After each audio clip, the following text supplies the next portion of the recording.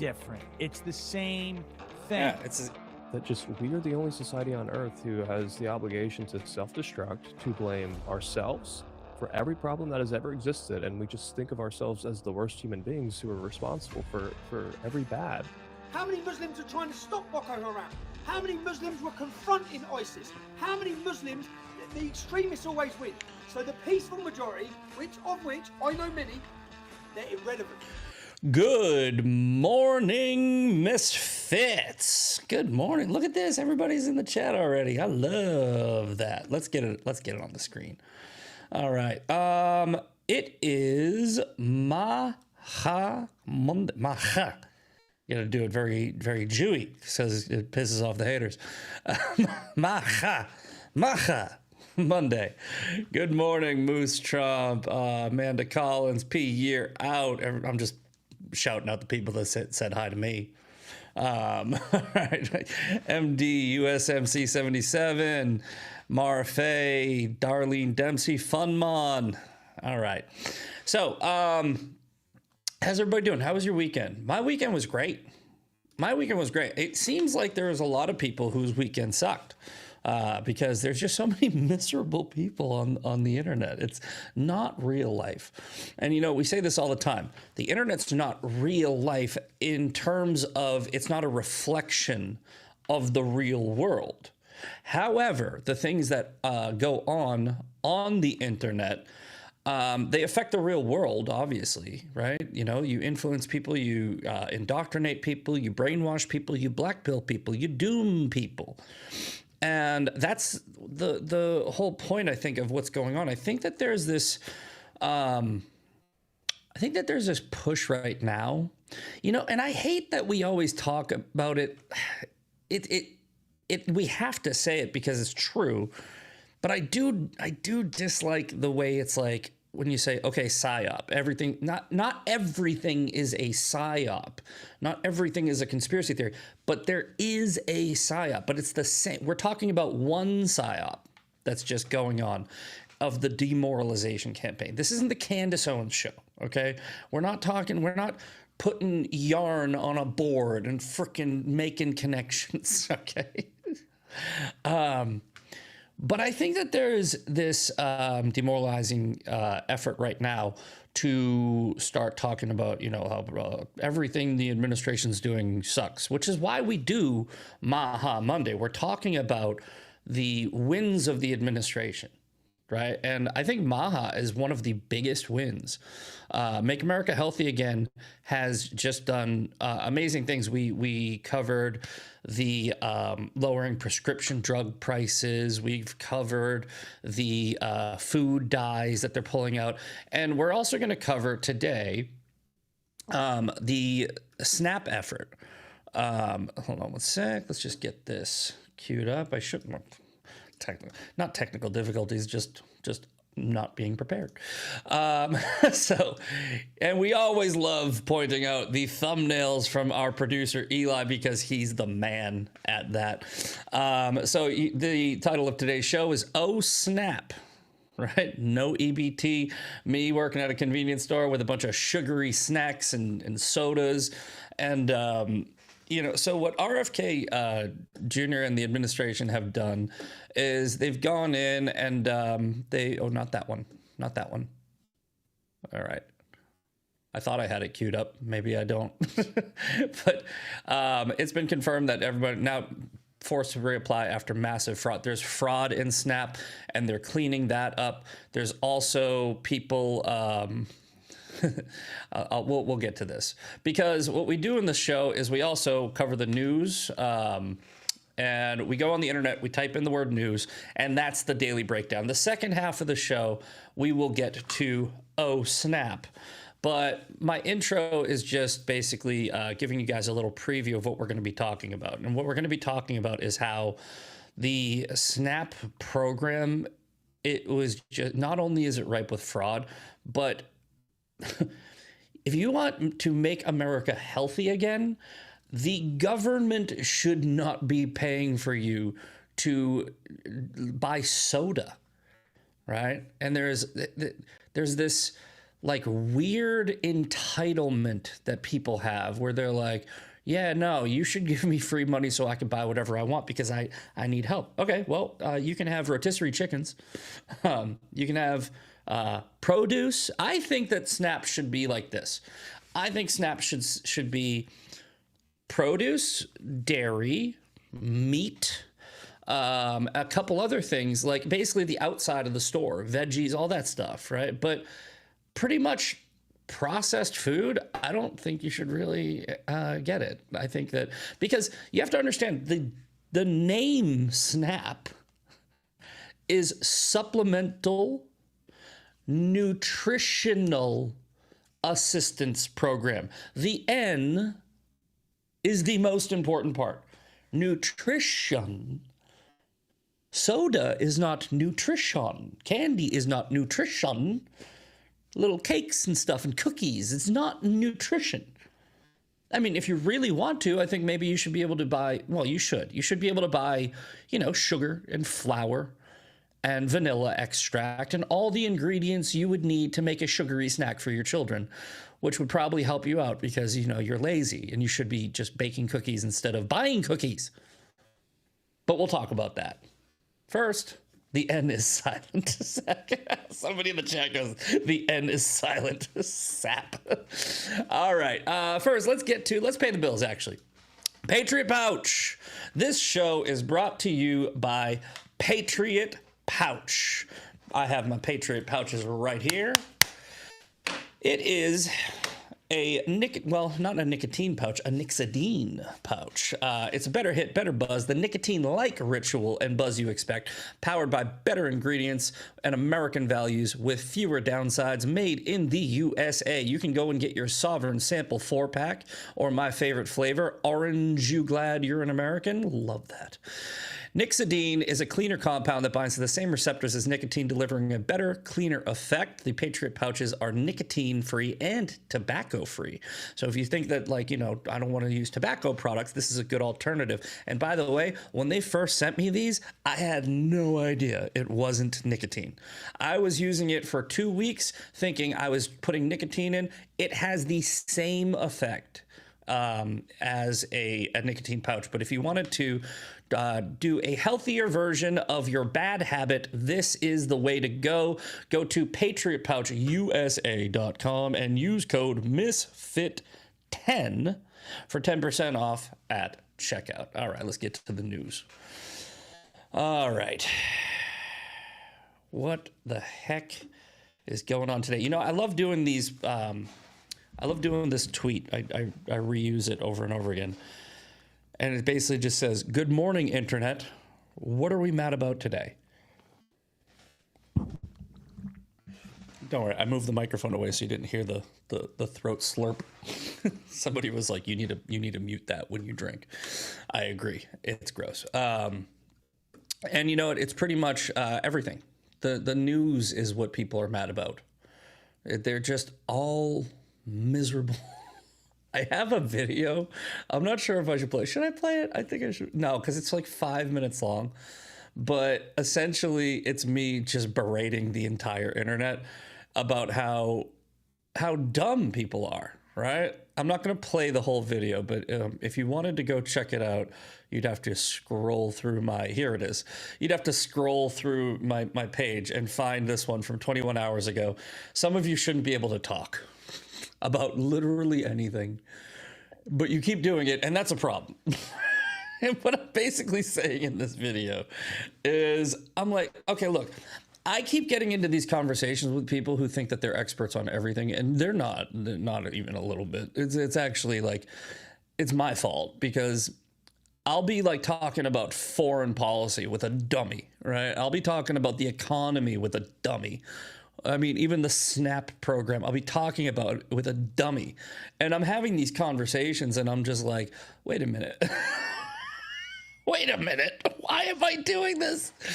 I usually troll them. That's fun. But like having a serious conversation with one of these people on the internet would be like having a serious conversation with a 4-year-old about foreign policy or the economy, right? It's like, just say, no, you're not mature enough or educated enough to have this conversation. You don't like argue with a 5-year-old about why the moon is made of cheese. Okay, like you don't. You know why? The moon is not made of cheese. But that's how everybody's framing these arguments. They're literally going, well, why do you think this? And this isn't a thing. It's just a lie. They frame a question as a lie, and then they go, now explain to me why. Like, Tucker Carlson is famous for this. In fact, let's do a quick Tucker Carlson clip because I want to, okay? It's insane, by the way. This is like Tucker he's gone to the bad place. Okay, like it's not good. Let's see here. I think I just saw it, but I might have passed it. Tucker has essentially devolved into not only a propagandist, but it's like almost like I think that he's like Ron Burgundy, where I think that he doesn't actually know anything or research anything. This is one of the clips, right? Like, listen to this, guys. Okay. Tucker is being asked, I'm not going to play this whole clip. I'm going to find the part, right? And he's like talking about Charlie Kirk and everything like that. And then this interviewer is saying, well, we know the Tyler Robinson, Charlie Kirk's assassin. Yes, I'm saying it as a fact because he did. We know that he was turned over by his father. And Tucker Carlson's like, do we know that? Like, yeah, we do. It's called police reports. It's called public information. But check this out. Some of this is playing into Charlie's death were denied by Israel. There's been no proof of that at all. And crucially, this theory has been condemned. I met her when she was their headline a couple of weeks ago.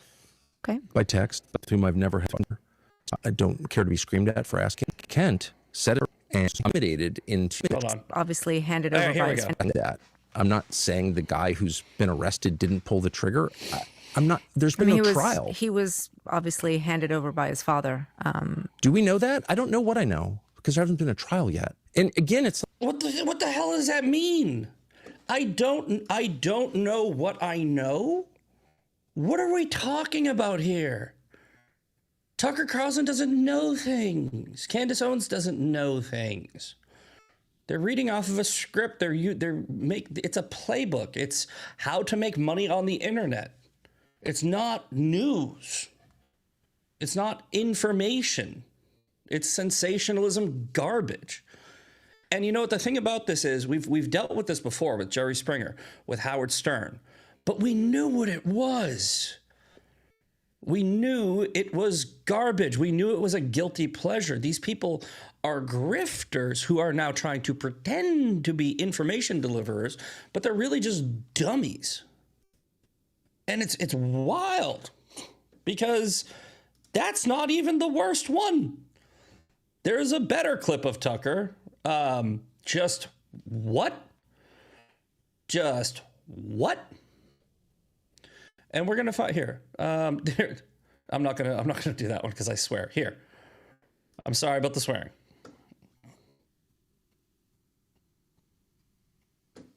Oh, one sec. Sorry, guys. I'm off of it today. I don't know why I'm not putting these on the screen when I'm talking about them. Here we go. Check this out. What I was saying, which is you cannot mock other people's gods and put yourself in their place. Period. That is a deal killer for me. That's worse than the war with Iran, in my opinion. Yeah. So he's talking about Trump's tweet where he was, remember Trump's tweet where he was like putting his hand on some guy and everybody was like, Trump's saying he's Jesus. It's just a ridiculous thing to harp about. It was obviously a meme that Trump was, it's a Trump thing. We don't like it. We don't like it when he does it, but this is not something that you spend a week on.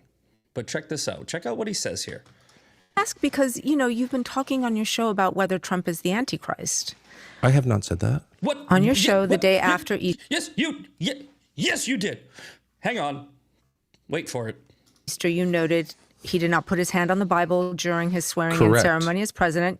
you said, and I'm quoting, maybe he didn't put his hand on the Bible because he affirmatively rejects what's inside that book. And then on a recent show, you went further saying, here's a leader who's mocking the gods of his ancestors, mocking the God of gods, and exalting himself above them. Could this be the Antichrist? I actually did not say, could this be the Antichrist? Wait for Here's it. a leader who's mocking the gods of his ancestors, mocking the God of gods, and exalting himself above them. Could this be the Antichrist? Well, who knows? She literally quoted him word for word. Why are we talking about this? Maha Monday news. Yeah, I know, right? Why did I go into this rant, right? Because one of the things that we talked about last week with Maha Monday is the mental health crisis and the fact that you have so many people that are radicalized by these dumbass grifters, and it's becoming a problem. Right? You want to make America healthy again, we need to start calling these people out so that people are aware. Like, if a bunch of reasonable, rational voices like me, you, everybody else start calling out Tucker, other people will be like, yeah, you know what? I'm actually hearing a lot of pushback. Maybe there's a reason for that. Maybe the reason why so many people are mad at Tucker is because he's lying, right? Maybe that's it. Just saying, if we're going to do Maha Monday, we should try to make everybody mentally healthy as well as physically healthy. But let's get to the news anyway. I'm sorry for that little tangent, but it's important. Whoa. Okay. Well, by the way, guys, this is how the news works. This is how the Daily Breakdown works. I typed in the word news. I didn't pick this, but we're going to talk about it because that's the way the show works. 3 dead in suspected virus outbreak on Atlantic cruise ship. Okay. Damn. 3 people have died, and a UK national is seriously ill in hospital in South Africa after a suspected hantavirus outbreak on a small cruise ship in the Atlantic Ocean. You will never catch me on a cruise ship ever in my entire life. I don't understand why people do that. Yeah, I'm going to go out on a big-ass boat in the middle of the ocean with a bunch of strangers. Like, no. I don't even want to go on a boat with like 5 people. I just want to go on a fishing boat with me, somebody I like, and the captain. And we want to catch a fish, and that's the only boat. I don't know why people go in the ocean anyway. That's like aliens. Sorry. I mean, another little ADD moment. And guys, the ocean is aliens. Do you have any idea what's in the ocean? Me neither. You know why? We can't see down there. In order to go and see down there, you got to get in the ocean with the aliens. Guys worried about up there. Worry about down there. There's some weird stuff going on down there. Giant squid, sharks. What the hell are you doing, people? These stupid people who are like, I'm going to put on a snorkel and go down there. No, don't go down there. Ever. Barely catch me on a pier. I don't know why people keep doing that. But I digress. What's going on today with me? I went to the gym. Maybe I have endorphins. That might be it. I finally got back to the gym this weekend. I went on Saturday. I went this morning. I'm feeling really good. I'm feeling healthy. Maha Monday. We got to do healthy stuff for Maha Monday. All right. So, somebody in the chat. Oh my God, you're ridiculous. I know. I don't know what's going on today. I'm feeling good. I'm happy. All right. I'm happy. Everybody should be happy. Stop being miserable. Have fun. Deliver the news with a smile. Be a happy warrior.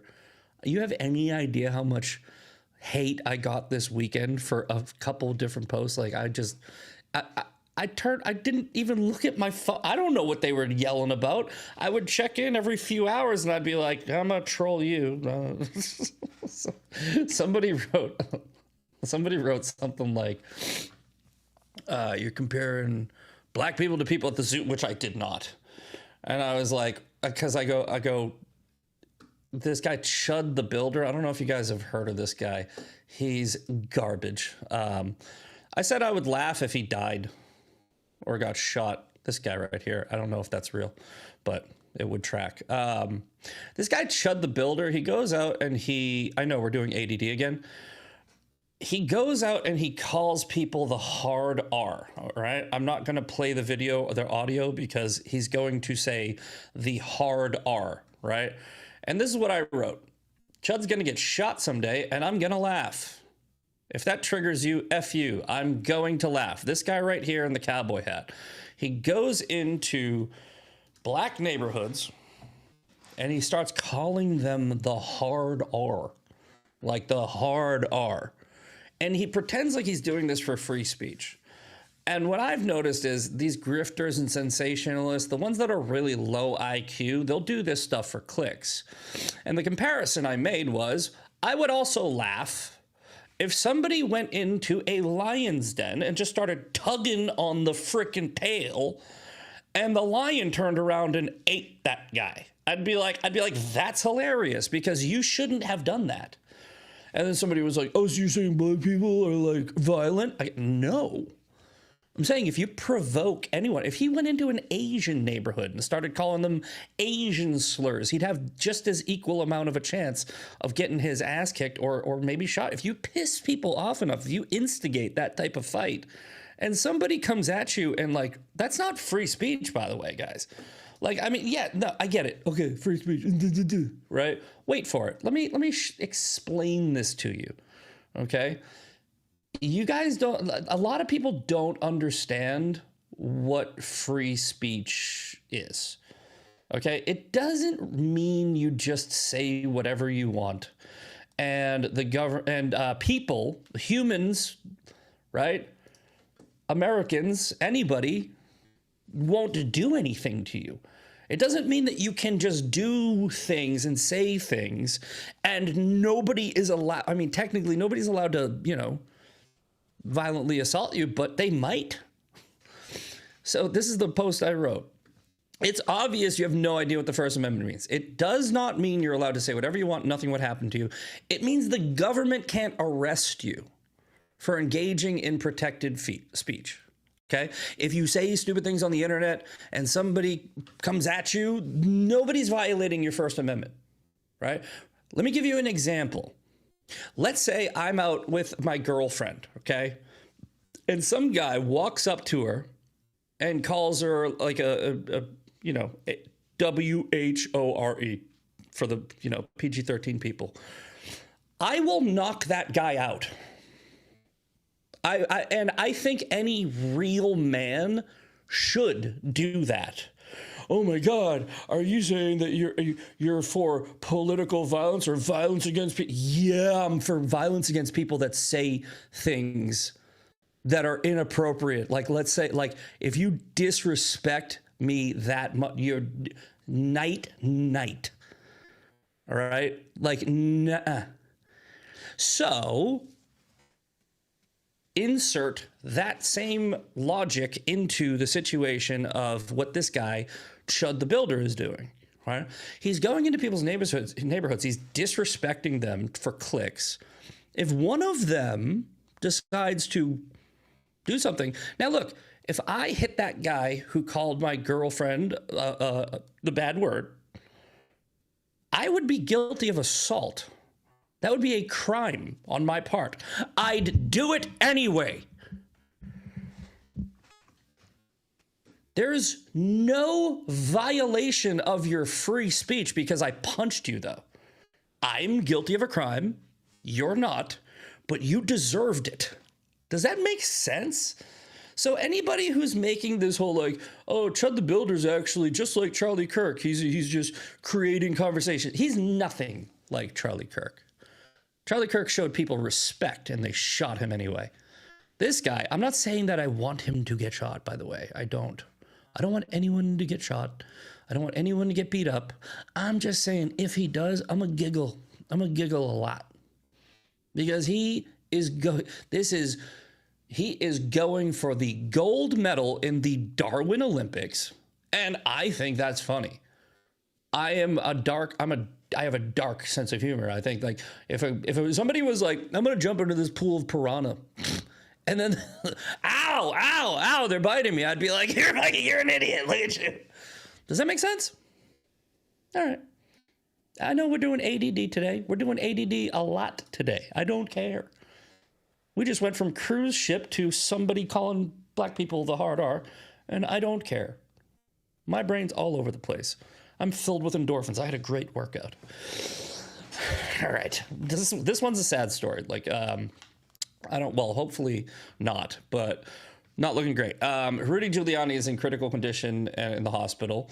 A lot of people don't like Rudy Giuliani. I think he's fine. I don't know. I don't care. I'm just saying it's not. If Biden was in the hospital, I wouldn't be like, yay. I don't do that. It's always sad. Unless somebody's like literally a terrorist or literally a pedophile, don't ever get happy when they are in poor health or anything. If Joe Biden got cancer, I would not be happy about it. Does that make sense? If Hillary Clinton got cancer, I would not be happy about it. If Obama got cancer, I wouldn't be happy about it. If any of them died, I wouldn't be happy about it. Do I think that some of them should probably be arrested for crimes that they've committed? I believe they have. It's just my opinion. I don't have any proof, just like you don't. But I think that they've done a lot of bad things, and I wouldn't mind seeing them tried under our legal system with evidence provided in court and proven. And if they were found guilty, I would like to see them in jail. I don't want anyone to die or get cancer or have poor health, because I'm not a leftist. That's the left's thing. They are happy when bad things happen to you. They say the right thinks the left are people with bad ideas. The left thinks the right are bad people with ideas. And that's the difference between the two sides.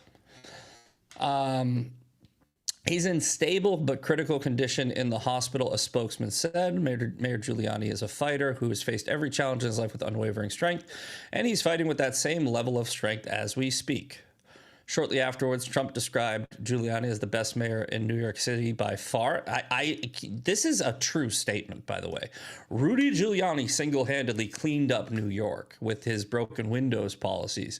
And seeing the contrast right now between Mamdani's leadership and Giuliani's leadership, I mean, it's really hard to argue that. Name a better mayor from New York. I dare you. Name a better mayor. Stats-based. Giuliani got that. He's the GOAT of New York mayors. No further details on his illness. Giuliani, who's 81, was injured in a car accident late last year. So everybody, pray that everything works out and he makes a speedy recovery. All right, next story. Yeah, he took down the mafia. Good point in the chat. He went after the mafia hard. That's a good thing. Actions, guys, actions. All right? I don't care about personality. I don't care that he's a little creepy. He's a little weird. I don't care. I don't care that he says some weird things. I don't care that he's a little bit conspiratorial. I don't care. I don't like it when I see people on my side that have sort of like a right? I don't even like it when Trump does it. But come on, stats. Give me stats. Trump's stats are why I support him, not his personality.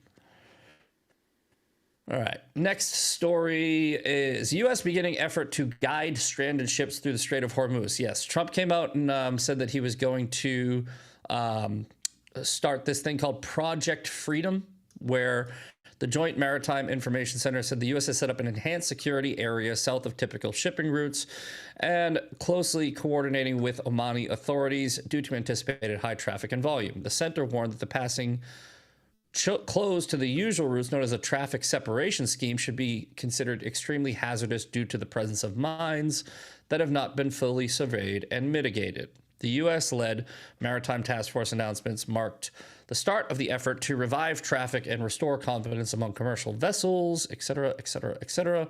But essentially what they're going to do is there's these shipping routes in the Strait of Hormuz. Now, Iran can't do anything anymore. They are decimated, right? They don't have a navy. They don't have an air force. They don't have nothing, okay? They basically have been neutered. Their wings have been clipped.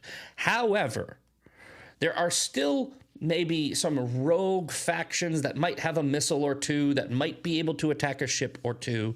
And you need to take that precaution. The mines, I'm not even sure that they exist. I really don't know if they exist, because how'd they get them down there? They didn't have a lot of time, man. Trump kind of hit them pretty hard, pretty fast.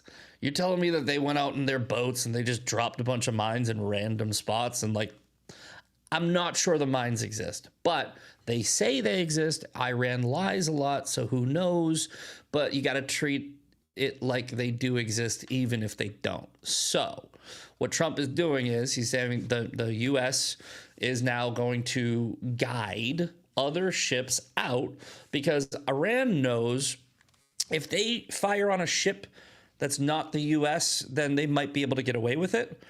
If they fire on a U.S. ship, that's game over. That's you sealed your fate, and is not gonna be good. So that's what I think the operation essentially is. It's just a U.S.-led guiding ships out so that if anything happens, the find out portion of the F around would be devastating for Iran. And I think they know that. So anyway, let's check out a couple more stories before we jump into the snap.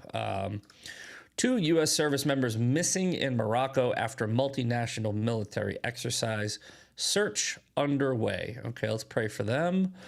2 U.S. service members are missing following an annual multinational military exercise, sparking an ongoing search and rescue effort by the U.S. and allied forces. Incident happened on Saturday at the Cap Dra training area near Tantan, a Morocco city about 15 miles from the Atlantic Ocean. Incident remains under investigation. Search is ongoing. A defense official confirmed the incident is not terror related. Very good key fact to remember. The defense official said the 2 missing service members are Army soldiers who were last seen near ocean cliffs. The soldiers may have fallen into the ocean, according to initial reports. Okay. U.S. and Moroccan forces launched a joint search and rescue war games exercise, et cetera, et cetera. So essentially, they're probably looking for bodies, which is tragic. And these type of training accidents, they do happen. It's very important not to jump straight into some conspiratorial, like, oh, this is a cover up. And no, training accidents happen. They happen not a lot, but enough where there's enough evidence of it, where it's like, during that's why they train, and these accidents that might happen, they train so they don't happen in a real situation. And I'm not saying that, these are expendable lives. I hope that they're still alive. I hope that they are found safely. But hypothetically, are you barking? Gatsby, go lay down. He never barks. There better not be a person in here. We got something here in case. I was lost my train of thought a little bit, but essentially let me just make sure my doors are locked. I have those cool locks that you can do from your phone. I usually lock it. Yeah, it's locked. Okay. Nobody's here. The training exercise thing, if they're able to take the information that happens and they're able to say, okay, how do we make sure that doesn't happen again? I still, like I said, I hope that these service members are found safely. But if they're not, they're doing this investigation, and they're going to be able to be like, okay, here's where we went wrong, And it's a sad, unfortunate fact that this just happens in the military. Okay, next story. At least 10 people injured. Oh, yeah, that's right. I saw this last night. This happened last night. It was right as like my eyes were closing, so I haven't really researched this. So we're gonna go through this together. If you guys already know what happened, whatever, I don't. This was breaking right around the time I was going to sleep last night. And when I woke up this morning, I didn't even look it up. So at least 10 people have been injured during a shooting at a Sunday Fun Day event in Oklahoma. 2 men wearing ski masks reportedly opened fire at the party, which was attended by many young adults. A massive emergency response, including officers in tactical gear, swarmed a campground. At least 10 attendees were taken to the hospital. Others drove themselves, with one victim heading to a nearby gas station for help. Were there any deaths? If there were no deaths, that's amazing and awesome. The conditions of the victims were unknown Monday morning. As of Monday morning, there were no suspects in custody, but the officers are reviewing footage from flock license plate reader cameras. Okay. So they basically don't have. Do they have any more information? When the officers arrived at the scene, 4 people with gunshot wounds inside a vehicle. One woman told a reporter her cousin and sister were shot. Also, she also said he was shot in the leg but was doing okay. Who? Oh, her cousin probably. It's very sad to see someone that you know or loved.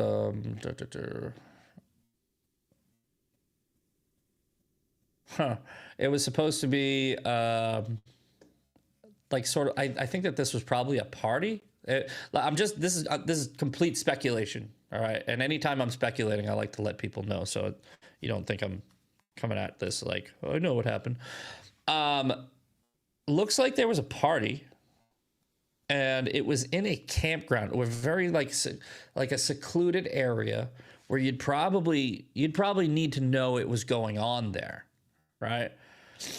And I would say, I'm not a detective. I would say that this was probably people who knew the people at the Sunday Fun Day thing. 2 men in ski masks walk up and just start blasting. I would say it's a pretty good guess that whoever the people that were doing the shooting knew the people they were shooting at. It doesn't seem like this is just some random thing based on the secluded location. Like, look at this place. So I don't know, but I hope everybody's okay. It doesn't say anybody died, so that's good. Most of the young adults are teenagers. Yeah. I think they're going to find these people, because I think that if I'm right, if my speculation is right, that list is going to be pretty short. Like, hey, who'd you have beef with? Okay, let's go talk to those 2. All right, final story of the day.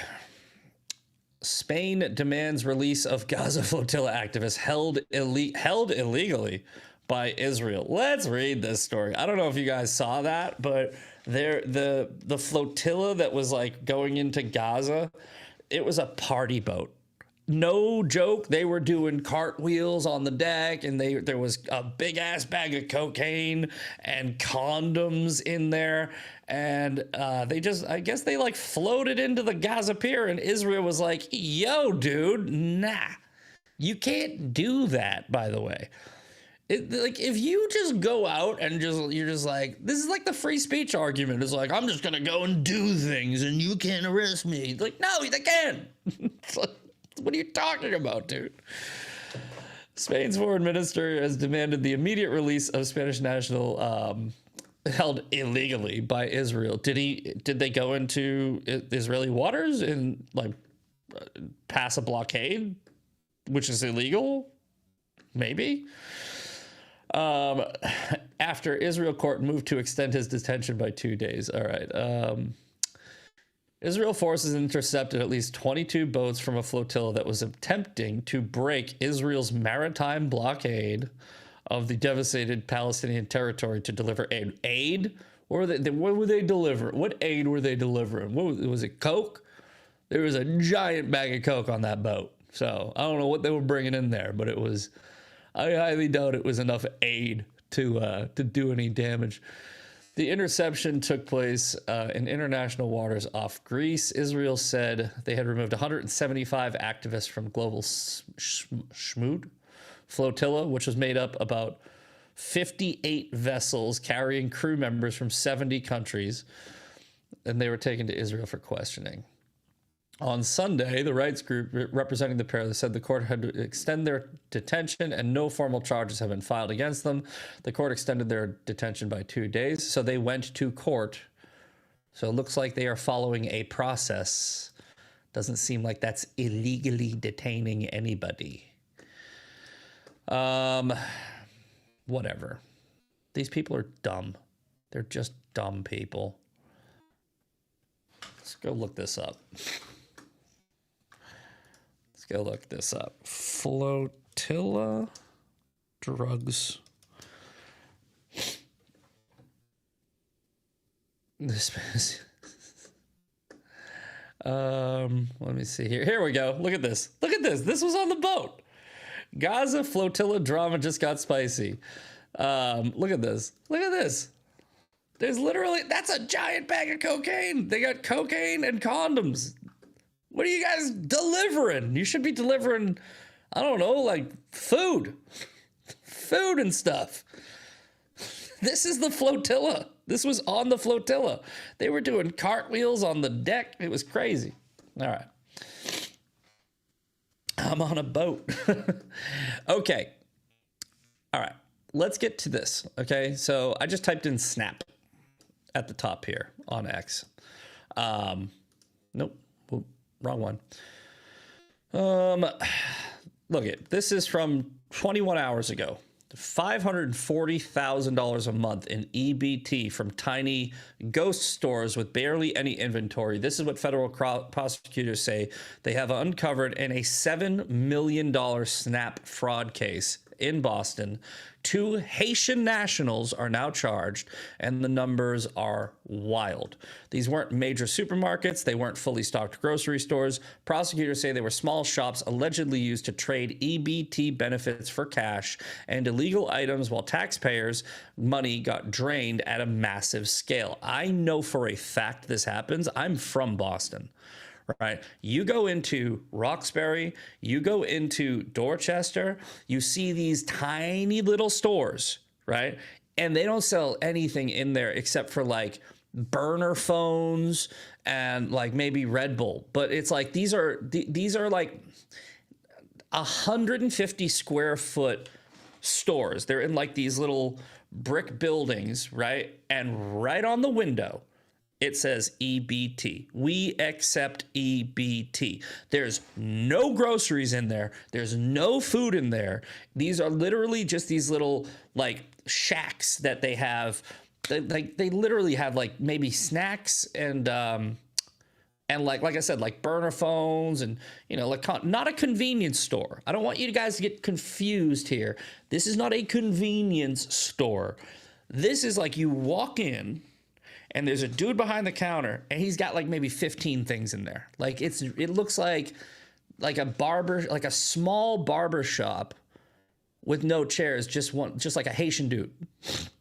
And yeah, what they do is these people, they take their EBT cards, they go in there, and let's say they have $200 on their EBT card, right? The guy behind the counter will just give them $80 or $100 or maybe a little bit more.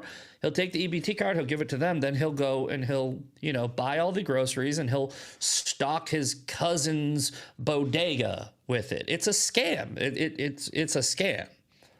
And people do this all the time in Boston, and probably, I would bet almost certainly in other cities, in other metropolitan areas. It's a very well-known scam in Boston. We know all about it. It's the worst kept secret. So I know this is about Make America Healthy Again, and we're talking about fraud, but think about it, right? If we take care of the SNAP fraud problem, then we would have, if we had a proper SNAP program that didn't have fraud in it, we would have more money, first of all, but the people that really need to be on SNAP would probably have more resources. They'd have more money for that program to create healthy options. SNAP supplemental nutritional assistance program would be more efficient and better. So, I mean, look at the fraud in SNAP is crazy, right? Look at 186,000 dead people, hundreds of thousands of double dippers. Now, here's a controversial subject, apparently. I don't know why, but there's a lot of people that are getting pissy about rotisserie chickens being on SNAP programs. If anything, I think that's like the best food for SNAP, right? But check this out. Check out the comments. I remember this post.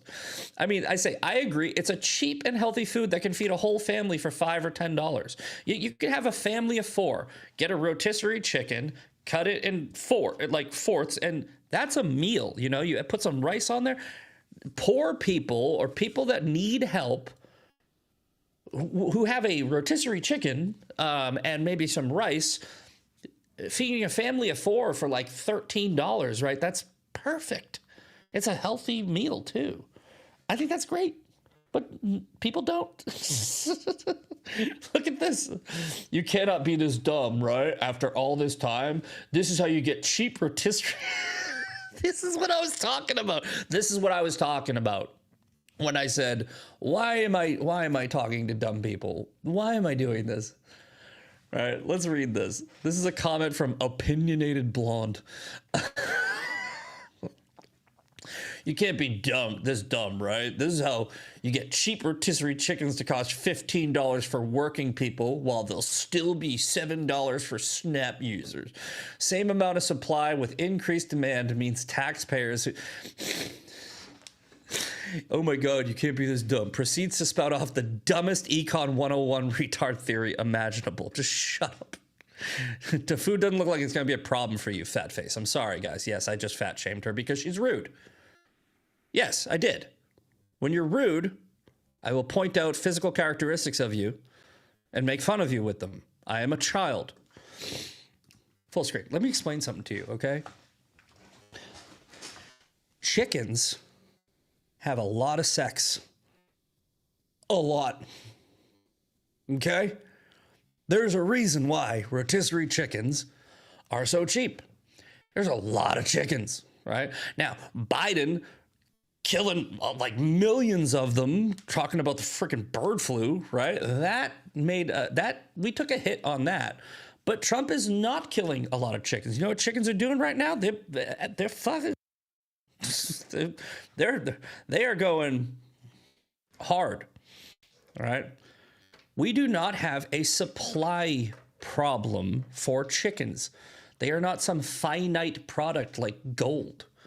They will continue to have more chickens, right? Eggs are like $2 right now for a dozen in certain locations. Eggs are down a lot because Biden killed a whole bunch of chickens. He killed like millions of chickens, and we are not killing the chickens anymore. So the supply and demand argument is absolutely stupid.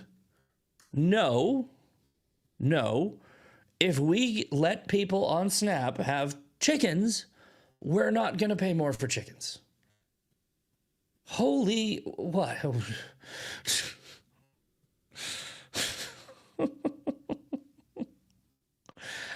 Oh my God. Coca-Cola lobby just made sure to allow soda back into SNAP. Coke doesn't pay diabetes treatment, but we all do as taxpayers. Yeah. So look, here's the deal. I think that creating a system that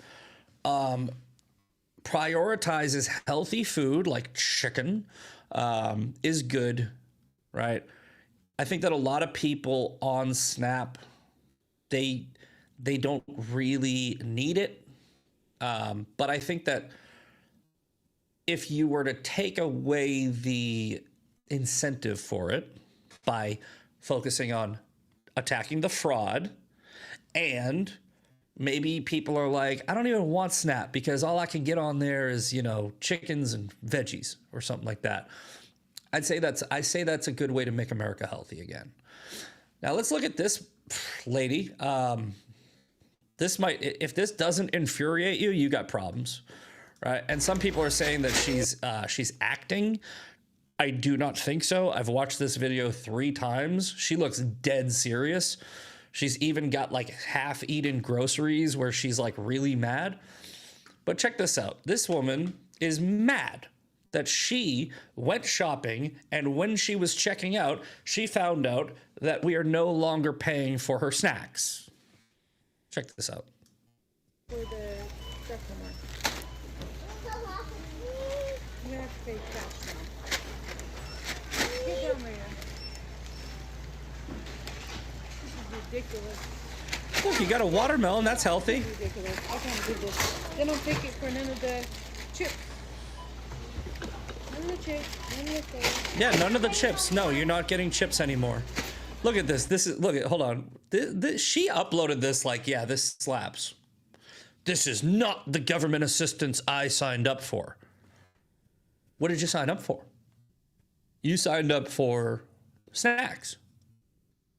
No. Right? Look at how entitled she is. Look at how she's like, I can't believe the government dare take away my chips.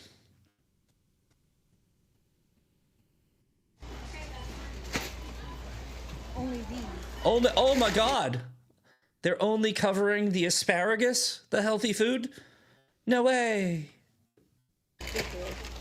Ridiculous. You're ridiculous. Come back. I have to come back. Had to hand pick all the vegetables out. Oh, you poor thing. Okay, we're only gonna be able to get the vegetables. So embarrassing.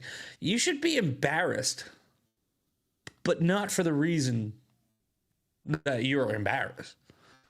You should be embarrassed in front of your daughter for showing her that you should not work for what you have. That's embarrassing. That's really embarrassing. You should be embarrassed to be on Snap. By the way, I don't want to hear shit from anyone in the comments about what I just said. You know why? I was homeless twice. I have been at the bottom. I did not like it. I slept in my frickin' truck with a blown motor in the winter in Boston. I don't want to hear it. I have every right to talk about this. I've been worse. I've been in worse situations than that woman. You know what I did? I was sleeping in my truck. I had a job. It wasn't really like my fault. I wasn't like on drugs or anything like that. It was more like just a series of unfortunate events. I came back from Florida to Boston to work for this guy, and it turned out that guy was a drug addict. He wasn't paying me. I worked for like a month with no pay, and I had to quit. But I had just moved back, and I had a place to stay with him, and I didn't realize he was a drug addict, so I had to leave. So I have nowhere to live now. I'm sleeping in a truck. It was a nightmare, right? So here's what I did. I went out and I got a job working at an ice cream factory from 3 a.m. to 11 a.m. Then from 11 a.m., I took on any construction project I could. I flooded Facebook. I begged for work. I did not care. I got Angie's List. I got ads. I did everything. So from 11 a.m. until whenever I could, I took on small jobs. Then from 8 p.m. until 1 a.m., I was a bouncer at Gillette Stadium at Bar Louie. That's what I did when I was homeless. I worked 3 jobs. I barely slept. I worked 17 hours a day. I did not care. You know why? I didn't want to be homeless anymore. I didn't ask the government to help me. I just fixed it. I was in a situation that needed to be fixed. I fixed it. So don't give me your shit that I can't criticize her for not doing what I did. Because I did it. Let's finish this up. Look at this half-eaten. Look at this. She ate a bunch of desserts, right, in the store, and she's complaining. Look at. It looks like chocolate cake or something. Look at chips, chocolate cake. She's like, oh my God, what do I do now? What do I do now that the government's not going to pay for it? I don't know. Maybe take your $300 handbag and sell it. Yes, that's like a $300 handbag. Take the freebies out. You can only get the broccoli now. The broccoli, the vegetables. This is ridiculous. She's not acting. She is not acting. Yeah. This is not a bit. Me too. Look how mad she is. My kids and I were humiliated. And she posted this on the internet. The government says no snacks allowed. Yeah! Hold on. I didn't see this part at first. I did not see this part at first. Did she just say communism at its finest? Does she think that that's the opposite? That is quite literally the opposite of communism. Communism is we give you a bunch of free shit and then we take it away and you're in a breadline. Wow.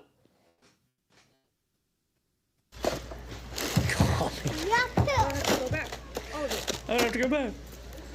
Oh, you poor thing. I don't know about you guys. I feel terrible for her.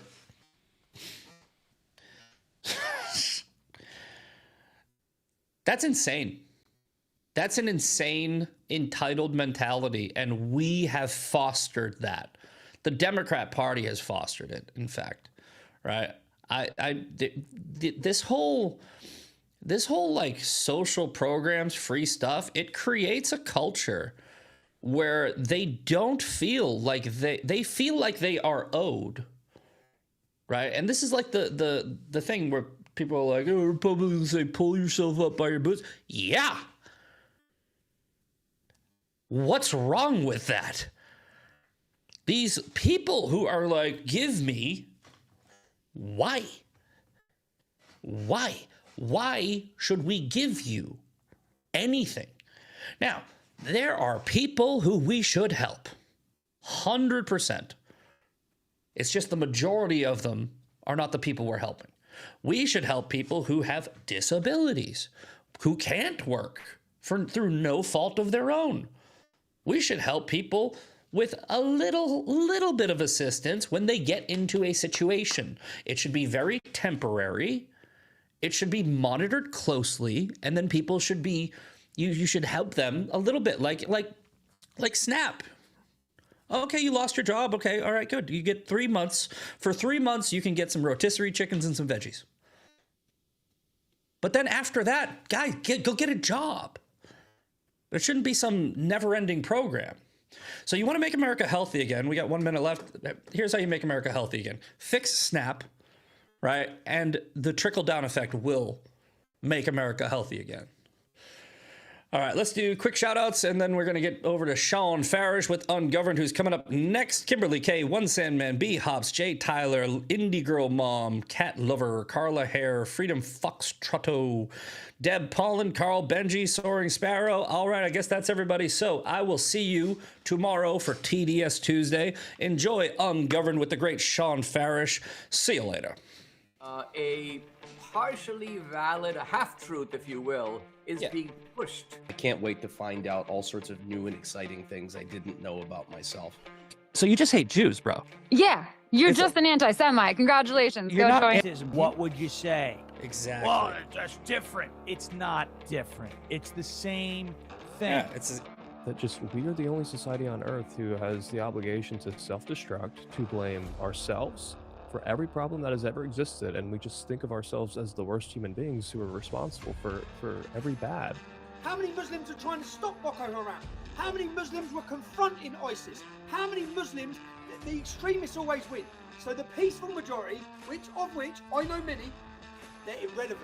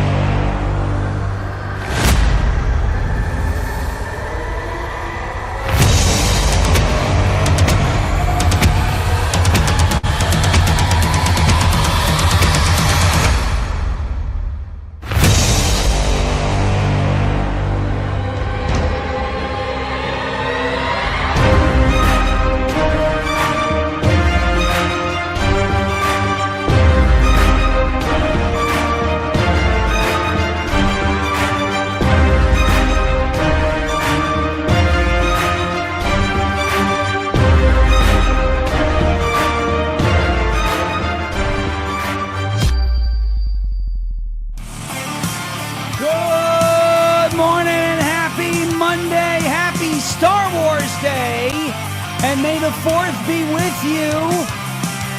To the Ungovernables, the Captain's Crew, the LFA family, McCoy Nation, coming to you live from the deep red state of Tennessee on rumble.com/LFATV. Welcome to Ungoverned on the dark side. There we go. Whoa. Don't break anything now. Happy Star Wars Day. May the 4th be with you. You guys knew it was coming. It's not a surprise. Oh, my gosh. I cannot believe. We're going to get Pearl Clutchers today? I can't believe he used a lightsaber at the beginning of the show. Yes. Happy Star Wars Day to everybody. Happy May the 4th. May the 4th be with you. Happy Cinco de Porto Eve. That'll be fun. Happy if you're in, many of the counties around Tennessee, but here, Rutherford County, primary day tomorrow. If you're listening from Rutherford County and you haven't voted yet, you better vote tomorrow. Preferably for Kenneth Barrett for sheriff, okay? There we go. It's going to be nice to be through the primary soon. Happy Star Wars Day to everybody. It is May the 4th. Tomorrow is Cinco de Porto. And then remember, on the 6th of May, it is Star Wars Day again because we celebrate Revenge of the 6th. So there you go. We are going to have a lot to talk about this ad. I almost said this afternoon. It's not the afternoon. It's not the afternoon. We have a lot to talk about today. The Iran war. Are we close to a deal? I know we've been saying that for like a long time, right? The whole Iran. Oops, there they go again. Now we really screwed it up. There it is. What are we doing? The remote went down, and then the Iran war. Are we close to a deal? I hope so. Now, for the last nearly month, we haven't really been fighting. There haven't really been bombs falling. I believe the first quote-unquote 2-week ceasefire was put in place April 7th. So we're here. It is May 4th. May the 4th be with you, of course. And so the question that I have is, if we don't get a deal, what does it look like? I mean, to me right now, I don't feel like we're in like a prolonged quote-unquote war. I mean, there's definitely a conflict. You've got the troops overseas, and I get all that. They're all out and whoa, that's loud. Holy cow. Sorry about that. I just changed. Wow. That's peeking out pretty bad. There we go. Okay. Yeah. I don't know what happened. But I got it fixed. It's still peaking. Yeah, but it was like really bad before. We were in this blockade now. Seems to be the way that the administration wants to kind of leverage an end to this conflict, which I like, although it's going to take a little bit longer, right?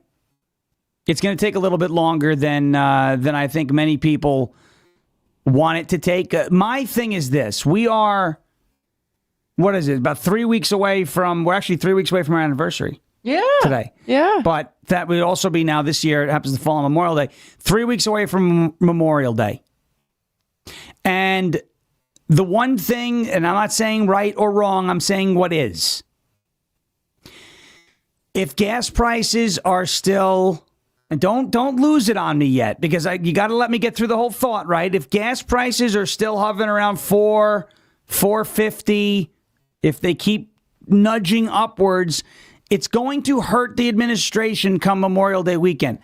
I'm not saying that because I want it to. I'm not saying that because I have an agenda. I'm saying that because I believe it's the truth. Memorial Day weekend is one of the first big travel weekends of the year. If gas prices are high, it's going to make travel costs high. It's going to make, driving financially strenuous for a lot of families. I'm just saying you're going to want to see relief before Memorial Day weekend. Now, he's got 3 weeks. The administration has 3 weeks. And there's this new plan that the administration is putting forward called Project Freedom, where, again, we're hearing that the ships are going to be able to get through the Strait of Hormuz, which, again, I look at it and I say, okay, you're telling us that you're going to get these ships through the Strait of Hormuz, but like, haven't we heard that the last couple of weeks? That The strait is open. And so what I'm saying is, I'm hoping that we actually start to see steps towards a long-term resolution. And hopefully we get a good deal out of there and there's no issue with Iran and nukes and all of that. But I'm looking at this from the political side, from the strategy side, from going into the midterms, and I'm looking at this saying if gas prices are still extremely high, not extremely, they weren't as high as they were under Biden, I get it. But if gas prices are still up around Memorial Day weekend, then it's going to hurt the administration. The Democrats, I'm sure, already have headlines printed. They've already got their ideas out there. I'm not saying we shouldn't be doing this with Iran. I'm not saying this is a bad decision on behalf of the administration to try and denuclearize them. I'm not saying any of that at all. I'm just telling you what is. That's what I'm hoping for. That's what we'll be watching. Does gas prices win or lose you every single election? No, but it's important. It is a factor, and so we need to watch it. Now, I'm going to give you good news, okay?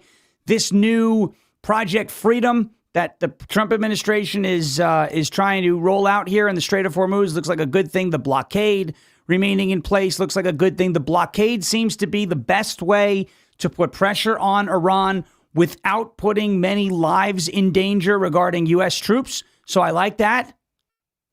And we will go from there. We've got a little bit on that. We've got a little bit on potential. Maybe we'll read the tea leaves a little bit on how involved are we going to be in NATO. Looks like we're going to be pulling some troops out of Germany. Very interesting on that. This Spirit Airlines thing. Mm-hmm. You know, I see a lot of, and this is, maybe this is just me being cold, or maybe this is just me being not understanding all the dynamics. It's very possible, okay? But I see Spirit Airlines is shutting down. I've never flown Spirit. I'm not saying that's why it doesn't matter, but I've never flown Spirit because they tell you it's a low-cost airline, right? And then all of a sudden, when you want to bring like an extra bag on board, you're back up to the same price as what it costs to fly on one of the major airlines that are not, quote-unquote, a low-cost airline, right? So I never, and if the seats are uncomfortable and whatever, okay? There's like a reputation about Spirit, whatever. I see Elizabeth Warren out there and, you know, back during the Biden administration, blocking mergers that could have saved Spirit. I see Transportation Secretary Duffy. I see Trump. I see people. Oh, are we going to bail them out? Can I just, and we'll revisit this later in the show. Is it really the federal government's job to bail out a failing airline? No, I'm asking this on a serious, I get it. There are people who work for the airline and they're going to lose their jobs. And I feel bad I feel bad for those people. I feel bad for the travelers who got stranded because of the shutdown, you know, the Spirit Airlines shutdown. But is it really the federal government's job to bail out an airline that failed? Or is it the airline's job to offer a product that won't fail? I believe in the free market. I don't like seeing these bailouts. I don't like seeing talks of these bailouts. I'm not even thrilled about these new, quote unquote, Trump IRAs. You're dealing with, $1,000 for up to 56 million people in this country. That's a lot of money, and we don't have it. You know, the spending at some point, the spending has got to get under control. And then I hear, well, we may not be able to cut our way out of this debt problem, but we can increase our GDP enough where we can, we could pay it down and all this. And then they want to increase our GDP by like going all in on AI. And I get AI is helpful, but these data centers, I don't want to sound like Greta Thunberg, but they are not good for the environment, okay? Like your water, all this, and you can get yourself a Cove Pure and counteract some of that. But like there are places that are in drought because there's data centers that are sucking up all the water. Like we got to get a handle on that too. Yes. And we can't rely on AI. Why are we going to rely on AI to get us out of a national debt crisis when we can just, I don't know, not spend all the freaking money? Yeah, it is what it is. Well, We'll get into some of that.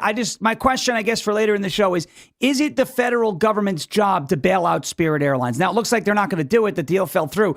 But should they even have been talking about it? What are the benefits? Oh, well, you're going to keep competition in the airline industry? Oh, I get it. That's valid. Now the other carriers can't raise costs too much, raise prices too much. But is it the federal government's job to do it? I don't think it is. All right. Let's take a quick break. We get to a word from our friends at OFP Farms. It's OFPFarms.com, OFPFarms.com. Mother's Day right around the corner, 6 days away. You got to get those boxes ordered now because you may not get it in time for Mother's Day. But even if you say, I'm not going to get it in time for Mother's Day, I still want the box, get over to OFPFarms.com. Use the promo code Sean, SHAWN, OFPFarms.com. Promo code Sean, SHAWN, for 20% off of your entire order. Take a look.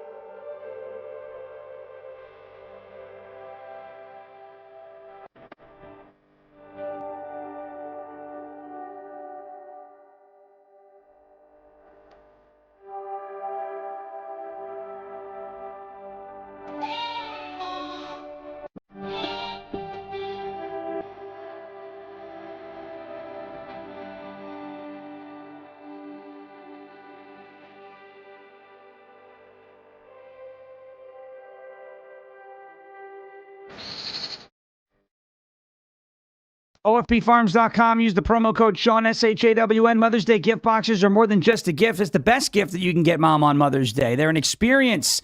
This Mother's Day, give mom more than just a gift. Give her a moment to feel pampered and truly treasured. At OFP Farms, every single product is handcrafted right on their farm using fresh goat milk and grass-fed tallow. Rich, nourishing ingredients that your mama's skin are going to love, I'll tell you.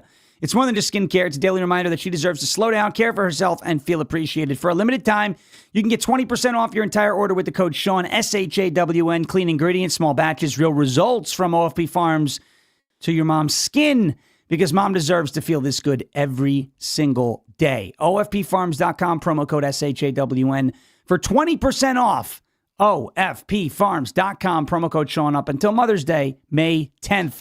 Next up, I love biohacks and new ways to be healthy. Colostrum has been one of those ways that we've been able to definitely elevate our health. That is tryarmor.com/LFATV.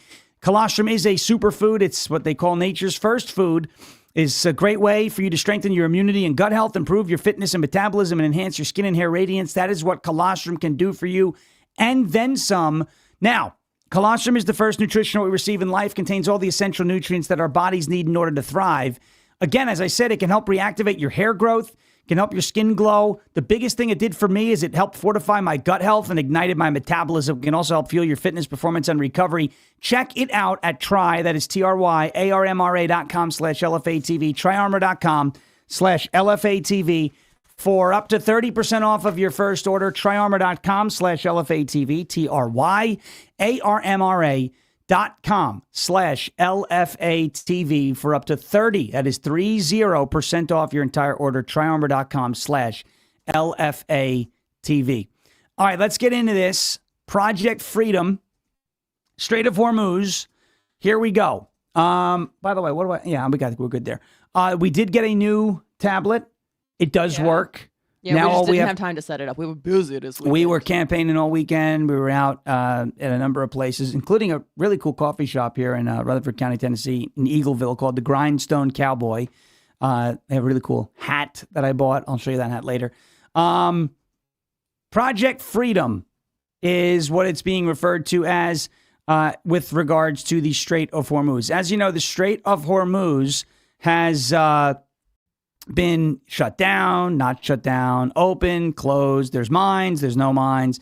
Ships can go through, ships can't go through. So Donald Trump is taking matters into his own hands because he couldn't get any help from Europe, which is a bunch of worthless people who kind of smell bad. And they're a bunch of pansies, surrender monkeys, as we call them, over there in Europe. They're supposedly our allies, but they haven't necessarily been very good allies. Donald Trump imposed a blockade on shipping in and out of Iranian ports in the Strait of Hormuz, has put a chokehold on their shipping and the regime's economy. Obviously, it made Iran very nervous. Now, Iran has started to move towards a deal, but the Trump administration and President Trump himself late last week said he was not satisfied with some of the terms of that deal. Let's go through some of the framework items of this deal here. The first stage of the proposal is entitled to turn the current ceasefire into a complete and total end of the war within at least 30 days. Under the framework, Iran proposes establishing an international reference body, whatever that means, that would guarantee the parties do not return to fighting, alongside a mutual commitment by the United States and Iran not to attack each other, and a declaration of ending the war across the region. On the volatile maritime front, the framework proposes the gradual reopening of the Strait of Hormuz. Iran is demanding responsibility for handling naval mines placed in the strait while not objecting to U.S. assistance on the matter. In return, it is demanding that the gradual lifting of the blockade on Iranian ports in direct proportion to the reopening of the strait. The first stage also includes a compensation clause, which the sources said would be worded in a new and creative way. Here's the issue. What's missing from that first? What is item number one that Donald Trump wants to achieve in this conflict with Iran if there's a deal? What is item number one? Do you know what item number one is in this conflict? What is the most important thing? The nukes, The right? nukes, Yes. yeah. Iran cannot have a nuclear weapon. Iran cannot have a nuclear weapon. Period. And that's not in the first part of this agreement, which means immediately you don't agree to it, which is why I believe President Trump said that he was not satisfied. The second stage is where they start talking about the nukes. This stage deals with the core issue of the confrontation, Iran's nuclear program. According to the sources, Iran is proposing a complete freeze. Now, again, this is Iran proposing this. You cannot trust them. And the president knows this. Okay? But they're, in this deal, proposing a complete freeze on uranium enrichment for activity for a period of up to 15 years. That's another one. No time frames. You're not allowed to have a nuke, period. It's not like, oh, if you behave for 15 years, then you can have a nuke. No. After that period ends, Iran would be permitted to resume enriching uranium at a low civilian-grade level of 3.6% under a principle of zero stockpiling, meaning no enriched uranium inventory. All right. So here's Iran basically telling on themselves. Well, yeah, we have the 60% enriched uranium, but in 15 years, we're going to want to enrich it only to 3.6%. Well, then why the hell did you go all the way to 60 to begin with? You cannot be trusted with this stuff. You cannot be trusted with this stuff. So the answer to this, I would say, is probably a hard no. Iran is setting a clear red line in an absolute refusal to dismantle its nuclear infrastructure or destroy its facilities. And there you have, hey, if you're not going to pursue a nuclear weapon, why are you not going to destroy the facilities that would help you pursue a nuclear weapon? So they're lying. They want a nuke. We know they want a nuke. We know they'll use the nuke if they get the nuke. As for the stockpile of highly enriched uranium now, Tehran has already accumulated. The proposal leaves room for negotiations over its fate. No room. You either turn it over or the blockade stays. Now, the options in this stage would be they could transfer it outside the country or dilute it to a lower enrichment level. The answer to that is all no. You are going to turn it over, and it is getting out of your country that 60% enriched uranium. In exchange for all of that, Iran is demanding a clear and guaranteed mechanism for removing all economic sanctions imposed on it. I'm not interested in that deal. Trump reportedly said it was not acceptable on yesterday. So they're going to have to come up with a better offer. But it does show that Iran can be pressured by the blockade. And that is the point. That is the point that I'm trying to make here. The blockade is working. The blockade is working. But the blockade is also kind of counterproductive because it's somewhat blocking ships from other countries. Donald Trump announced there would be protection of shipping coming this morning, calling it Project Freedom. He said the process was intended as a humanitarian effort to help innocent people, businesses, and countries that are suffering from the closure through no fault of their own.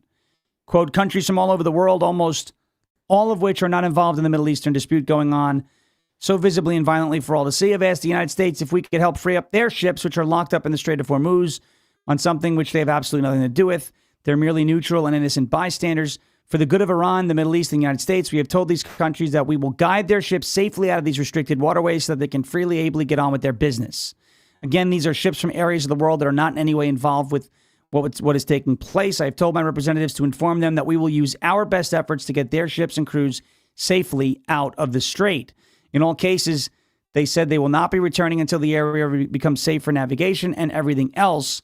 This process, known as Project Freedom, will begin Monday morning, Middle East time. So that is happening right now. Project Freedom. Okay. And I wanted to bring that to you just so we all know, because that global energy choke point, the Strait of Hormuz, that is where your gas price turmoil, that's the source of the problem. Okay? That's the source of the problem.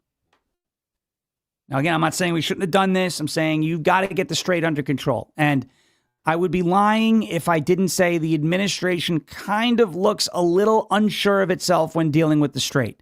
I'm not saying they're not qualified. I'm not saying they have no agency. I'm not saying they don't know what they're doing. I'm saying it looks like this might have presented more complications than originally anticipated, which is fine.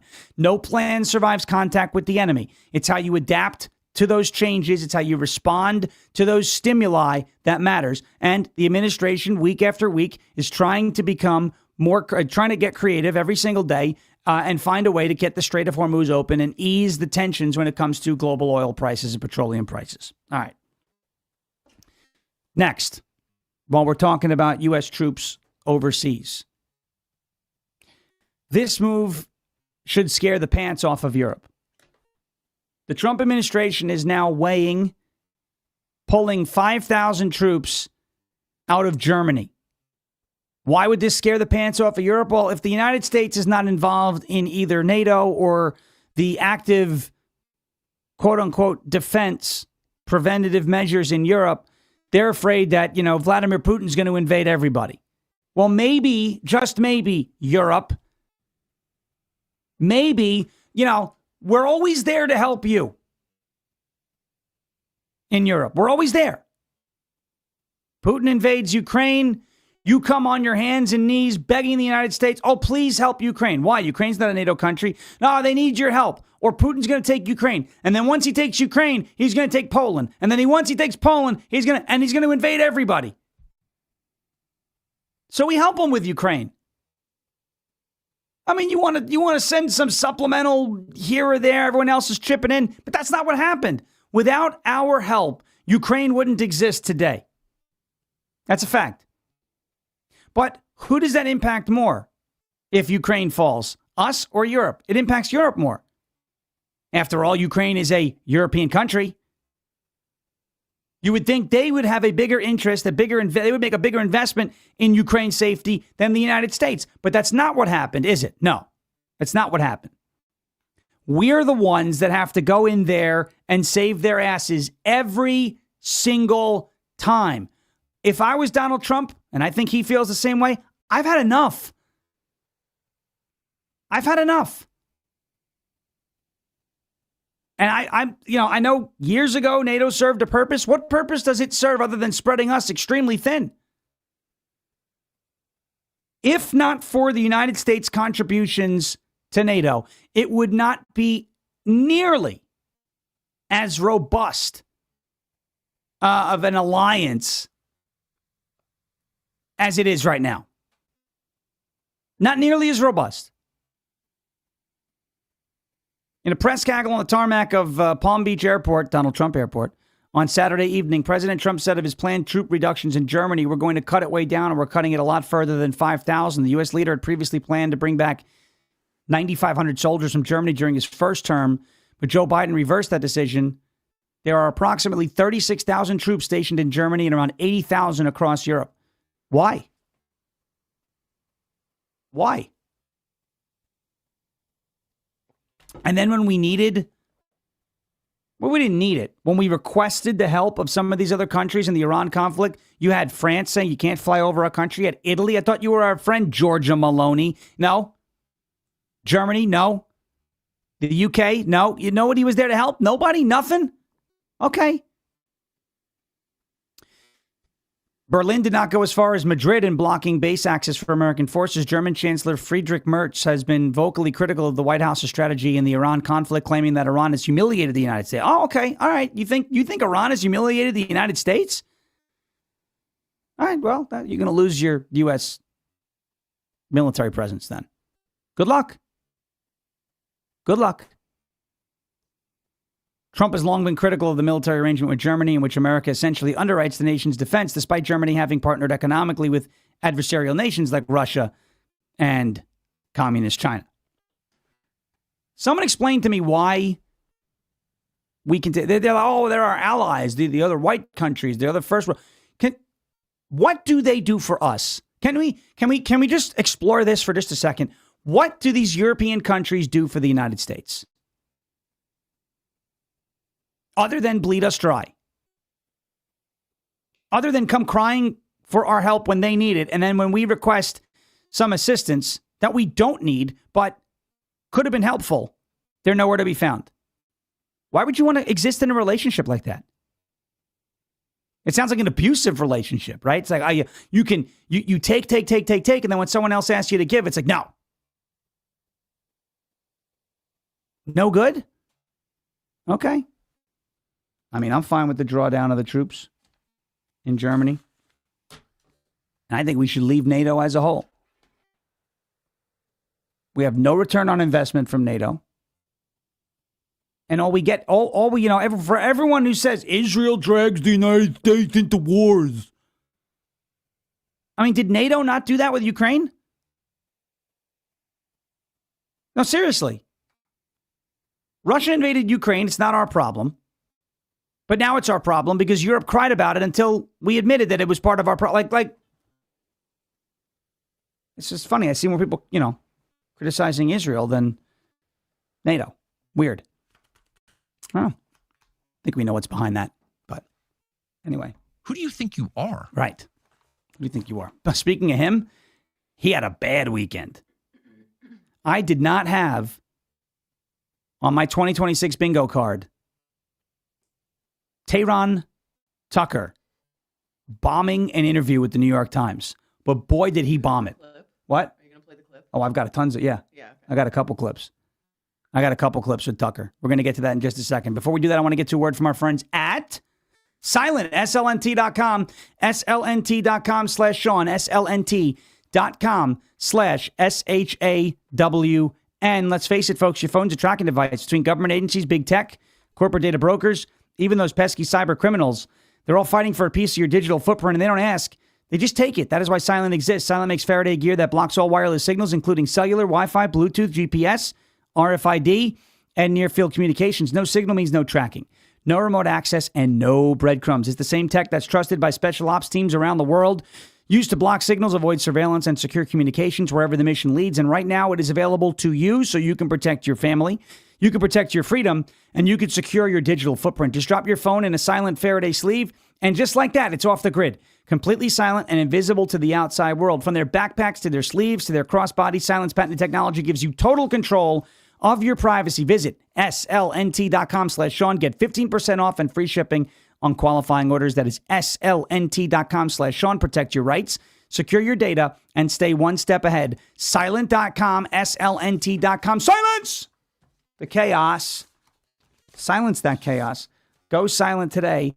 slnt.com/Sean, slnt.com/SHAWN. All right. Has anybody here in our chat, watching the show right now, YouTube, Rumble, X, wherever? Rumble is the cool kids table. Has anybody here, look at the people doing silence in the chat. There you go. Has anybody here seen the Tucker Carlson New York Times interview clips yet? It's bad. It's bad. Has anybody here seen the Tucker Carlson New York Times interview clips yet? Because it's real bad. And I people are like, what happened to him? I didn't want to admit this for a while. I thought maybe Tucker was just confused on the wrong side of an issue. But if you just go through his career in media, a lot of people still haven't seen it, so that's good. You'll see it. It's quite embarrassing. Tucker Carlson kind of likes to see which way the wind is blowing and then kind of go in that direction. Yeah, he's pro-Iran Iraq war, then he was anti-Iraq war. You know, he's working with MSNBC, CNN, Fox. He was doing good work on Fox News. Then he got fired. Now, all of a sudden, he hates Jews. I don't think he's always hated Jews. I just think he sees that online. It's like, oh, Israel, so he's going to go and do that content. Him and his very strange brother. So the New York Times, who I don't like, sat down with Tucker Carlson. That's funny, isn't it? New York Times. Would the New York Times be sitting down with Tucker Carlson if he didn't just do this anti-Trump, hard left turn? Of course not. So the New York Times sat down with Tucker Carlson, and the New York Times asked Tucker Carlson, hey, you questioned whether or not Donald Trump was the Antichrist. And Tucker goes, I didn't say that. Folks, at this point, if you willfully follow and believe Tucker Carlson and you believe this guy has any credibility whatsoever, it is because you thoroughly enjoy being lied to. You are the type of person, if you're a Tucker follower and you think he has credibility, you are the type of person who gets that call from Nigeria of the guy say, you have won the Nigerian lottery. And you're like, yes, here's my social security number, because you just love getting ripped off and you love getting played. That's the only explanation I have for people who think and believe that this guy has any credibility whatsoever. He doesn't. Watch this bald-faced lie that he tells the New York Times interviewer. By the way, I don't like the New York Times. But she calls him out, and he's in total denial over words that he absolutely said. Watch. But I ask because, you've been talking on your show about whether Trump is the Antichrist. I have not said that. On your show, the day after Easter, you noted he did not put his hand on the Bible during his swearing-in Correct. ceremony as president. You said, and I'm quoting, maybe he didn't put his hand on the Bible because he affirmatively rejects what's inside that book. And then on a recent show, you went further saying, here's a leader who's mocking the gods of his ancestors, mocking the God of gods and exalting himself above them. Could this be the Antichrist? I actually did not say, could this be the Antichrist? I don't know where that comes from, but I know that those words never left my lips because I'm not sure I fully understand what the Antichrist is. If there's just one, I actually tried to understand it. Those words never left your lips, huh? Interesting. Because here is a video of those exact words leaving Tucker Carlson's lips. Here's a leader who's mocking the gods of his ancestors, mocking the God of gods, and exalting himself above them. Could this be the Antichrist? Well, I thought those words never left your lips. Now there's people making excuses. Oh, he didn't recall. Well, it's interesting because he seemed to recall that he never said it, right? You can't tell me that, he didn't remember. Well, he seemed to have a pretty clear memory trying to convince the world that he didn't say the things that he said. That is what gaslighting looks like, folks. That is what gaslighting looks like. Hey, Tucker, you asked whether Trump was the Antichrist. I never said that. Hey, Tucker, here's a direct quote of what you said. Those words never left your lips. It's right there. It gets worse. Let me show you how the Tucker Carlson woke right grift actually works. This is it in a nutshell.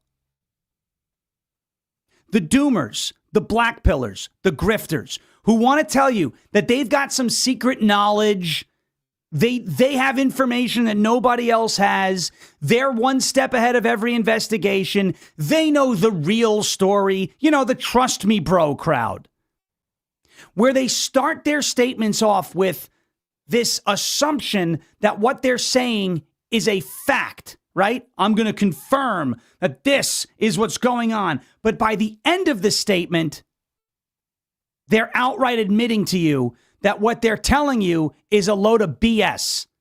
Watch this Tucker Carlson clip again with the New York Times and watch how this statement evolves. This is regarding some stuff that's surrounding J.D. Vance. And Tucker Carlson paints this really terrible picture that, oh, J.D. Vance is a victim of some sort of treachery right now, and he's dead certain that this is going on. But by the end of this clip, he admits, I don't really know what's going on here, actually. I have no idea. Watch this. JD has been subject to, this is well known, but I'll just confirm it, nonstop treachery from people on the neoconservative side. Who are these people? Around Marco Rubio.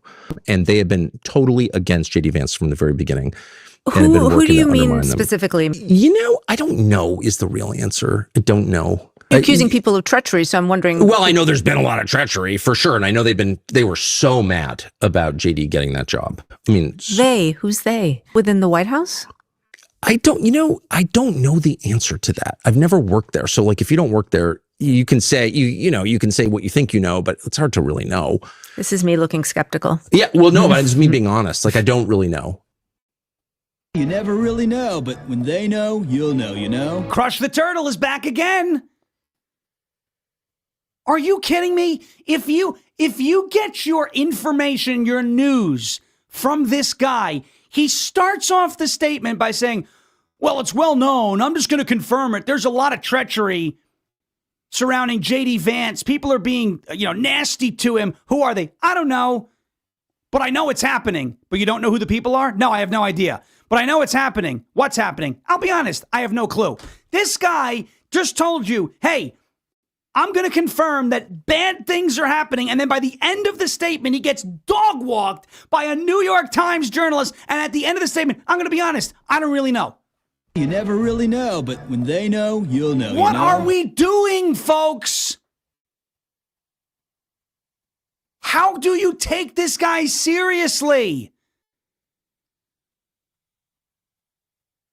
How does anybody, after watching that, think that windbag, Tucker Carlson, is in any way, shape, or form a trustworthy, credible source of information when he starts his statements out with, I'm going to confirm it. It's well known what's going on. What is it? Who's doing these things? Well, I don't really know. And I don't know the people because I don't work in the White House. I'll be honest. I have no idea if what I'm saying is true. Are you kidding me?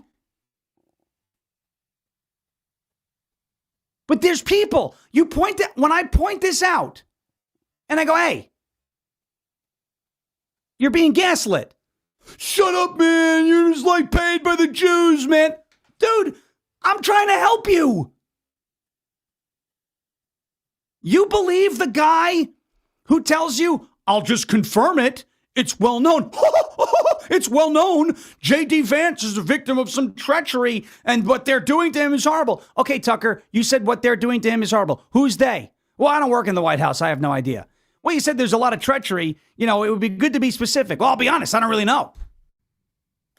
You were just confirming things 30 seconds ago, and 30 seconds later, you don't know if what you were confirming is even true? And finally, to shut this argument down, this here is called criticism. We are allowed to criticize people who make fools of themselves in front of other people. I am not calling for Tucker Carlson to be censored. I don't think he should have an audience with as flimsy a position as he takes on everything. Well, it's happening, but I don't really know if it's happening. But I'll confirm that it's happening, even though I have no idea if it's happening. I'm not calling for him to be boycotted. I'm not calling for him to be deplatformed. I'm not saying he shouldn't have the right to a platform. I'm not saying he doesn't have the right to speak. I'm saying he's got the right to speak. He has the right to speak. He does a lot of speaking. And we have the right to criticize him when he does stupid stuff like, I'm going to confirm it. It's a well-known thing. What's a well-known thing? I don't know. Who's doing the thing? I don't know. Do you know anything? I'll be honest. I have no idea. That's exactly what just took place in that Tucker Carlson clip. We can criticize that. That's not censorship. That's free speech too. Remember, the First Amendment begins with Congress shall make no law. It does not begin with the people shall levy no criticism of Tucker Carlson. There's these people, oh, so much for being a free speech guy. It has nothing to do with free speech. The First Amendment restricts the government from cracking down on protected speech and those God-given rights that we have. I'm not a member of the government, and I'm not saying he shouldn't have the right to speak. I'm saying if he's going to speak and he's going to make an ass out of himself by saying, I'm going to confirm it, and then by the end of it say, well, I'm not really confirming anything because I have no effing idea what's going on, I'm going to say that's ridiculous. That's not an attack on his First Amendment rights. That's criticism. So let me get this straight. The First Amendment, somewhere in the First Amendment, there's like the fine print that says Tucker Carlson has the right to speech without consequences or pushback. I can't seem to find that one in the Bill of Rights. Folks, if you are getting your information from this guy, it's because you love being lied to. It's that simple. How can you start a comment out with, it's well known, I'm going to confirm it, and then end it with, I'm going to be honest, I don't really know.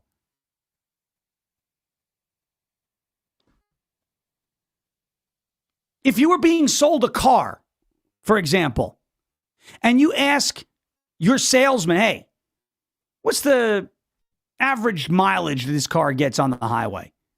Well, it's well known, vehicles of this class generally get 35 miles per gallon on the highway. I'll just confirm it, although, I don't have all the information on it. Really? So does it get 35 miles per gallon on the highway or not? I'll be honest, I don't really know. Are you buying a car from that guy? No. You go to the doctor's office and you have some sort of infection, you need to be treated. And they start in with, well, I'm going to confirm it's, you have pneumonia. Although, I don't really know, but take this steroid. I'll be honest, I have no idea what's going on. Are you taking drugs from that doctor?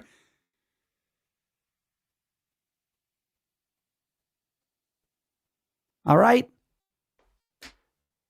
This stuff gets me fired up because, all these Zionists are gaslighting. Tucker's gaslighting. I never said that. Those words never left my lips.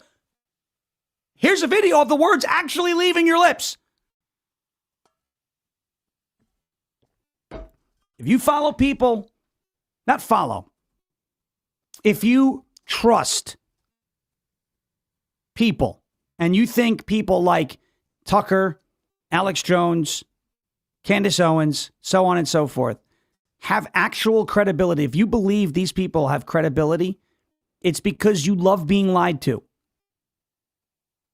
And the New York Times bomb of an interview that Tucker Carlson just did should prove that to everybody. All right, quick break. Let's talk about Cove Pure. We touched on it a little bit earlier, these data centers, right? And all the stuff that's going on with your water, or is there enough water, or is it polluting your water, or is it destroying the environment? Listen, I'm not like this environmentalist, but I want clean water too. Now, whether or not we get tons of data centers here in Tennessee in this area or not, we have our Cove Pure ready because we want clean water. Remember what happened in Flint, Michigan, right? If Flint, Michigan taught this country anything, is that the government's word on your water is worth exactly nothing. And Flint wasn't a one-off. The problem is everywhere. That is why we switched our water purifying system to Cove Pure. There are still many were installed before your parents were born.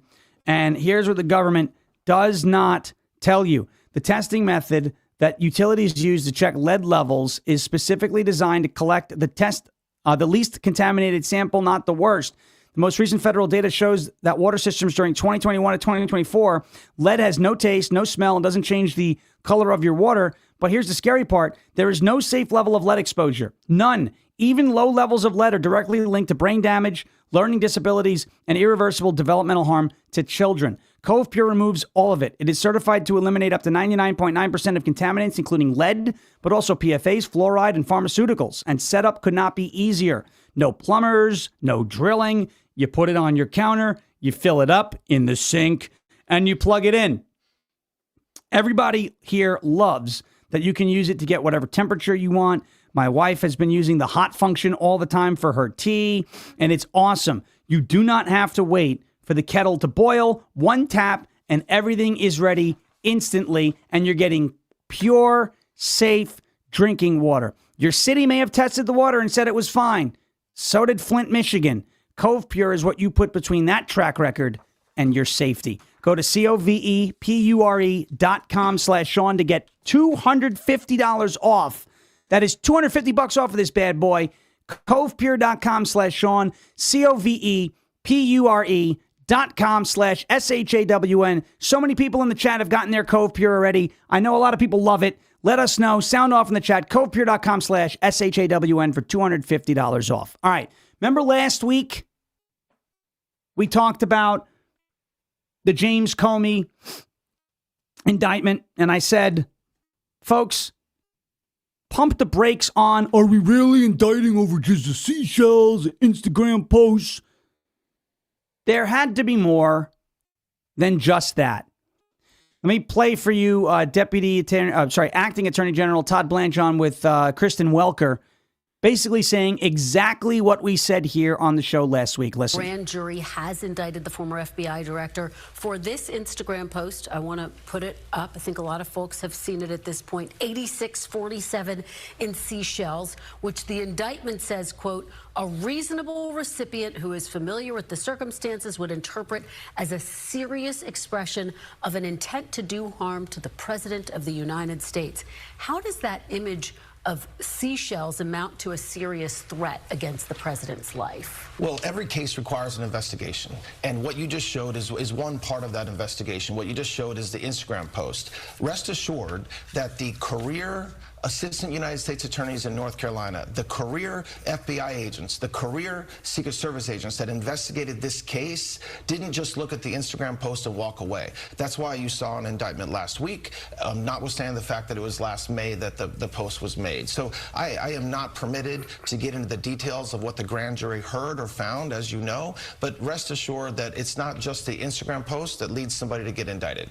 Well, part of what... There it is. Did you hear what Blanche said? It's not just a social media post that leads to somebody getting indicted. Now, whether this results in a conviction or not, I'm not telling you that it's going to result in a conviction. I'm telling you that there's more evidence against James Comey than just a picture of seashells. And I will tell you this as well. If the only evidence against James Comey was a picture of seashells, I would be very mad. We do not indict people because of Instagram. Unless you're, look, I can't say we don't indict people over Instagram. If you're in an Instagram post in a video saying, I'm going to kill the president, that's a little different. But a picture of seashells that could be interpreted in several different ways, no, that is not worthy of an indictment. However, there's got to be supplemental evidence and other evidence included in the indictment beyond the Instagram post, including the fact that it looked like he was trying to generate publicity for a book that he was releasing 5 days after the post, trying to monetize the crime. Right? There's more to that story than just seashells. So before you go out and start saying, I can't believe we're indicting people over seashells, we're not indicting people over seashells. I'm not telling you this is going to result in a conviction. I'm telling you there's a little bit more, so pump the brakes before you don't judge the book until you've read the last chapter, is all we're saying. All right. One more thing here. I want to ask this question genuinely to the chat. After you could ponder this during this word from goldencrestmetals.com/LFA. This Spirit Airlines thing, is it our job to bail out a failing airline, is my question. Is it the job of the U.S. taxpayers, the job of the U.S. government to bail out a failing airline? Or is it the job of the failing airline to provide a product or service that survives on its merits? That's the question that I have for you. You can answer that on the other side of this word from our friends at Golden Crest Metals. I'm sure by now you've...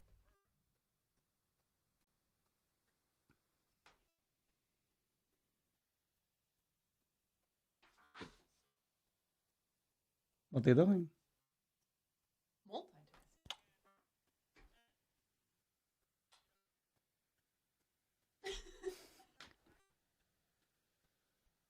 Ready? No.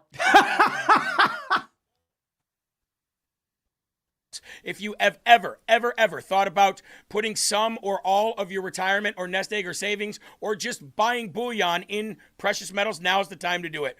goldencrestmetals.com/LFA. That's goldencrestmetals.com/LFA. Go leave your name, your email, and your phone number. Schedule a time to talk to the folks over at Golden Crest Metals. Get your free gold guide today, and make sure you tune in on Saturdays at 1 p.m. for the Crest Report, where we dive deep into precious metals, why they're doing what they're doing, and where we expect them to go. It is like insider trading. Nancy Pelosi knows about that. We don't. It's just inside information. It's not even really that. It's called knowledge. Get yours today and get a part of gold, silver, palladium, and platinum and diversify your portfolio today. goldencrestmetals.com/LFA. All right, there was. Hey, still getting used to the new board. It's a good thing we don't talk crap when when we think the mics are muted, right? Yeah. We're just having fun back here. Yep. Whoops. All right. Yeah, the new board, we're still getting used to it, but it's all right. Look, it's fine. Who do you think you are? Yeah, we should have just the whole time. All right, here we go. I saw a lot of people in the chat commenting already. Is it the government's job to bail out a failing airline like Spirit? Or is it the job of the airline not to fail?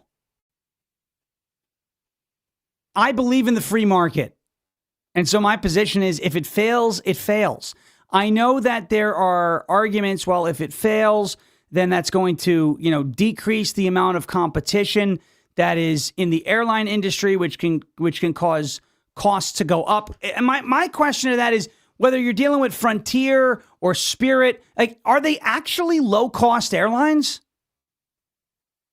Every experience that I've had with a Frontier, for example, like the minute you bring a bag on board, you're at the same price at what it would cost you to go on one of the major airlines anyway.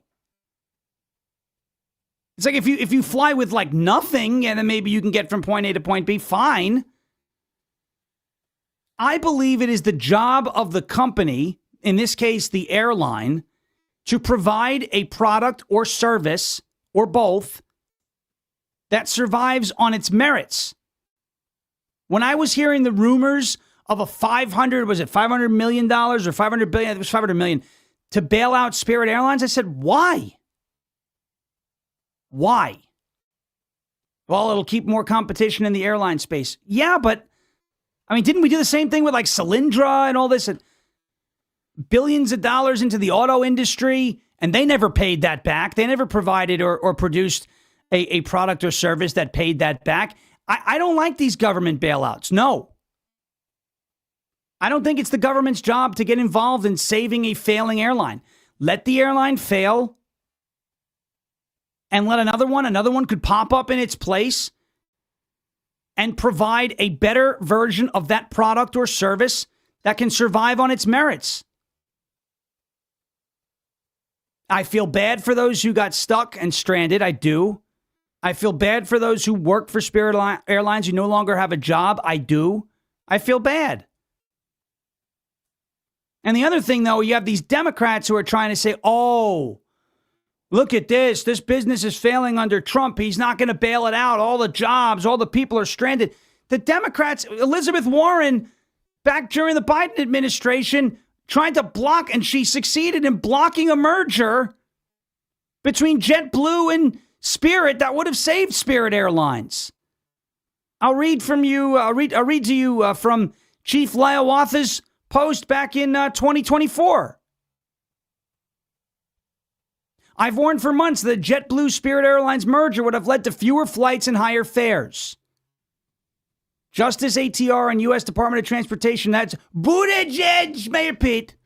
We call him Packer Pete for reasons that you could only imagine, right? U.S. Justice ATR and U.S. DOT were right to stand up for consumers and fight against runaway airline consolidation. This is a Biden win for flyers.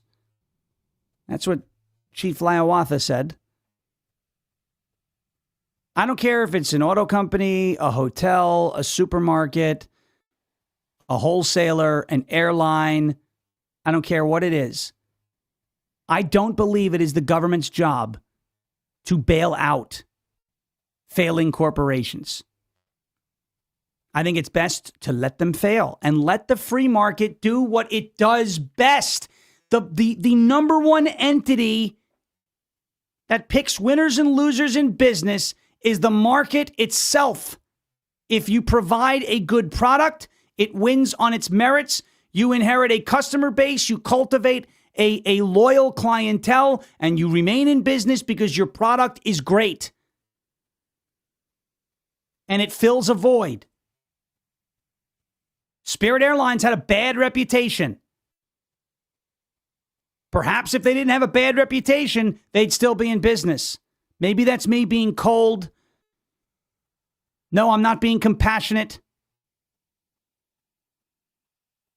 It's a dog-eat-dog world. Some win, some lose. That's business.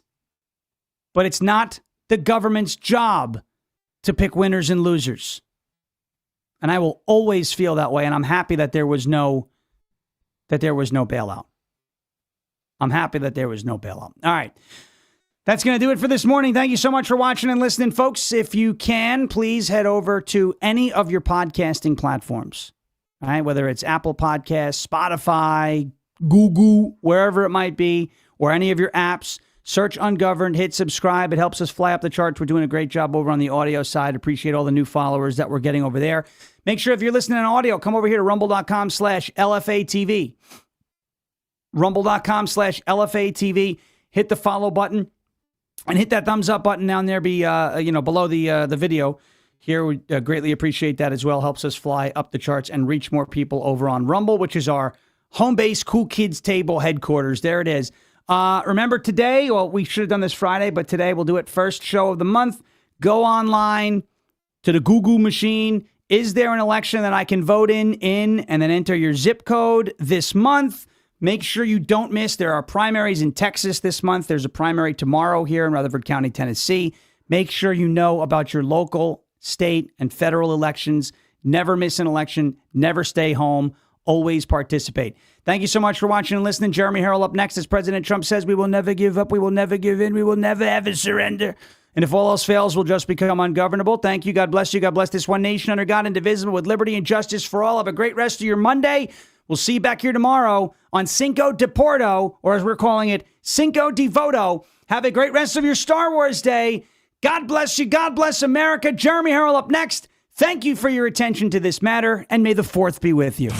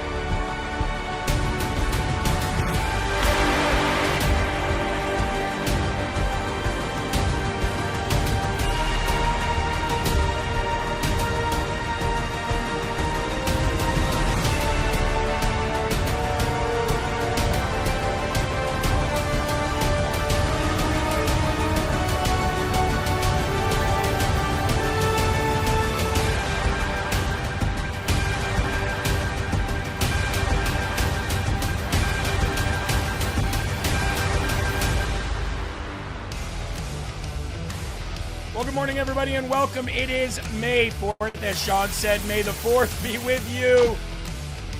It is Monday, my favorite day of the week, and you're locked and loaded right here on rumble.com/LFATV.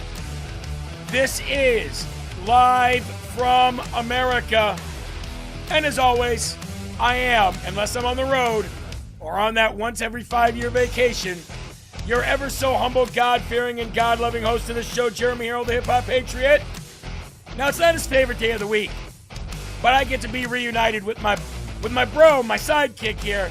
And I don't know, he made his debut on Patriot Pals this weekend. Producer Eli, looking snazzy and sharp today with that nice shave. How you doing? Got out the old beard straightener, straightened me mustache. It's looking pretty nice. Anyway, hit the rumble button, hit the share button. I got a lot going on right here. We got a lot of news to get to. I don't have time to talk to you guys right now, but I will a little bit later, so let's go. I say you just get the mustache, get rid of the beard, and have that old Wyatt Earp mustache. That would look kind of awesome. Not gonna lie, all the way down, nice and bushy. Who do we got here? We got Scotty in the building, Kimberly, Great Guy Gary, T. Collins, DeCluse, Miguel Ortiz, Kikalo, Pissed Off Lady, Barb Naylor, the likes of which no one. C. Ward is here, Big Mama Campbell, Joe Bow is in the building, Grey Wolf is here, Willie Rumble, Liz Ellis says no, you never know. You never know. He might look good with that old school, Wyatt Earp mustache. Patty is here. How you doing? Marfay is here. Good morning. Amanda Collins, Suzanne Vermontes. Nick is in the building. We've got CC Jack. We've got Jedi Legend Ryu. Chris is in the building. How you doing, Chris? Sophia, good morning. Dolly Diva, how are you? Boomba, Diane, good to see you. Clee Sully is here for some Monday morning news. Will Skip Armspear Serby says happy 57th to me. Happy birthday to you. Happy birthday to you. Happy birthday, dear Serby. I almost said Furby. Remember those things? Happy birthday to you. Eli, we have another happy birthday, though, in the audience of just 2 days ago, wasn't it? Frankie, producer Frankie, and his wife Sabrina had their baby. What a birthday. They just had their baby. And Eli, I was talking to Frankie this morning. I said, did you notice a change in yourself immediately? He said, immediate and absolutely. And he goes, I cannot imagine how anybody who sees a kid born cannot believe in God. I said, that's amazing.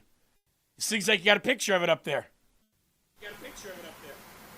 Damn, Skippy, there's the happy family right there. Massive congrats to producer Frankie, Sabrina, and their little one, damn it, Seraphima. I think it's Seraphima. I forgot already. No, it's his daughter's name is Seraphina. Seraphina Rose, 8 pounds, 9 ounces, and Sabrina's only 5'2", dude. So she's 5'2". She gave birth to an 8-pound, 9-ounce baby producer Frankie, Seraphina Rose. So, everybody please, pray for producer Frankie and his wife Sabrina, brand new parents.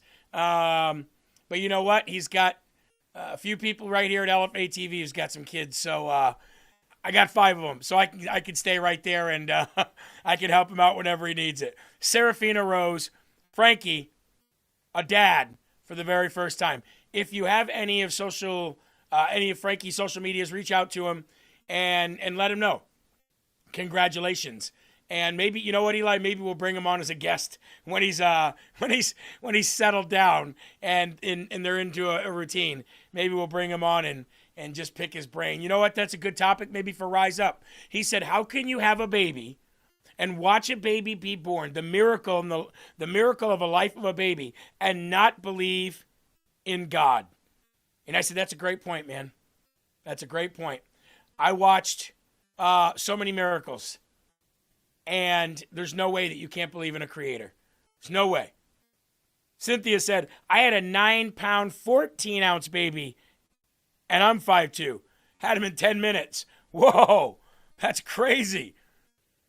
That's crazy. C. Shearer says, finally, no meetings. I'm here live. Whoop, whoop. Well, welcome. Well, you know what? Let's start out like this.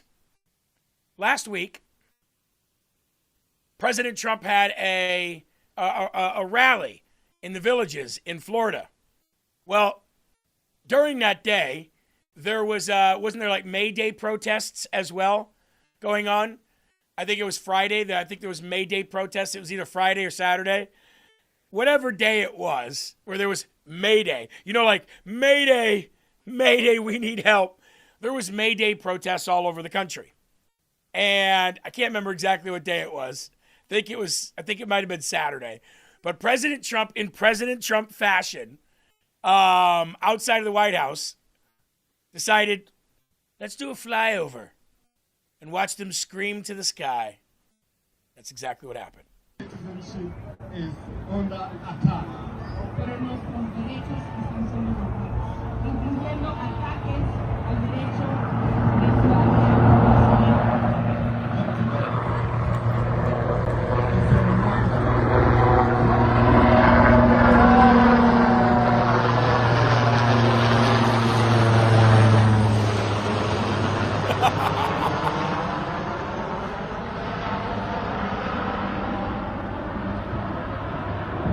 Love it.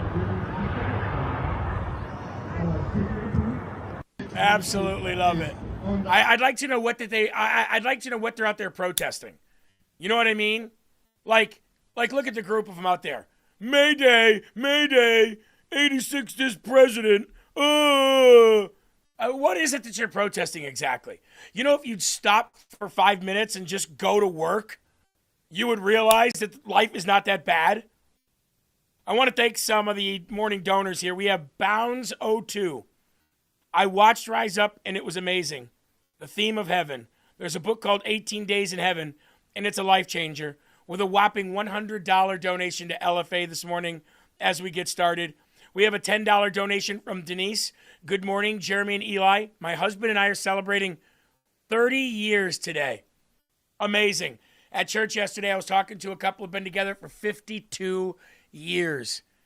And I got to tell you, 30 years together with the person that God gave you to spend your life with, awesome. Happy anniversary. And thank you so very much for the donation. And Sean Maga, $10 donation. Use where needed. I want to thank each and every one of you. It's always difficult to give money away, especially in times when every dollar is needed. So I just thank you so very much. And, we'll put it to good use. Coming up in about 13 days, I'm going to put some of it to good use on my way to D.C. So, going to have some good time in D.C. Remember, folks, May 17th, Sunday, live, early in the morning. We're going to need you guys up early in the morning on May 17th because that day, during the sunrise prayer breakfast, President Trump will be dedicating this country back to the Lord, officially, as the leader of our country. We will be there. I'll be there with our friend Ed Saul. We will be live broadcasting from D.C. early that morning. We will then be live from D.C. during my morning show, Live from America on Monday. And then after that, we'll be going and we will be ambushing peacefully congressmen and women trying to get some ambush videos and walking the halls of Congress, and we'll spend the rest of the afternoon, 4 or 5 hours or so, doing that. I plan to come home that evening, but if I must stay until the 19th and do my show from there on the 19th as well, and get more footage from Congress, I will. But we're going to let you know how that goes. So remember, Sunday, May 17th, early morning, rededicating this country back to God, back to Jesus, and it's going to be an amazing, amazing event. I'll be live from there. Hope you guys can tune in. For those who listen to the podcast, we have seen a massive, substantial jump in the numbers of the audio podcast. And here it is right here, Live from America with Jeremy Herrell. You can get it anywhere where you listen to your audio podcasts. Thank you, Aero Pink, for the $25. And MDUS said, Marine Corps Monday, Eli. Wear that hat. Actually, Eli's wearing a lot of hats today as he's filling in for producer Frankie and doing two producers' jobs. So he really is the most bass producer, and it looks like he's got the hat on. It looks like he heeded the word of a Marine. Right, Eli? Damn Skippy Semper Fi. It's Marine Monday, baby. Hoorah. That's right. It's Marine Monday. So the podcast, LFA TV, Live from America with Jeremy Herrell. Also, the website, lfatv.us. Actually shared this website with a few people at church yesterday who said, hey, I heard you had a podcast or something. I said, or something, and gave them the website. So hopefully you guys are watching lfatv.us. That is the official website. That's where you go find out about our mission statement. Go to become a monthly donor, which we absolutely would appreciate. Go and watch our current and past shows. Look at this. Did everybody catch Patriot Pals this weekend? And the Gold Show, the Crest Report? If you didn't, go back. Please watch the Crest Report and Patriot Pals, as Patriot Pals got a big upgrade. And producer Eli made his acting debut. Eli, it's a little bit more difficult than it looks like, isn't it? Yeah, well, it was a good thing we got Tom on the case, because I was like, hey, so the whole time I'm looking over here like this, obviously reading my lines, can you make it so my eyes are looking at the camera? He goes, I can do so much stuff. I'm like, God bless you. Peg said Patriot Pals was awesome over the weekend. We can't wait to see Lily. That's exactly right, folks. Lillian, my daughter, will be joining us this week for her first appearance on Patriot Pals. W. Wilson, Jeremy, there is a faith thing going on the night before. Pastor Greg Locke and others will be speaking. See if you can find out about it. I definitely will. I definitely will. And Gray Wolf said, at church yesterday, I was telling people about LFA. Always the easiest thing if you are doing that, if you're spreading the message of the network, always the easiest thing is to just tell them the website, okay? Tell them the website. Fire Medic, we got your email. Patients, no need to freak out. We've got you, okay? Says not one person has contacted me. Well, usually you're not contacted back right away because of the fact that we get thousands of people that email in.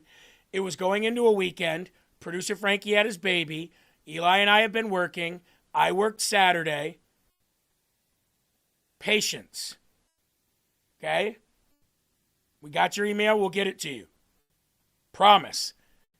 Nobody has ever not gotten some donations that have been put in for them. All right? So, anyway, yes, check it out. This weekend's Patriot Pals was awesome with Lily, and we can't wait to have her back. Let's go to the Lord in prayer, and then we'll get busy for the day. All right? Here we go. Our Father who art in heaven, hallowed be thy name. Thy kingdom come, thy will be done, on earth as it is in heaven. Give us this day our daily bread, and forgive us our trespasses, as we forgive those who trespass against us. And lead us not into temptation, but deliver us from evil. For thine is the kingdom and the power and the glory forever. In Jesus' name we pray and say, amen. Thank you very much. Appreciate that. Hopefully, Fire Medic got the message in there, because they just asked, am I banned? Eli, sometimes it's very difficult to do this job.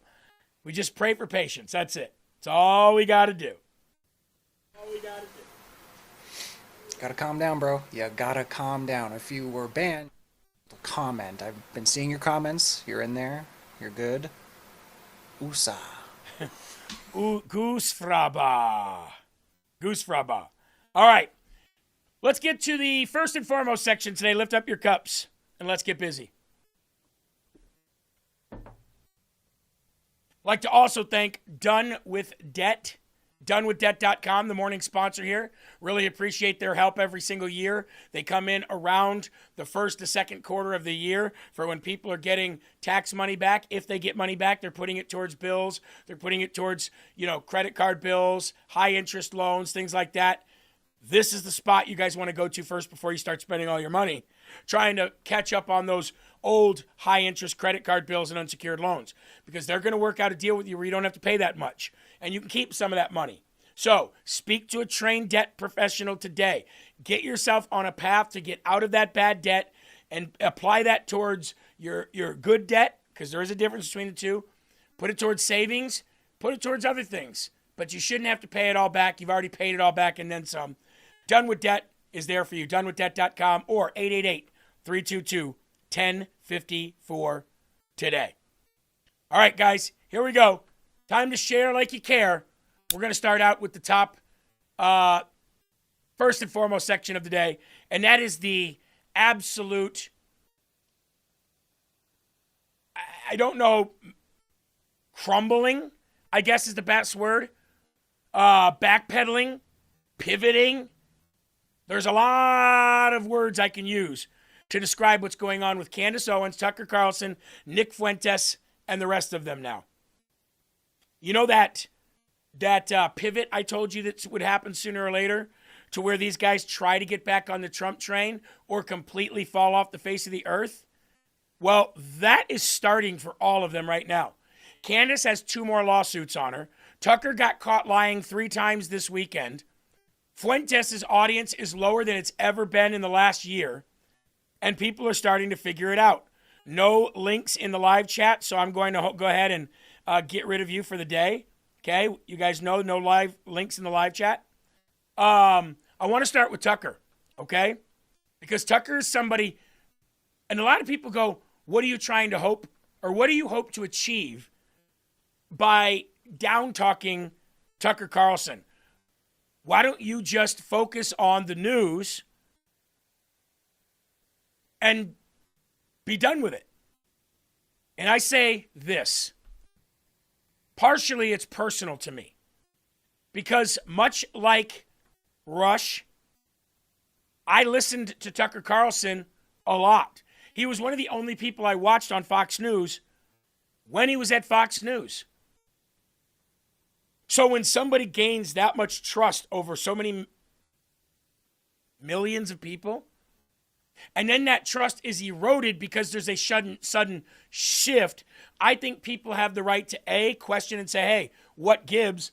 I mean, especially if it's personal to me, like it is, to me and so many others in this chat. And B, what are you hoping to accomplish, Tucker, Candace, Nick? What are you hoping to accomplish? Because if you people hadn't done what you had done, right, there might be that many more people pressuring John Thune for the Save America Act. There might be that many more people pressuring the Senate, the House of Representatives, calling their congressmen and women. There might be that many more people still engaged in the process of fixing our elections, election integrity. There might be that many more people working polls, bringing people to the polls for elections, telling people about special sessions that are going on for redistricting, telling people about special elections. Like, there's so much collateral damage that has been done by these guys that we may not, or we may see a big loss in numbers in a general election, but we are definitely seeing that loss in numbers in people that are aware of what's going on. Because for like 3 years, we were hyper-focused. After the 2020 election was stolen, the entire MAGA base was hyper-focused on things that they didn't want us focusing on. Bills that were needed to be passed, bills that were introduced, amendments that were made to bills, special elections that were happening, special sections that governors were calling, and that the House Speaker was calling, and that the Senate Majority Leader was calling. Like, we were hyper-focused, and now we've lost that focus. And we're focused on the next thing that's happening during the day. Is it Iran? Is it gas prices? Is it, what Mayor Johnson is talking about with ICE raiding the city and costing the city millions of dollars, and now Pritzker demanding money back? Is it Renee Good? Is it Minnesota? Is it whatever it is? It's not what it used to be. And I blame not the Democrats for that. The Democrats are sitting back like, yes. Yes. Our golden goose, Tucker Carlson. Our diamond in the rough, Candace Owens. Our SPLC spy, Nick Fuentes. And they caused a lot of trouble for not only President Trump, but the Republican Party. So I have a personal beef, but I think people need to see when these people get tore down why it is. Watch this. And I'm not a New York Times fan at all. But it's good to see people rising up against these people and others and calling them out. It's not only Republicans that are getting called out.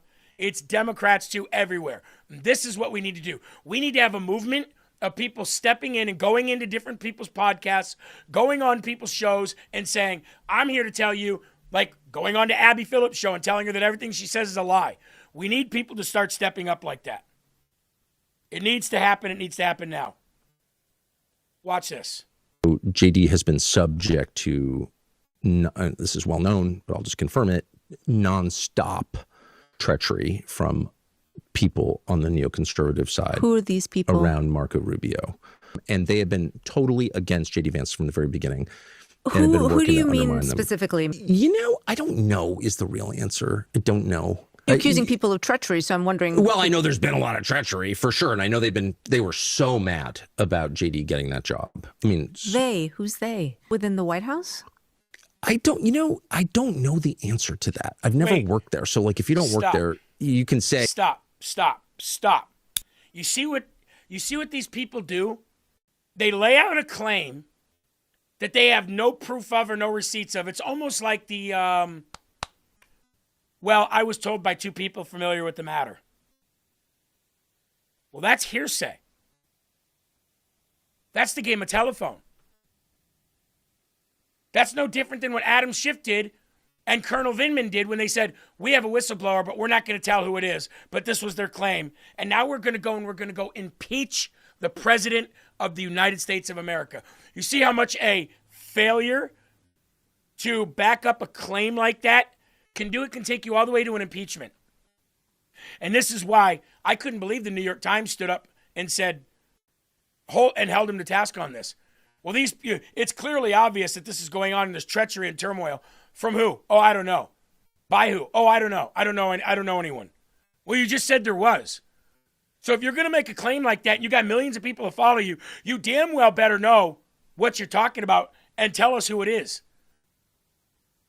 Just like I didn't like when Andy Ogles last week said, oh, during the attempted assassination of Donald Trump at the White House Correspondents' Dinner, there was a reporter from a big company, from a big news outlet, saying this, that, and the other.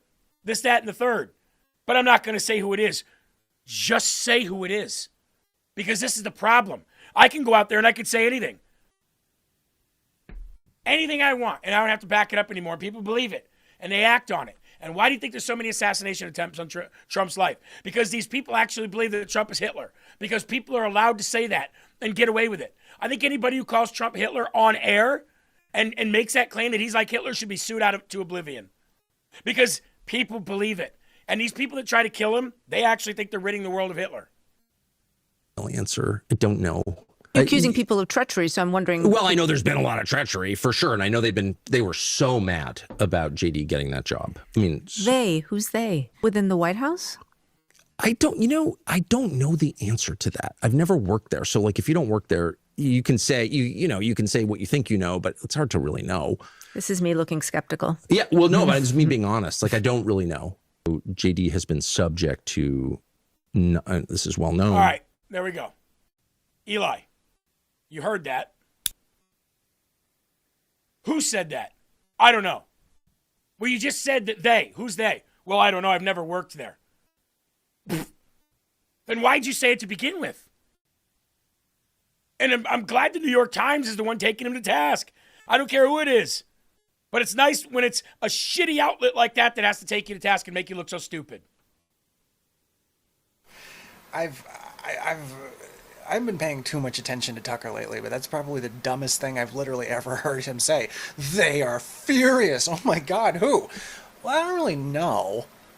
What? Yep. Yeah, in that interview, folks, I didn't even want to watch the whole thing until I started seeing how many lies he was caught in. Here's another big doozy right here for him. This is not fine, is the truth. So again, long-winded answer to a short question, but the future that I imagine is not a future in which we're yelling at each other about race.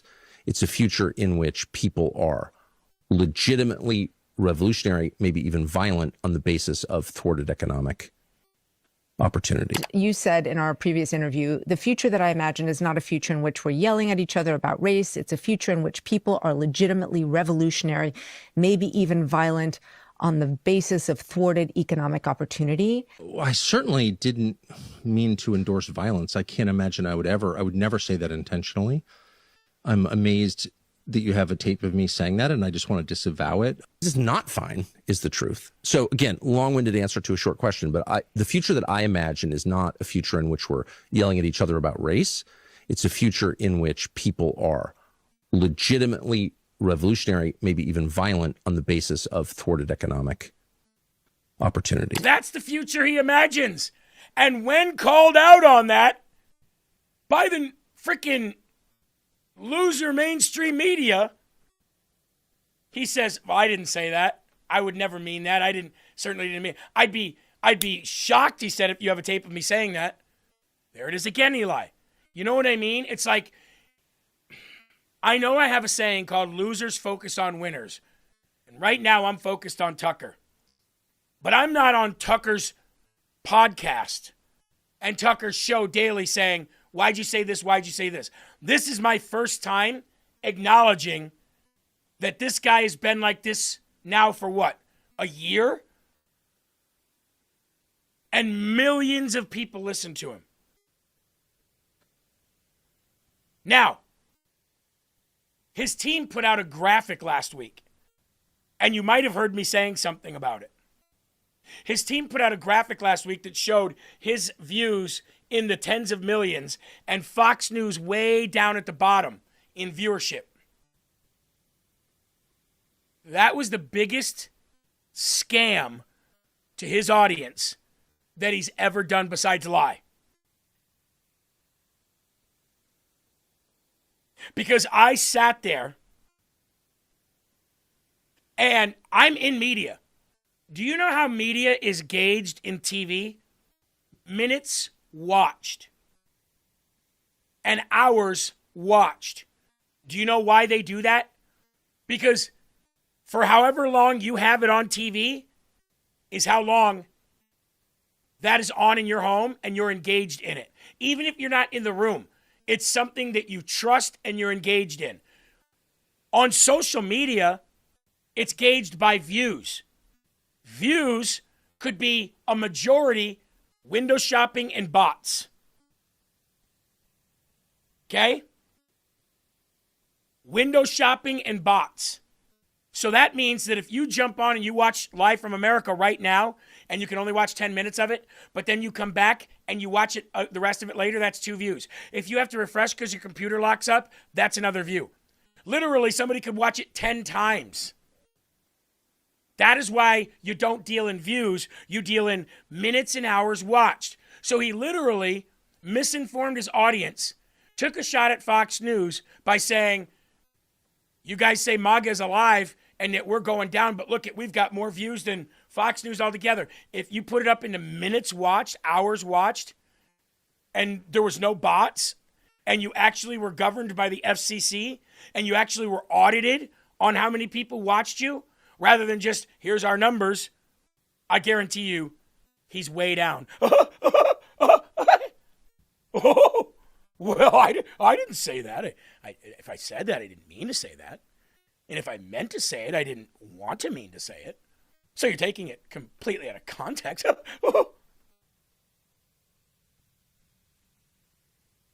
If we don't start standing up to these people on the right and on the left and in the middle, then the future of our party will be determined not by us. The future of MAGA will not be determined by us.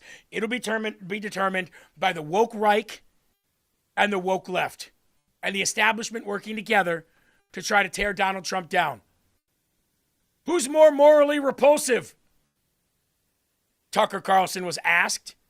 Nick Fuentes or Ted Cruz? Now, you would think that that would be a very easy choice. Who is more morally repulsive, Ted Cruz or Nick Fuentes? What do you think Tucker says? Who do you think is more morally repulsive, Ted Cruz or Who Nick do you think Fuentes? is more morally repulsive? Ted Cruz. Ted Cruz is a sitting U.S. senator who has called for the killing of people who did nothing wrong, whole populations who advocated for this war. Nick Fuentes is like a kid. He's like 26 or 70. He has no power except his words. Here you have a public official who... Stop.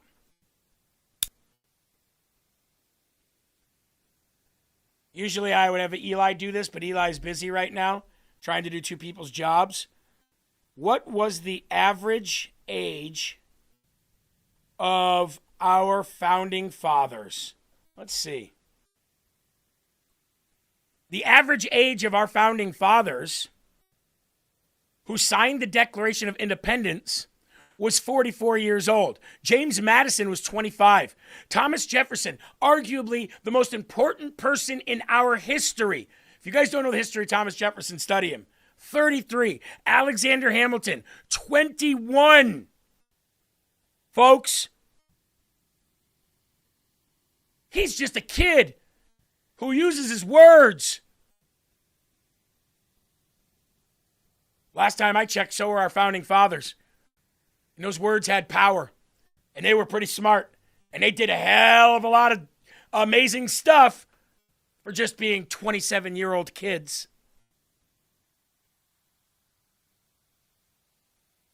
Somebody asked who's paying them. I'll tell you that in a minute. We pay, who has actual power, who's voting for things, who's making policy decisions. And those decisions would include, in fact, they are focused on the murder of people who did nothing wrong. And yet no one thinks it's a big deal. Well, this is totally fine. I mean, if there's tape of Nick Fuentes saying we should kill people because we hate their parents, or it's okay to kill children, I would love to see the tape, because that's disgusting. And that's basically what the entire U.S. Senate does every single... Stop again. Ted Cruz never said it's okay to kill people or their parents. He never said that. He was talking about wiping out a country that screams death to America from the top down. And if there's collateral damage, there's collateral damage, because that's war. So he's, again, lying, but still saying that Nick Fuentes is more morally righteous than Ted Cruz. Day, and no one notices. Nick Fuentes said something naughty that I disagreed with. He made fun of things that I don't think I would never make fun of them. He's a white nationalist who's denied the Holocaust. And what I will say, okay, but is that worse than killing kids? From my understanding of my own, I was just in Germany recently, and it was such a good reminder that the Holocaust didn't start with the gassing of Jews. It started with the dehumanization of Jews. It was language that was used. And again, that is what it concerns people. I couldn't agree more. And that's why when you have a U.S. senator, a member of Congress, a U.S. ambassador waving away civilian deaths as if they don't matter, that's the language of genocide, which results, and this is the lesson of the Holocaust, in genocide itself. And it has. So the lesson for me, really, watching all of this, is that this can happen in civilized countries. In all human beings, there is the capacity to ignore the evil right in front of you. And my point is, it's happening right now. And my job, to the extent I have one, I don't really have a job, but I just want to remind people that we're all capable of that, including me, and that we're watching it right now. And if you think that Nick Fuentes is a greater threat to other human beings than Ted Cruz, I would love to know how. I can imagine people hearing this and thinking you are soft-pedaling Nick Fuentes. You are apologizing for Nick Fuentes. I'm hardly soft-pedaling Nick Fuentes. I'm trying to awaken people to killing of innocents in our midst, which we are not only encouraged to ignore, but really told to ignore on pain of being denounced. And I'm just saying, no, I'm not doing that. Who do you? So Tucker said he doesn't have a job, right? He said, I don't really have a job. I don't really have a job. He's worth $50 million, and he makes a shite ton of money from his 50 million views he gets per podcast. Here's where he got called out in real time in a blatant lie. Looks so bad. You've been talking on your show about whether Trump is the Antichrist. I have not said that. On your show, the day after Easter, you noted he did not put his hand on the Bible during his swearing-in Correct. ceremony as president. You said, and I'm quoting, maybe he didn't put his hand on the Bible because he affirmatively rejects what's inside that book. And then on a recent show, you went further saying, here's a leader who's mocking the gods of his ancestors, mocking the God of gods, and exalting himself above them. Could this be the Antichrist? I actually did not say, could this be the Antichrist? Here's a leader who's mocking the gods of his ancestors, mocking the God of gods, and exalting himself above them. Could this be the Antichrist? Well, who knows? I don't know where that comes from, but I know that those words never left my lips because I'm not sure I fully understand what the Antichrist is. If there's just one, I actually tried to understand it. I may have said some are asking that. I'm not weighing in on that because I don't understand it. Wow. Wow. I have not said that. Those words did not come out of my lips. And he's calling Trump the Antichrist. So, people are pressuring, encouraging, promise of donating tens of millions of dollars to Tucker Carlson if he runs for president in 28. And Thomas Massie being his vice president. Here's what I say. If Tucker Carlson runs as an independent or even a Democrat, more power to you. If Tucker does run, because he's honestly thinking about it, folks, and it's as a Republican, we need to save all of these. I hope he runs as a Democrat or an independent. Destroys the Democrat vote. But what him and Candace are doing is unforgivable. And when I said they're not allowed back in this MAGA movement, I was just the start of people to say that. What they've done is unforgivable. It's worse than cheating on a spouse, what they've done. They've cheated on that spouse, and then they've turned around and they shoved a knife right in the back. Now on to the Tyler Robinson stuff. And Erica Kirk. Though with how some of this is playing out, because as you mentioned, you were very close to Charlie Kirk before he was killed. And he started Turning Point USA, which is this very influential group among young people on the right. And you're now seeing some on the right who are questioning whether Israel had a hand in Charlie Kirk's murder. And I should say the theories that Israel was linked to Charlie's death were denied by Israel. There's been no proof of that at all. And crucially, this theory has been condemned by Erica Kirk, Charlie's widow. Do you still have a relationship with Turning Point USA? Well, I have always loved Erica Kirk. And I met her when she was dating Charlie and thought so much of her. I know a lot of people at Turning Point. I was the headliner for a bunch of different Turning Point events. I haven't been asked to do it this year. Don't know if I will be. Never said a word against Turning Point. I think it's been a really, well, I was their headliner for a bunch of years, so obviously I supported it. I would hate to see it hijacked by its donors to become an oracle of neoconservatism. I think it'd be pretty hard to do because its members are not for that. Young people are not for that. People of draft age are especially not for that. I mean, when was the last time you spoke to Erica Kirk? A couple of weeks ago. Okay. By text. So my concern, and this is not about Erica Kirk or Andrew Colvett or any of those people with whom I've never had a crossword and hope never to have a crossword. But my concern more broadly is about the investigation into Charlie's murder, which was short-circuited by the FBI. And I'd like to know why. And I don't care to be screamed at for asking that question. It's a legitimate question, and we know that. Why is it a legitimate? I know that. No, stop. Why is it a legitimate question? Because some people went outside with a 30-06 and shot a Jell-O mold of a human being's head and said, "See, look what a 30-06 would do." Is that why it's? Is that why you that there's? Is that why you're validated in questioning that? Is that why you think that the FBI botched it? I mean, what proof do you have that the FBI or anybody's botched the investigation? Look, I'm not running point for the FBI on this investigation about Charlie Kirk. You've seen me very rarely talk about it. But we have the parents turning him in, the grandfather saying it was gun, the bullet fragment matching the gun, Tyler Robinson admitting he did it, Lance Twiggs admitting that he did it. Whether you think they're AI or not, we got the phone records, we got the text messages. So I would have to ask somebody, what proof do you have that allows you to say that somebody botched that investigation, and here's why? Other than some people on the internet shooting a Jell-O mold of a human being's neck with a 30-06. Trying to recreate an exact moment, environment, and everything. Again, I'm not saying they did or didn't botch it. I'm saying there's a hell of a lot more proof that says you're wrong than you're right. Just wanted to chime in with that. Again, there's a reason I'm talking so much about this, because from what I understand,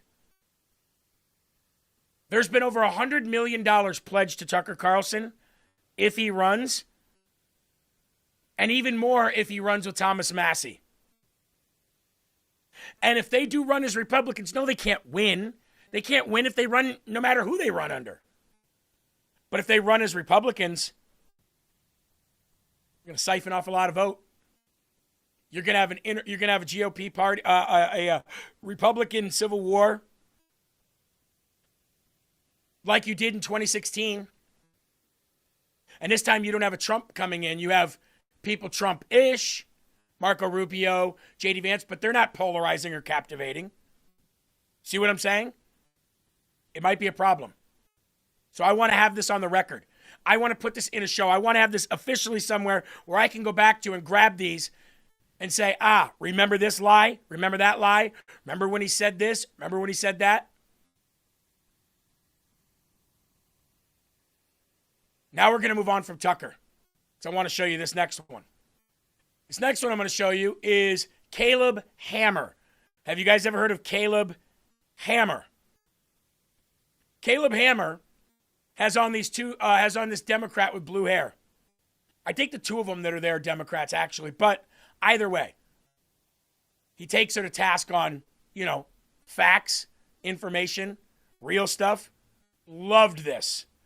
We need more of this in podcasts. We need more of this on the streets. We need more of this in your workplaces. We need more of this in schools. We need more of this on shows. We need more of this at your home. We need more people to start using their First Amendment and stop going, I don't want to get involved. I don't know if I want to cause that rift between me and them. I don't know. I've been friends with them for so long. I don't know if I want to go down that road. You got to stop. Time to stand up. Time to put these people in their places. That's what you have freedom of speech for. With blue hair, you think I'm patriotic? You can still be patriotic and be wrong about economics. Why would I be patriotic when we're spending more money on bombs than we are for social justice or social programs? We spend 50% of the federal spending on social programs. Like what? Social programs, Medicare, Medicaid, mandatory spending, SNAP benefits, veteran benefits. You mean SNAP benefits that people just got taken away from them? You think everyone just got taken off SNAP? Most people Everyone. did. You think the majority just got taken off SNAP? Yes. Our military spending is 10 to 20%. And that the bombs you're freaking out about, 10 to 20%. It's egregious. We spend 50% on social programs. I'm a military kid, and I can tell you that shit is not needed. Girl, you literally just got the information that you were just wrong, and yet you're still doubling down. We don't spend the majority on bombs. Okay, maybe it's not the majority, but it's well too much. It's not even close to the majority. It's not even a quarter. It's far too much. Okay, you can advocate for that, but that all of a sudden doesn't mean, you just said we don't spend anything on social. That's where more than half of our money goes. What are you talking about? I think it needs to be more. As usual, you're uninformed about everything. I think it needs to be more. And then you're just not patriotic. You're not patriotic. As usual, you're just uninformed about literally everything. I just gave you the numbers and you're still doubling down. I'm not going to let you get away with it, and he doesn't. What do you mean? We spend more than anyone. Well, number-wise, absolutely. Yeah, well, technically. By technicality. Like per capita. By money. Per capita, but yes. We do a lot. We're a very progressive nation. We have the most progressive income tax in the entire Western world. Okay. Okay. Oh boy, I love when people have no idea what they do, and then they're just not patriotic. It's like, dude, you're literally not a contributor. You should be the most patriotic person. You contribute nothing.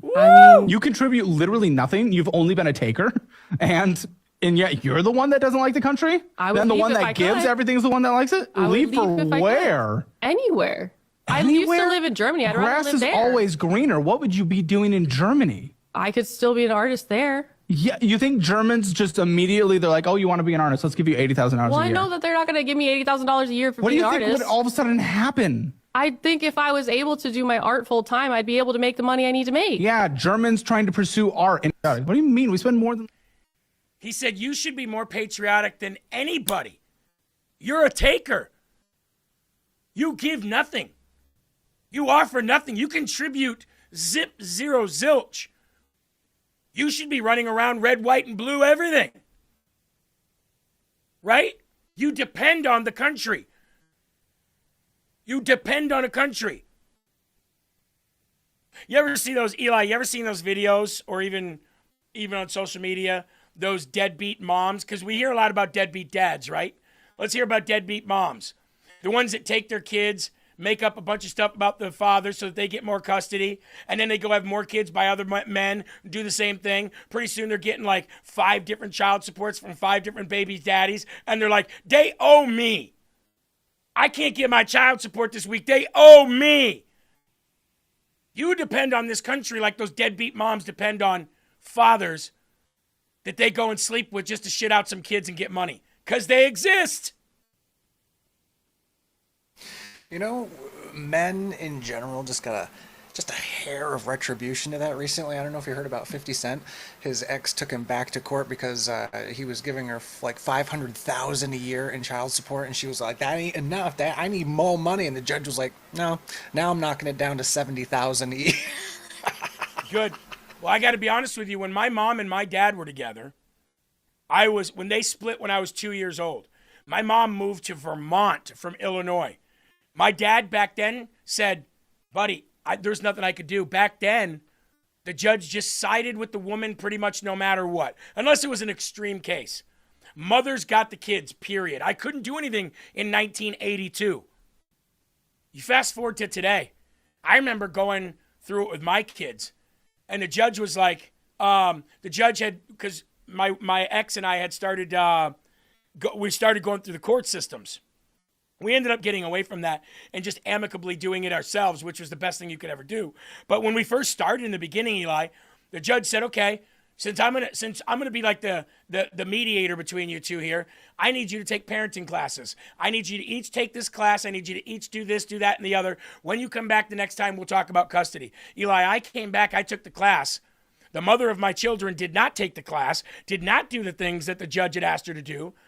And the judge said 50-50 custody is what I'm looking at, and no child support from the father to the mother. So what a change. And now you look back at what you just said, and now they're going in reverse and saying, okay, now you're getting less child support. And you know what? I agree. If child support were needed, 100%. But there's a lot of fraud, waste, and abuse out there in the child support system, just like there is anything else. Yep. Absolutely. Our system's been so freaking screwed up for decades now. There needs to be an overhaul of the entire system, if you ask me. Well, Jack Nicholson's Joker said, "I'm going to give this city an enema." So maybe that's what the country needs. Actually, we know it is. Finishing off here with Caleb Hammer. Art and failure, that always goes over well. All right, well, yeah. That was a pretty good one. Art and failure, that always goes over well. All right, well, yeah. That was a pretty good one. Yeah, he got him. At least they admitted it. Most of these losers don't admit it. You know what I mean? By the way, we just hit 3,600 live viewers here today. Thank you all very much. Jeremy, you are lucky. My husband got screwed and kids are brainwashed into not even talking to him. We have a son, so I see firsthand he's an amazing father. Well, hey, there's a lot of that going on. There's a lot of fathers that get shorthanded. You know what I mean? Especially if you end up in liberal districts with a liberal judge who hates masculinity. Oh, I know it still happens. 100%. I know it still happens. We got to, and you know what? You know what it comes down to? Fathers, fight that stuff. Do your best to fight it. Because if a woman is like that, she will always show what kind of a person she really is. Give her enough rope to choke herself, and she will. You know what I mean? But I don't really see a lot of deadbeat dads these days. When I was a kid, deadbeat dads came a dime a dozen. Oh, say that 5 times fast.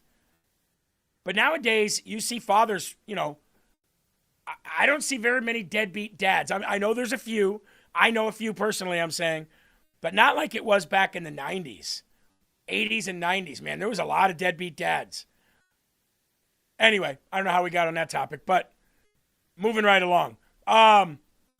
Because of the way these people talk, Tucker, Candace, these people who are allowed to be unchecked and say whatever they want about Trump, how bad he is, how bad the United States is, how he's a Nazi. Do you guys know Caitlin Bennett? So Caitlin Bennett interviewed a guy during the May Day protest the other day. I don't have it archived here for you. I just remembered it now. And she was interviewing this man who's probably about 20 to 25 years old. And of course, he's wearing like a, communist t-shirt and holding up a sign that shows Hitler, but with a blonde comb over, saying Trump is Hitler. And she said, "Did you learn about Hitler in school?" And the guy said, "Yeah."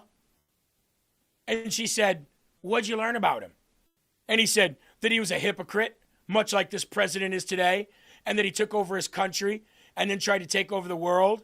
And she said, "Did you read that he, killed at a very minimum 6 million people at a very minimum, most likely about 10 million altogether, just straight up murdered you?" "Yeah, I learned that."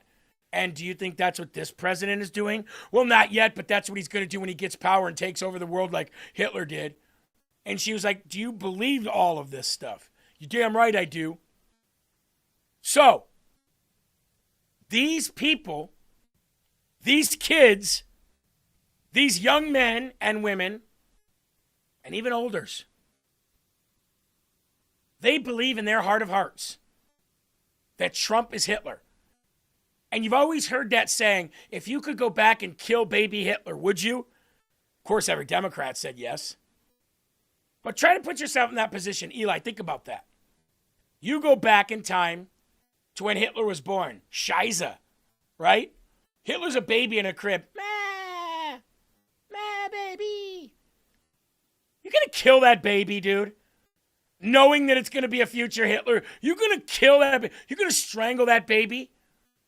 But Democrats will tell you, "Oh, yeah, I'd do it," because they don't have a problem killing babies. I don't think most people would actually go back and kill baby Hitler. You know what I mean? But see, these people, Eli, have been brainwashed to the point where they believe that that's what they would be doing. If they take Trump out, then they're doing the world a favor, and history will remember them as the person who killed Trump before he could become Hitler. Mm-hmm. Yeah, because it's actually a much deeper question when you get into the nitty-gritty of it. He hasn't done anything wrong yet. He hasn't done anything yet. He hasn't been taught hate. He hasn't been taught, genocide, all that crap.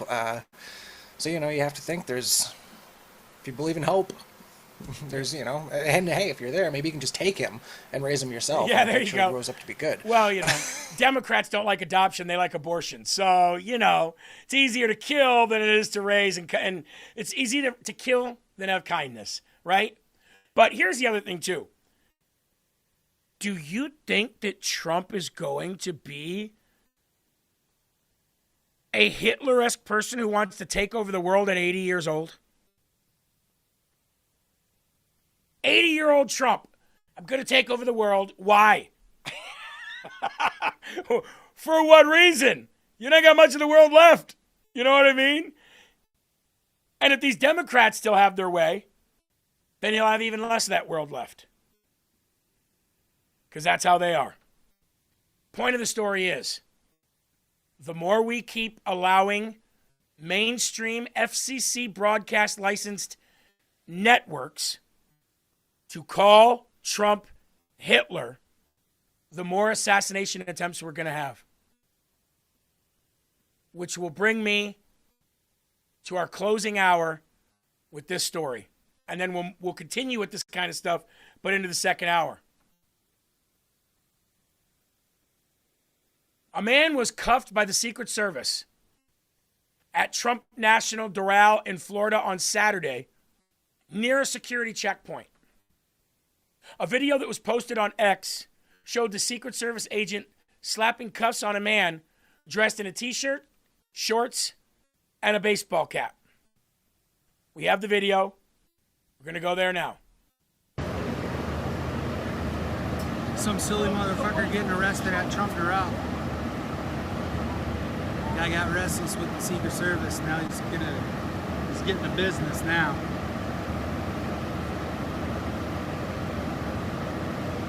Guess the Secret Service been put on notice. Set off the alarms.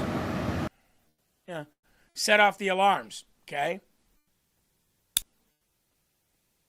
According to CBS News, the unidentified man at that time was arrested for disorderly conduct. According to Secret Service Miami acting special agent in charge Michael Townsend, a man approached the security area at the golf club around 4:15 p.m. He then became disruptive and failed to comply with lawful orders. Townsend said in a statement, the man made physical contact with a member of the Secret Service and was taken into custody without further incident. He said, the man who was not immediately identified, was arrested by the Doral Police Department and charged with disorderly conduct and resisting without violence. Quote, at no point did this situation impact the established security posture for the president's visit to Trump Doral National Golf Club by the Secret Service, Townsend said. President Trump was not at his club in Doral during the security incident. The president spent Saturday at Trump National Golf Club in Jupiter in Florida.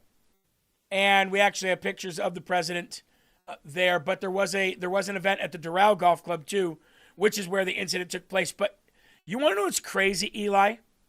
Is that back in the day, say 80s, even 90s, hell, if there was an assassination attempt on Barack Obama, you wouldn't see them out doing public events within a week. You wouldn't see them out at golf courses or in open air where it's very difficult to secure a president. Now, some might say, oh, look at President Trump putting Secret Service life in danger by going out there in the public when he knows there's a bunch of people gunning after him. While people with common sense say, that's my president, who believes in faith over fear, who walks with the armor of God, walks with his head out, his chest back, and his head held high as the leader of this country, who has no fear over somebody trying to kill him because God's on his side and spared his life multiple times. Which president would you want? Would you want a president who folds and hides because there's some assassination attempts on his life? Or do you want a president who goes out there and does the job that you hired him to do in the face of fear? I'll take the latter myself.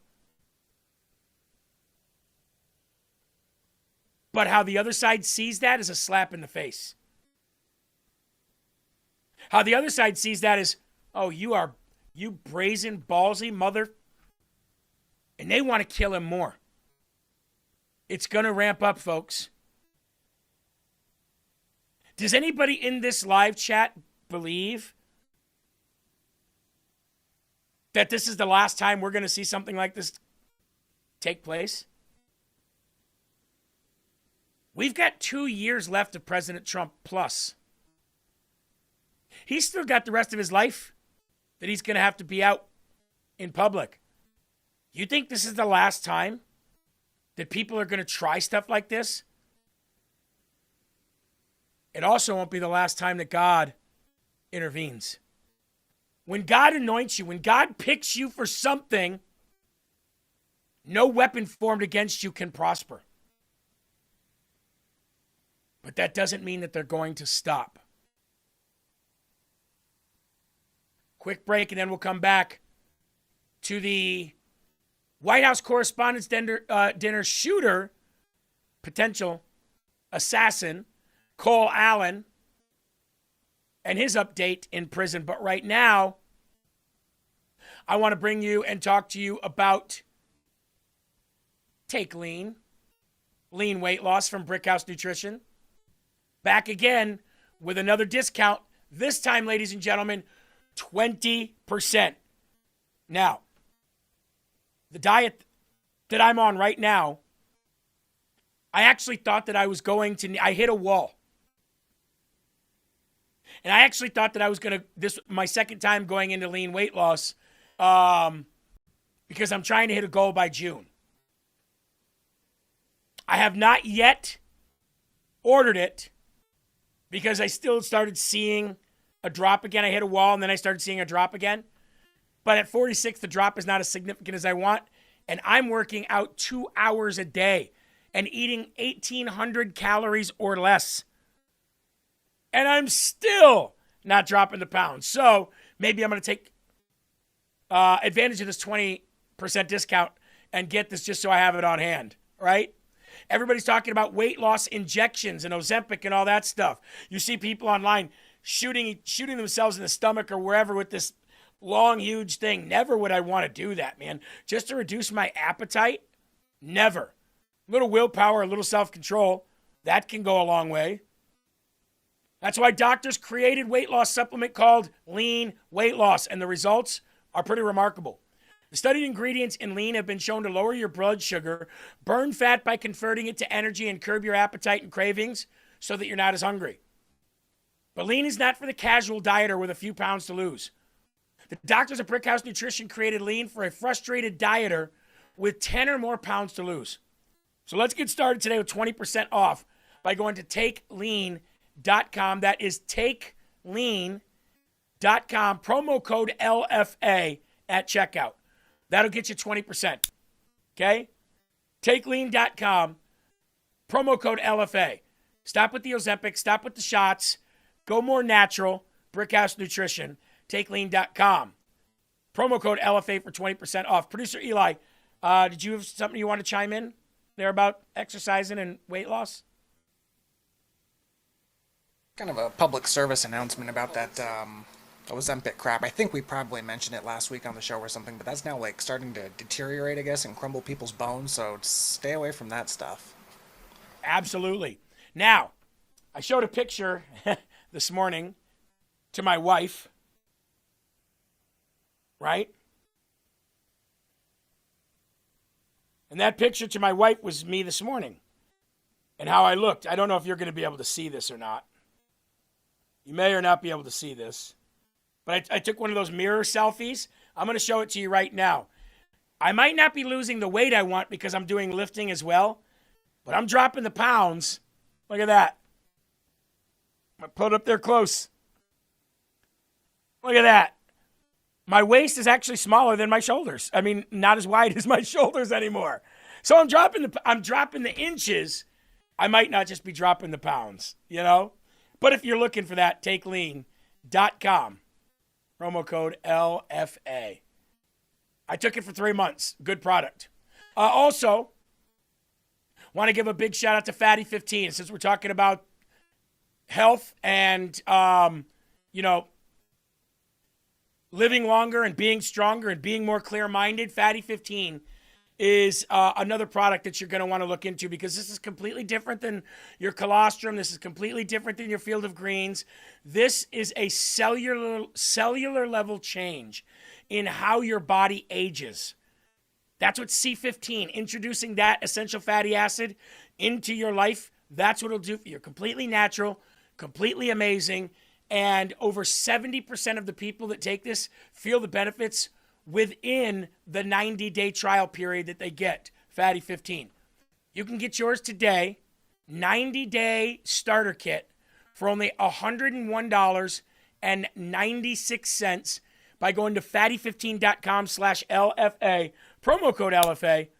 That's fatty15.com/LFA, promo code LFA.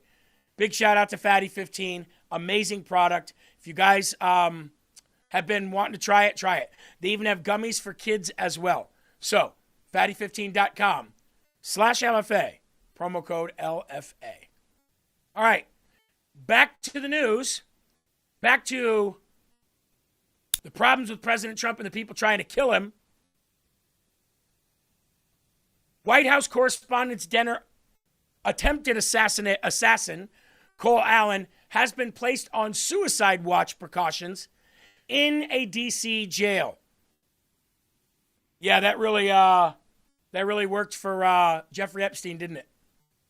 Cole Allen, the White House Correspondents' Dinner shooter, who was charged with the attempted assassination of President Trump, has been placed on suicide precautions in the D.C. jail.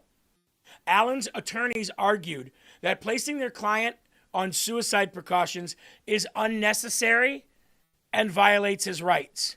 No, we're making sure that guy gets to trial. That's what we're making sure. Right, Eli? I mean, sure, but in today's day and age, I feel like when somebody's put on suicide watch, it's almost like a guarantee they're gonna die. Yeah, I'm sorry. Yeah. You're not wrong. It's like, oh, he's put on suicide watch, he's dead. Do you know what I mean? Oops, he's dead. It's like, quote, Cole Thomas Allen, Matthew Thomas Crooks, Cole Thomas Allen. Huh. Weird. Through undersigned counsel, respectfully requests his honorable court order the Department of Corrections at the D.C. jail to remove Mr. Allen from suicide precautions. End quote. Allen's lawyers wrote, quote, Mr. Allen's placement on suicide watch and suicide precautions amount to violations of his rights under the Due Process Clause of the United States Constitution. Eli, correct me if I'm wrong. There was a group of people that were also in that D.C. gulag that also didn't get their due process rights. And some of them even had cancer and needed medications and died because they didn't get it. They were beat, broken fingers, poked in the eye to where they lost vision, and much more. I can't remember the name of those people. You tip my tongue. It's like the M10thers or J20ers or something like that. Probably not important, right? Yeah, no, not that's, yeah, good for the goose, but not the gander, apparently, right? Allen's attorneys also claim that the Department of Corrections intake team who assessed the WHCD shooter did not note any suicide risk factors. Oh, I don't know. How about potential life in prison? How about the fact that somebody's going to get life in prison? Could that be a potential suicide risk factor? The attorneys whined that Cole Allen is not permitted to make phone calls and has no access to a jail tablet. Aww. You mean the guy that tried to kill Donald Trump doesn't get a phone call? And doesn't have a jail tablet? Okay, as somebody who's been to jail, what the hell is a jail tablet? As somebody who sat in solitary confinement for 13 months, 12 months scheduled, a month extra because I was a bad boy, got no phone call and no visitors? What the hell is a right to a phone call and a jail tablet? It's called prison. For a freaking reason, Eli. That's not all, man.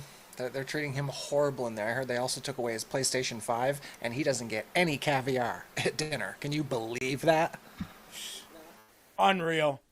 Unreal the way they're treating him. How dare they lock him up and take away his freedom? What the hell is a jail tablet? Is it a way for you to constantly keep in touch with somebody via social media? Can anybody please tell me what the hell a jail tablet is? Like, I get it. I know it's an electronic device like an iPad or something, but what does it do? Does it give you nonstop access? Can you post pictures of yourself? Here's me in my bunk. Here's me in my Sally's bunk. Here's me bent over in the shower.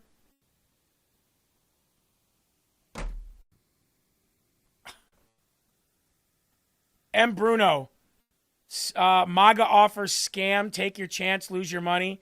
Just don't add your real number unless you want 20 spam calls a day, no product. M. Bruno, if you didn't get your product, it doesn't mean they're scam artists. I've got mine. How many people got the MAGA watch, the shoes, or the cross that got theirs as well? They were all from the MAGA offers. Suzanne just put a phone number in there, 855-550-6242. I would think maybe trying to call them, or maybe even me trying to get through to them for you, would be best without saying scammers. And if you don't want your number on a list, all you have to do is take your number off of a list or block that number. I don't get calls from them every day. So it must be that you had clicked on and didn't know it. I'd like to receive offers. You know how that happens with pretty much everything you buy these days? But we'll help you. You don't have to say, this is a bad sponsor. Buy at your own risk when everybody else has gotten theirs. Broseph says, I also get 20 calls a day. Take your numbers off of those things. Like when I buy something, I didn't know those were going to be, I don't know what those are on because I didn't have to order it. It got sent to me because I'm sponsored by them. But I did order something else through them, and I didn't click the, I clicked off the, every time I see a, may we contact you for text message or by email about offers, I click that off.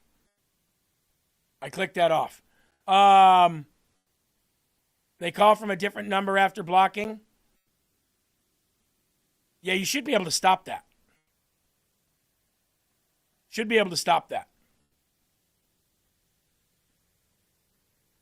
I got my cross, but I do get spam calls a day. There should be a way for you to stop. If you answer it and say, I'd like to have my number taken off this, they should stop if you're getting those. But good to know. If you have an issue getting your stuff, let me know and we'll reach out to them.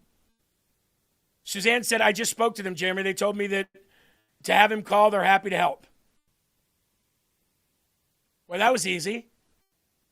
That wasn't easy to get through, huh? Well, definitely sounds like the way to do it. Give him a call, okay? So anyway, what's up, Eli? I took the liberty of looking up that pesky jail tablet for you. It looks like it was an old wooden ship used during the Civil War era. Called the Diversity.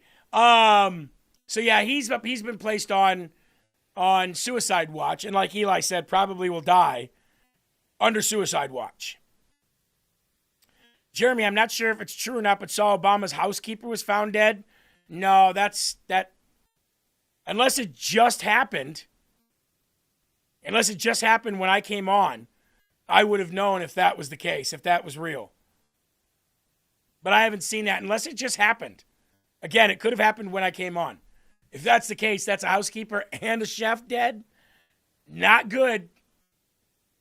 But we'll look that up for you. I want to take you to, I'm going to pin that, Suzanne, so that they have that number. There you go, folks. There's the number to call, okay? The assassination attempts. A flight attendant for Southwest Air posted 8647 and allegedly posted, "We need better assassins," following the failed Trump assassination attempt. Would you feel good going on Southwest knowing that there was people in charge of your very lives working on that plane that thought that? Exclusive today from Libs of TikTok that shows just how far the moral decay has gone. Meet Michelle Carpino, who according to her LinkedIn appears to work for Southwest Airlines. She allegedly posted, "We need better assassins," after the shooting at last week's White House Correspondents' Dinner, while also appearing to pray for the death of President Trump. Her social media also includes multiple anti-Trump, anti-MAGA, and anti-ICE posts. She also posted 8647, which some interpret as a threat meaning death to Trump. Our team reached out to Southwest privately and publicly for comment. They did not respond. Is anyone who's capable of wishing death upon someone mentally healthy or sane? What do you guys think? Would you feel comfortable with someone expressing this kind of violent rhetoric, being responsible for your safety at 30,000 feet in the air? Nope, I wouldn't. I was just typing in the chat. And a lot of these places, when you buy online, whether it be from any large place or small places, they have you automatically, you don't have to register to get phone calls or emails. you're automatically registered. There's little boxes to check when you buy. And you see this on Home Depot. You see this on Target website, Best Buy, anywhere. It's up to the purchaser, the customer, to click those off in a lot of cases. And if you get phone calls, answer them and say, please take me off this list, okay? And if they don't, say, I'd like to speak to a supervisor, take me off this list. But since then, that Southwest Air flight attendant has been grounded. So she's not on any pending investigation. So she's probably either going to get fired, or they're just doing this to try to let the calls coming in and the emails coming in subside a little bit. But if you're a Southwest flyer, I am not. If you are, reach out and say, I'm not going to fly anymore with your airline because of stuff like this unless I find out that lady's fired. Okay? R-Star said she should be in jail. Well, I don't think see, the difference between a regular person saying 8647 and James Comey saying 8647 is if you were a scumbag, you could go online right now and you could type in 8647 and post it. And guess what? You wouldn't be fired. I mean, you wouldn't be charged. You wouldn't be arrested. Why? Because A, it's freedom of speech. But B, you saying 8647 isn't a high-profile, highest law official in the land who is trained on the art of messaging, the art of dog whistling, and calling for violence. Me saying it could be said as a restaurant term. 8647 means get rid of him, I don't want him, vote him out. It's not a credible threat. Okay? Anybody can say it. But what you'll see from what Todd Blanche says a little later in the show, when we get to the segment about James Comey, is that they have more evidence than just the seashells on the seashore. That they have evidence that we don't have that connects what James Comey did to actually calling for the assassination of President Trump. It's a very different story than when you and I do it. Than when James Comey does it. All right? Now let's get to... oh, and by the way, there's a picture of that flight attendant in the cockpit of a Southwest plane. Now, again, they work on the plane. You know, it's probably just a selfie. Hey, look, I'm flying the plane. Ooh. But the fact that she's like openly calling for better shots, better assassins to kill the president, and she's got a picture of her in a Southwest captain's pilot seat, doesn't make me feel special or safe. California Vice Mayor Larry Lang posted 8647, coded threat against President Trump on state GOP page, and now there are calls for his resignation. Larry Lang, the vice mayor of Los Altos, anybody who live in Los Altos, and a member of more than half a dozen regional boards, left the comment 8647 in response to a recent California GOP post featuring Chairwoman Corinne Rankin discussing a gubernatorial debate.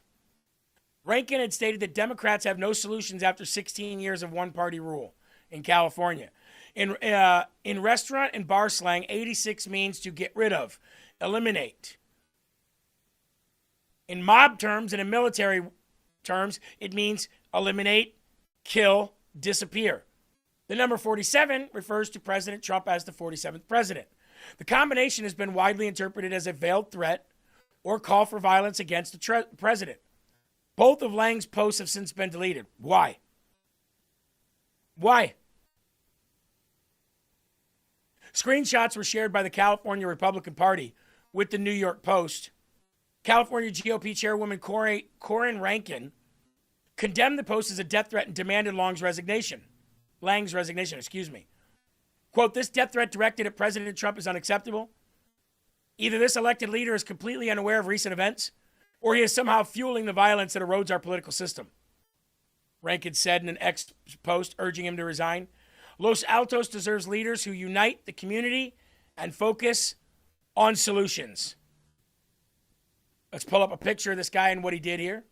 This is him. There he is right there. Larry Lang, folks, updated his cover photo on TikTok. He's since deleted it.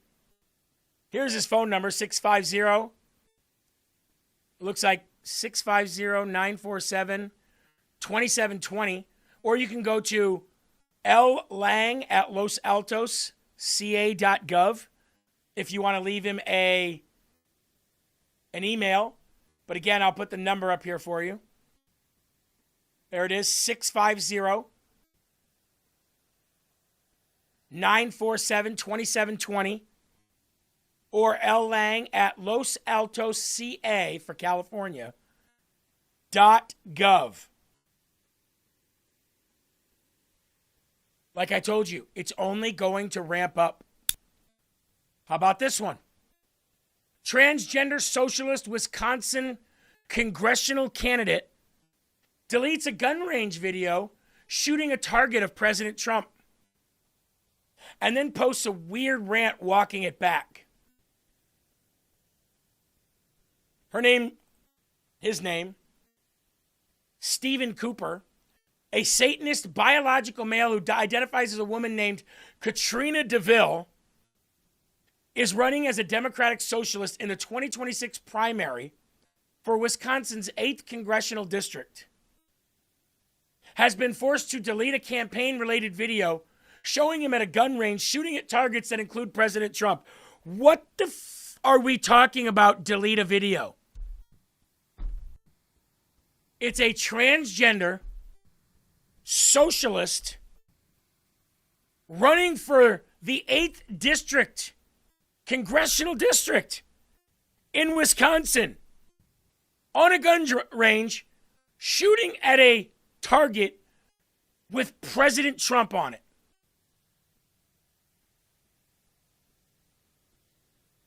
Cooper was subsequently banned from speaking at the Democrats' 8th party congressional district convention being held this weekend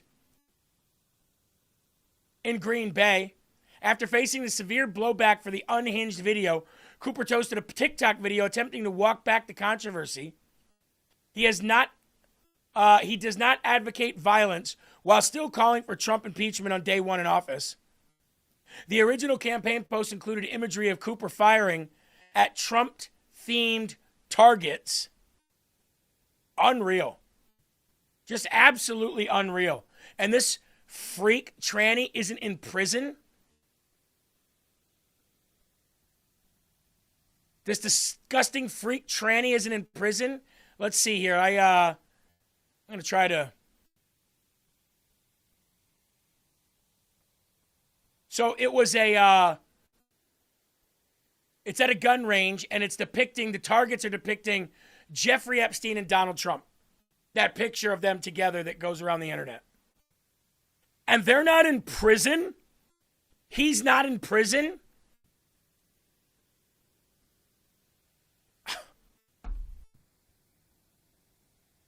That's a screenshot of the TikTok video that was taken.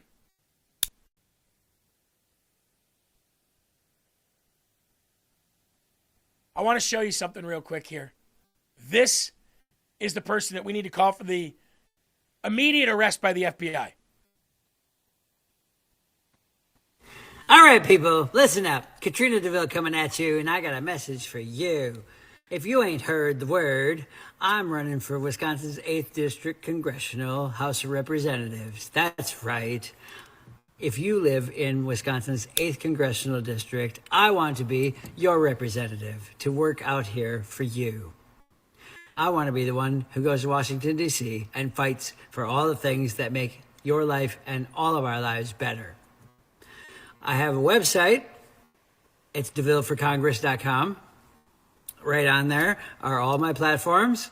If you'd like to see what I'm all about and what I believe in, They're right there, black and white. You can read them any time of day you want.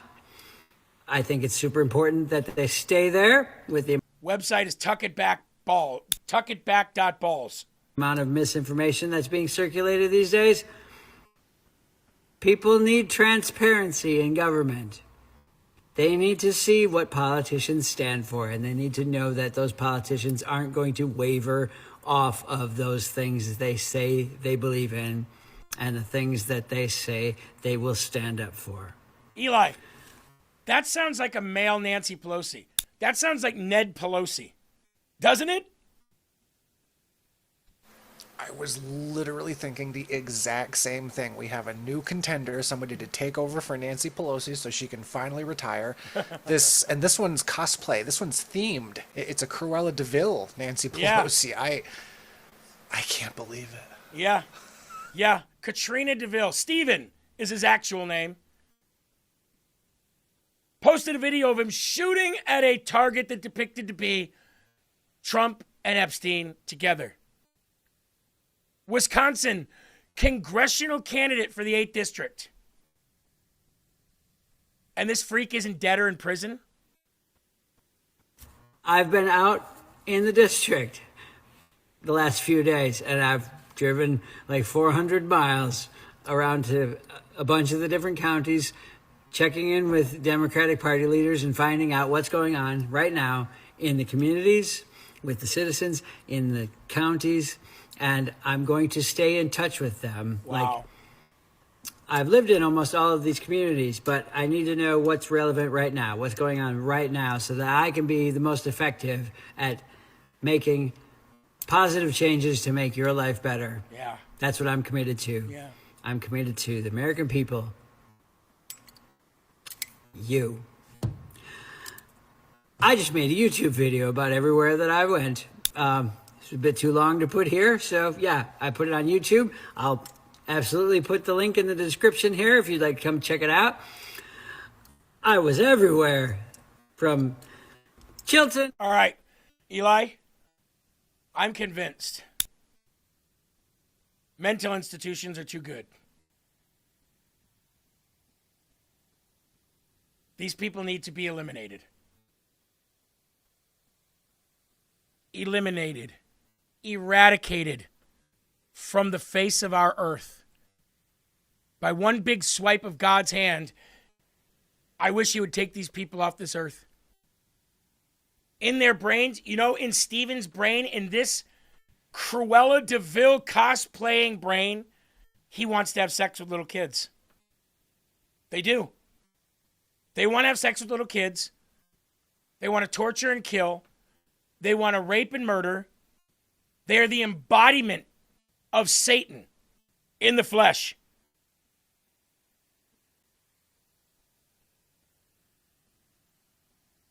I don't know what to say, man. Why that person is walking the streets of Wisconsin today is freaking beyond me. That's what I've been saying, man. There needs to be consequences. There needs to be... He should have done his dictator thing. He should have called martial law by now, because every freak like that who slips through the cracks makes it okay, makes it okay, makes it okay, and they just keep getting further. They just keep getting further, and that's not us winning. I don't care how authoritarian it seems. Just do it, and do it yesterday. That thing right there, it's like the overbearing aunt that shows up to family functions and gets hammered and makes you feel really uncomfortable about anything you say. Not that I don't have one of those. I don't have one of those, but you know what I mean. This has gotten too far. Yeah, I don't mince words when it comes to people like this or Muslims. We're not done. A Pennsylvania Democrat Senate candidate, Raymond Chandler, has been arrested for threatening to kill President Donald Trump. What is this, Eli, the fourth story today now? Of Democrats threatening to kill President Trump? Since the White House Correspondents' Dinner? Pennsylvania Democrat and Senate candidate Raymond Chandler was arrested for threatening to kill President Trump and members of Congress. Chandler left graphic, threatening voicemails detailing how he would kill a congressman and his daughter. According to the affidavit, Here's one of the threatening messages he left to an unnamed member of Congress. Viewer discretion is advised.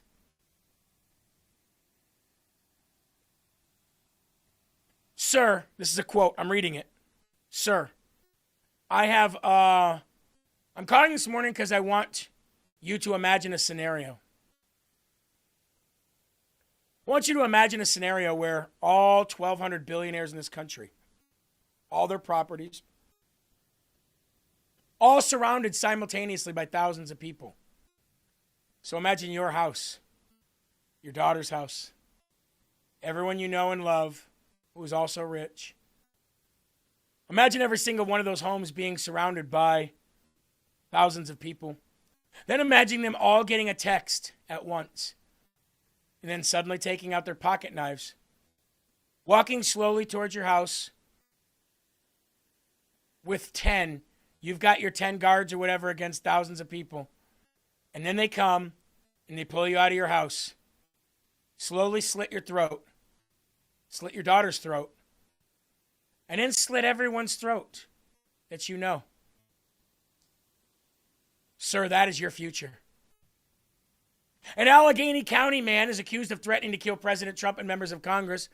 An FBI spokesperson confirms Raymond Chandler was arrested by the FBI in Pittsburgh and the Secret Service Friday morning. Court documents filed in the U.S. District Court of Western District of Pennsylvania and obtained by Channel 11 local news gave insight into the threatening statements Chandler is suspected of making. According to the affidavit, Chandler left a voicemail on April 18th to an unidentified member of Congress talking about that story that I just read for you verbatim, quoting exactly what the message said. He was running for U.S. Senate in 2028. And you know who he was going to run against? What Democrat do you think is poised to lose in 2028 if they run as a Democrat?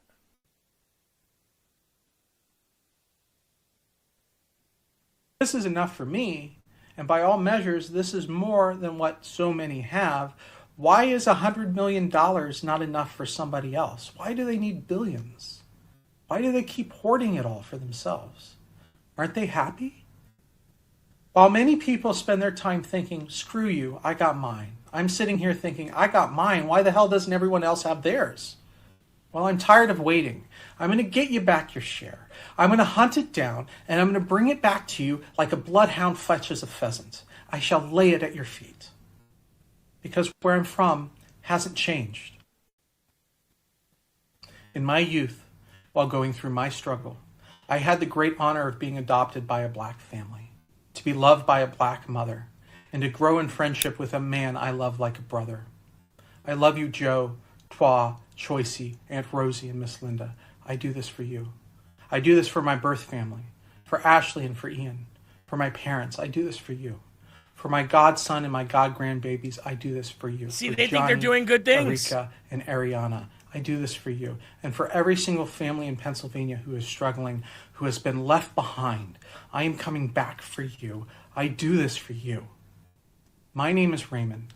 I am a Quaker, a Christian, a Buddhist, and a follower of the way of Hermes. And I come as a sword.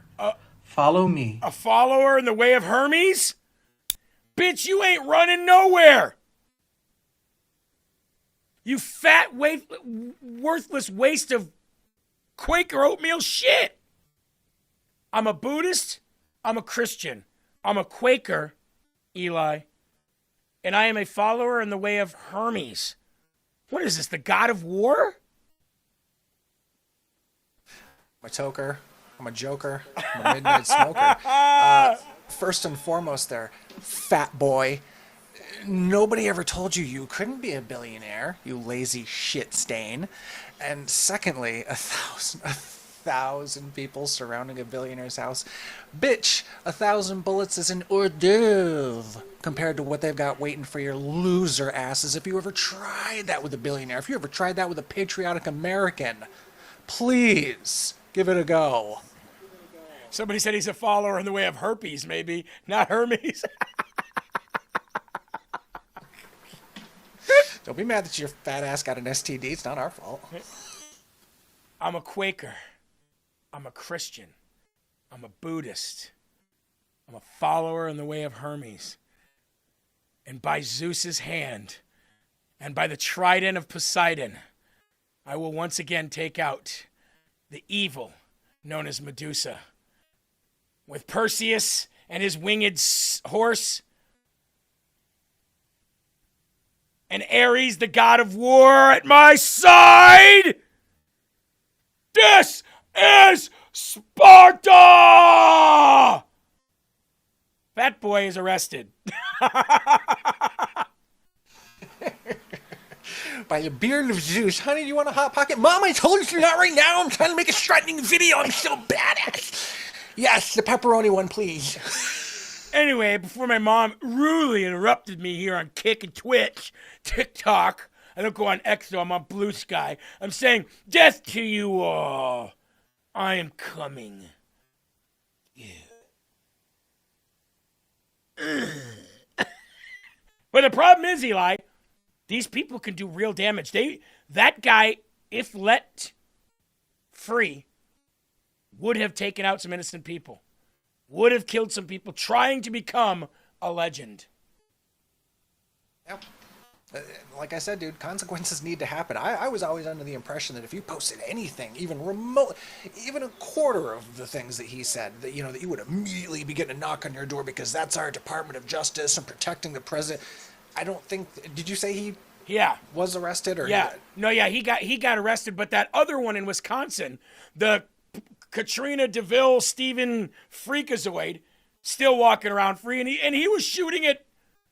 I don't think he was shooting at targets. He edited him at the gun range, edited the targets in there, depicting himself. But still, same shit, different wig.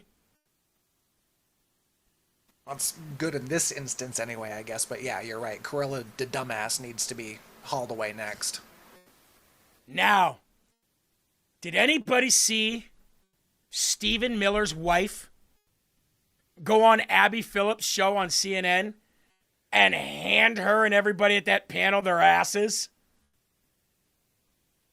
You think Stephen Miller... You know what, Eli? Without any further ado, it's Miller time. But it ain't Stephen. It's his wife. And you know what you don't want to do, Eli? You never want to piss off a good man. And you never want to piss off a good man's wife. Because she will come at you like a pack of lionesses, bro. We'll call her Miller Lite. There you go. It's Miller Lite time, although she didn't go light on Abby here. Speak freely. It's about whether someone like Tucker Carlson, who is a very powerful force in the conservative movement. You host people on your show all the time who call my husband and myself a Nazi. So how is that any different from Tucker Carlson going on Nick Fuentes having Tucker Carlson on his show? It's not different. He's actually a Hitler admirer. Nick Fuentes is actually a Hitler admirer. But he literally is not a good human being. That is a different thing. Excuse me, you have Jennifer Welch on your show very often, and you've never pushed back as she has called my husband a white nationalist. Hold on. That is no different than Nick Fuentes going on Tucker Carlson's show. It's not, and you should admit it. Well, hold on. How is it anything similar? It's not remotely similar at all. Nick Fuentes sits around and says that he likes Hitler. How is that similar What does Katie have to do with it? What does she have to do with it? She has nothing to do with it. Literally nothing. Scott, Katie is the person who just said to me that it is comparable to say that Nick Fuentes, who is literally a neo-Nazi, is the same as somebody, a liberal, who has an opinion, who is not a neo-Nazi. They are not a hateful opinion. The same. How do you want? Excuse me. Let's go back to the point one more time. But Nick Katie, Fuentes can espouse an opinion on the Abby needs to shut her mouth. It is not and he didn't push back the same way you didn't push back when someone called someone in my family a Nazi. Hold on a second. It's not different. Hold on a second. It's not. If someone comes on this show and says, I love Hitler and I admire what he did, they would never, first of all, I would never invite them on the show and they would never be invited back. So those two things are not the same thing. But yet you've gone on Jennifer Welch's podcast. It's the same thing. They are not the same thing. What I think is so, what I find so, but Katie, but hold on, Katie. No, do you believe that Jennifer Welch has a right to say something negative about your husband? The same way Nick Fuentes has the right to say what he wants to say. So you think that it's okay? Hold on. Do you think it is okay for Jennifer Welch? Is she allowed to say something negative about your husband? Absolutely, and it's your job as a moderator then to push back. So that's the first thing. It's the same way you're asking Tucker Carlson to push back against Nick Fuentes. But hold on, Nick Fuentes. Absolutely. Is it not different? Nick Fuentes is espousing. He's not describing someone else as a Nazi. He is saying, I admire Nazis. You don't think that's a different thing? Do you believe my husband's a Nazi? You allow someone on your show to say it. Do you think those things are different or not? I don't think anybody around this equitable comparison. So listen, for Nick Fuentes to go on Tucker Carlson's show as you to have people to have on your show. You are making a comparison of two things that are not in any way the same. I acknowledge that and listen, when it's people happened more than once, Abby. But hold on. At one point, it's a common occurrence. When people say their opinion, I'm gonna play the rest of this. There's only about a minute left, Eli, but I got to stop here. Okay. This is exactly what people should be doing. What Stephen Miller's wife is doing here is exactly what people need to be doing everywhere now. They need to be holding these hosts accountable and saying, you're lying. You know it's the same. I don't care what you say. But here's another thing, too. Wait. No. Katie, Scott. At some point, earmuffs, kids. At some point, Eli, somebody needs to say, bitch, shut your mouth. And if she still goes, Katie, Scott, Katie, Scott, everything on that table needs to end up on the floor. And that chair needs to go through the back TV that gives us a backdrop. And say, now clean your studio up. It's a mess. And walk out. But this is a start. It's about time somebody starts going on these shows and holding these people accountable for what they say. Absolutely, dude. First and foremost, I absolutely loathe that show and shows like it, where it's just a bunch of nobodies, for the most part, sitting around hammering. It's like another View. They just sit around throwing out their opinions, and they talk over each other, and they're arguing. But that condescending tone from that Abby scumbag mother effer, shut up. You're not sitting here. You're not the moderator of this whole thing. You asked a question. Shut the f up and let her answer the question without you saying, "Oh, okay." She peeps out one word and then she goes, "Okay. Now I also wanna." Shut up. I know. Oh, I know. I don't endorse them, but I also am not responsible for their opinions. So doesn't that apply to Tucker Carlson? That is different from a person themselves describing themselves as a hate monger. Is Tucker Carlson responsible for Nick Fuentes' opinions? But hold on a second. I am also not a Republican Party official or a Democrat Party official. Neither is and Tucker so I'm Carlson. asking you about you as a Republican and who you think is the leader of your party, right? Right and now it's President Donald Trump. And I'm asking your opinion, okay? If you think that J.D. Vance is that person, do you think that he should be sitting at a table and nodding along with Nick Fuentes, yes or no? I don't believe J.D. Vance has ever sat and nodded along with Nick Fuentes. Do you think it is okay for J.D. Vance to think it's okay for Tucker Carlson to sit and nod along with I think it's okay for Tucker Carlson to have Nick Fuentes on the show, the same way you have people on your show who espouse similar views. Hold on, that's all I asked you, and we can just leave it at that. Because at the end of the day, that is what the Republican Party has to decide.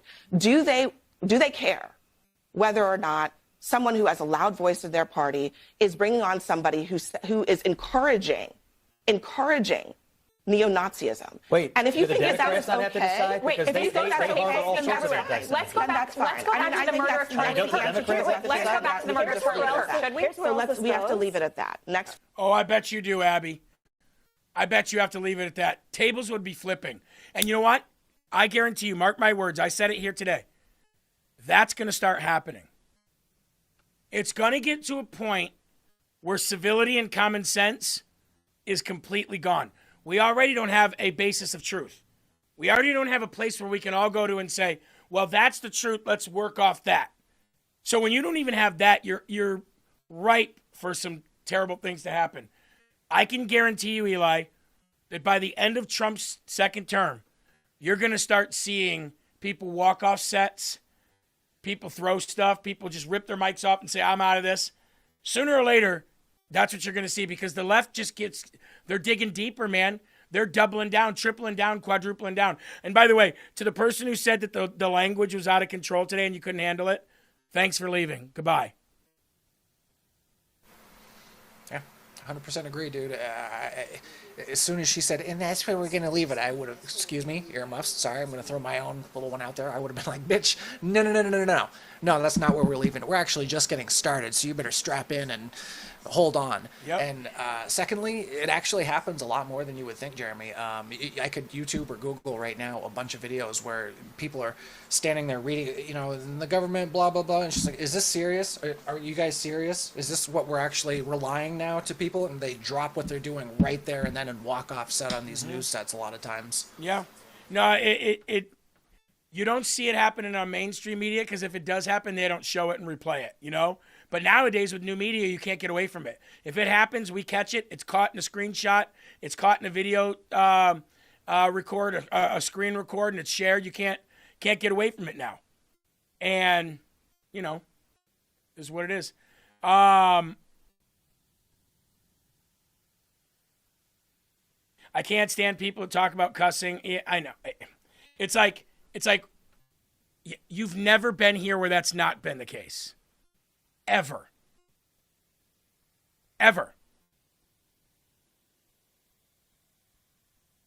Joy of the Lord said that is what the agenda. They want us all against each other. That's why so I 100% agree. And this is going to sound counterproductive, but that's why you got to strike first. We can't wait to counterpunch anymore. We got to do the striking. We got to go on these channels, on these shows, and be like, oh, thanks for inviting me on. What are we going to talk about? Oh, we're going to talk about Iran today. Okay, great. And then as soon as you get on there, start talking about how much everybody lies. These people are all liars. That's all they do. They professionally lie to you. And as Abby's going, like if I'm there, I'm looking at the camera, and Abby's going, Jeremy, and I'm just not going to listen to her. And I'm looking at the camera, and I'm going to say, Abby Phillips lies for a living. She comes on here, she does half-truths, she gives you just a little bit of the truth, and then she twists it.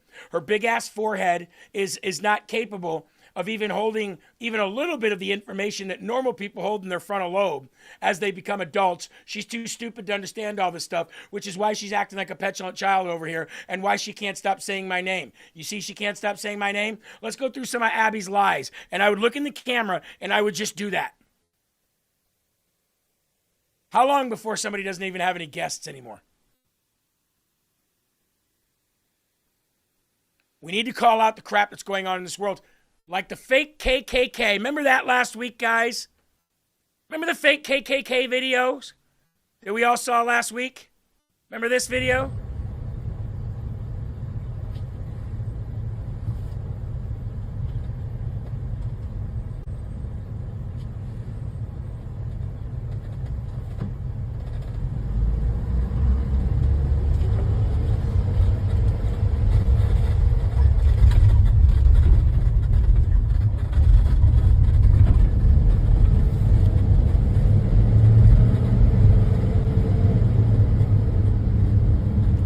Told you last week, ain't no way that's real. Ain't no way that this is real. This was staged. This was Jussie Smolletted. This was all fake. This is coming out right after the SPLC crap. It's all staged. It's all fake. Well, that's exactly what it was. That's exactly what it was.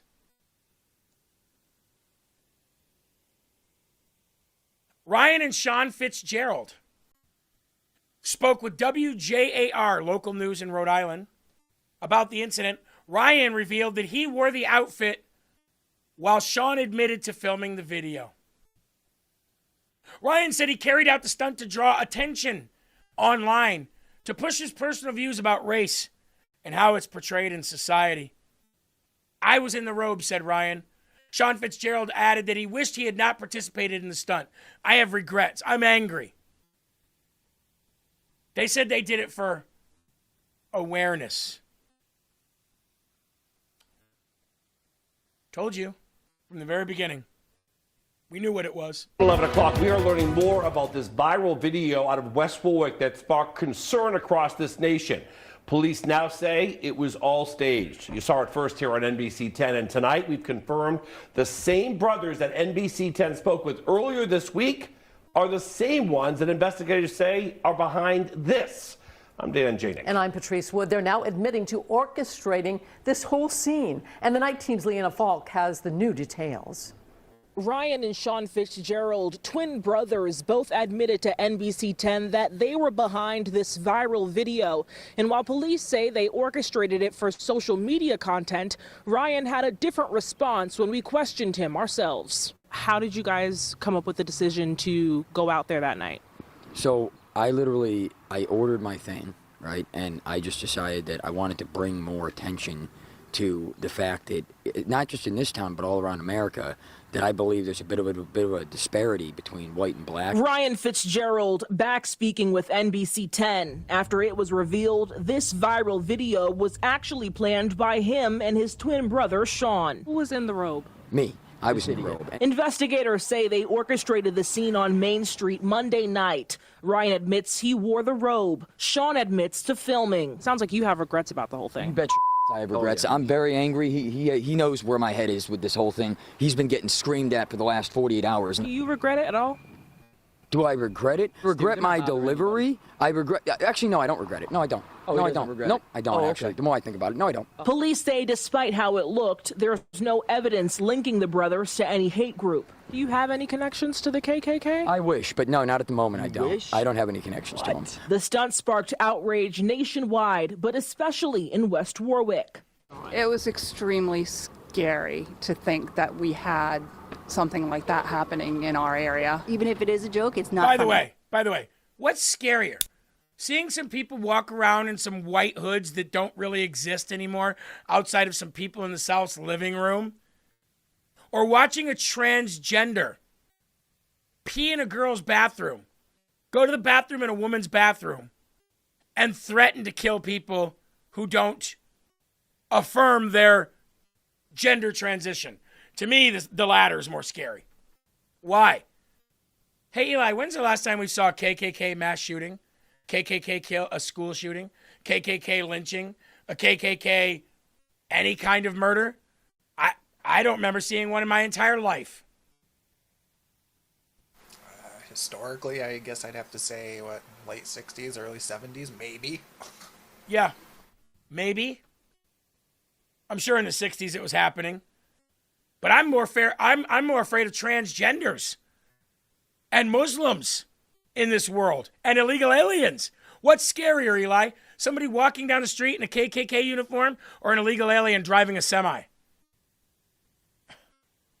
Oh, with no question in my mind, an illegal alien driving I don't know what it was, 17, 18-ton killing machine with no license and no, I cannot read English. Yeah.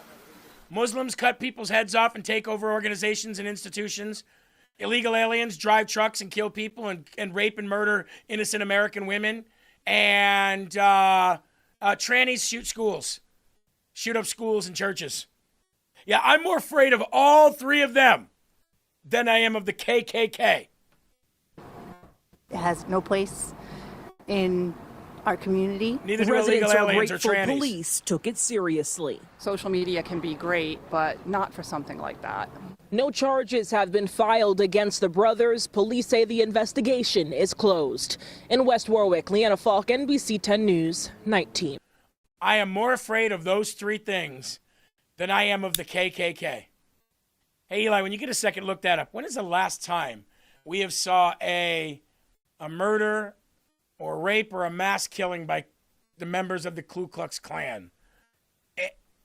To be honest with you, I don't remember hearing of anything in my entire life. 46 years, I don't remember seeing or hearing anything other than stories of it happening somewhere in the past. I'm sure it has, but not enough for me to be afraid of it, I'll tell you that. What do you got? Strangely enough, looks like March 21st, 1981 was the lynching of 19-year-old Michael Donald in Mobile, Alabama. I do remember hearing about that when I was a kid, so I do remember hearing about that. I'm wondering if it was even KKK, though, who did it. I'm sure it was, but you never know with the media these days. It could have just been white Southern people, and they're like, oh, they're part of the KKK. I'm not saying they didn't align with the KKK, or even that they weren't, but I'm just saying anybody who does something, they're saying that's KKK. Because the Democrats, even though they started the KKK, still use that today. Jim Crow and the Ku Klux Klan and Hitler. It's like, All people and things you loved. What are you talking about, Democrats? All people and things that you loved. Now, moving into an actual shooting, Oklahoma last night. Multiple people shot in a mass shooting in Oklahoma at a campground. Imagine that. Imagine that. Going into summer, take your family to a campground.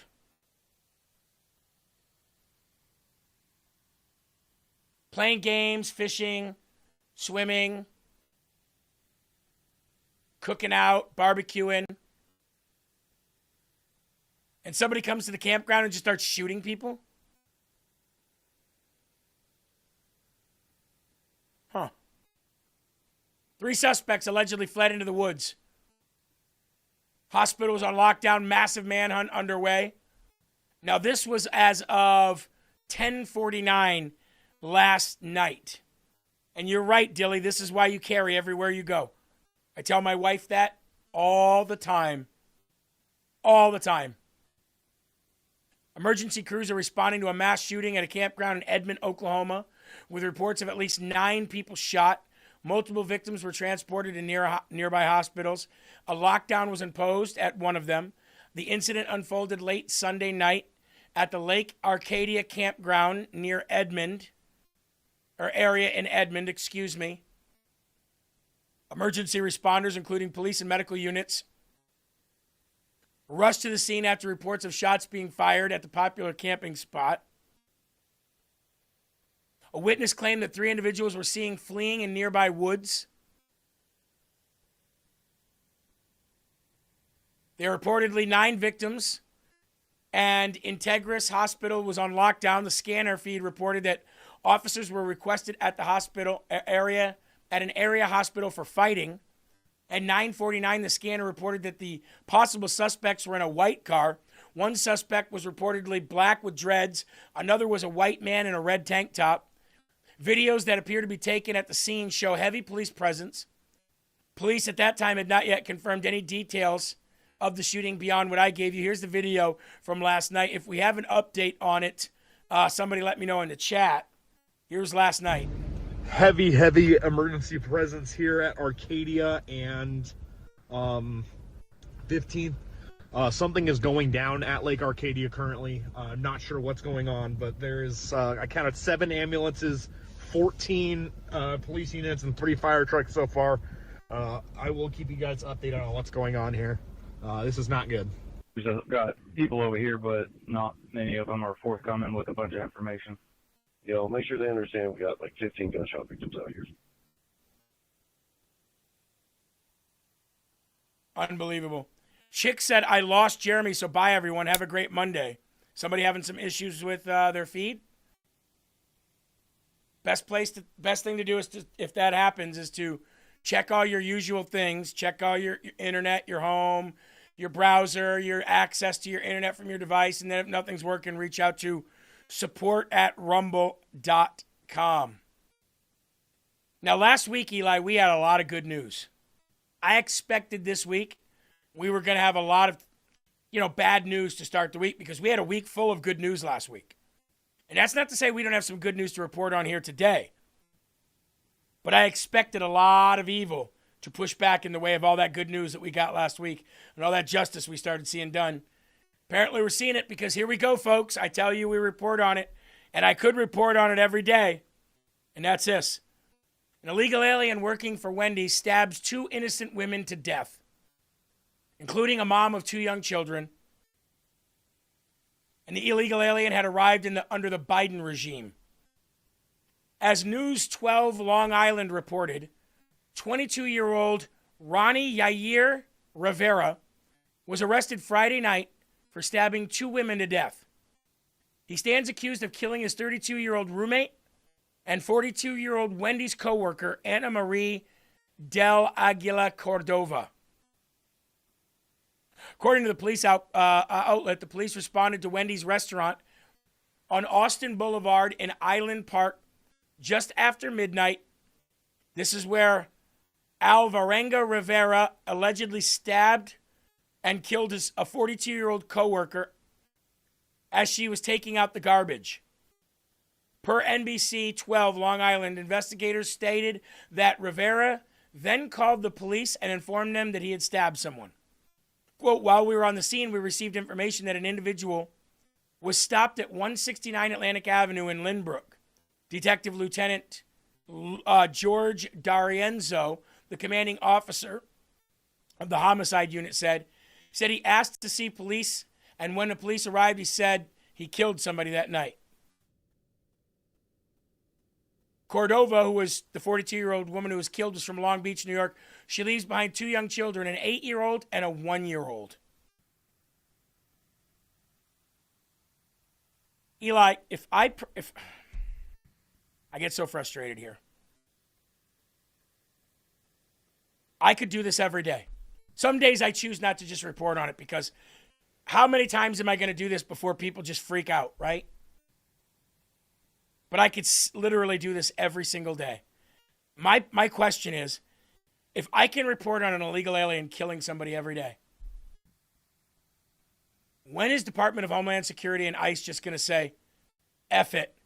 We don't care who gets involved. We don't care who we got to kill who does get in the way. We are deporting 10,000 people a day from here on out. Hell, take Spirit Airlines. Buy it up. Have the government buy Spirit Airlines. Turn it into Deport All Illegals Airlines. Right? DAI, Deport All Illegals Airlines.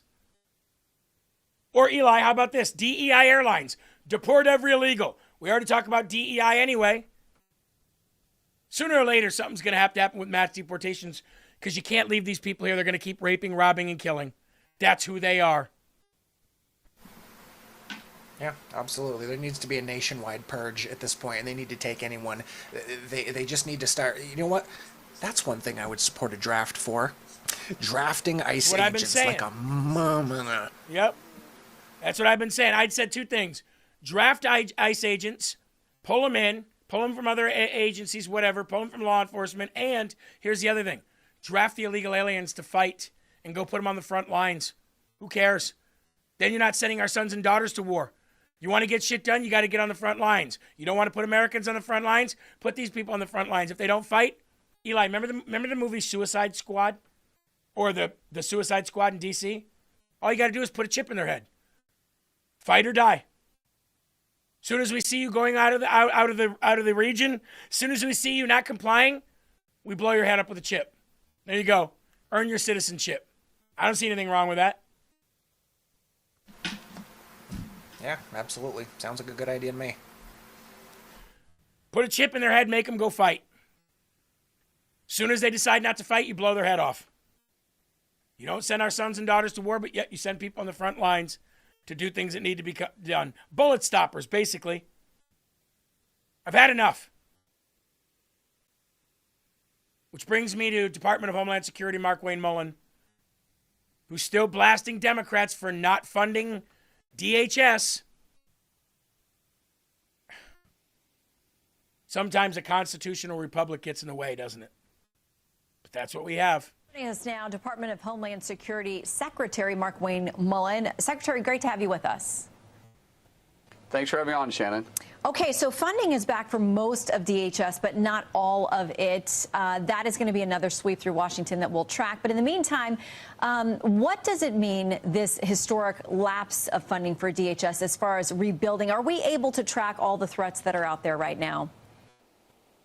Well, after 76 days of shutdown, which is an historic shutdown, longest government shutdown in history, it's going to take some time to recover. I mean, were we able to still be mission capable? Yes. Were we able to pick up everything that was being brought to us? No. I mean, just for an example, we had 500 electric bills throughout just the Coast Guard that was in default, and in some cases we were having to have the State Department and DOW pay the bills. Our gas cards throughout the department, throughout 22 components, was getting turned off, and we was having to have different agencies pay those bills for us. And so we were also having a tremendous amount of morale issues. So we had a large turnover. Just in CISA, we're down 1,100 people. TSA was down 8%. Which which typically we have about a 4.6% turnover there. We have agencies that were almost completely furloughed. And so now we're getting back up to speed. I'll use one more example, too. In the Coast Guard, they have one agency that does nothing but license barges and vessels for United States waters. They're 18,000 vessels behind, and even if we did nothing but just work on the vessels behind, it would take us till the end of July to get them licensed and back on the water. That's going to have a huge impact on what happens throughout transportation, what happens with recreational vehicles, and this is all because the Democrats wanted to have open borders and allow criminals to flow freely on the streets, and it makes absolutely no sense, Shannon. But morale is high, and we're laser focused on delivering for the American people, protecting the homeland. And I want to get to some of the things they'd like to see changes and the reforms that you're going to fight over. But in the meantime, somebody you used to serve in the House with, Congressman Benny Thompson, he's the ranking member on House Homeland Security. When he was asked this week if they are gunning for another shutdown come fall, he used the word absolutely. So how do you hire and retain people with that looming over their heads potentially? Well, we can't argue with crazy. And for anybody that's a ranking member of Homeland that understands the threats, that I have been able to brief, been able to get to the SCIF, talk to people that want to listen about the real threats facing the Homeland, for him to say that as ranking member is reckless. And he's not actually doing his job. He's having more political theater because he's pandering to his base. Because Representative Thompson, he knows good and well the true threats that we deal with every single day in the Department of Homeland. And I at sometimes, or Shannon, sometimes you just have to go around individuals like that because you can't argue with crazy, but we're still going to do our mission. And thank goodness we have people that believe in our mission. They're willing and wanting to come to work because protecting the homeland, that's the greatest, that is literally the greatest mission inside this nation we get to do is protect my yard and, by the way, even his yard. All right, well, the way to do that is to ramp up ICE deportations, number one. The second thing you should do is, you know what? Danes, I emailed them, no response. I ordered that day and not received it yet. Danes, call them. That's what somebody else said they just did in there too. Call them and let them know. I think Suzanne put the number in for you. Otherwise, I'll have to do that same thing for you anyway. So I would just call them, say I ordered it, what's going on. Somebody just said there was a 2-week delay because they'd run out. So if that's the case, sorry for the delay, but that's what somebody else had just said. So, but I got mine. I didn't have to order mine. They sent me mine because I'm doing the product for them. So I didn't go through the same process you did. You're very welcome, Danes. Thank you. Thank you. All right. Well, we do got some good news. Do you guys remember Mahmoud Khalil? The kid that was here going to, where was it, Columbia or something? The illegal alien that was former Columbia student.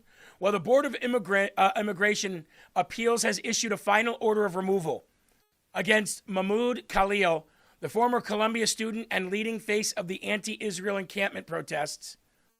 Khalil, a Syrian national with legal permanent resident status, is facing his deportation after the BIA denied his latest appeal. This is a major win for the Trump administration's crackdown on non-citizen activists accused of supporting terrorism and disrupting the U.S. campuses. Deportation is not immediate due to ongoing federal court proceedings, but the process has advanced significantly, and the Board of Immigrants has issued a final order of removal for Mahmoud Khalil. And if you don't remember what he looks like, I will enlarge this here for you so you can see this on a side-by-side screen with me. Here he is right here.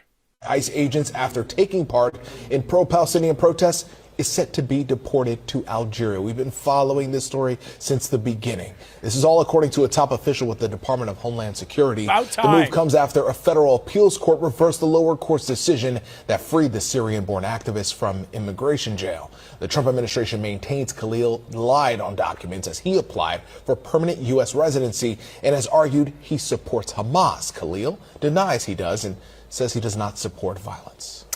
The university graduate student arrested. So, Algeria is final designation is Algeria. And we'll just say this to him. The Board of Appeals says it's time to go. And the Board of Immigration says it's time to go. It's time to go. Get your ass out of America. I wanna see you out that door, baby. Bye, bye, bye. And Bruno said, I can't believe how many millions we spent on this guy. Dude, I know. All this bullshit. All this, you got to go through this appeal and this appeal and this appeal. Just get out. Ask for forgiveness, not permission. Get them out. Stop listening to judges. But the minute we stop doing that, it's not like they're going to not do it anyway. If the Democrats ever got in power, they're going to do all that stuff anyway, right? They're going to lie. They're going to cheat. They're going to commit fraud. They're going to try to kill. That is what they've always been. And unless we make them change, they're going to get worse. Okay. Hey, I won your free shirt and hat. Was wondering how long does it take to get it? And are they supposed to contact me? Michael, if you sent in your name, address, and all those things that you were supposed to send in, you'll get it. We'll get it out to you. Sabrina still has to come in today and send out more orders. We don't send them out the next, that day or the next day.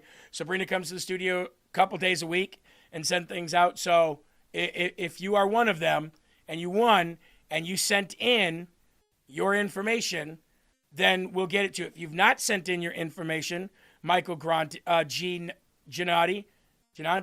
then send in your information to Eli. Eli, did we get it? Yep. I got everybody except one person, actually. Thanks for bringing that up, Michael, but I did get yours, definitely. The only person I haven't heard from, I don't know if they've been in the chat today, it's like Crinklewall, like CRINCLWLL. That's the only one I didn't hear from. All right. And just like with donations and everything, if we get donations for you, it's coming. If we get freebies, if you got freebies coming, they're coming. You just got to be patient with us and the post office, because the post office sucks. I think we all know that. Not the workers, but the post office. More Democrat fraud. Ready for this? CNN, out of all places, grills Michigan U.S. Senate candidate Mallory McMorrow on her cache of deleted tweets and questionable residency timeline. Now, we all know it's illegal to vote in one state and live in another, right? Well, apparently this girl did not get the memo. And she is a candidate for Senate in Michigan. Let's see how this went. Let's see. Do you believe her? Dig a little bit deeper here, because the K-File report showed that you wrote in your 2025 autobiography that you, quote, relocated permanently to Michigan in 2014. But there are social media posts of yours where you describe yourself as a California resident in 2016. And the reason why this is an issue is because you voted in June 2016 Democratic primary in California. And I don't need to tell you, but of course, you're required to vote in the state you're a resident of. So why would you be voting in California 2 years after moving to Michigan? So we decided to move to Michigan in 2014. I was still working in Southern California. My then boyfriend, now husband, was working in Michigan. Like a lot of millennials, moving takes time. It was a 2-year process to finally settle in Michigan. And I registered to vote in Michigan in August of 2016 and voted in the general election in November that year. But you wrote you relocated permanently in 2014. And you also posted an Instagram post that you had moved out of California, and that was before the June 16th primary in that state. Should you have voted in the 2016 primary in California? We still had our place out in Southern California, and as I mentioned, we had multiple jobs. Moving is ugly. I wish we could have just up and moved in one fell swoop, but that's not the case, just like it is for a lot of people. Because you had criticized a Twitter user in 2024 for voting in Michigan after moving to California. You called it illegal then. Yeah, absolutely. If you are doing that intentionally after moving permanently to a place, that is illegal. But in our case, it was a 2-year process. And when I was finally a permanent resident in Michigan, that is where I registered and that is where I voted. Okay, so it sounds like you shouldn't have said you relocated permanently in your autobiography. We made the decision to permanently relocate, but it does take time. And yeah, could have worded it a little bit differently. I want to dig a little bit deeper here. Yeah, they always got an answer for everything, don't they? When we do it, when somebody on this side does it, that's illegal. But when they do it, well, it took 2 years to move. did it? Took 2 years to move after you made the decision and secured a place? 2 years? This wasn't like it was a second home that you decided to move into and you kind of had to migrate everything from one place to another. You moved. And in your autobiography said made the permanent move to an entirely different state. But that took 2 years? And you still voted in the state that you didn't permanently live in for 2 years? Now, if Pam Bondi was here, she would say, nobody is above the law, right?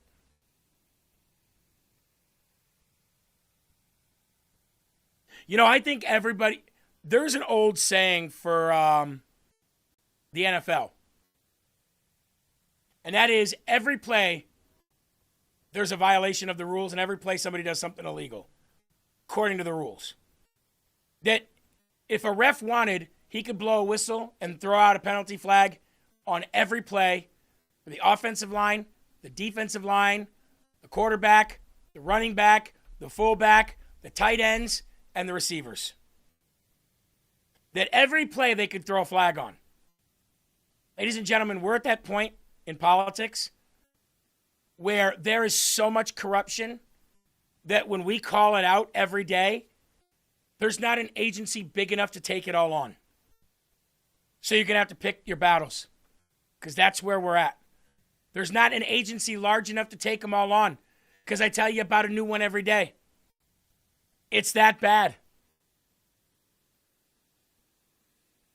Getting into redistricting now. We got about 40 minutes left of today's show, so I still got quite a bit of news to get through, so if you'll allow me, I'll kind of run through some of this pretty quickly here. Texas Governor Greg Abbott was on with Maria Bartiromo on Fox yesterday, and he explained that the Democrats have drawn lines to favor their party largely based on race, and that the Supreme Court ruled that no longer allowed. So, what is that going to mean? What's that going to mean for the future of this redistricting war? And how many seats do we expect to get now based on that? We already redistricted based on population, but what about now race? What happens now? Is going to be there cannot be racial discrimination. The fact of the matter is, for decades, the Democrats have been using racial discrimination to draw these crazily drawn lines to try to protect Democrats. And now those crazy jigsaw puzzle lines they've been using to protect members of the Democrat caucus in Congress can no longer be used. And here's the practical effect of what's going to happen. Because we are going to eliminate using race to draw these congressional lines, it means that, especially in these southern states, we are going to add maybe a dozen more Republicans to the United States Congress. Texas is going to add 5 Republican seats. Florida's going to add 4 Republican seats. There'll be many more in other southern states. And we will finally make those districts look a whole lot more compact. The other thing about this, Maria, is the rank hypocrisy by the Democrats. Listen, if you look at New England, in all of the New England states, there are millions of Republican voters, and yet there are 0 Republicans who represent New England in the United States Congress. And then look at what Obama said over the past 2 weeks. 2 weeks ago, Obama was applauding Virginia for redrawing their maps to eliminate Republicans, and yet he was in shock and very critical when Louisiana is now going to draw its map to elect more Republicans. It's time for the Democrats to stop being such hypocrites and finally have everybody across the country to stop using race as a reason to draw congressional lines. Wow, that is just incredible. Oh, wow, that's incredible. That's incredible. That was only said on independent media and podcasters for, the entire week before you rolled up on the set and said it, but that's wonderful. That's great. Well, it is great. It is great. Governor Abbott needs to do a little bit more in his state with the Muslim population and the Muslim problem they have there. That's number one. He is an old school rhino. That's number 2. But would you classify him as DEI? Well, the DEI queen seems to think so, Jasmine Krutchich. And it was a tree that ended up making him a part of the DEI class. Just so y'all know, he is DEI. Yes, because he is uniquely abled, or actually he ain't able child. Because anyway, whole other issue when it was a tree that ended up making him a part of the DEI class. Just so y'all know, he is DEI. Yeah. So because he had an accident that paralyzed him, he got elected governor? See, you have to get your position. I can't believe I have to explain this to her, but she is stupid. You see, you have to be able to say that the position that you have is because you are a minority. Not because you have skill, not because you had an accident that paralyzed you. DEI is didn't earn it. Now, I don't like Greg Abbott, but how are you going to say he didn't earn it? You say that people elected him from Texas because he was in he's got legs that don't work? You see how stupid these people are? Now, he is a rhino, incompetent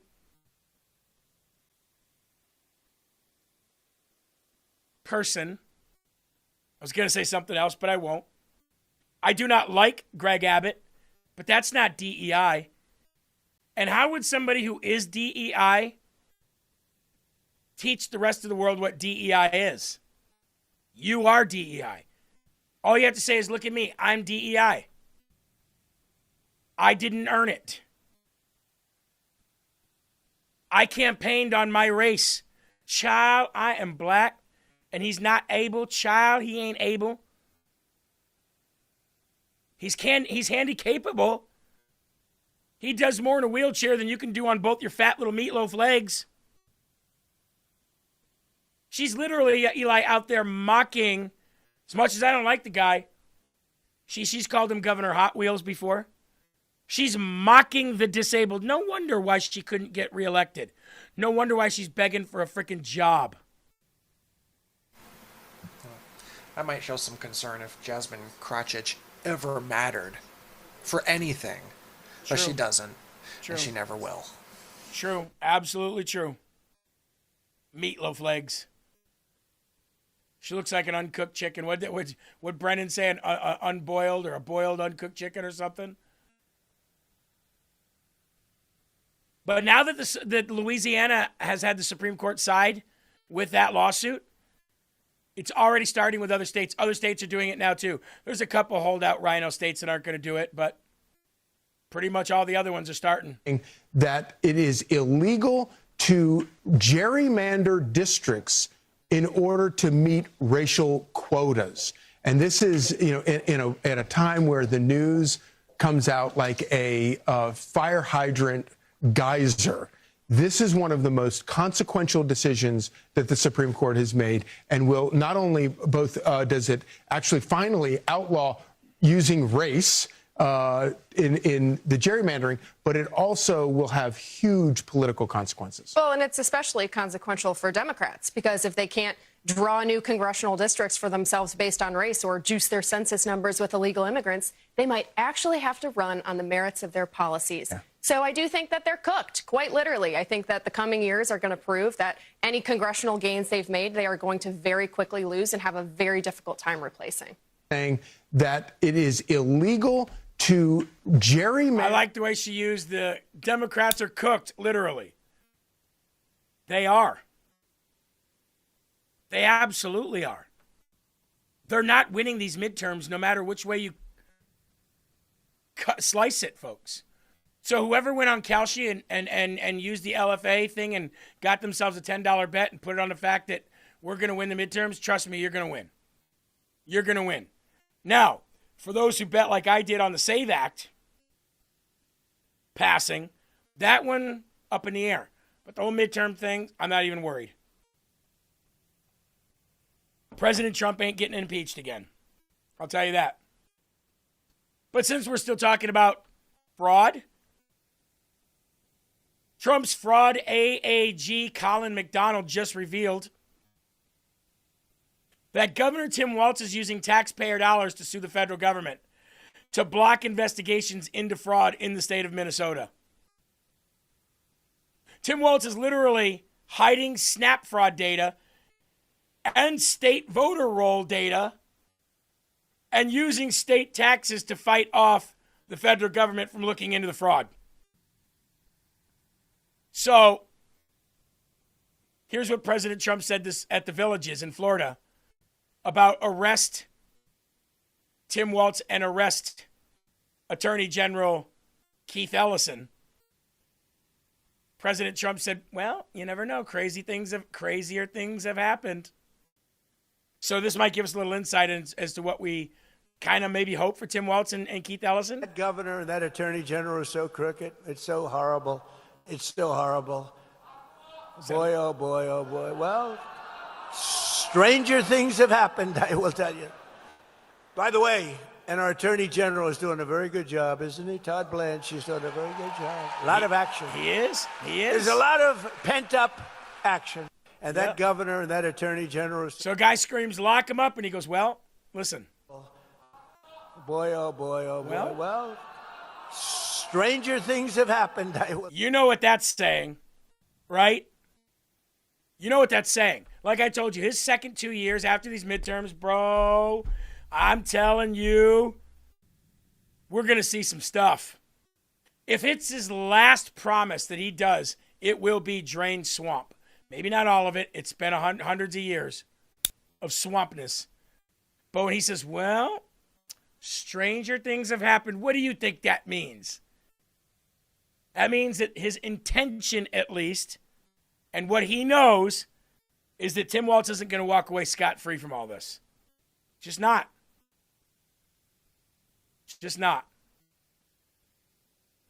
And this guy says that he thinks Minnesota officials are going to spend a lifetime in prison when it's all said and done. Accountability, not just for the fraudsters, but some of the state actors. Is there a way to hold state actors accountable? Kaylee, I was shocked when I saw that language you put up on the screen. As you know, I worked at the Justice Department after 9/11, and one of the things we wanted to do was crack down on money laundering, on support for these foreign terrorist groups. These people are in a lot of trouble. This is not just overpayments. This is not just, as we're talking about the other day, criminal fraud. Now that you're seeing the money end up in the hands of foreign terrorist organizations, the Justice Department's Counterterrorism and National Security Division should now get involved and see whether any of these state officers knew or were abetting these money transfers. Because if they did, they are giving material support to terrorists, and they could go to jail for a very long time. Wait, so elected representatives or those who work in government could, in fact, be held accountable. There's not any sort of immunity that would stop this. Of course not. Remember, there was the case of the state judge up, I think, in Wisconsin who tried to hide an illegal alien from federal officers. That was obstruction of justice. This is worse. This is not just state officers who are impeding federal investigators. These are state officers who might have tried to cover up money transfers that were going to foreign terrorist groups. If any of those people knew that was going on and tried to help them, they might be guilty of one of the worst crimes in the code book, which is materially supporting enemies of the United States, foreign terrorist groups. And that is not just a slap on the wrist, that's just not a fine. That's many, many years in prison. Wow. That is, I have not heard this before. Thank you so much for this. We're going to pass that along, and we're going to keep on that statue. Please come back. You know, you're my favorite, Professor. Okay. Thanks, All David. right. I love Kayleigh McEnany, but what do you mean you've never heard that before? Didn't you just get done hearing Pam Bondi say nobody's above the law for the last year? Didn't you get done hearing Kamala Harris say that nobody's above the law? You cannot break the law even in an official government capacity as a state official. Not knowingly break the law. It's not the same as the presidency. It's not ultimate immunity. You're a state official. And if you helped, then your ass is going down too. Unless you snitch on Tim Walz. I'm still not letting go this Vance Bolter thing, man.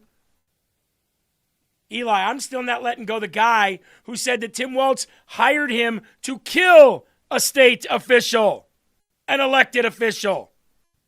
I'm still not letting that one go. Well, there's all kinds of stuff I'm not going, and every other American's not letting go either.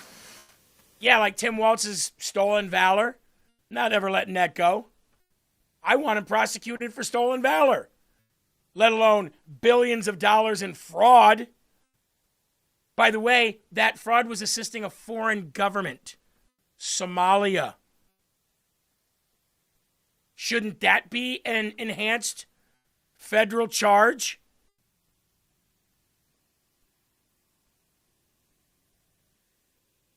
Debbie said, let's all start a rumor that Trump is going to give citizenship to illegals to vote red, and the Democrats won't be able to get them out fast enough. I'll tell you what, if President Trump came out and said that, Eli, that's a good point. If President Trump came out tomorrow and said, everybody that doesn't have citizenship, as soon as you vote red, Republican, this November, since the Democrats brought you in for elections, if you can prove that you voted red, I'll give you citizenship. The Democrats would be calling for their deportation by tomorrow. Damn Skippy they would be. Good idea. That is a good idea. That's a great idea. You ever notice how one of the worst human beings on earth, Ilhan Omar, always pretends that she's in a deep discussion with a staff member or a phone call, or laughs you off, right? When you ask her questions? Sounds to me like walls might be closing in. She's getting a little restless. She's getting a little irritated by all the, how dare you ask me questions? I'm just a congresswoman. I have no idea. Elon, stop following Satan, all right?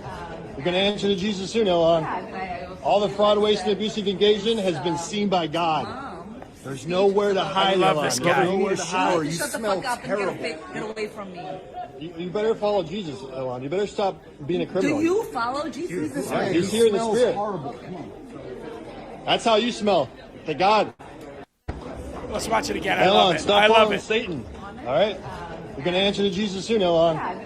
All the fraud, waste, and abusive engagement has been seen by God. There's nowhere to hide, Elon. There's nowhere to hide. You Shut the smell fuck up terrible. and get away from me. You better follow Jesus, Elon. You better stop being a criminal. Do you follow Jesus? He's here in the spirit. Horrible. Come on. Oh, I That's how love you- that. Remember what I told you. You cannot ask these people regular questions and expect to get a common sense regular and what I would consider their duty to answer. So each one of these people are human beings. There's something in there that if you say, they're going to snap. Did I or did I not say that last week? This guy said Jesus. And that's all he had to say. Better get right with Jesus, Ilhan. You shut the F up and get away from me. He smells. Smells like what? Righteousness? Smells like what? Salvation? Grace? Mercy? Do you follow Jesus? I'm not the elected official answering questions. You are. Well, she didn't like that, did she? You know, you can say almost anything to her and she doesn't lose her cool. But the last couple weeks, she's lost her cool more than a couple times.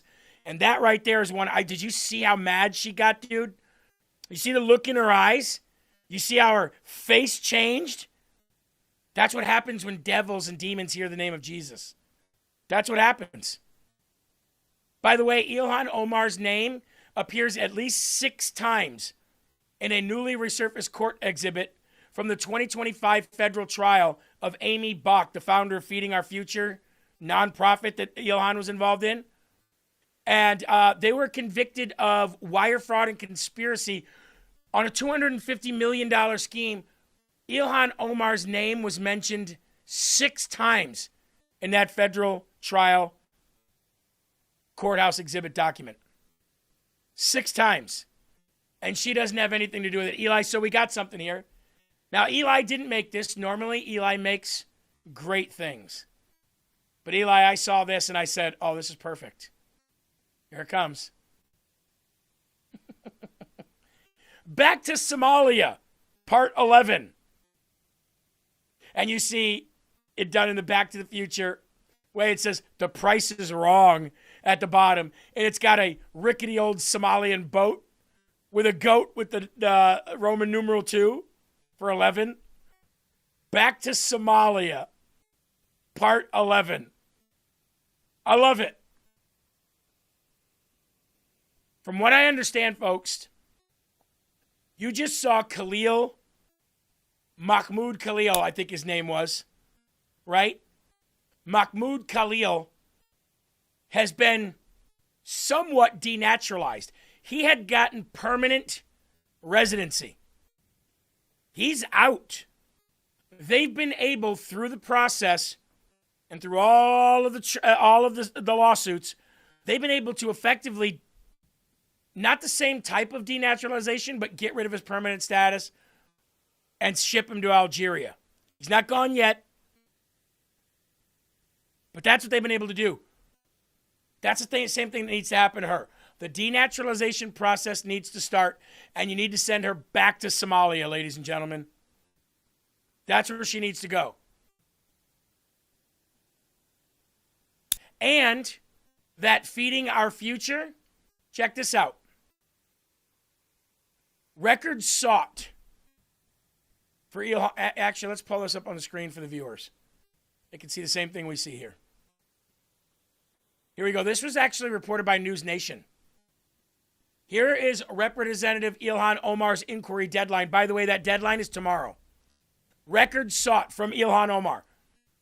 Feeding our future and any written and electronic communications with them. $250 million fraud probe, any misuse of taxpayer funds, and any restaurant ties or contacts with the Safari owners. She has until tomorrow in order to produce these records. Here's the problem in Minnesota, though. Republicans don't own the legislature. So what's the or else? Well, it's just not going to... She didn't show up for her own fraud hearing. That doesn't look good. She's completely ignoring the legislature. That's not good. The state legislature, that's not good. She's completely ignoring the will of the people in Minnesota to say, we want to see these documents. We want to know if you were involved in stealing our money. And she just keeps snubbing them and keeps snubbing them and keeps snubbing them. And from what I understand, the feds are under J.D. Vance, the Department of Justice, the FBI, they are working up a case to not only charge her, but denaturalize her. That's why J.D. Vance was so adamant about coming out in the public eye and saying, oh, we have all the information about that she married her brother and committed fraud. Okay, well then, my question is, what are you waiting for? That's my question. What are we waiting for then? All right, real quick here. Got to pay some bills. And when we come back, we got about 5 or 6 more good stories to get through. Okay? And then we'll end the show and we'll make way for Mr. Will Johnson. But in the meantime, how many of you guys have downloaded Rumble Wallet? Have you downloaded Rumble Wallet yet? If you've not downloaded Rumble Wallet, my question is, what are you waiting for? And your answer might be, well, I'm waiting to have digital currency. For anybody out there who is willing to diversify their portfolio, Rumble Wallet is the great way to do that. So, wallet.rumble.com. That is wallet.rumble.com. Or just go to your app store, whether it is Apple or Android, and download today wallet.rumble.com. And that gives you a place to hold all your digital currency. And you can even donate to us. No middleman at all. All 100% goes to us through Rumble Wallet. So, again, it's for digital currency, not for regular currency. So, it's for the digital currency people out there. Rumble.wallet or wallet.rumble.com. All right, let's move into Todd Blanche, okay? Todd Blanche schools NBC's Kristen Welker with basic legal lesson after she questions the prosecution of James Comey and also hints to, what did we say here on LFA TV?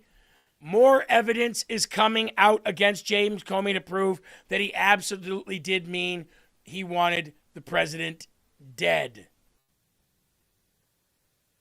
Let's go to this now. This is Todd Blanche with Kristen Welker. I wonder what other evidence they have. I'm curious now as a cat. Part of what the government would have to prove is intent. James Comey deleted the post the same day, and he wrote, quote, I didn't realize some folks associate those numbers with violence. It never occurred to me, but I oppose violence of any kind, so I took the post down. How do you prove intent, Mr. Blanche, when Mr. Comey himself said he didn't understand that some people would look at that and think about violence. You prove intent like you always prove intent. You prove intent with witnesses. You prove intent with documents, with materials. So again, this is not just about a single Instagram post. This is about a body of evidence that the grand jury collected over the series of about 11 months.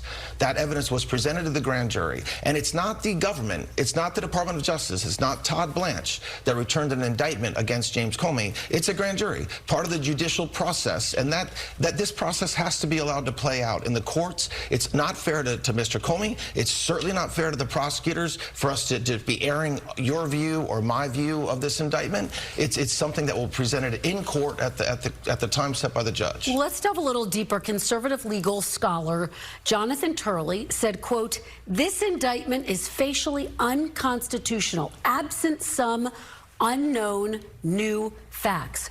Are you in fact saying that there are facts beyond this Instagram post that clearly establish an intent to threaten the president's life? I've said repeatedly that this was an investigation that lasted 11 months. If the only facts that existed was the posting of the Instagram, obviously that wouldn't have taken 11 months. And so when Mr. Turley talks about whether it's facially unconstitutional, absent unknown facts or circumstances, we will necessarily have to prove beyond a reasonable doubt at trial every element of this crime, which we're prepared to do.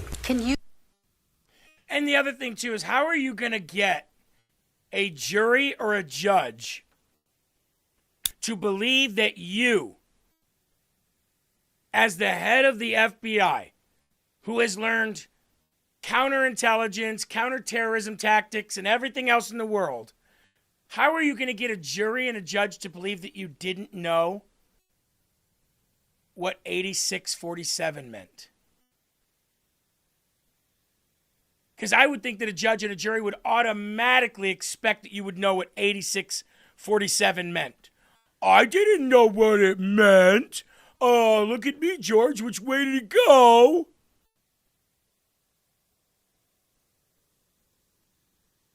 He's going down, baby. He's going down. Like Spirit Airlines.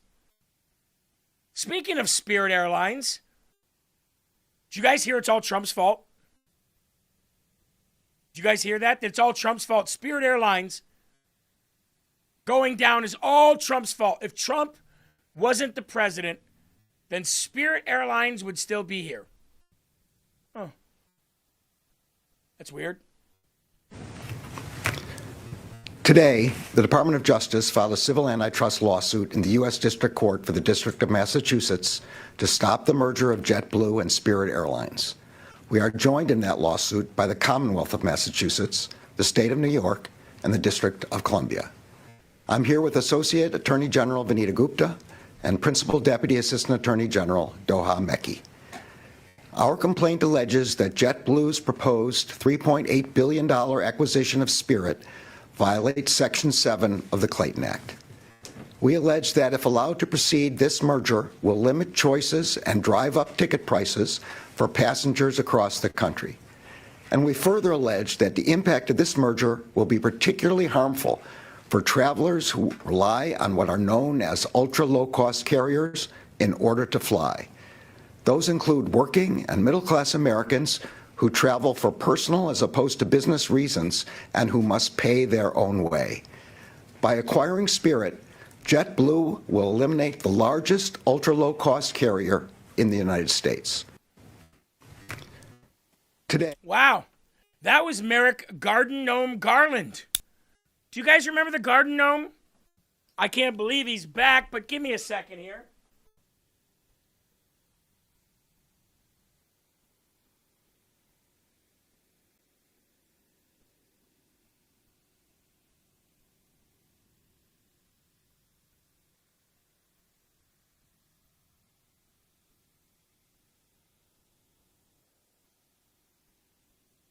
There he is.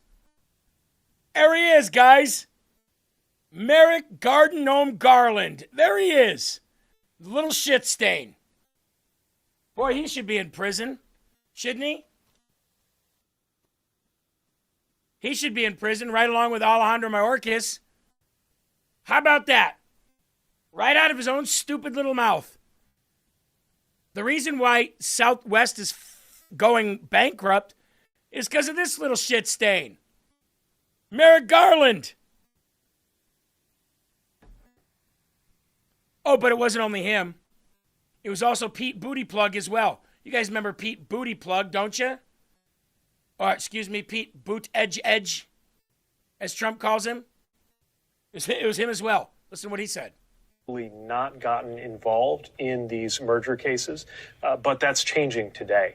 It is so important to make sure that passengers have choices, that they have access to low fares, that they have access to competition, and yet we've seen less and less and less of that competition over the years. We are taking a step that, again, is unusual in terms of recent years, but we think is the right thing to do, supporting the DOJ's lawsuit and independently using our own authorities, which are a little bit different from the DOJ, starting our own investigation and taking other action. Our department, the Department of Transportation. By the way, if I said Southwest, I meant Spirit. I didn't mean to say Southwest. I meant Spirit. Spirit Airlines. So somebody in the chat just said it looks like JetBlue's going to get him after all. Is that the case? That must have came out. That must have came out during the show today. Hey, look, I like JetBlue. If you ask me, here's your top, from the top down, best experiences on a flight. I've never flown private, so I don't know. Delta is the top, in my experience. Delta's the top. Right under Delta, to me, is JetBlue.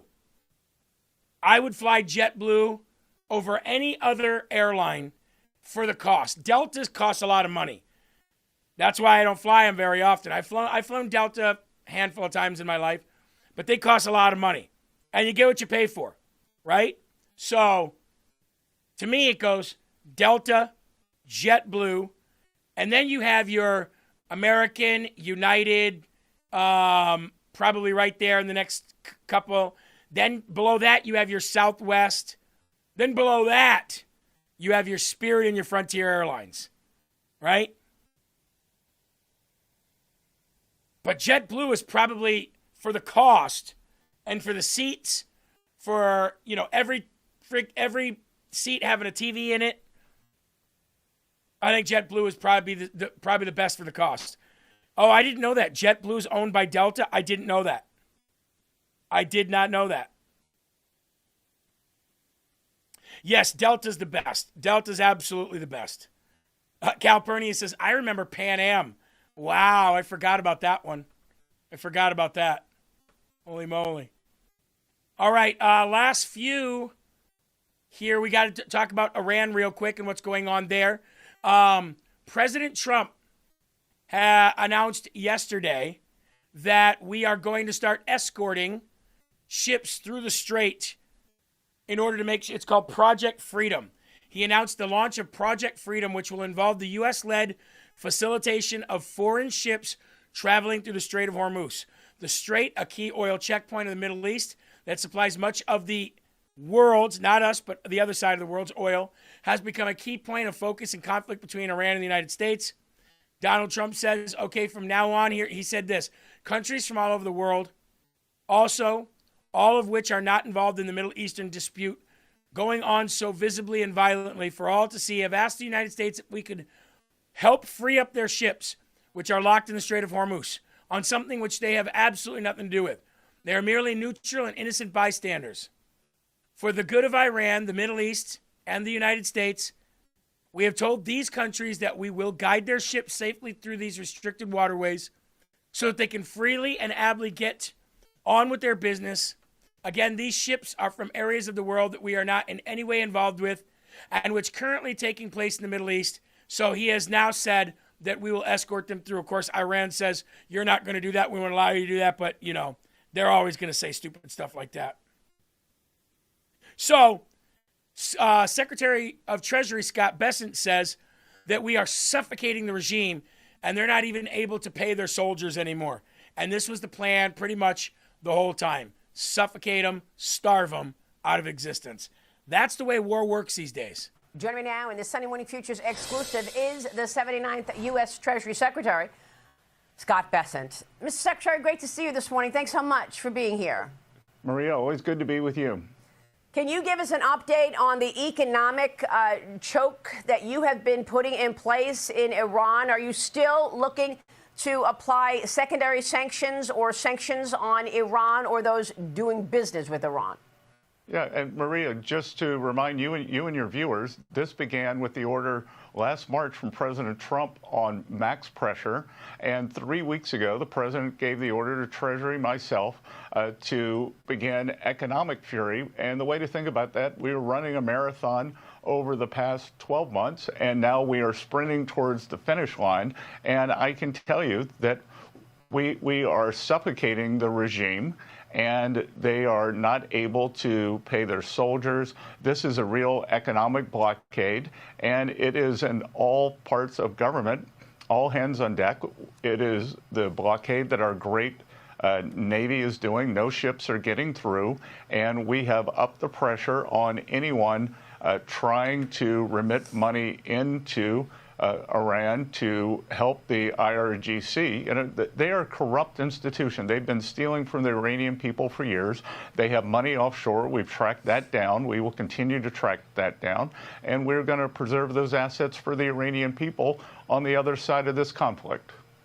And I guess it wasn't very smart of Iran to lash out at its Gulf friends. That combined with the pressure from OPEC has the United Arab Emirates leaving OPEC. What's the impact there? Well, twofold, Maria. As you said, they really miscalculated when they started bombing their Gulf neighbors in a kinetic fashion. And in response, the Gulf neighbors, who I would describe as somewhat permissive in allowing Iranian IRGC money, Iranian regime money into their banking systems, have been very fulsome and come forward and given us the details and allowed us to freeze those assets. So, the IRGC is watching their stolen assets for years, decades, for 47 years. It'll get frozen and go down the drain very quickly. And now we're starving them out to where they can't pay their soldiers. How long do you think that's going to last? How long do you think before their own soldiers turn on them? Right? Meanwhile, another Somali pirate hijack of another oil tanker. Second one in 2 weeks. I know there's a lot of people out there that say we should just pray for these people, pray for these people. You don't think that that's what Christians do? You don't think that real Christians pray that these people around the world will come to Christ? But sometimes God has us do some things. Sometimes God says, you go do things. Like when he instructed the Israelites time and time again to do some things. Maybe it's time for us to take Somalia, ship everybody back there, then wipe it off the map. Or take it over. Put the people in the ocean.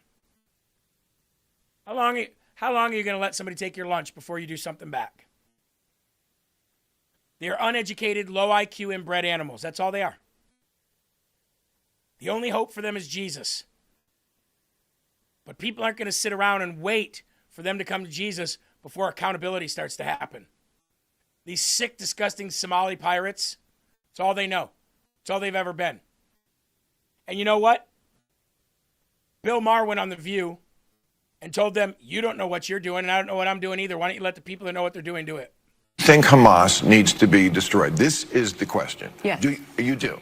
Yes. So how can we get out with a ceasefire? All right. So Hamas needs to be destroyed because they are a terrorist organization who say openly that they want to commit genocide on the Jewish people, on the state of Israel. That's what from the river to the sea means, okay? And they say it very openly. They said, we did this attack. They've attacked Israel 5 times. They've started 5 wars since they were given that land back. They could have chosen to turn that place into any place they wanted to, and they took a lot of money that they took from the international community, and they spent it on bombs and guns and building tunnels.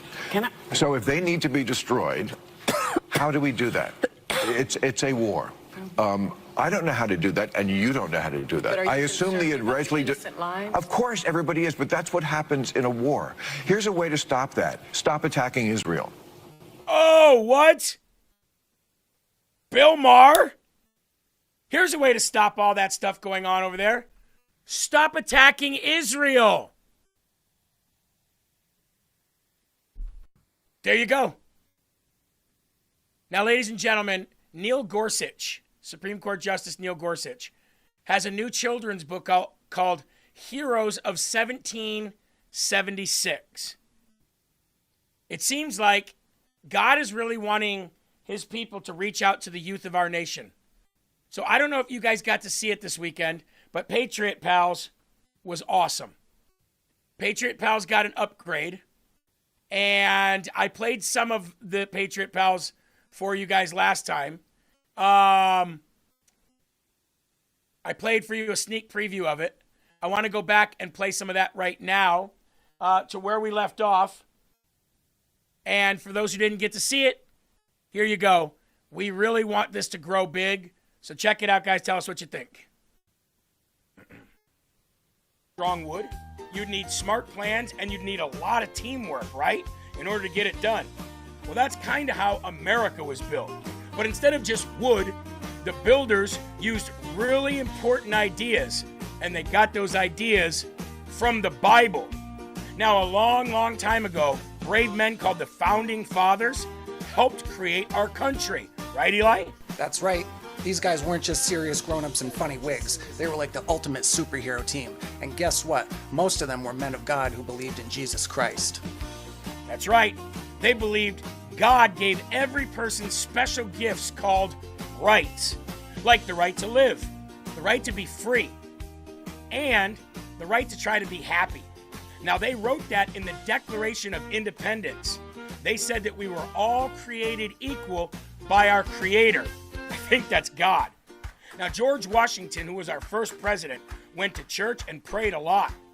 Benjamin Franklin even said that they should pray before their big meetings because he knew that God helps us when we ask for it. John Adams said the best ideas that made America free came straight from the principles of Christianity. And that means believing in Jesus Christ, who was the Son of God. Now, these smart dads knew that if people followed Jesus' teachings to love God and to love others, then we could have a country where people treat each other kindly and fairly. Ideas like don't steal and make sure you always tell the truth and help your neighbor. Now, they helped shape our laws and our government. Now, we don't have a lot of time here before the end of the show, so I just want to fast forward it just a little bit here to the very end of that episode. Right here. Look at Eli. Look at Eli here. It was great seeing all you great kids today. We'll catch you next time. And we'll catch you next time right here on Patriot Pals. And guess what? Next week, I have another special guest for you. Her name is Lily, and she's my daughter, and she's a Patriot Pal too. So until next Saturday, you guys have a great week. Listen to your moms and dads. Make sure that you tell others about our Founding Fathers and how they all believed in God and in His Son, Jesus Christ. And that's why we have such a great country today. Until next week, Patriot Pals, stay strong and stay patriotic. See you next Saturday. Bye. Pretty cool, right? I got to admit, man, it's getting better every single week. And now Lily gets to come on. She's so excited. She's nervous.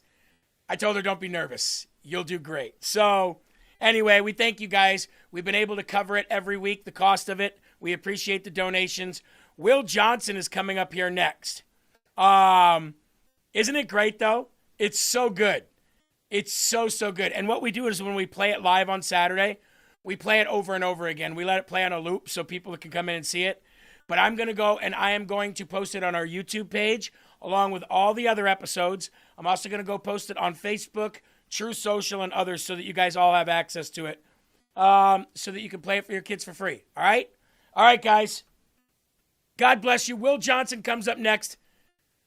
There are right ways and wrong ways, but there's only one Yahweh. So stand up tall, keep your shoulders back, keep your chest out, keep your head up high, because you are a child of God, and no weapon formed against you will ever prosper. Keep your family, your friends, and your pets close. Keep a smile on your face, whatever you do. Never stop spreading the gospel. Peace out, guys.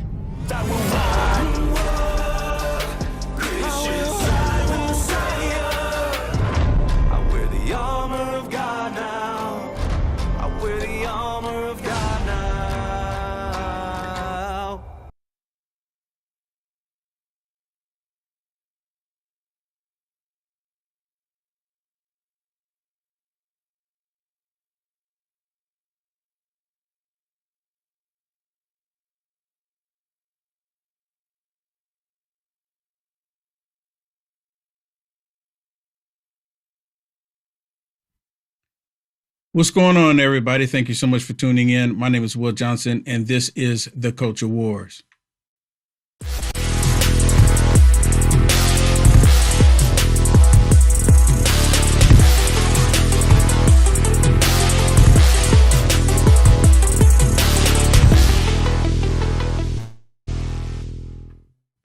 And what's up, everybody? Thank you so much for tuning in. It is Monday the 4th.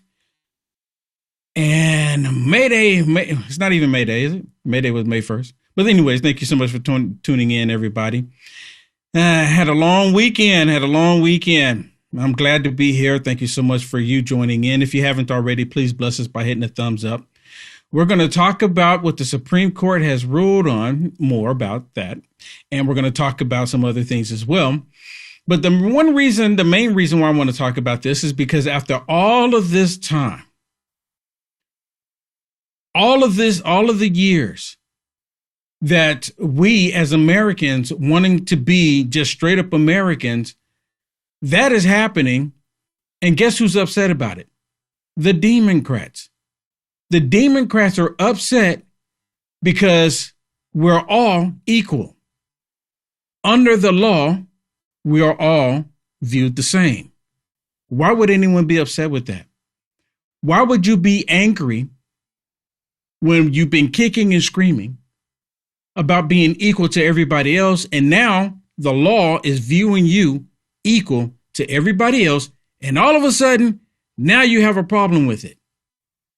When all of this time, this is what we've been asking for, to be equal.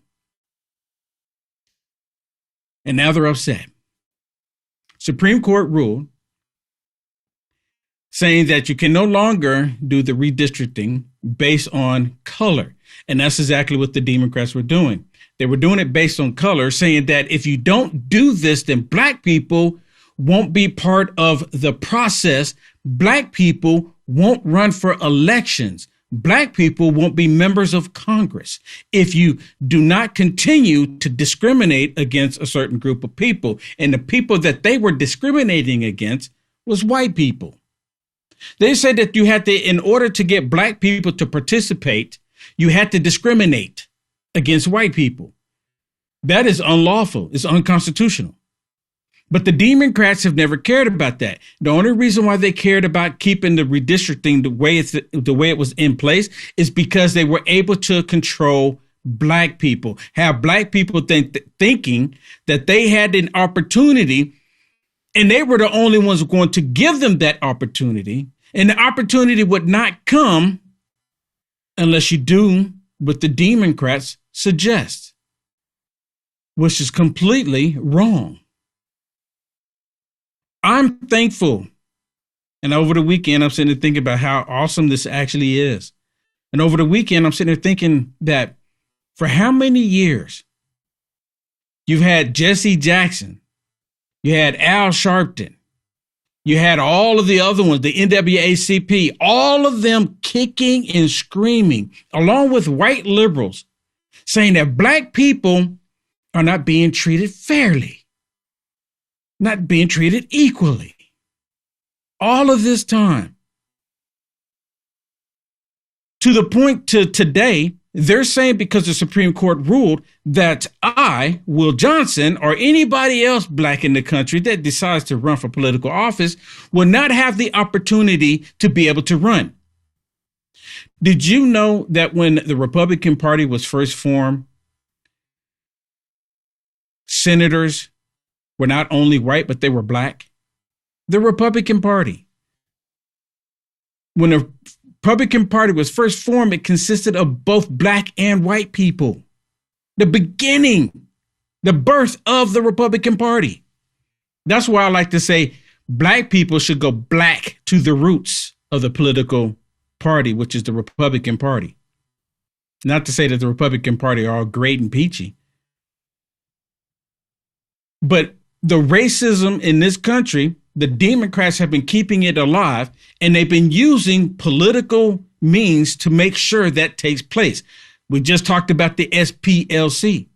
How they went out, they were paying white people. You can't make this up.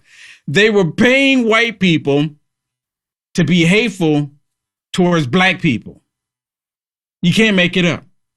So the Democrats, same thing. They have to keep the racism alive. So what do they want to do with the whole redistricting? What they have done is segregated black people. Instead of saying black people are Americans as well, they want to segregate them. So then they turn around, and after they do the segregation, they say that, oh, white Republicans don't want you to have a voice, but it's the Democrats that's preventing black people from reaching any kind of goals in this country. Any kind. It's the Democrats that created the projects. It's the Democrats that created the ghettos. It's the Democrats that want to keep black people, brown people, on EBT cards. It's the Democrat Party. So the Democrat Party, along with the SPLC, they create the problem and then point the finger. It's all coming to the light. And a lot of people that never even recognize it and never even looked at it that way, they're starting to see the truth. They're starting to see the truth. Well, because the Supreme Court ruled in favor of Americans and not color, of course, you have the idiot liberals now, and Warnock being one of them, having to come out and tell people that this is going to hurt black and brown people. This is going to destroy democracy. They're saying this a lot right now. Oh, our democracy, when we are a constitutional republic. And our great producer, Eli, created this thumbnail, because it's truly like a redistricting arms race, because they want to keep black people on the plantation. And I don't know if y'all can make this out. Eli got mad skills. I don't care what y'all say. And, I was working with Eli on doing this morning. And most of the time I give Eli just, one sentence and he pops something out. We were kind of going back and forth, and he didn't, say, well, you got to stop doing this. But he worked with me because I wanted to make sure that everyone understood this picture and understood what is happening here. You can see we got Stacey Abrams, and you can see there's Warnock. And then, of course, in between both of them, you have Samuel Jackson in the movie Django. For those of you that watch that movie, you know exactly what's going on here. And of course, there's a black man, free. They want to, look at that. They're pretty much telling me, get away from our plantation. Or they want to put me back in chains. Put y'all back in chains. You remember that? Y'all remember that? But anyways, I want y'all to see what they're saying here on the liberal media, because not only are these white liberals upset, but the black liberals are upset too, because they don't want black people to be off the plantation. They need black people to remain on the plantation. And I want to point something out to you, which is that the current Congress, statistically, in 2025, has a record high number, 66 black members, according to Pew Research, including 5 Republicans. That's the most to ever serve in Congress. People will look at that and say, we are in a different country than we were, as Roberts once argued, as you just pointed out. Now that we are in this redistricting arms race that both parties are playing with here, do you think that will hurt black representation? I think that the court sadly poured fuel on this redistricting arms race. The solution to be clear, you support really, redistricting that your party is carrying out. I do, because Donald Trump, who is better at dividing us than anybody I know, instituted an arms race in redistricting. But I actually hate. Okay, so let's get this straight. He's okay when the racist Democrats do the redistricting. He's okay with it when they're doing it. But it's not okay when President Trump or the Republicans do it. And listen to what he says here. So if you can't be okay for something and then turn around and say you hate it, right? How do you do that? Dividing us and anybody I know, instituted an arms race in redistricting. But I actually hate partisan gerrymandering. Really, how do you hate it when you just said that you agreed that it's okay when the Democrats do it? It's okay when they do it. And you know what? The Republicans didn't initiate this. The Democrats have been doing the gerrymandering for the longest because they've used it against black people, or in this case, they use it against America, because the Democrats have found out different ways, different avenues to keep themselves in power. That's what this is all about.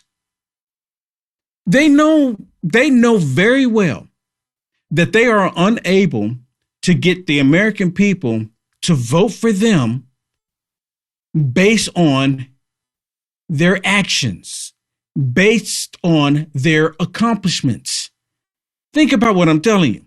The Democrats, what do they have? What have they accomplished? Let's just give them the benefit of the past 10 years. All right, we could go a little bit further than that. Is there any accomplishments of the Democrats that you can truly say that the American people as a whole, not a special group, not a color, as a whole, as Americans, is there anything that the Democrats have done that the American people have benefited from it? The American people. And yes, Bad Moon, I did escape.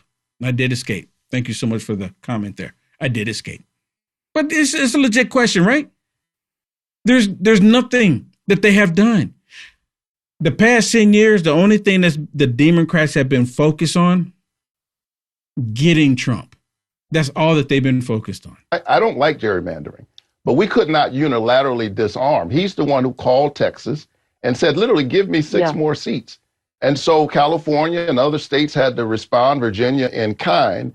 But the solution to this really is to ban partisan gerrymandering. Gerrymandering turns our elections on its head, so that rather than the people picking their politicians or their public servants, the politicians are picking their voters. Right, exactly, which is why I'm asking you how you could support it. But I understand you're saying the context of the moment is an emergency. You see how she slid that on there? That's what I'm asking you. How can you support it? In one sentence, he says he supports it when the Democrats are doing it, but if the Republicans decide to do anything about it, try to do anything close to it, then he rejects it. He hates it. Let me ask you. Well, we could. I have a bill though, Margaret. I saw that bill. Yes. Right now, that would get rid of partisan gerrymandering, and so far I've had no Republican takers. No Republican takers. Really? Because he's not telling everybody what's in the bill. See, they always slide this other crap in there, and he's not trying to get rid of it. If anything, he's trying to say that no gerrymandering, no redistricting can take place unless Democrats say so. And you can only do it in red states, right? You can only do it in red states to where it benefits the Democrats. They're so evil. And Warlock is one of the most despicable people in Congress. They lie. And you know what? They look at him, Hakeem Jeffries, Cory Booker. You know, they call them they refer to them as leaders in the black community. You know how despicable that is? How grotesque that is? Let me ask y'all a question while I have your attention here. We got the comments up on the screen. Do y'all have any white leaders? For those of you that are white, not everybody's white, but do you have any white leaders? And if somebody were to come out and say, yes, I'm the white leader of the white people in America, oh my goodness. Can you imagine CNN, MSDNC? See, we told you they're racist. They're racist. If you say there's a white leader, I'm like, dude, so why is it okay to say that there's black leaders of the black community? Like black people are not capable of being just Americans. So they require a black leader in order to function in our society. But there's no white leaders. Heck, are there any Hispanic leaders? I don't even hear that. Maybe there is. Maybe because I'm not Hispanic. Maybe someone Hispanic watching can tell me. But I don't have any black leaders. I don't have any black leaders. Now, do we have people leading the country? Yes. Is their color important? No. I'm so sick of this whole racial issue. And the only reason why we have the racial issue in this country is because of the Democrats. That's the only reason why there's racial issue in the country, because it's been profitable for them and it's been a means for them to control power. SPLC, great example. I'm so sick of it.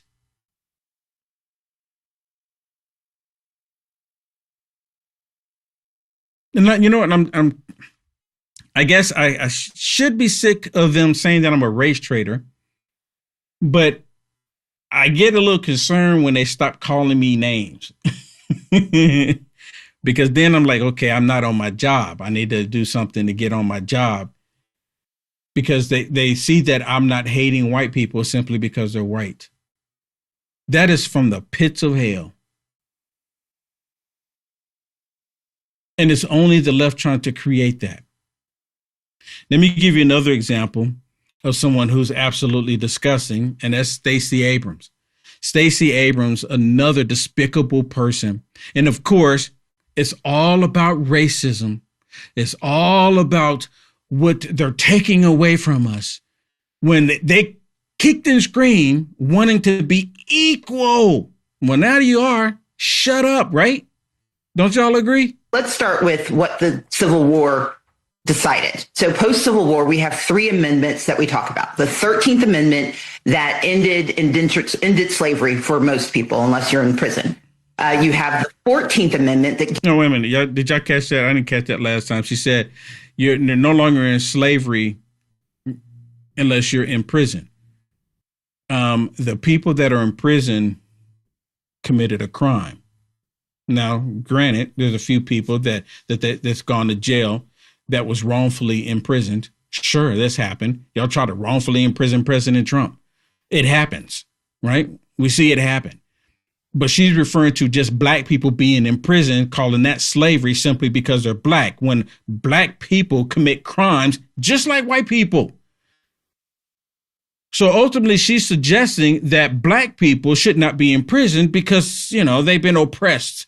They have to commit these crimes. And because they commit these crimes, they should get a pass, free pass. No is the answer. Guaranteed birthright citizenship for now. And then you have the 15th Amendment that said that the right to vote for everyone except for black women, or actually at the time, black women and white women. And then when you get to the Voting Rights Act, finally we add black women into it. But the 15th Amendment said that you could not deny the right to vote based on race. And so what we saw was that it was working. We saw the sudden flourishing of black men in Congress, black men as governors. We saw a sea change, and it was so effective that Andrew Johnson rescinded all of this. And that's when we had what we know as the end of Reconstruction. Let me ask you all a question. Because the Supreme Court ruled on this, and I'm a black man. Maybe I'm not seeing. Do y'all see something changing? Do you see that black people not being able to be a part of Congress, not being able to run for governor if they so choose to? See, now, if you are governor and you're a mayor or you're a senator or you're a House representative or even president of the United States of America or sitting on the Supreme Court, you, the person, should have to apply yourself the same way everybody else does. Just because you're black doesn't mean you have a handicap. No. If you're black, you need to work for it just like the white person. See, they want to make it where, well, we need to have some diversity here and we need to make sure that we put somebody black in there. Well, then find a black candidate and ask the black candidate for people that happen to be white to vote for them. White people have to ask black people for their votes. Why can't black people ask white people for their votes? And if the white person like you, then they vote for you. And if they don't, you cannot force them to vote for the black person if they don't like them. And you can't say it's racist because they don't vote for you. Are you kidding me? Look, maybe I'm just like rational thinking here. I just don't understand it here. Because the more and more they bring this up and the more and more they talk about it, like they're victims, it kind of angers me a little bit, because if all of these years, they always kicking and screaming when they had more privileges than white people. They did special things for black people that they refused to do for white people, and still complain it wasn't enough. Still complaining it wasn't enough. So I say give them nothing. If you want it, you earn it. Maybe, again, my rational thinking here is the problem. You tell me in the comments. Then you fast forward. The 19th Amendment gave white women the right to vote. And then you get to 1965, and that is when the Voting Rights Act for the first time said that black people were full citizens of this country because they could vote. And it started to work. And then in 1975, there was an expansion of the Voting Rights Act that said that using racial issues and language issues to exclude Native Americans, Asian Americans, that was also unlawful. And so while black people have always been the centrifuge of fighting for democracy, this is something that implicates everyone. The work that we do at the 10 Steps campaign is about making sure that we see the whole map, that we understand all of the pieces that make our democracy work. But to your point, that map that you show is no longer just black and white. It is black and white and brown, but more than half of black Americans live in the states that we're looking at. And so what we have to understand is that if they are capable of stripping power from that population, Democrats can't win again. Progressives can't win again. I mean, I don't have any problem with that. She's actually laying it out there. If they don't do this, this will prevent Democrats and progressives from winning again. Shouldn't you be able to win if you have what the people want? Help me out again, people. Y'all help me out. Let me say that again. Shouldn't you be able to win if you are publicizing, pushing, advocating for what the people want? See, look, I'm not a politician, but I always imagine, like, if I were to run, what would I tell the people? You know, I'm not gonna lie. I'm not the type to lie. I would have to be completely honest. That's the reason why I haven't ran for being a politician. But I would tell the people, look, we're going to stop allowing them to tax us to death. We've got to stop it. We should have never been paying them in the first place. We need to stop looking at people based on their complexion and just start doing. Look, the Democrats constantly talked about Martin Luther King. Judge people by their character, right? Not because of their complexion. Can we get to that? But they don't do that. Everything revolves around a person's complexion. And how can we utilize their complexion against them or for our agenda to retain power? She just said it. And to be honest with you, the whole thing with the issue with the redistricting, I just learned about it within the past year or so. I had no idea that they even did such a thing. Me personally, I thought when it came to voting, I'm just being honest with you. See, this is the problem. See, I'll be honest with you. I mean, I'm telling you right now, I didn't know about this 4 years ago. The whole issue with redistricting. I had no idea. Because I thought when I went and voted, that I voted because this is the county I'm in and this is the location for me to go vote. But my vote, when I vote for the president or for the senator, what have you, it's the entire state. It's just one state. So that's what I'm thinking about it. The state and the people voted in the state, and this is how they voted, and this is what happened. I had no idea that they do this. They did the redistricting just so they can get certain people in positions of power. And she just admitted it. that if you do this and make it to where the people just vote based on what they're hearing from their candidate, who's ever in the I can't even say it, negotiatory race, whoever's in the race, and they listen to them and say, okay, they're what my values line up with, I vote for them. But they don't want that. They want to be able to tell you who you can vote for based on the redistricting that they've been doing. And they've constantly been doing it.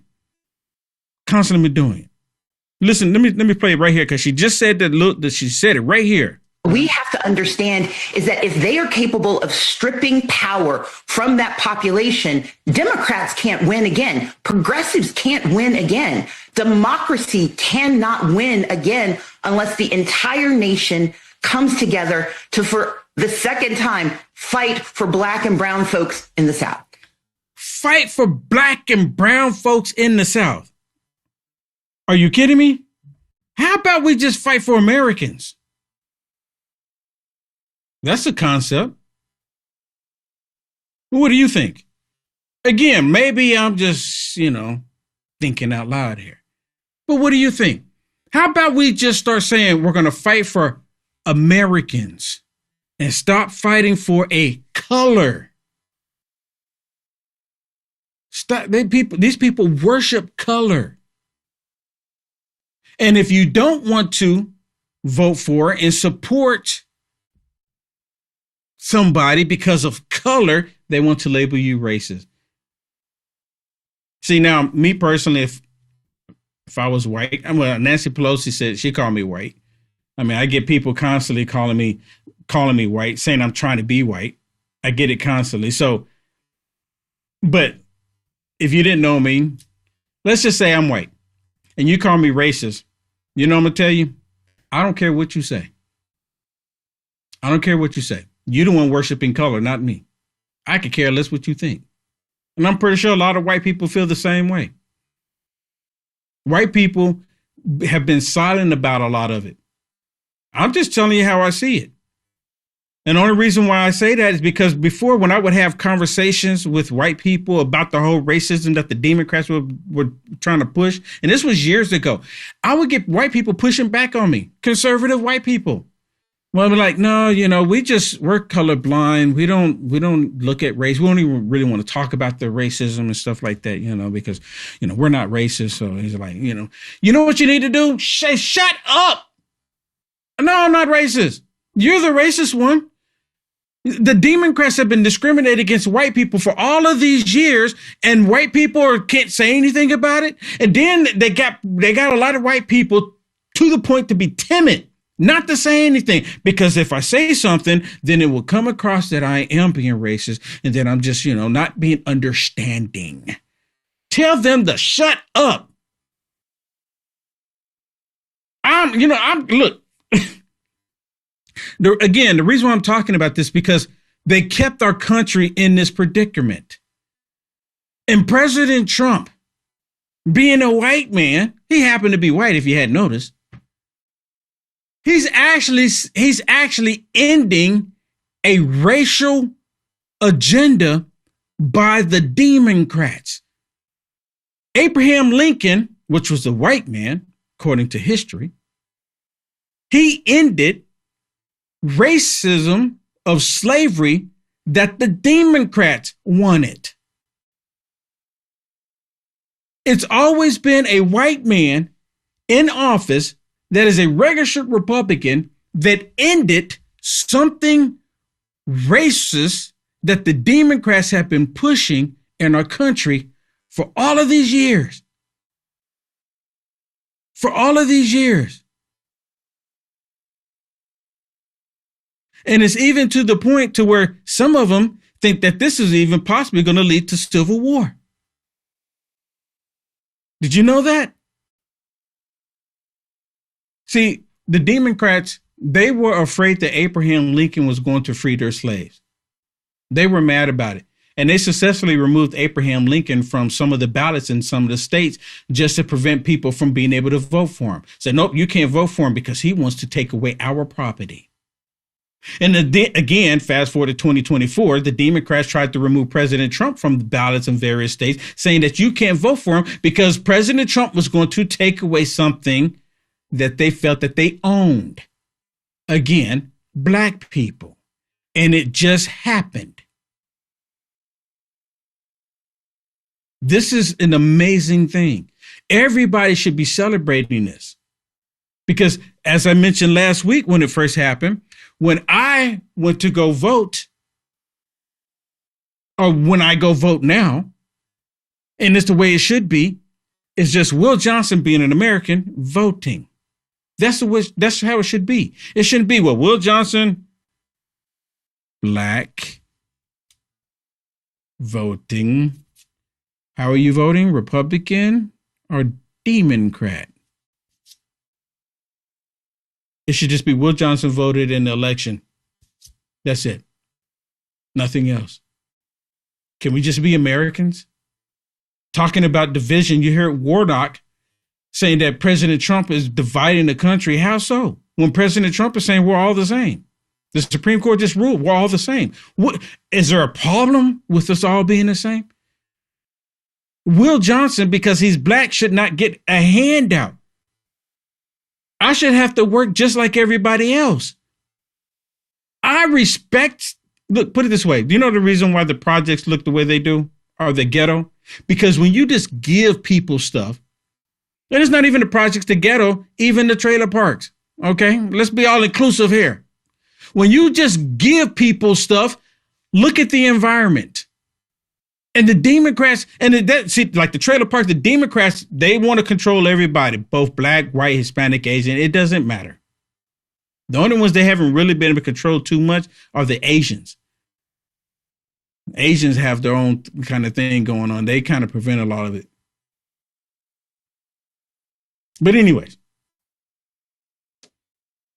look at the environment. Trash, filth. And then when you have someone like President Trump talking about Baltimore, saying you don't have to live in this rat infested conditions. Oh, now you're being racist because you're telling people that they can live a better life. We'll be right back. Remember when you were younger and you used to hear stories, whether it be in Greek mythology or whatever, about the fountain of youth, people constantly looking for something out there that would help them live forever or live longer? Well, kind of got something like that with Fatty 15, and it's not mythological. No, Fatty 15, this is an empty jar right here, but that's your size that you get. That's a 1 month supply. You get a 3 month supply on this deal. Fatty 15 contains something called C15. If you don't know what that is, it's an essential fatty acid that is necessary for your body's cellular generation, meaning that if you have any damaged cells, it will repair them. It'll also change the way your cells age and you will live longer. C15 does exactly that. Again, if you don't know what C15 is, definitely do some research, but it's Fatty 15, and in each and every one of these capsules that you get in Fatty 15, you're going to elevate your cells, you are going to repair your cells, and you're going to live longer. That's what it does. It slows down your aging process for healthier hair, healthier skin, balanced metabolism, deeper sleep, and 3 times more cellular benefits than omega-3 fish oils. Fatty15.com/LFA, promo code LFA. Save 15% now. That's fatty15.com/LFA, promo code LFA. Thank you very much. Back to the program. Congress has the right to enact legislation, and this court basically disregarded that power by saying that Section 2 couldn't have the force that it does, that you needed to show intentional discrimination, when we all know that's so hard to prove. These folks are crafty enough to cover it up and to hide it. And so they said you cannot use that proof that isn't intentional as a basis for Section 2 to apply. So they're saying that they have to keep this in place because of the racism that takes place. They can't prove any racism. This is what they're saying. They can't prove any racism, but we just have to know that there's some racism there simply because Republicans are white. That's what she's saying. Because we don't have any proof that they're actually going to implement racism in the different states like Texas, Arkansas, Oklahoma, Tennessee. We don't know that they're actually going to implement any racism there. But because white people are there, we have to assume that they're going to. Did y'all pick up on that? That's exactly what they're saying. Essentially, what they're saying is that white people are guilty without a crime. That's what they're saying. But they themselves are 100% guilty because they're doing the redistricting based on color, which is discriminating against another group of people. That's racist in itself, but they don't want to count that. They don't want to count that. People are sick and tired of it. Like, listen to this. What's your reaction to the Supreme Court's basic reasoning, the majority on the court, that the Voting Rights Act has served its purpose and Black Americans now vote at similar rates or even better as the rest of the electorate, and so it's not needed? If we were living in a colorblind society, if we were living in a society that was post the generations of discrimination, where we no longer had race as an issue, perhaps that would be an acceptable premise.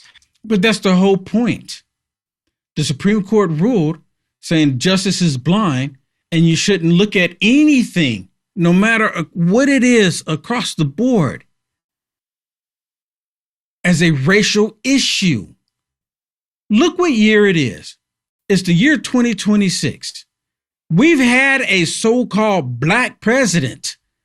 Do we still need to try to implement something trying to say that and suggest that white people are racist and going to prevent Black people from voting? Why would we do that? Unless it's a power grab. But we know, particularly in the Deep South, that just isn't true. Hence the fact that we have never had an African-American elected statewide in the state of Louisiana. Well, whose fault is that? Whose fault is that? It's not white people's fault. Whose fault is it?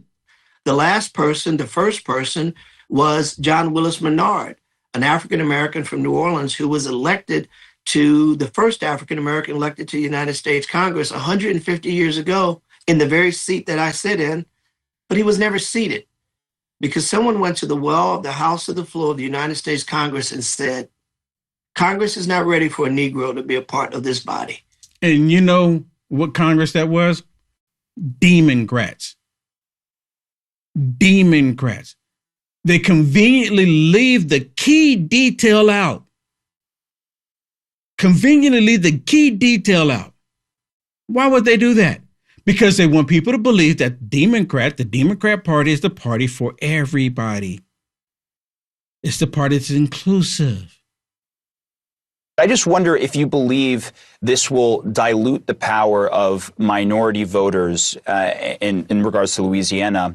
And if so, what recourse do they have? Is the only option now for Congress to try and then rework the Voting Rights Act again? So absolutely. I mean, the concern here is that the Supreme Court eviscerated the primary tool to protect voters of color from this kind of dilution of their political power. And I mean, look, y'all help me out. Is she from China? I mean, I guess she could be from Korea. I mean, really? This has nothing. How is this going to dilute power of people of color? We should just be looking at Americans. Again, I know I'm drilling it in, but daggum. And now taking us back to the time before the Voting Rights Act. So bringing us back to the Jim Crow era of representation in this country. This is not a place that any of us should be happy to be in. I don't want to sugarcoat this. This is one of our strongest tools in our arsenal to fight back. There are other options that we are looking at and hoping to utilize in the days and weeks and months to come, including the U.S. Constitution itself, state constitutions, state voting rights acts, but they all have limitations. You know, in each state, you have to go in state by state, see what's available to you there. Obviously, the U.S. Constitution, those claims are very difficult to bring, and that is why we had Section 2 of the Voting Rights Act because it is hard to prove intentional discrimination because it's so easy to hide. And that was See, the whole, there it is again. whole genius of Section 2 of the Voting Rights Act that is now not really available to us except in, the most extreme cases. So there it is again. We can't prove that racism is happening. We can't prove it, but we just have to believe that it's happening. We can't prove it, though. And did y'all see she's a leader in the the LC, what is it? ACLU. ACLU. She's a leader. I think she's like the director of the ACLU. Just like the SPLC, another hate group that's actually out there pushing stuff, saying that, white people are hateful and certain groups are hateful, and they go after those of us that love America. They must have got the same memo,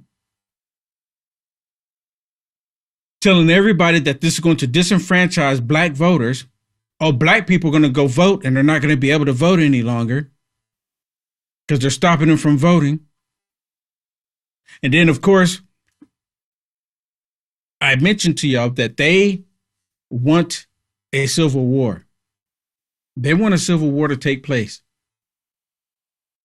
Why? Because they want violence in the streets of America. They are violent, by the way, after all. They want violence. Like, listen to this. Last week, in a 6-3 decision, the Supreme Court struck down a Louisiana congressional map that had been gerrymandered to create a second majority black district. The 3 liberal justices dissented, saying the ruling would, quote, eviscerate a section of the landmark 1965 Voting Rights Act, while conservatives in the majority said the decision updated its legal framework. Reverend Raphael Warnock, Democratic senator from the state of Georgia, joins us this morning from Atlanta. Welcome back to the program. Good morning. So our CBS News legal analyst described this decision as narrowing the application of Section 2 of the Voting Rights Act. Effectively, it means it's now going to be harder to bring any lawsuits claiming that gerrymandering discriminates along racial lines unless there is proof of that intent. Why do you call that a defeat for American democracy? Margaret, let's be clear. What happened this week is nothing less than a massive and devastating blow, not only to our democracy, but particularly to people of color in the South. Oh, my goodness. This question. Really? I mean, exactly how? Because I still get to go vote. Or am I going to receive a letter in the mail saying, well, Johnson, because the Supreme Court ruled that they realize that you're black, and come time to vote that you are not able to vote because you're black. There's laws against that. So we don't need what they're trying to give us. It's already against laws. You cannot discriminate against people based on one's sex or nationality. Their color. You cannot discriminate against them based on that, no matter who you are. An employer can't do it.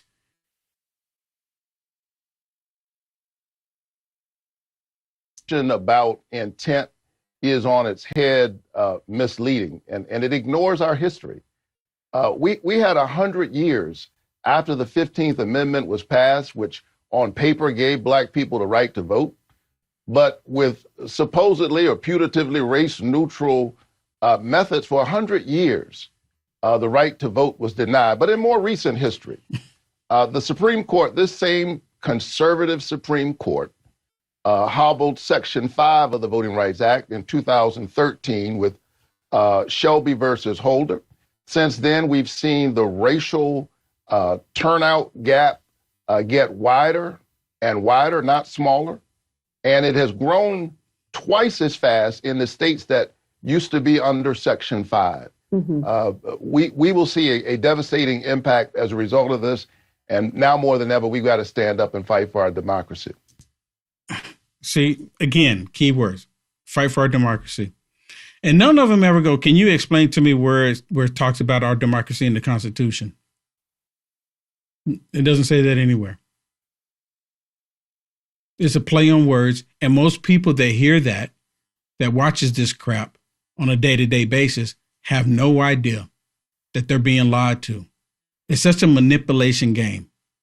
But as you just said, the Voting Rights Act has been, weighed by the court multiple times, including back in 2013. But when it was originally written, there were things in place that don't exist now, right? There was a poll tax in southern states. The law required 9 of those states to go get federal approval or pre-clearance before they changed their own voting rules. Congress in the 80s updated this law. Are you of the opinion that the law needs to stand as it was originally written, or does Congress now need to do some work to update it? Listen, I know that there are those who are tired of the remedy. I'm tired of racism. No, he's not. How many of y'all think that he's actually tired of racism? He's with the party that pushes the crap all the time. I think it's a strange position to be more concerned about the medicine than you are about the malady. In that recent history, Roberts wrote in 2013 when they gutted Section 5 that this racial turnout gap had gone away. And Ruth Bader Ginsburg, she said, look, getting rid of the protections of the voting rights law in this moment is like getting rid of your umbrella in the midst of a rainstorm because you're not getting wet. And since then, everybody's entitled to their own opinions. You're not entitled to your own facts. Since then, the racial voter turnout has grown larger, and twice as large in the states that were under Section 5. And again, that's not the fault of white people. It's black people not participating. Black people aren't running. And again, if someone black is running for office, they need to convince white people, along with black people, Asian people, Hispanic people, that they are the candidate that will do the will of the people. We'll be right back. It's finally here, our second annual mega sale. This sale only comes around once a year, so take advantage of the best offers ever while you can. For example, save 50% on our Giza Dream bed sheets as low as $29.98. And for the first time ever on TV, MyPillow mattresses and MyPillow mattress toppers as low as $99.98. And you save 50% on our Lux Pure 6-piece towel sets. Regular $69.98, now only $39.98. And our best-selling standard MyPillows, regular $49.98, on sale for $17.98. Wait on it, mega sale, only $14.98. So go to MyPillow.com or call the number on your screen. Use this promo code to take advantage of our second annual mega sale. But wait, there's more. To make the mega sale even more special, when you order right now, your order's going to ship absolutely free. Escucha.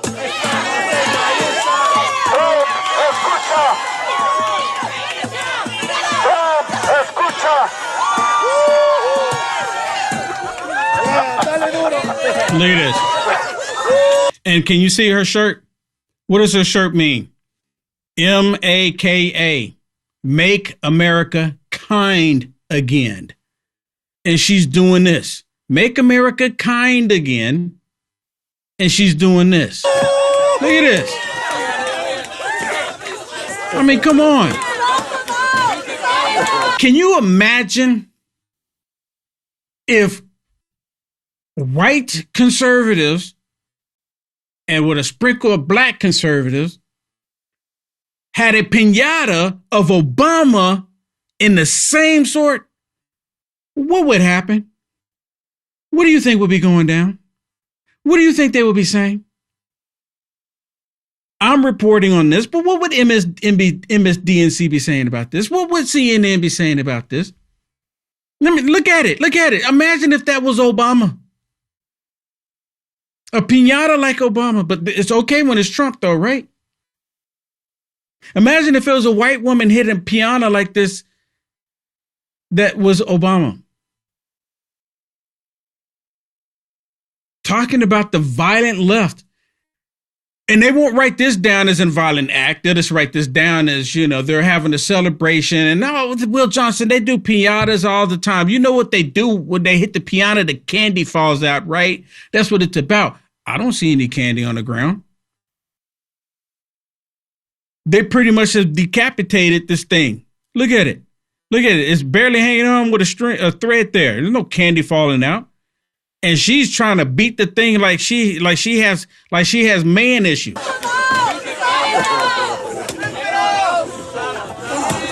Look at her. She's getting tired. Look at her. I mean, a white liberal.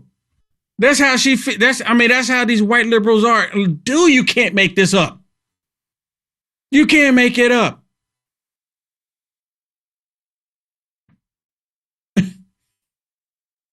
You know something else you can't make up? And I'm not going to have time to play it all.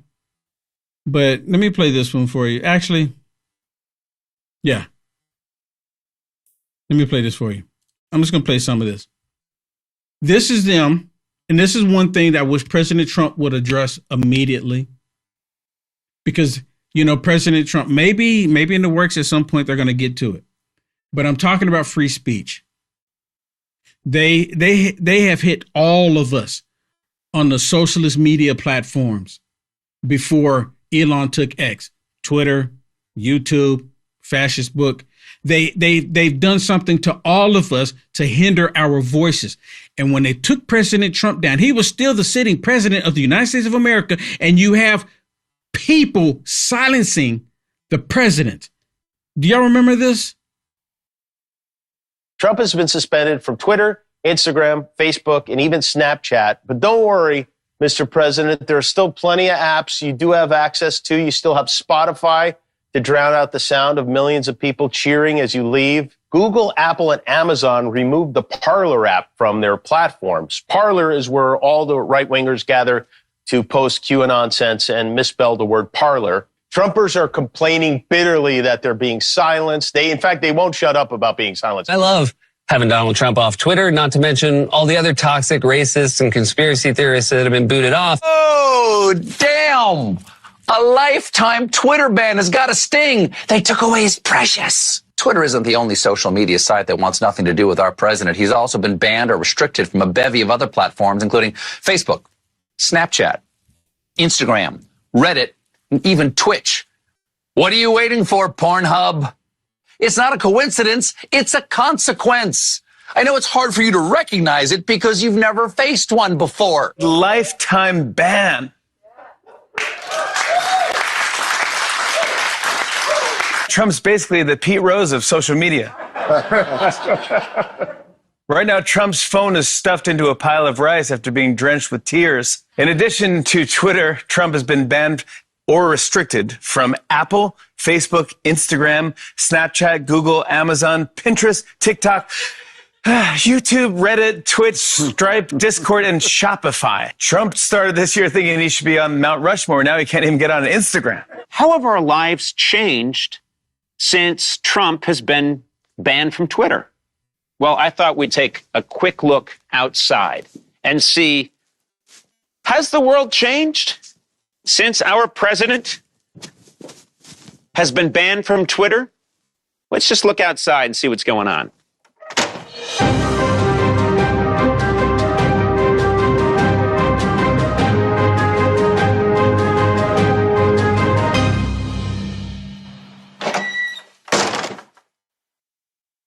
I like it. Elon Musk is in the middle of purchasing Twitter. Well, today, Musk said that one of the first things he would do after the acquisition goes through is lift the permanent Twitter ban on Donald Trump.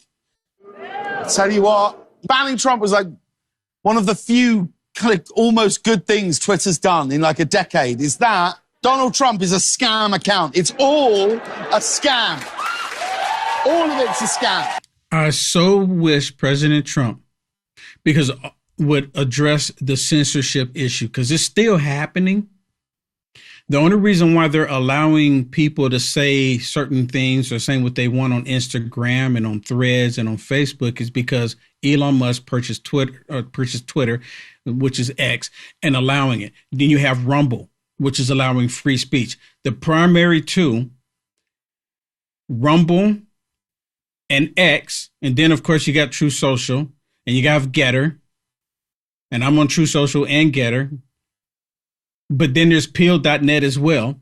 But the thing is, the main ones, the big dogs in all of this, which is Rumble and X, they're allowing free speech. And because of that, these other companies are doing it.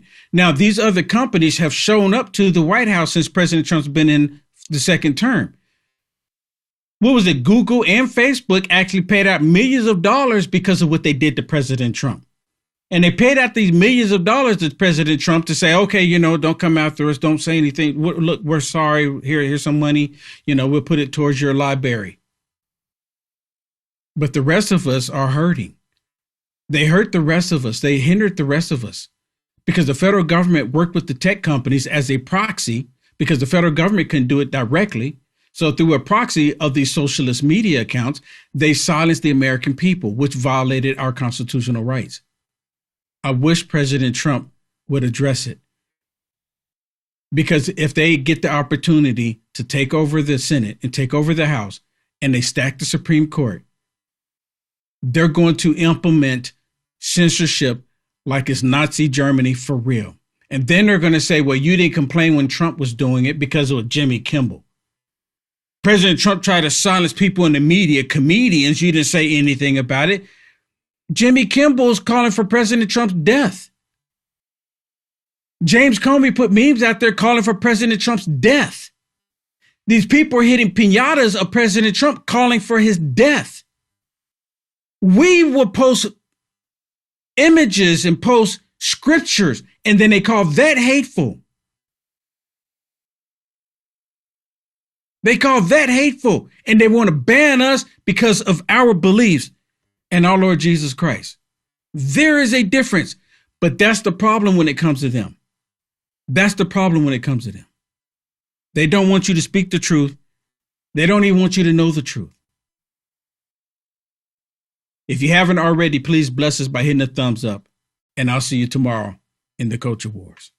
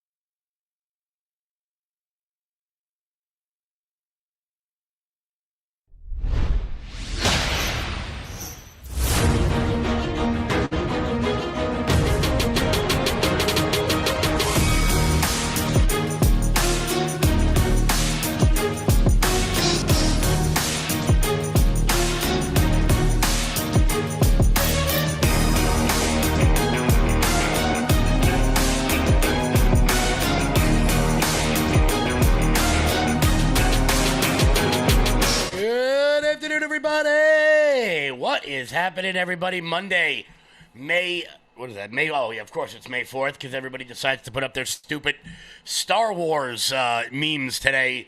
Yeah, May the 4th be with you and all that crap. The Star Wars sucks. Yeah, I said it. It's a terrible movie. All of them are terrible. One's worse than the next. My name is Kevin Smith. Thank you guys all so much for tuning into Loud Majority Live. We got a jam-packed show for you guys today. Spirit Airlines, done. No more giant metal yellow dildos floating through the sky. They're already trying to blame the Trump administration for this, except for the fact that it is Biden's fault that this happened. Pretty wild. To me, it seems like Democrats don't really know that the internet exists and that we can all end up looking back. But we'll dive into that story because it really talks about corporate consolidation, corporate mergers and whatnot, and whether or not they're good or bad.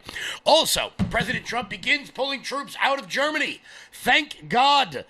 I know this is going to be tough for a lot of the neocons out there, but the Cold War's over.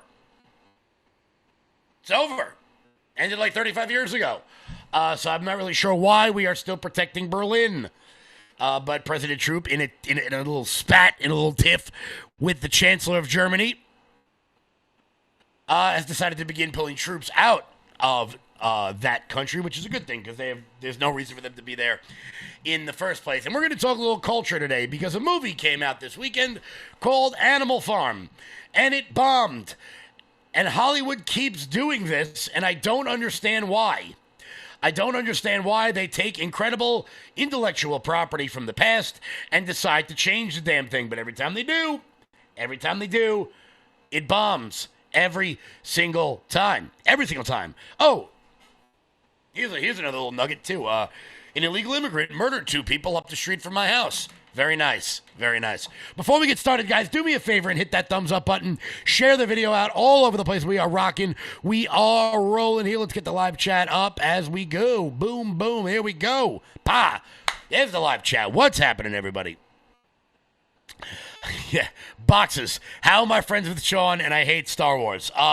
We just didn't talk about it. You know, it's like if you have like a liberal cousin, you just don't talk politics. We just didn't talk Star Wars because, it's a bad movie. It's boring. It's really boring. And the fact that they keep making, more of them over and over and over. They get now they got a series. How much blood can you get out of one rock? How much blood can you get out of one rock? But, yeah, so May the 4th be with you and all that crap. It's a terrible movie. Let's dive right on in. Good seeing you, too, at the Lindy Fair. Thank you. Welcoming all the new viewers who saw me at the Londonderry Street Fair yesterday. I'll be making more announcements about where I'll be, what I'll be doing. Got a little tan, too. Very nice. Very nice. Before we get started, guys, do me a favor and head on over to loudmajorityusa.com. That's loudmajorityusa.com. Sign up for the newsletter. Check out our shop. That is the best way to support this show and everything we've got going on. You guys can use promo code SPLC to get free shipping because to hell with the Southern Poverty Law Center and their libelous attacks against me. So, what are you going to do? Guys, head on over to loudmajorityusa.com. That's loudmajorityusa.com. So let's start with Germany. I'm really excited about this. You guys know that I've been hemming and hawing, hooting and hollering for quite some time about, I don't know why, we have like 100 military bases in Europe. I don't think the Soviets are coming in to take West Berlin anytime soon because that's over. And like most government programs, when the solution has been resolved, the things that were put into place never seem to dissipate. Now, am I saying pull all troops out of Europe? No, I'm not. I just don't think we need. It's kind of like when you see 2 7-Elevens on the same block. Like it's like overkill. Do we really need all of that? Not to mention, I am, if I'm being honest with you, a little sick and tired of basically funding many of these German towns with our Department of Defense money because the amount of troops we have there provides stability to the local economies in Germany, particularly outside of gigantic Air Force bases like Ramstein. I mean, if they were to close that Air Force base, the entire economy of that particular area would completely dissipate. But it is not the job of the United States military to be the social welfare program for all of Western Europe. It just isn't. Maybe, and look, obviously I don't know what I'm talking about because I'm just a radical right-wing extremist. But maybe if we didn't have so many troops in Europe, maybe they would spend a little bit more money on their own defense. Therefore, we wouldn't have to spend it. We wouldn't have to be lectured to by everyone in Western Europe about how they get paid vacations to go to the Canary Islands while I can't afford to get to Philadelphia. I don't know. What do I know? What do I know? Here's a story from Fox News. The Pentagon will withdraw 5,000 troops from Germany, a spokesperson confirmed to Fox News Digital. The redeployment comes amid President Trump's ongoing feud with German Chancellor Friedrich Merz and other NATO allies over the tensions in the response to the conflict in Iran. The decision follows a thorough review of the department's force posture in Europe and is in recognition of the theater requirements required on the ground. We expect the withdrawal to be complete over the course of the next 12 months. But some of them have already begun leaving. And all I got to say is, hell yes.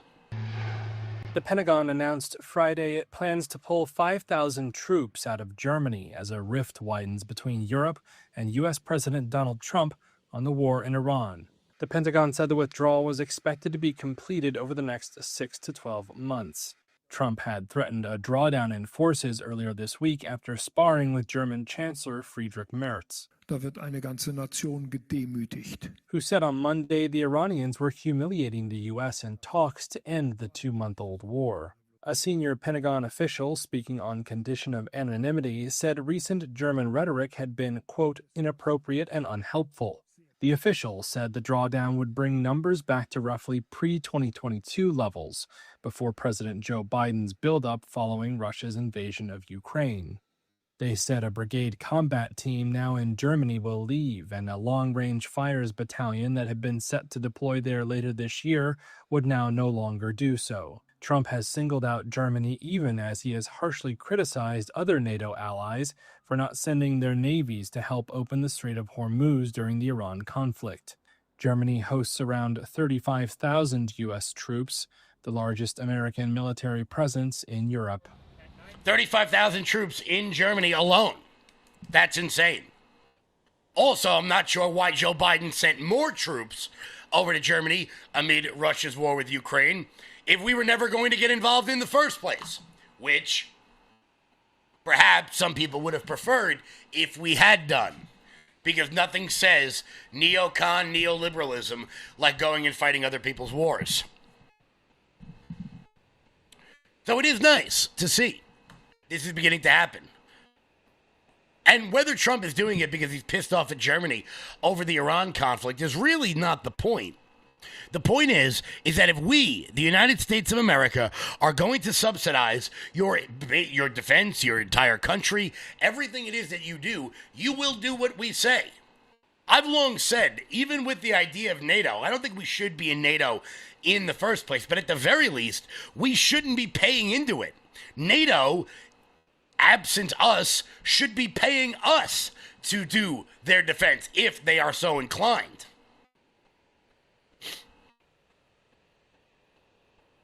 I mean, I've said it before. I'll say it again. I don't really understand why one of the last two remaining superpowers in the world has to, ask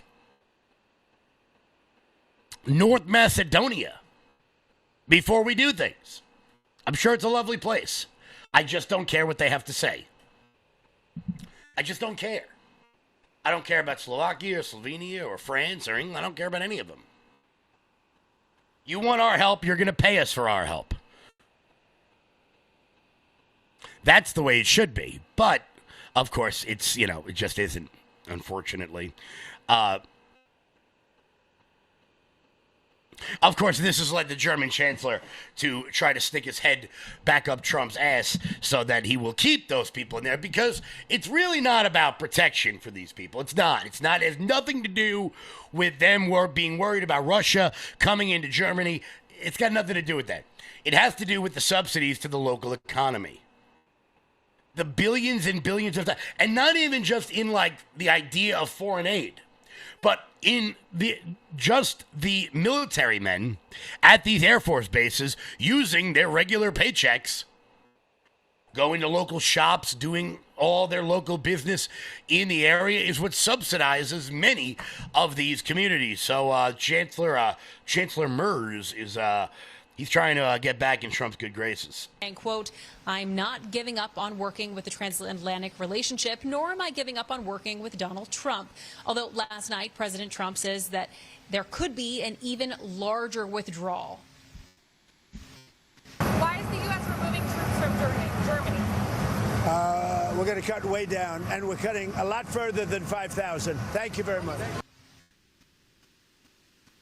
Now, in terms of this latest announcement, Project Freedom, the president says that this will aim to free up companies. Yep. Naturally, he's going to try to get back into Trump's good graces, and why wouldn't he? Why wouldn't he? Everyone knows that the way to get what you want out of President Trump is to butter him up, but this seems to be a bit of a waste of time, if you ask me. Bring them home. It is not our responsibility to take on the totality of the world's military defense. It just simply isn't. And I'm very happy that, I don't know, maybe somebody in the administration watches this show. Who the hell knows? I know one person does at least. Maybe that's where they're getting all their ideas from. But let's move on to the giant yellow penises that float through the sky, or used to float through the sky, because they certainly don't anymore. And that was one of the big stories over the course of the weekend was Spirit Airlines. Spirit Airlines is no more. That's right, the budget airline that makes you pay for water on the plane is no more.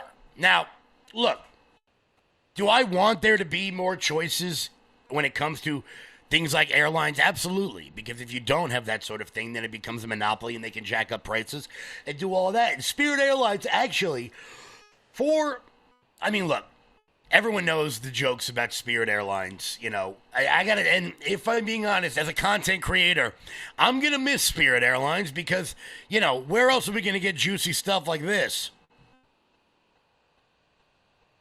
Go suck another dirty dick.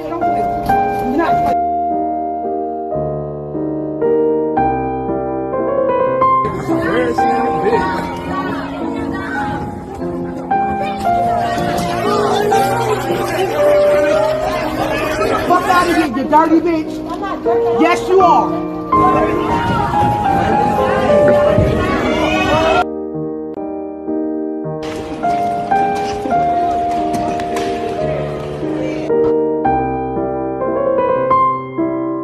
I mean, let's be honest. I'm going to miss you, Spirit. I really am. The amount of content that Spirit Airlines employees were able to put out over the course of the last several years, we're going to miss them. And look, if you really got to get to Miami that bad, you know, people like to save money on flights, but they simply couldn't sustain themselves. So naturally, what did they do? Well, they tried to go to the government for a bailout. It turns out, spoiler alert, providing some of the crappiest service in the air usually leads people to not want to fly your airlines. But thousands of jobs were lost, and many people out there are blaming President Trump for not bailing out Spirit Airlines. And I don't think the government should be in the business of bailing out companies, whatever they are. And if the president does it, I don't like it. And if Biden did it, I don't like it.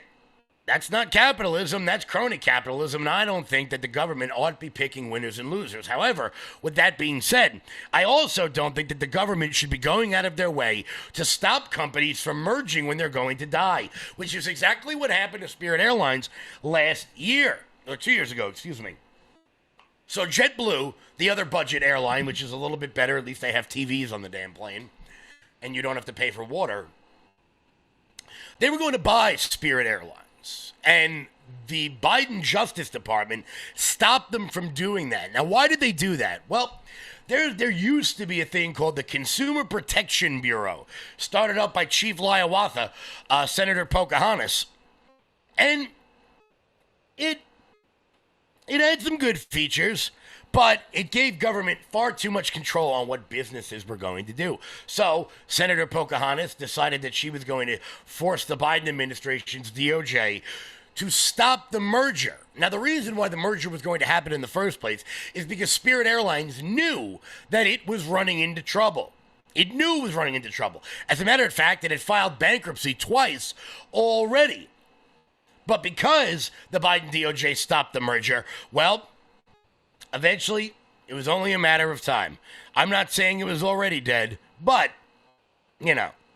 Let's take a look back at that merger with JetBlue that could have saved Spirit Airlines. You go back to the merger. The merger itself was $1 billion per year in consumer savings, 10,000 new direct jobs by 2026, and 1,000 daily flights to 145 plus destinations. Remember, Spirit, along with JetBlue, are the low-cost airlines, not the big ones like American, United, Southwest, and Delta. So you look back in the history. So in 2023, Biden administration sued to block that nearly $4 billion merger.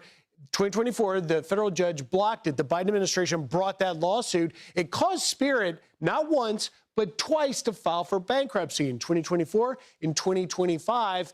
Then, of course, what we saw play out yesterday, 277 flights canceled, boom, dropped 17,000 jobs. 17,000 workers are out of a job today, could push fares up by $100. Now, it is very uncommon for a company to just stop. I mean, there were people on the way to the airport who didn't know that Spirit Airlines had collapsed, who thought they were just getting on a flight. They were like flight attendants coming into work that didn't know that they didn't have a job anymore. And to those 17,000 people who are now laid off and those people that are stuck in airports, although, I mean, look, a lot of them ended up getting out and many of the other airlines worked with them. But, look, the loss of another airline in this country is a huge deal. It is a huge deal, driving up costs all over the place. So I understand why, in principle, you want to stop these giant corporate mergers. But sometimes they are a necessity to keep the business going. But Merrick Garland, in his own infinite wisdom, he didn't feel that way. Today, the Department of Justice filed a civil antitrust lawsuit in the U.S. District Court for the District of Massachusetts to stop the merger of JetBlue and Spirit Airlines. We are joined in that lawsuit by the Commonwealth of Massachusetts, the State of New York, and the District of Columbia. I'm here with Associate Attorney General Vanita Gupta and Principal Deputy Assistant Attorney General Doha Mekki. Our complaint alleges that JetBlue's proposed $3.8 billion acquisition of Spirit violates Section 7 of the Clayton Act. We allege that if allowed to proceed, this merger will limit choices and drive up ticket prices for passengers across the country. And we further allege that the impact of this merger will be particularly harmful for travelers who rely on what are known as ultra-low-cost carriers in order to fly. Those include working and middle-class Americans who travel for personal as opposed to business reasons and who must pay their own way. Yeah, well, you see, here's the thing, Merrick Garland, and I know you've never had a real job in your life, but they had to file bankruptcy twice, seek out a merger, and then go completely under because of how low their fares were. Now, look, to be fair to the people of Spirit Airlines, which, you know, the war in Iran and the rising fuel costs, look, it may not have been the sole reason, but it was the final blow to Spirit Airlines. They simply couldn't run at a profit anymore. But Merrick Garland was worried about fares going up and prices being gouged, and he's right. And now they will be, because they stopped the merger. Now, are corporate mergers like always a great idea? No. I'll be honest with you, a lot of times I'm not in favor of them. However, sometimes they are needed. Sometimes it is a necessity in order to save the company. Oh, you think Spirit wanted to merge with them? You think that was like their goal? No, of course not. Now there's only, for the most part, five airlines in America. So prices, I'm sure, will go up. What are they going to do with all the planes? This story's not over yet. Things are going to be happening over the course of time. So we'll keep you abreast on that one. Also, we are awaiting President Trump. Looks like he's speaking at the White House in a little bit. Do I have that? Yep. Yeah, well, as soon as that happens, we will bring it to you guys live. But right after the break, we're going to get back to redistricting because we continue to pick up wins left, right, and center, and I'm liking it. Before we get to that, here's Jeremy. Hey, everybody. If you're not familiar with, then let me introduce to you Armor Colostrum. Now, I didn't know what colostrum was up until a few years ago. I'd never even really heard of it. And then my wife turned me on to Armor Colostrum. And what colostrum does is it helps regrow your hair. Not going to lie, that's the reason that I started looking into it. But then I started noticing some other things that I could benefit from. I used to get acid reflux very badly. I used to bloat very badly. It felt like I was 10 or 15 pounds heavier than I was until I made Armor Colostrum a part of my everyday schedule. And now things have changed so very much. Let me introduce to you what Armor Colostrum actually does and what it looks like. In a study measuring immune cell response to toxin, Armor Colostrum performed 32% stronger and faster than other colostrum companies. 400 plus bionutrients activated in your life, in your body, to help regrow hair, strengthen your gut health, regrow your nails, toenails, and fingernails healthy, get rid of fungus, stop bloating, and more. And now you can get yours right now for up to $18 off each and every purchase at tryarmor.com. Promo code LFATV. Click the apply button once you've entered the code and watch your discount fall off. That is tryarmor.com/LFATV. Order now. Guys, head on over to tryarmor.com and use promo code LFATV. That's tryarmor.com and use promo code LFATV. So we continue to pick up wins in the redistricting battle. We know Florida, we know Texas, we know many of the other states are continuing to redistrict. But now it seems South Carolina has got on board, which seems like it's going to add one more Republican seat. And CBS News this morning is big mad about it. Supreme Court just issued a ruling on a potentially groundbreaking redistricting case that could impact, for many years to come, the power of minority voters in this country. It focuses on the constitutionality of Louisiana's congressional map and how it was redrawn. The justices determined if Louisiana lawmakers properly balance constitutional and Voting Rights Act protections. I want to get straight to CBS News chief legal correspondent Jan Crawford, who has been reading through the opinion. Jan? Well, Major, we just got this ruling within the last couple minutes. The justices in a 6-3 vote, a decision written by Justice Samuel Alito for the other 5 conservatives, are striking down a second majority black district in Louisiana, ruling that state officials focused on race, and that amounted to an unconstitutional racial gerrymander. Now, this decision is a major one under the Voting Rights Act. It will go well beyond Louisiana. It's going to make it, based on what we're seeing so far, it will make it harder for state officials to draw up these so-called majority-minority districts, which have been used for decades and have increased black representation and minority representation in Congress.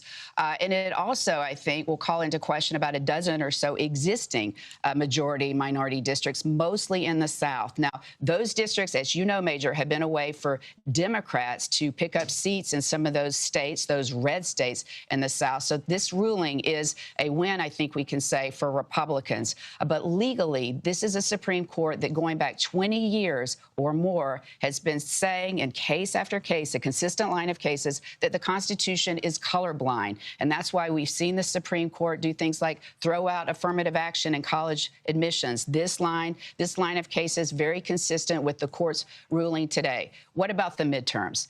I think this ruling coming today, 6 months after it was argued back in October, may come too late to have an impact on these upcoming midterm elections. I think the focus will be going forward, limiting states from considering race when they're trying to consciously and intentionally draw up districts to increase minority representation. That means, Major, that you might not have as many of those kind of ink-blocked states or states that have districts that zigzag like a Z, where they go from, like this one did, from Shreveport all the way down 250 miles to Baton Rouge, scooping up black voters along the way to, again, pick up voters to get enough black voters there to have that majority. So I think, that will restrict some of those those districts for sure.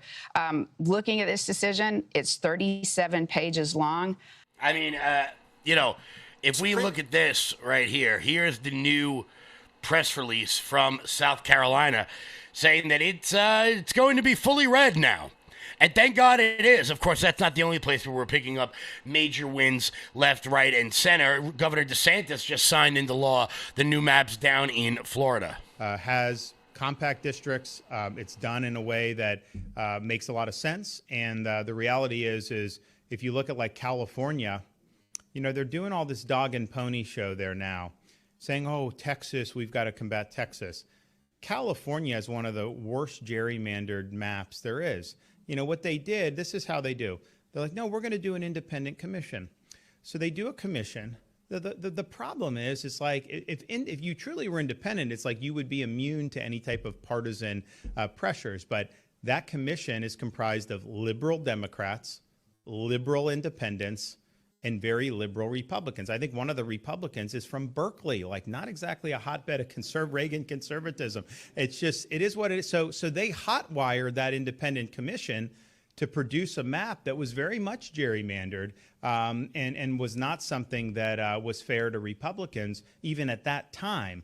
Now they're saying they want to do even more by doing whatever they're talking about doing now. So don't buy this notion that if someone has a commission, that somehow means it is immune from this type of partisan pressures. The California one was a left-wing commission. That's just the reality. That's what they produced. That's what they were supposed to do based on who appointed those folks to that commission. And so I just think it's better to just have the legislature do it. And if you don't like it, you can vote them out. You put some commission in, like California, and then stack it. If you don't like that as a voter, those people will never appear on your ballot. But that's exactly what they did there. And they've done it in other states as well. And then Illinois, if you look at Illinois, so Illinois, like if Chicago wasn't in Illinois, it would be a red state. There's some dots blue, but like most of it is red outside of Illinois. So if you drew compact districts, you'd have probably 6 in the Chicago that would be like 90-10 Dem, right? But then all the other ones would probably be Republican districts, and they didn't want that. So what they do is they go into the city of Chicago, they find enough Dems, and they draw a map. So Governor DeSantis continues to do his part. Now, this is going to be coupled with many different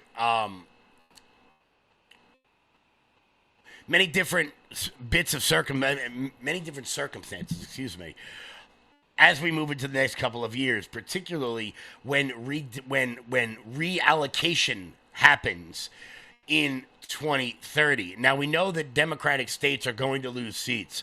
Illinois is set to lose 1. New York is set to lose 2. California is set to lose up to 4, with Texas, Florida, and Tennessee, and Idaho, shockingly enough, picking up more seats. Now, what impact is that going to have on midterms as we go forward, in addition to this sort of redistricting? But moreover, what's going to happen now that we are kicking out as many illegal immigrants as humanly possible who are counted on the census? Because in the Constitution, for some reason, well, I know the reason, it says persons and not citizens ought be counted in the census. This is going to be huge moving forward for Republicans. And just to put this into context, people think that the world we live in now is the way it's always been, with like, you know, little swings here and there. Maybe every once in a while you'll get a big majority in the House or a big majority in the Senate, but that's not the way it was.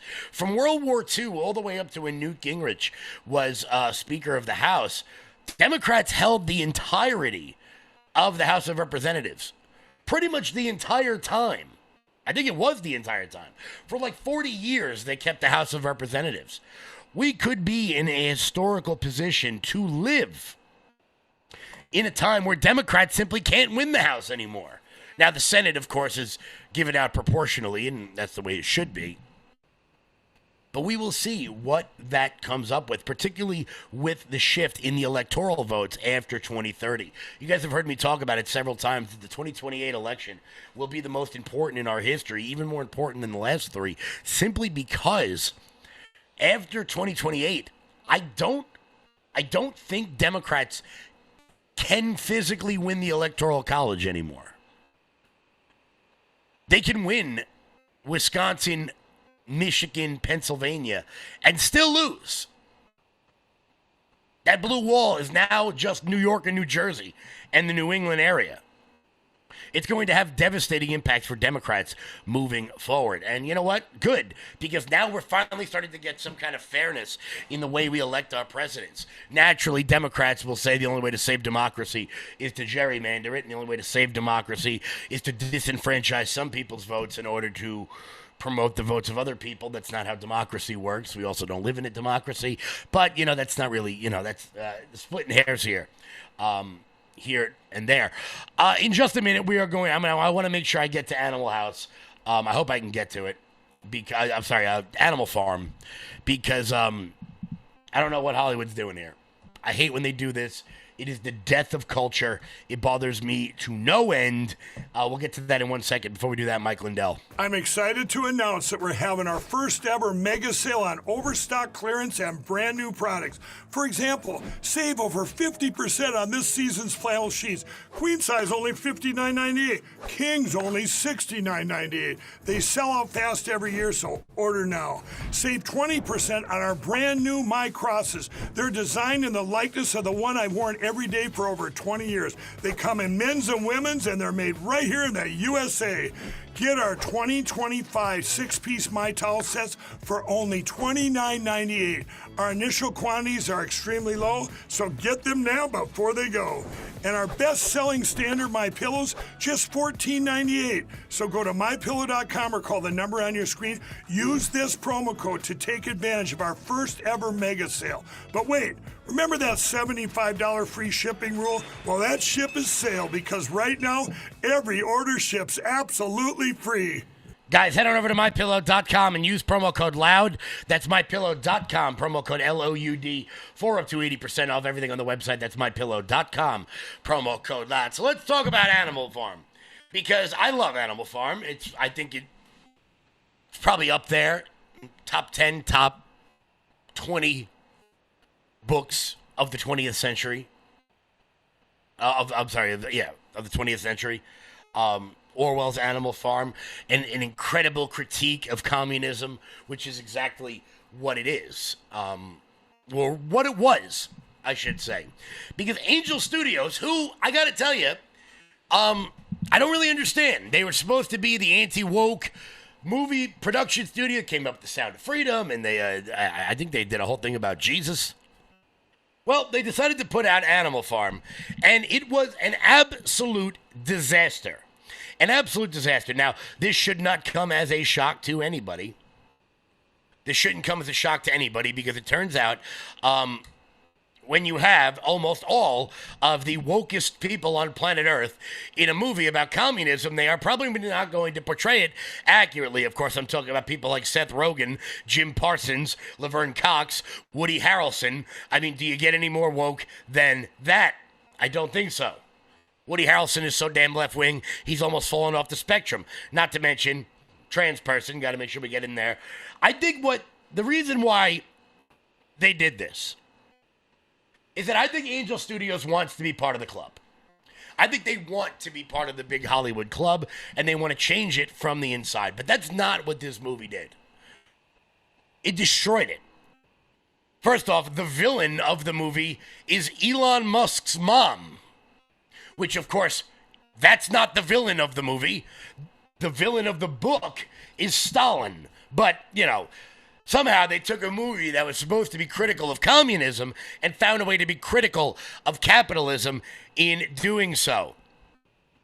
Wild. Animal Farm's box office numbers are in, and they paint a bleak picture for Angel Studios' latest release, which is already shaping up to be the studio's most high-profile misfire. Instead of building on the reputation as a faith-driven alternative to Hollywood, Angel Studios appears to have stumbled badly, embracing the Hollywood narrative and partnering with Hollywood progressive elites, delivering a film that's failing both commercially and critically. According to early reporting, Animal Farm opened at just $1.1 million on its first day across nearly 2,600 theaters. Projections for the opening weekend sit around 3.3 million.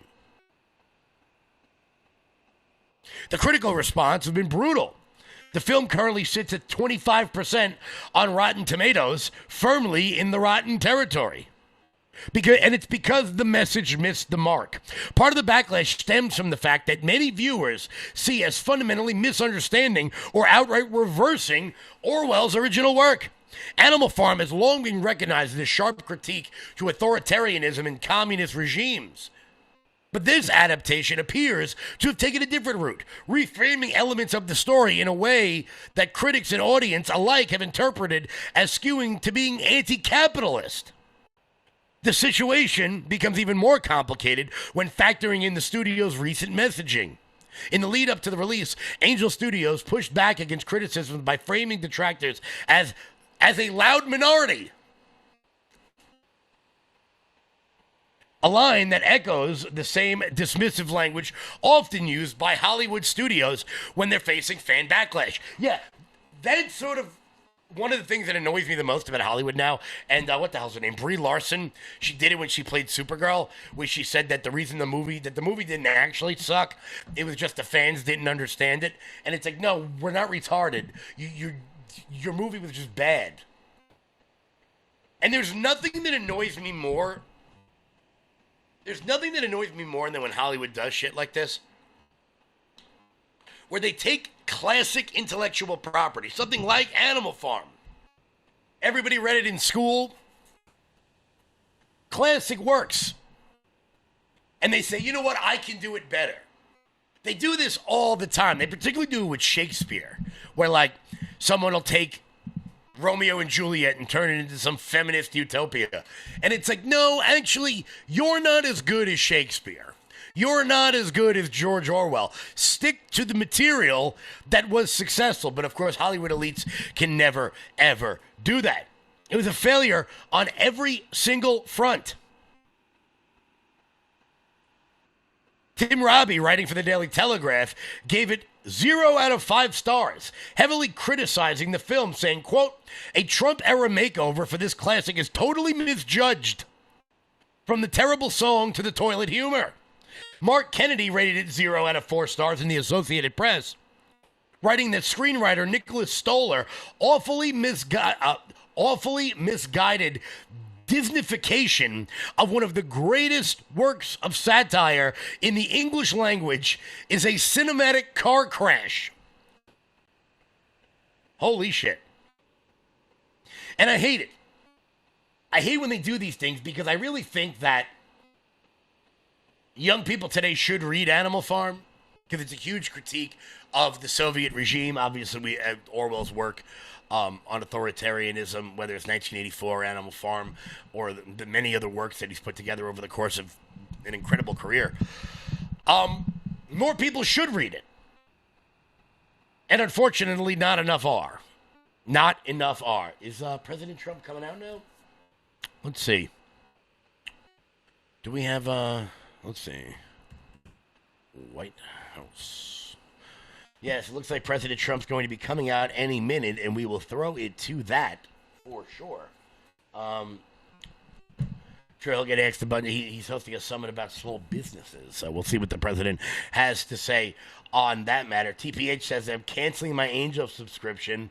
This is probably why The Chosen and Angel separated Wait, oh, did they? I didn't know they did that. I didn't know The Chosen went somewhere else.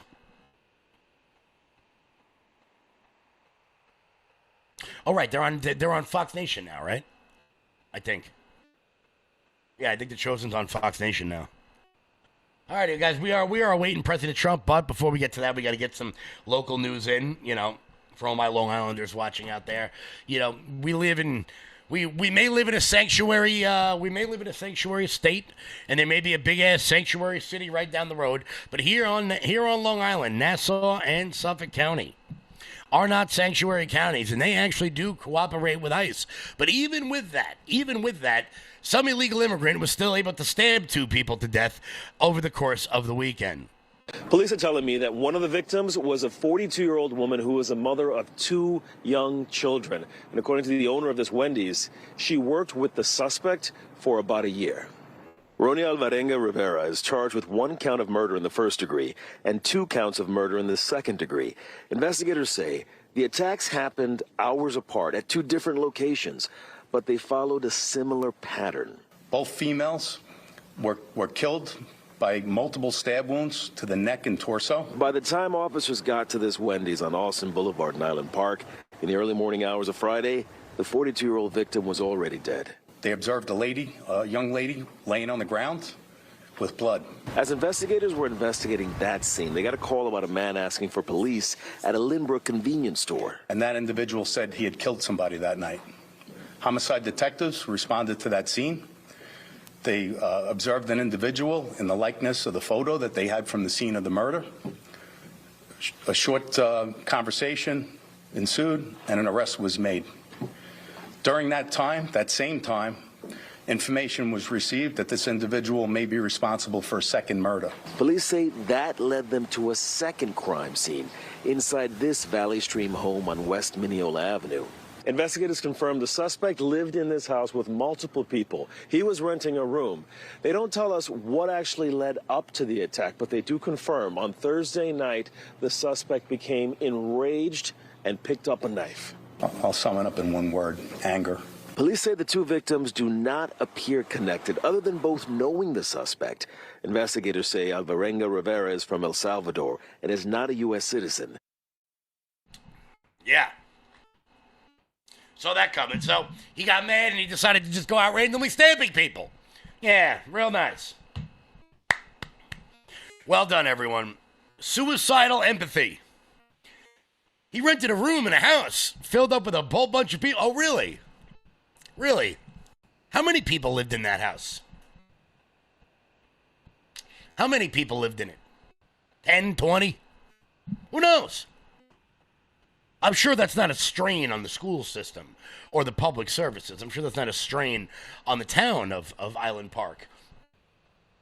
Or Lynbrook. I think it was in Lynbrook. Not a strain on it at all. Just another day. Just another day. Just another day. Another illegal immigrant just out here just hacking people up. But hey, remember, guys, if you point it out, you're the bad person. You are the bad person. And if you try to fix it, you are also the bad person. Luckily, there are people out there like Harmeet Dillon that absolutely do not care whatsoever. We're going to get to her in 1 second. Before we do that, guys, head on over to lfatv.us. That's lfatv.us. That's your home base, your mothership, your landing pad for all things LFA-TV related. Check out the LFA-TV store. And while you guys are there, consider becoming a monthly donor over at LFA-TV. That's the best way to support this network and all the great work we are doing over here. So, once again, we are awaiting President Trump to come up any minute. Before we do that, Harmeet Dillon has launched an investigation into the fact that apparently schools were busing children to go protest. Also, Fox News has decided to jump on the bandwagon about hospice fraud care in the state of California. About some questions of the care that you provided to individuals up in the Central Valley. At the moment, I have some workers here doing some stuff. Okay. You want us to wait outside? Please don't. Okay, you want us to wait outside? Graceful Care Hospice is located 200 miles away. We're going to have to get to that in 1 second. Here's President Trump.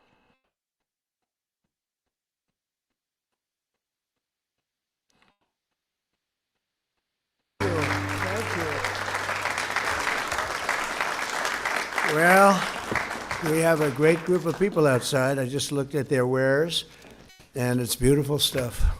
Made in America. It's great, great stuff. Please sit down.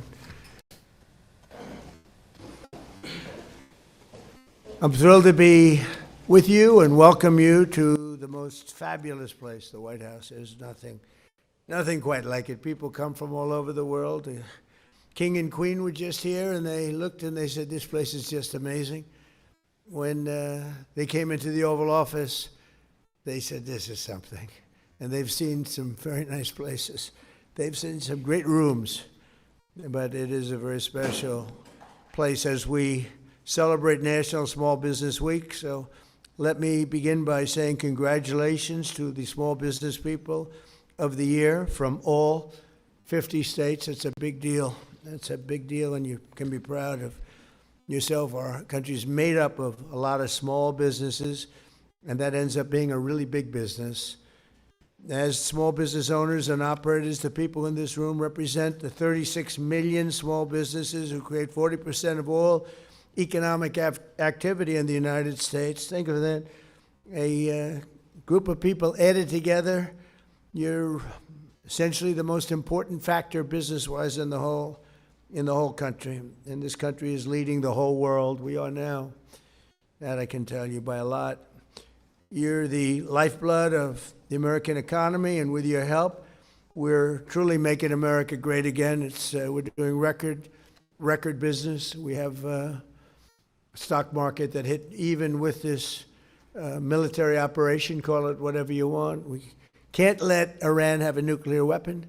We hit all new highs, and I said we have to take care of business because we can't let that happen. So we did a little detour, and it's working out very nicely. They have no Navy. They have no Air Force. They have no anti-aircraft equipment. They have no radar. They have no nothing. They have no leaders, actually. The leaders happen to be gone also. But can't let them have a nuclear weapon, or you'd have problems like nobody would believe. And it's going very well. We're also pleased to be joined this afternoon by Secretary of Energy Chris Wright, who's been amazing. Where's Chris? Except everybody was wrong. They thought that energy would be at $300, right? $300 a barrel, and it's like at 100. And I think going down, and I see it going down very substantially when this is over, Chris. And I think very rapidly too, at levels that you've never seen, because there's a lot of energy out there. Of ships all over the world that are loaded up with it. They can't do much with it because they got kidnapped by a pretty evil place. But we're taking care of it. We have Administrator Kelly Loeffler, who's incredible. And she's the head of the Small Business Administration. We're thinking about a name change, but I don't know. It's still pretty good name. And I always say the small business is a giant business, because when you add up your whole department, that's not a small business. That's a really big business, the biggest. Under the last administration and their radical left allies in Congress, small businesses were brutally crushed by the worst inflation in American history. We had the worst inflation under Biden that we've ever had. And I always say, I always like to correct, because if I don't correct, then the papers, the media goes crazy. He made a mistake. Well, the official number is 48 years. I say the worst in it because I don't believe the 48 years. I say it was worse than that. But in many ways, 48 years sounds worse than in history. I don't know why. But it was 48 years or worse. It was in a Biden inflation. This is what I inherited. And now we had it down where just prior to the war, the inflation was 1.4%. And for 3 months, over a 4-month period, took me a little while to get it down from the levels it reached. Biden added $6 trillion worth of new regulations and created an estimated 356 hours of paperwork every year for small businesses. You know what that means better than anybody. It means no good. Their policies punish hardworking citizens, and our policies protect you and reward you. And also, we have to have something else that I think is good for your businesses.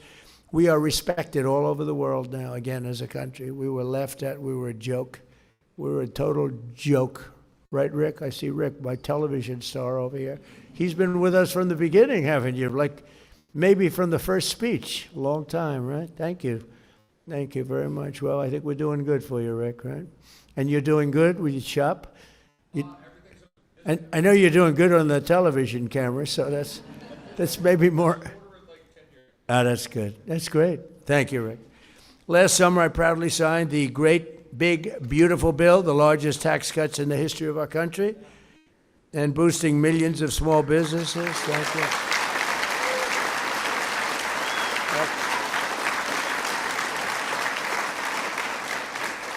Boosting millions of small businesses. We passed no tax on tips, no tax on overtime, and no tax on Social Security for our seniors.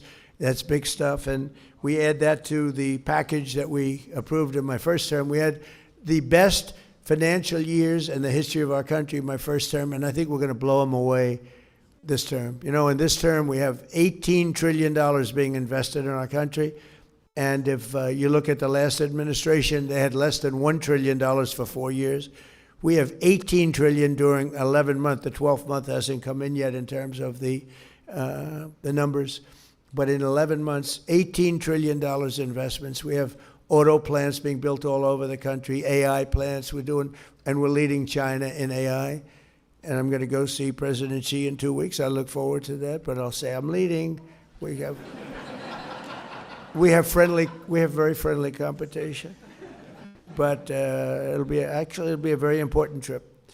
We provided 100% expensing and bonus depreciation, which is tremendous. One of the biggest things that you have. I mean, it's people have no idea how big that is. The businesses do, so that businesses can deduct 100% of the cost of new facilities, equipment, and capital investment in the first year. It used to take 38 years of deduction. Now you get it done in one. You can take one so you can expand. I think that's what made us so successful in the first term. But now we have it for a 10-year period. So you have it for a while. I really was going to make it for a 1-year period. That would mean you spend all your money immediately. Now, unfortunately, I gave you too much time. I was sort of against that. I said, let's do it for a shorter period of time. But we did it. It's the right thing. And this way, when I get out of office in, let's say, 8 or 9 years from now, I'll be able to use it. I'll be able to use it myself.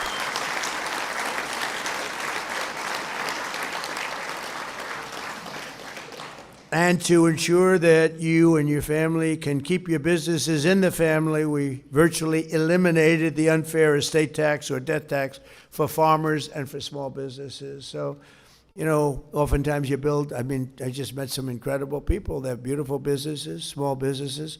They want to have their children. Those businesses were all long-term. It was, the father was there, right? We're just talking about with the beautiful pretzels. I said, pretzels, oh, those look good. I want to take some right now, but I didn't want to be rude and rip your bag apart. But the businesses they've been in business for a long time, almost every one of them. And you pass away, you want to have your children take over your business. They work in your business, and they got hit with the state tax, or we call it the death tax, but we call it both. It does the same thing. And they couldn't afford it. They went out, they take the business, they mortgage it up to pay the tax, and they end up losing the business. They end up going bankrupt. They end up, in many cases, committing suicide. We have a lot of that. You have a lot, especially farms, you know. They want to be on that farm. They don't want to lose their farm. And it's land rich and cash poor. And they go out and they borrow and keep borrowing. We ended that. No more estate taxes on farms and small businesses. So I hope everyone's appreciative of it. Now, if you don't like your children, it doesn't mean anything. But if you do like to leave them to somebody that you love, then it's a big deal for them. You have other problems, but for them, it's a big deal. And I want to say thanks to these tax cuts. 12 million American small businesses got an average tax cut of over $7,000, and our pass-through deduction alone is delivering an average of $4,600 in savings to 8 million entrepreneurs, and is projected to generate $750 billion in economic growth for the country. So many, it's really amazing. I see it on the television. I don't call this fake news because this is real fake news, but when you look at some of the things that have taking place. We don't get covered correctly. But in terms of the truth, we're having $5,000, $6,000, $7,000, $10,000, $11,000 with no tax on tips and no tax on Social Security, no tax on overtime. And people are making sometimes 11. I mean, I've seen it just where they're asking people virtually on the street, how is it doing? And everyone's surprised, including me. I didn't know it was going to be as much, but I knew it was going to be a lot. But you have people that make an extra $7,000, $8,000, $9,000 a year between the no tax on tips, no tax on overtime is a big one. It's a big one. But the no tax on tips was great. I won the.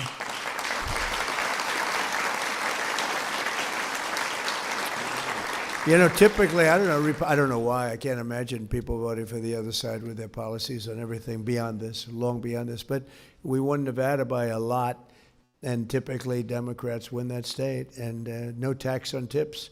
A lot of people getting tips in Nevada, so it had a big impact on people, and much bigger than they thought. And they're just now starting to realize how big and how really wonderful the great, big, beautiful, I call it the great, big, beautiful bill is, because we really, it should be called the great, big, beautiful tax cut bill and regulation cut bill. We put everything in 4 years. If we didn't pass another bill, which won't happen because you always want to keep going, but everything was put into this one bill. That's why it's called the Great Big Beautiful Bill. And one of the things that happened is we were going to do it over 17 different bills. And I said, let's give it a shot. Put everything in one bill, and thank goodness we did it, because the Democrats don't approve anything. They don't approve. You can have the best thing. It can be for security. Look at the security. They want to defund ICE. They want to defund our incredible Border Patrol. They want to, essentially, they want to defund the police, but they don't want to say it. It's crazy what's going on. So we put it all at the beginning. We have a little honeymoon period, a tiny little honeymoon period in this case. So we got it all approved. Late at night, it got approved. And this was really done as a 4-year bill, Kelly. You know that very well. You were a big part of it. And we got it done, and everybody was.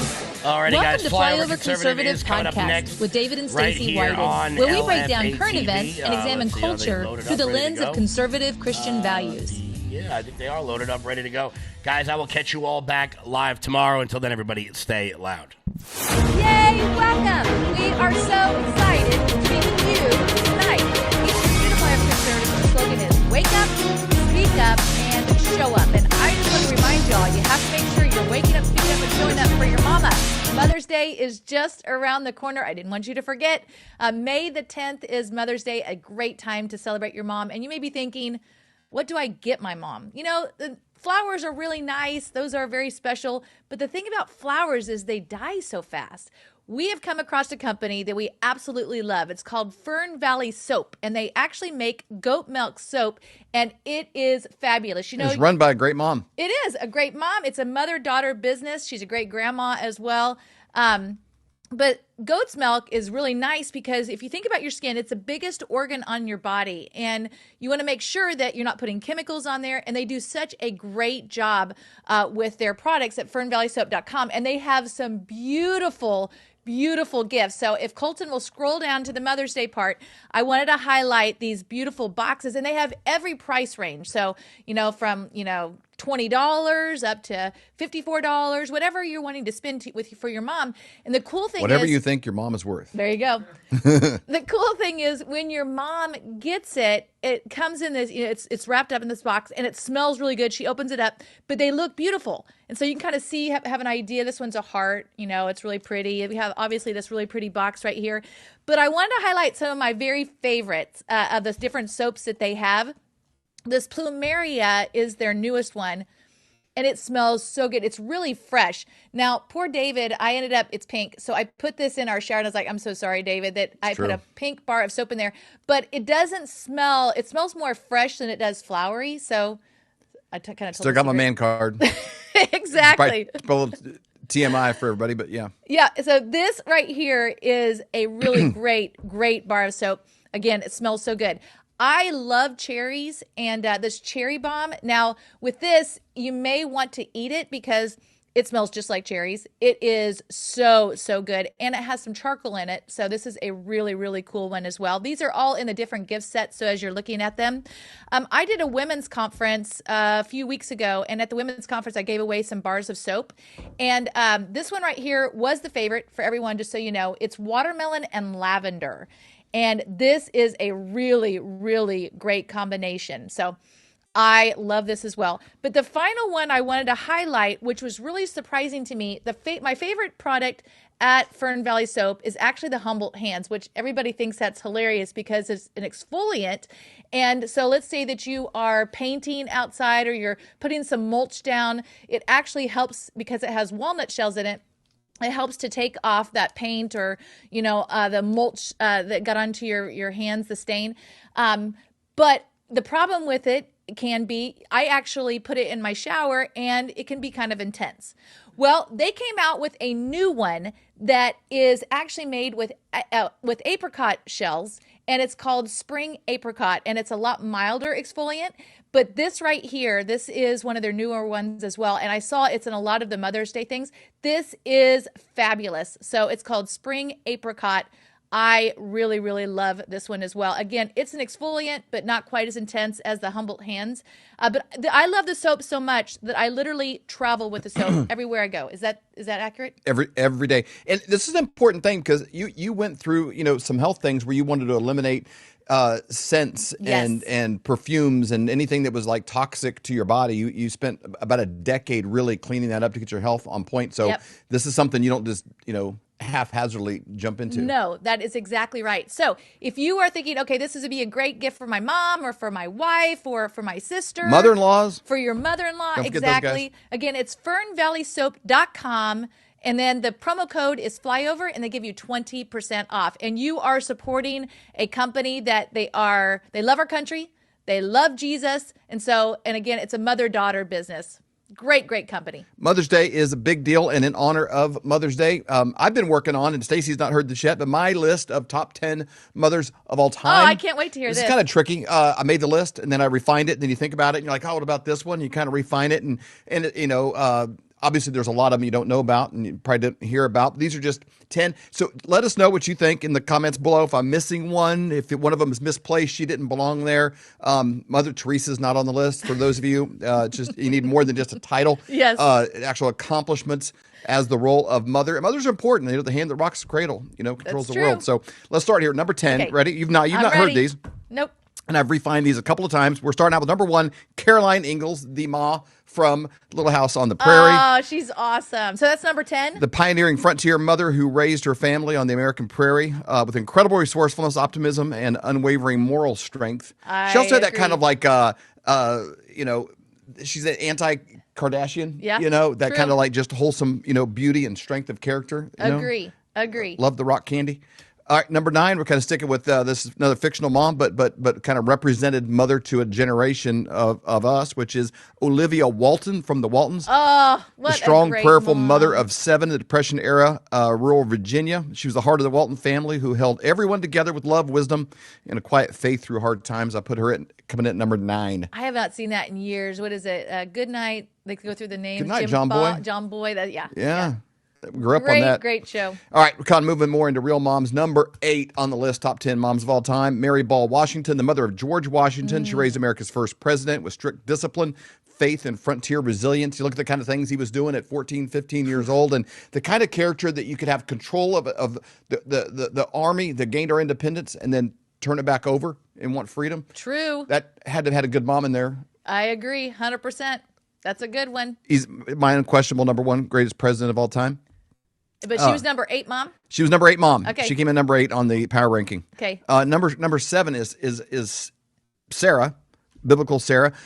She waited decades in faith for her first son, Isaac, became mother to nations and a cornerstone of God's covenant people. I don't know how you could not have the mother of the entire clan agree. In there. That'll probably one. draw some love or some hate from some of you in the comments. I don't know. Either way. Number 6, I'm going with Hannah Because talk about praying Oh, and man. contesting for a son. She's barren yet prayed fervently, dedicated Samuel to God, and is raised Israel's great prophet and Oh, judge. absolutely. That's a really good. And she's number what? She came in number 6 Wow. On Okay. my- Who's going to be ahead on of my her? power ranking. And, we could probably do a whole show dissecting number 5, but she gets credit for nothing else, just sheer production, being the first mother of all humanity. Eve Oh, yeah. of the garden. True. True. Her story of redemption, legacy, fall, foundation, but Yep. she was the mother of all mankind.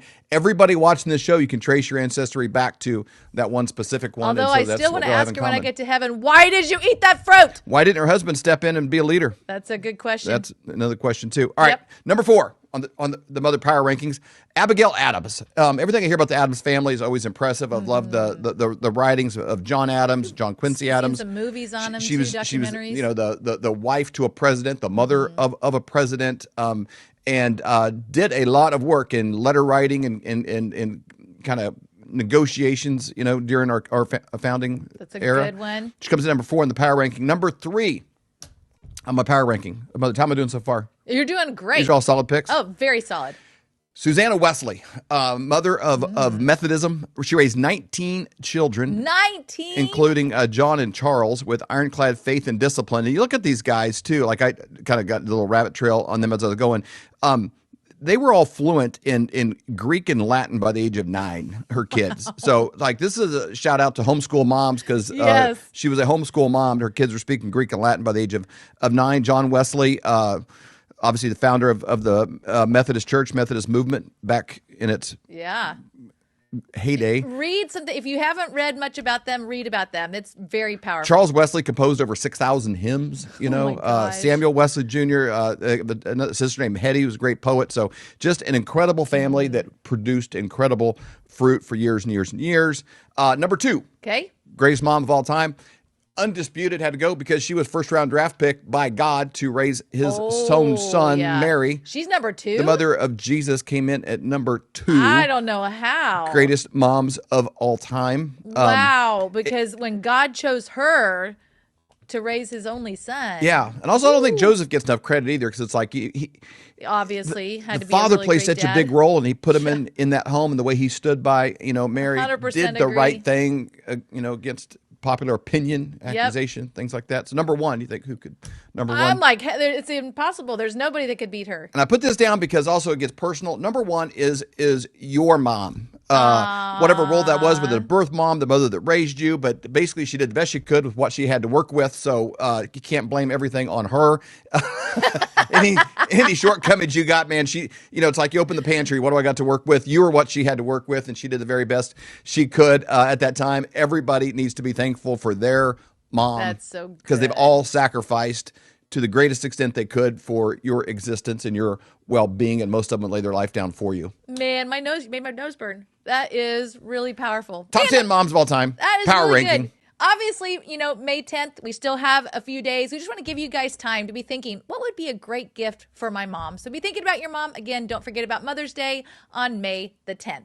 We'll be right back. If you had a time machine and you could go back to, say, 1930, and you had 1 ounce of gold or a $20 bill, both of those would buy you a complete men's suit. Brand new, the shirt, the tie, the belt. Either one would buy you the whole thing. If you had a time machine and then you brought both of those resources into today, 1 ounce of gold could still buy you a full suit at pretty much any men's store in America. The $20 bill, why, it probably only gets you a handkerchief or a pair of socks. How do you get the gold and silver? Well, it's very simple. We have a friend that we've known for over 25 years. In fact, his dad was a mentor of ours, and his name is Dr. Kirk Elliott. And the way that you connect with him is you go to flyovergold.com. It's a website that we set up to make it very simple. All you do is go there, fill out your information, and someone from Dr. Kirk's team will get a hold of you to answer all of your questions. Whatever you have, they can help you out. Or you can simply call 720-605-3900. Again, 720-605-3900 to set up that free consultation. Do it today. You will be so glad that you did.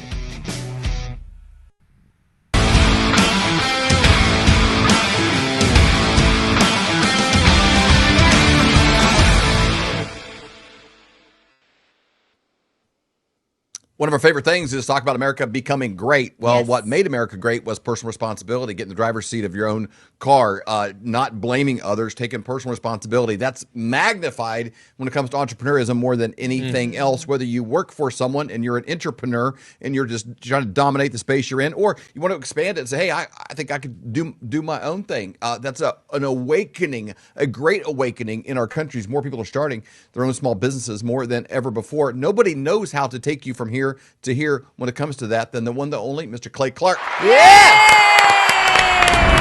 Greetings, and greetings. I'm very excited to share a story with you, and I think it's kind of funny here, Dave.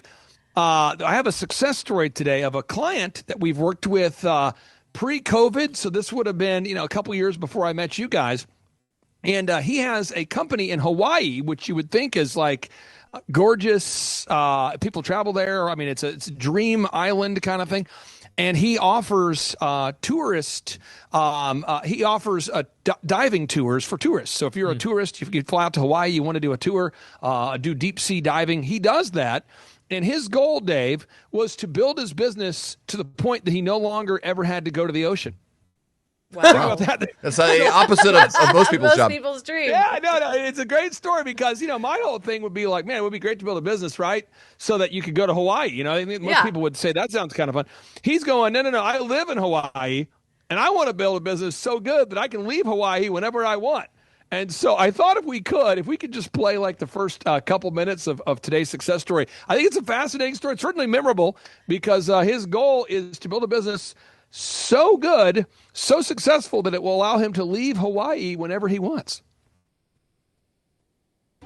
Aloha, my name is Byron Kay, the owner of Kona Honu Divers. My name is Byron Kay, and one of my businesses is called KonaHonuDivers.com. We provide scuba diving services, so anybody that wants to dive in one of the best places to dive in the Pacific Ocean and in Hawaii can come and join us on our boats, or they can come into our shop and go shopping for all kinds of cool swag or dive gear, free diving gear, spearfishing gear, all kinds of stuff. Well, I don't necessarily go to the ocean a lot. I work from home. I have a home office, and I've been able to do that because of you guys, because of you. I don't have to really go to the ocean very often unless I want to, and I'll go for fun, on the weekends for the beach, or if I want to go diving. But yeah, the dive shop's pretty close to the ocean. But yeah, I mean, for the most part, I'm pretty removed from the business, so I don't spend a lot of time actually working in the business. I spend most of my time working on the business and improving the business, but it's at a point where I don't really have to do much. Yeah, I mean, I think tracking is kind of the whole basis for improvement, because you don't really know, if you don't know your numbers, you don't know whether you're doing whether things are moving in the right direction or the wrong direction. You're directionless. It's like trying to hike without a compass. So I think tracking is probably one of the most important things you can set up initially. I set it up with Andrew in 2019 in August, and I track inflation adjusted numbers. I track everything. I track conversion rates. I track just a lot of minutia. I track my Google business profile, how that's performing, which you guys have helped me tremendously. With my business profiles, I have several business profiles, and reviews, tracking your competitors' reviews to know if you're getting more reviews than them. I mean, there's just so much information you can track that's relevant to any business.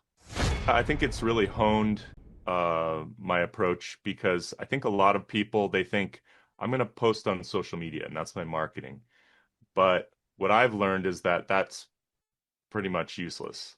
And what you guys have taught me, you have many, many different ways and ideas for marketing, depending on the business and depending on, the business owner's appetite for doing marketing.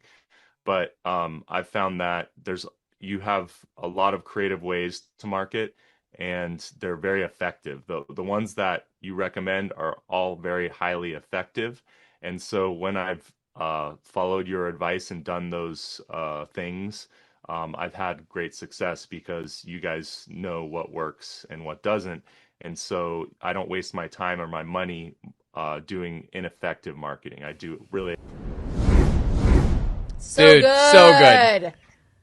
Yeah, and it's a thing where, you talk about during the lockdowns, he could not control the lockdowns. I mean, I certainly tried, but I got on the phone with Byron. I said, Byron, we are locked down. So we have to go to plan B, C, and D. And we not only survived the lockdowns, but we actually thrived. And I just want to encourage everybody out there today. Again, here's the notable quotable, Dave, and I'll throw it back to you because it is your show. It says, although you cannot control what happens, but it's what you do about it that changes everything. That's Jim Rohn. You can't control what happens, but it's how you react to it. You have to you can't focus on, you can't control what happens to you, but you can control how you respond to it. And Dave, I think that's a powerful teaching lesson for everybody, and hopefully it's demonstrated by an entrepreneur in Hawaii, which was one of the most tightly locked down states in America during the COVID lockdowns. Yeah, well, we live in a culture that actually celebrates your ability or skill set to blame others. And it wasn't just actual real things bad that happened to you. They developed this whole term called like microaggressions. Like, well, what happened to you? Well, I can't put my finger on it exactly, but I was like offended in a way that I can't really put, but you know it when you see it, and you feel like it becomes a currency in our culture, and the idea of not being your fault and whose fault is it. The media, is big on that. And at the end of the day, we're talking about making America great. Your life becomes great to the degree that you say, you know what? I could easily say all of these things happened to me, but it doesn't serve you well. Even if you win the Victim Olympics, like there's no trophy for it. Good. It's like, hey, I'm the gold medal greatest victim of all time. Congratulations. So what? But there's nothing to show for it. Yep. We were talking with another guest recently about when we were in Mexico, living in an orphanage, and then we adopted a son there, and our dinner time language became every night reframing a sentence of something that happened. And like an example would be, they'd be like, Jose ran in the street and this car hit him. Okay, well, let's reframe that.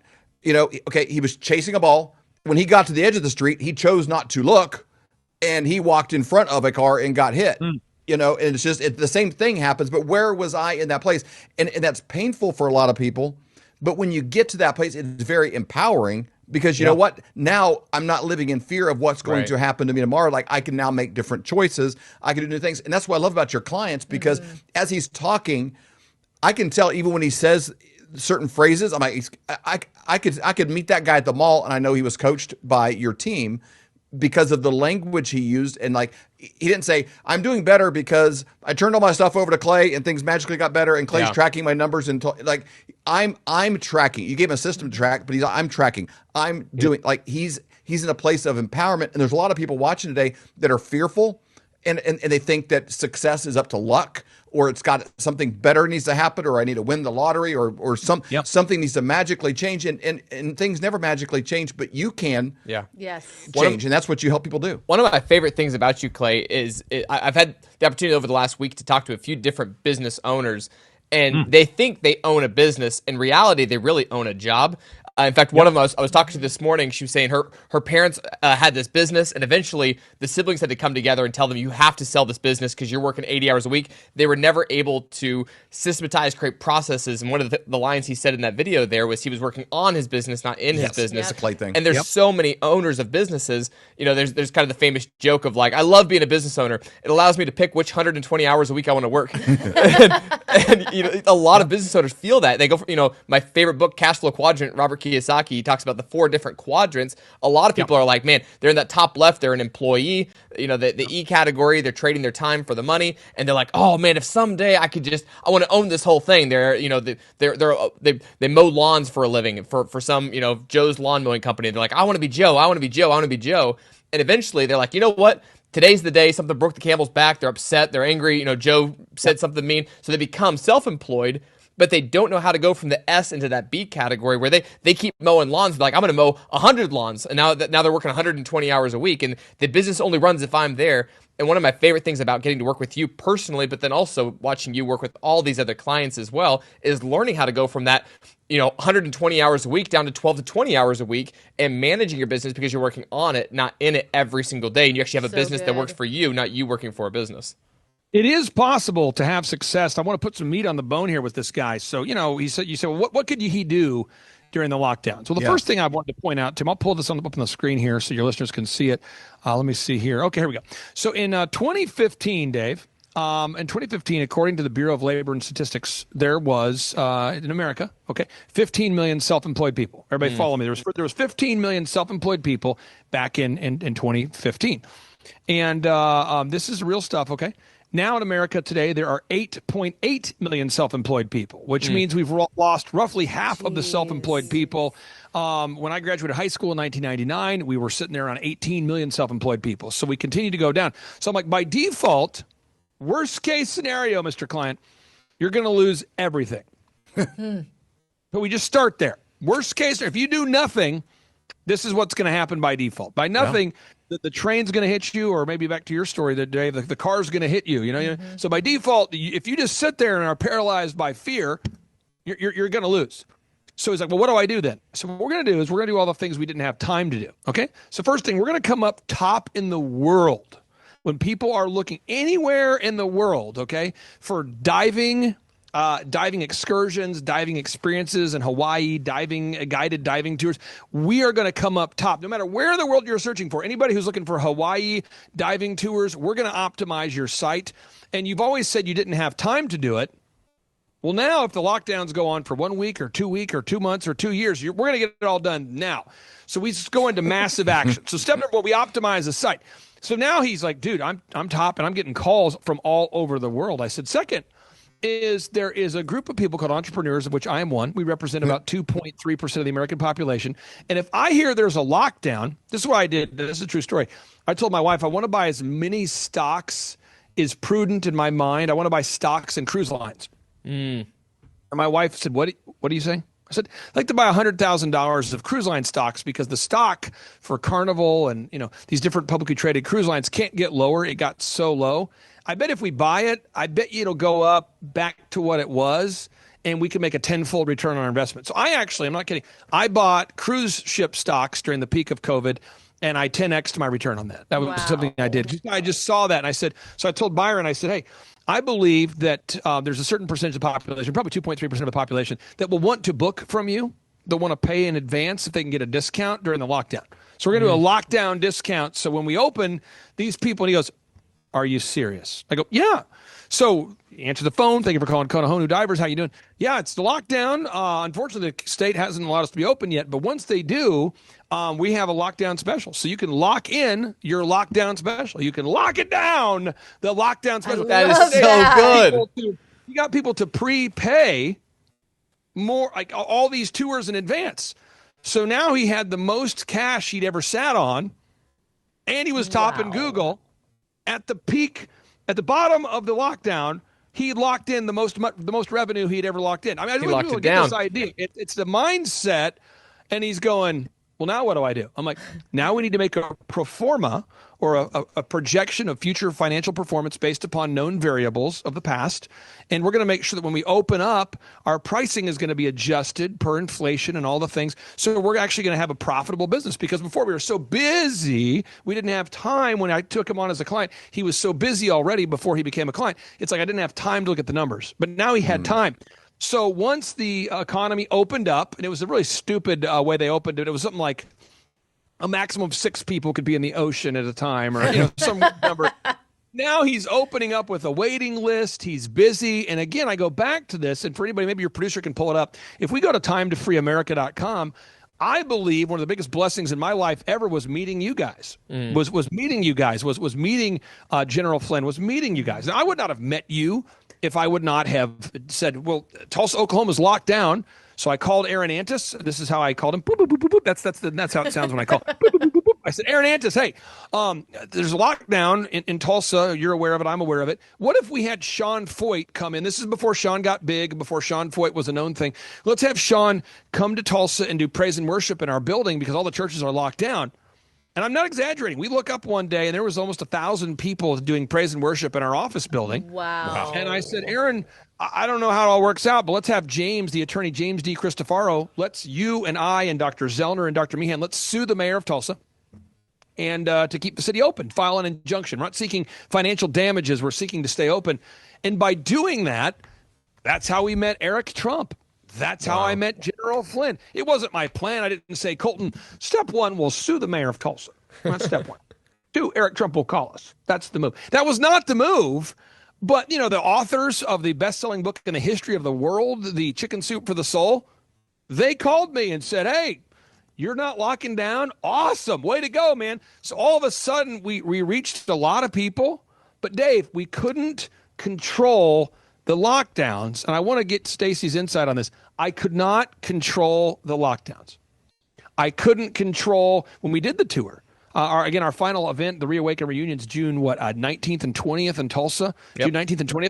I couldn't control the Reawaken tour, myself specifically, Mike Lindell, Rudy Giuliani, that we all got sued for the topics that we talked about. Right. And by the way, I'll make my final payment in October. But I couldn't, I couldn't control that we got sued, but I could control. So step one, we go back to it. By default, if you just sit there and wait for the train, if you're on the tracks and you just wait there because you're paralyzed by fear, the train will kill you. So by default, you have to go worst case scenario, what could happen? And then we can't be paralyzed by fear. We got to kick it into another gear. And Stacey, I think there's somebody watching this show right now who's been paralyzed by fear, and they got to kick it into another gear and get off the tracks. I will just say this, that courage is contagious. I will never forget the very first event in Tulsa, Oklahoma that we came to of yours, the Reopen America is what it was called. And you saw people literally, because if you think back to, April of 2021, people were used to being locked down. They were giving fist bumps. Nobody was hugging, like all these Elbow different bumps. things. Yeah, elbow bumps, Yeah, it was just, Those it are was awesome. interesting to see. And it was almost like, if you guys remember when, Bambi's mom got shot in that, Disney cartoon, and then you saw Bambi like kind of coming out, looking around. That's how people were at that Reopen America event. But man, once that event was going, people got bolder and they were more excited. They were hugging, they were talking, they were exchanging phone numbers. And then from there, you just look at the tour and what ended up happening over the next 3 years. And I will just say that courage is contagious. If you're willing to be courageous, even when it seems really scary, other people will be as well. That's why this whole slogan of wake up, speak up, and show up is so important, because when one person speaks up, one person shows up, others start to do it the same. And Clay, you have been an amazing leader with that, and we're so thankful for that. Amen. I'll say this too. Again, if you go to timetofreeamerica.com, everybody, we got June 19th and 20th.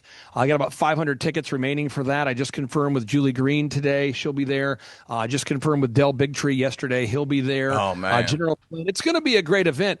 But what I hope the focus that people get out of this one, I hope people get this. It's a reunion, so it's got a certain energy. We're going to have a lot of fun. But I hope the focus that people walk away with, I hope you get it, is it's all about individual empowerment. Because, if you're waiting for the Republican Party to make big changes or the Democrat Party to make big changes, if that's where your hope is you're putting your hope there, that's going to be a tough life. As I was The telling Republicans voted yesterday to turn off your car for remote locations. All new cars in 2027 on. The Republicans were good with that. They're not coming to save you. Nope. Yeah, and I'll tell you this. I mean, you look at, again, going back to Byron, he happens to be politically probably opposed to what I believe. But I'm going, hey, throw out the politics. We need to survive, man. You know what I mean? And so I just encourage everybody out there. I'm hoping you toss away the Republican Democrat affiliation and all of that, and you start to say, what can I do to improve my life? And again, timetofreeamerica.com, June 19th and 20th, Tulsa, Oklahoma, the final event there. Now, point number 2 I want to hammer home is Napoleon Hill, who I named my son after the author Napoleon Hill. This is a true story. Napoleon Hill, best-selling author of Think and Grow Rich, he said, do not wait. The time will never be just right. Start where you stand with whatever tools you may have. It's worth repeating. Do not wait. The time will never be just right. Start where you stand with whatever tools you may have. Now, I had this great conversation with my son yesterday. Hopefully he appreciated it. My son is graduating from high school this year. And I said, hey, Napoleon Hill, how you doing? He said, I'm doing good. I said, here's the deal. what happened last week? And he's like, I shadowed the Boston Celtics during the playoffs as an internship. I'm like, exactly. So you want to be an audio-visual guy. That's what you want to do. And you shadowed the Celtics during the playoffs as the audio-visual guy. We got to see, how did that happen? And it's like, you connected it? And I go, yeah, but how? And it's like, you asked them over and over and over. I mean, yeah, keep going. How many overs and overs and overs? And it was a persistent plan for the past 24 months to organize a situation where he could be in the booth and see all the audio, all the visual, courtside, sky, everything. And it didn't happen via luck. Yesterday, one of the top 5 Christian musicians in America contacted me yesterday. He said, all right, I agree. Fine. Your son can travel with me this summer on the tour. He can be my AV assistant. All right. Fine. And it was like a relenting, like, okay, I give up. No mas. I can't handle it. I tap. I have no more nose left. Stop throwing jabs. And it was kind of a funny conversation because it had apexed where I'd called and called. And I called people he knows. I'd called family. I had called their friends. I'd called their managers. And I'm a persistent person, but I'm like, my son wants to do audio and visual. And the only way that I know that someone gets in that world is you have to actually shadow and intern and work for free. I can't control whether they'll hire him after the internship. That's up to him. But I can knock on the door. I can kick down the door. I can remove the door from the hinges. I can climb under the door. I can go over the door. And in the Bible, if you read the Bible, there are people in the Bible that actually cut a hole in the roof to drop down their friends so Jesus could minister to them. So I'm just and it was rewarded. It was rewarded that they did that. Yeah, so yesterday I come home, I'm talking about the Celtics, and I go, and guess what else, family, we can learn today? They're like, what? And I'm like, guess who you're going to be shadowing with this summer on tour? And they're going, who? And I tell them, like, oh my gosh, you're crazy. Show you guys the text messages and the calls. Let me just show you the call log. And they're going, oh my God, Dad, you've been lighting this man up. Do you ever feel bad? I'm like, no, because I have a conviction. I am convinced that during this specific moment, this is where it comes from. Confidence comes from confiding in yourself that during this instance, you are doing what God has called you to do. And Carlton Pearson, may he rest in peace. Hopefully he found Jesus at the end of his life. He used to be one of America's top evangelists. He was a big minister in my life, a big mentor in my life before he turned away from Christ. Hopefully he turned it around, Carlton Pearson. But he told me, he said, Clay, confidence comes from confiding in yourself that during this instance, you are doing what God has called you to do. And so if you're watching this right now and you're going, I feel stuck, I'm giving you 2 calls to action, Dave. Everybody can do it. You can go to timetofreeamerica.com and you can come join us for the Reawaken event. And what I'm doing is I'm providing a free business conference the day before the Reawaken event, which is how I met you guys. So when we did the first Reopen America event, I already had a business conference scheduled and I couldn't cancel that. And I said, so we're going to do the business conference first and then we'll do the Reawaken second. And Dave, that's how we connected. Yep. It's true. 1000%. Well, there's a lot of people right now that are stuck, and there's a phrase. I mean, we didn't start. A lot of people say this, but like, just do the next right thing. And sometimes they don't do the next right thing because they're thinking about the 10 right things, down the road from now. Like they don't make a call because, well, I don't know what I will say. Well, maybe the next right might be right. Well, if I talk to that person, what would I say? But doing the next right thing, and more than likely that next right thing is going to be wrong. Yeah. And when you look back at the end backwards, you're like, oh man, that was a waste of time. That was a waste of time. But it got you to the place where you did the third right thing. Yep. And the third right thing probably leads you to the fourth. Like it's that stop. It's very hard to take somebody that's obese, couch potato, locked in their home to get them to go to CrossFit. But the hard, it's much easier to get that person to go, let's go walk and check the mail. Let's take one walk around the block. I'll go with you. Come on, we'll walk around the block. Okay, we're going to do 2 walks. It's easier to take somebody that's walking 5 miles a day to sign up for a marathon than it is to get somebody that hasn't moved in 5 years to walk around the block. Yeah. That first right thing is always the hardest to do, but it's a domino to other right things, and it builds that confidence that you're talking about. And some of you guys are wondering, like, we obviously do this segment, almost every Friday. This segment's coming on. And you're like, why do they do this? Like, what is the brain behind this whole thing? Are they bored? Are they just needing content? Are they just wanting more content? No. Here's the deal. On your flyer here, Clay, you got the Remnant Rising. There's a lot of great pieces on here. You got the flag behind Kim Clement with the sword. It's a powerful flyer. But you got a phrase here: resist the reset. Ooh. And when you were talking earlier about the number of entrepreneurs in our country and people that are self-employed, they work for themselves, that number continues to decline. That's not an accident. There is an intentional plan, because one of the greatest threats to a deep state type force, one of the greatest threats to freedom, is people giving away their freedom by not having their own decisions in life. You will own nothing and be happy. Yep. Is the key phrase of this reset that is in place. There is a plan in place to do that. And so when you're talking about the next right thing, we need to double, triple, probably quadruple the amount of people that are successfully self-employed in this country, and that comes from taking the next right step and then learning those pathways and learning how that works. But it comes from us linking arms together and deciding, no, I'm not going to go subtly into that night sky where they're going to shut us down, where you're going to own nothing but happy. Our cars can be shut down remotely, where they can, hey, you can't travel more than 80 miles outside of your zip code because we need to be able to control 15-minute cities. They're walkable cities is the new term. You can walk from here to here, but we're not going to. We don't want you going from here to Tulsa. Like that, the majority of the Flyover Conservative show focuses on that, but the solution to that isn't just to be more aware; it's to do something. Yeah, yep. It's to take a step in the right. Reset. You have to resist the reset. Resist is an actionable offensive term. This is we need people that are armed and dangerous, that are moving forward and actually able to move forward. So if you're out there and this is like awakening something in you, and you're like, man, I'm loving this content. This is why we do this every single Friday. We think this is a very important step. This isn't just like some random content or something. We love this content. We're very passionate about it, but also it is a very purposeful part of our content to make sure we have entrepreneurship coming back into this country, that the freedom principles that it was founded on are coming back into this country, being injected back into this country. So good.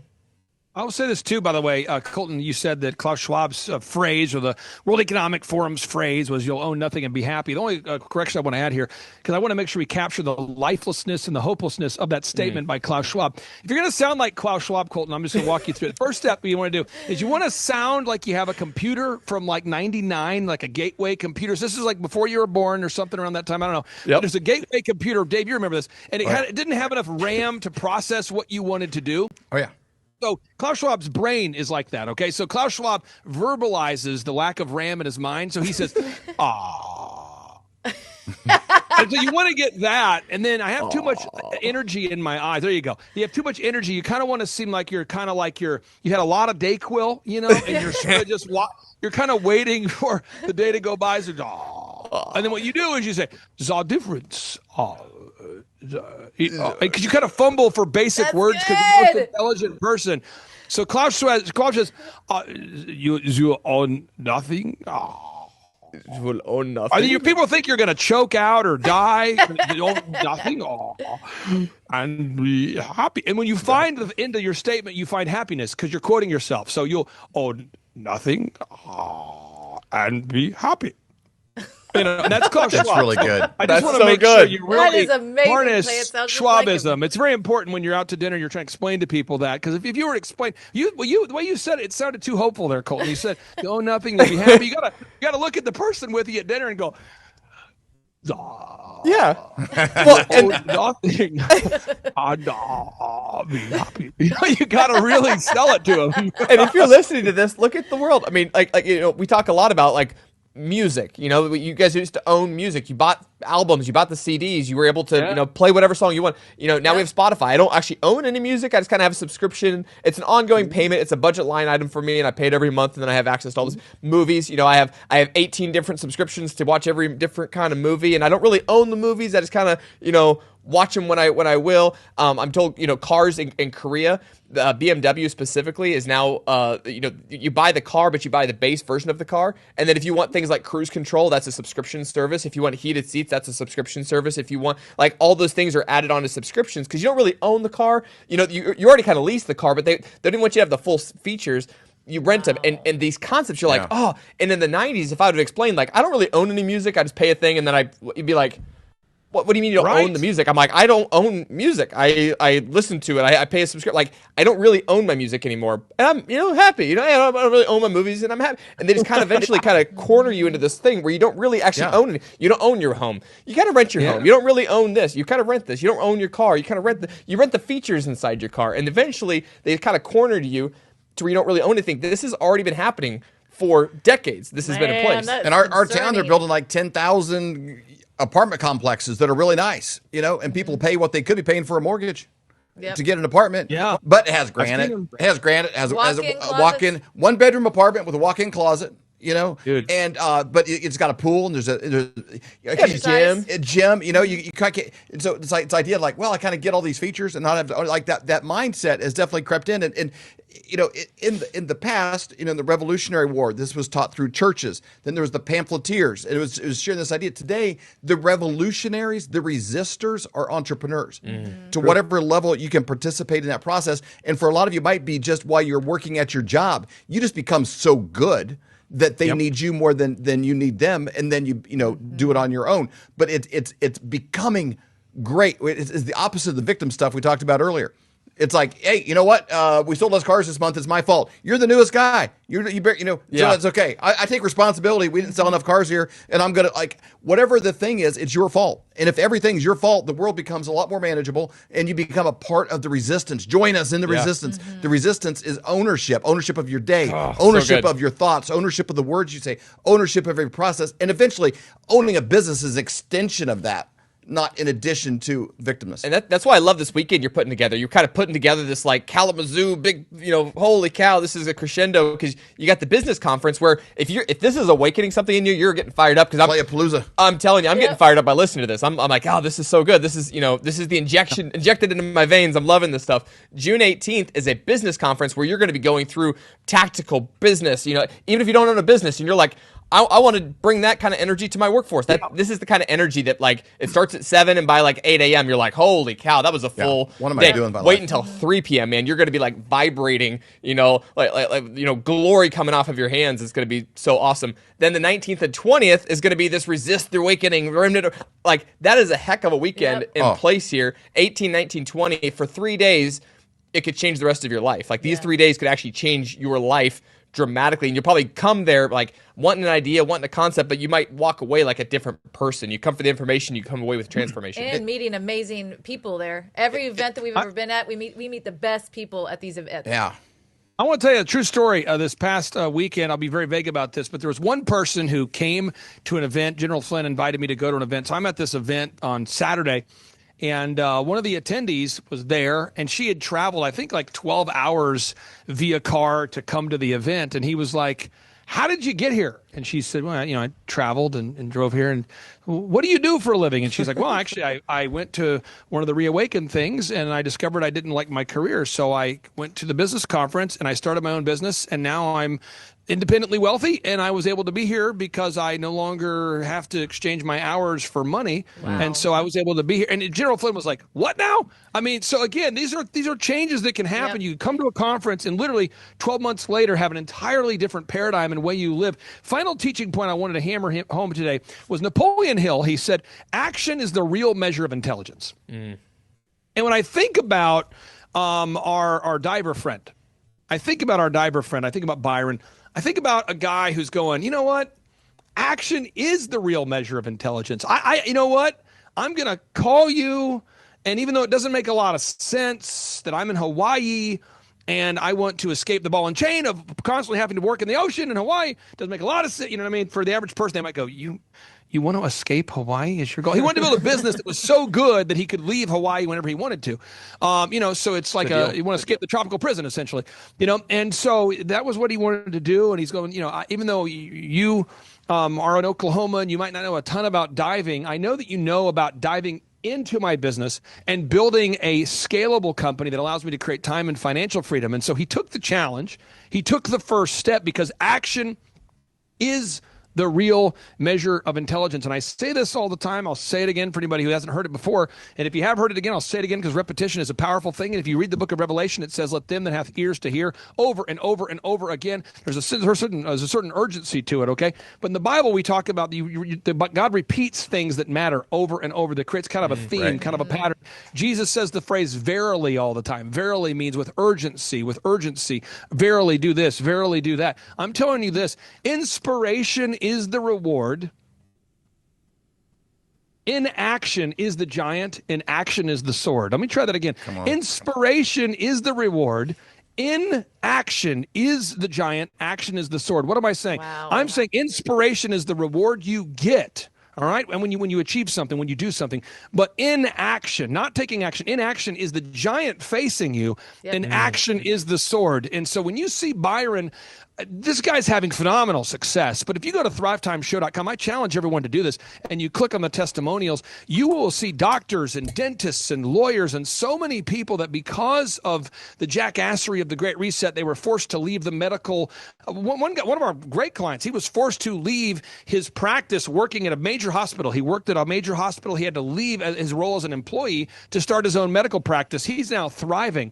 We had a wonderful person who had to leave the medical establishment to start her own medical practice. She's doing great. The whistle-blowing nurse, the first nurse in America that I know of that explained what was going on with COVID and how the treatments were actually killing people. The first nurse in America to hop on a microphone, hop on a show and say, look, this midazolam is a breath suppressant. That's what it's a breath suppressant. And if you take that in remdesivir, which causes renal failure, it's going to kill you. She lost her job because of that. And now she has a $3.4 million medical spa right now. I know this because I work with her. I mean, I can go on and on. So again, you can't control what happens to you, but you can control your response to it. So I encourage everybody, call to action 1, call to action number 2. Go to timetofreeamerica.com. Find a way to join us in Tulsa, Oklahoma, June 18th, 19th, and 20th in Tulsa, Oklahoma. You say, how much does it cost? It's $250 or whatever price you want to pay, $250 or whatever price you want to pay. You can literally pay any price you want to pay. And the second call to action is go to thrivetimeshow.com. And join the conversation. You don't need to be abnormally intelligent. You don't have to be born with a silver spoon. You too can become an entrepreneur, and you can resist the reset. So go to thrivetimeshow.com. And I want to brag on you guys as a family. Dave, you and your wife Stacy have taught your kids to be entrepreneurs. You started Flyover Conservatives podcast, not knowing exactly where it would go. It's turned into something great.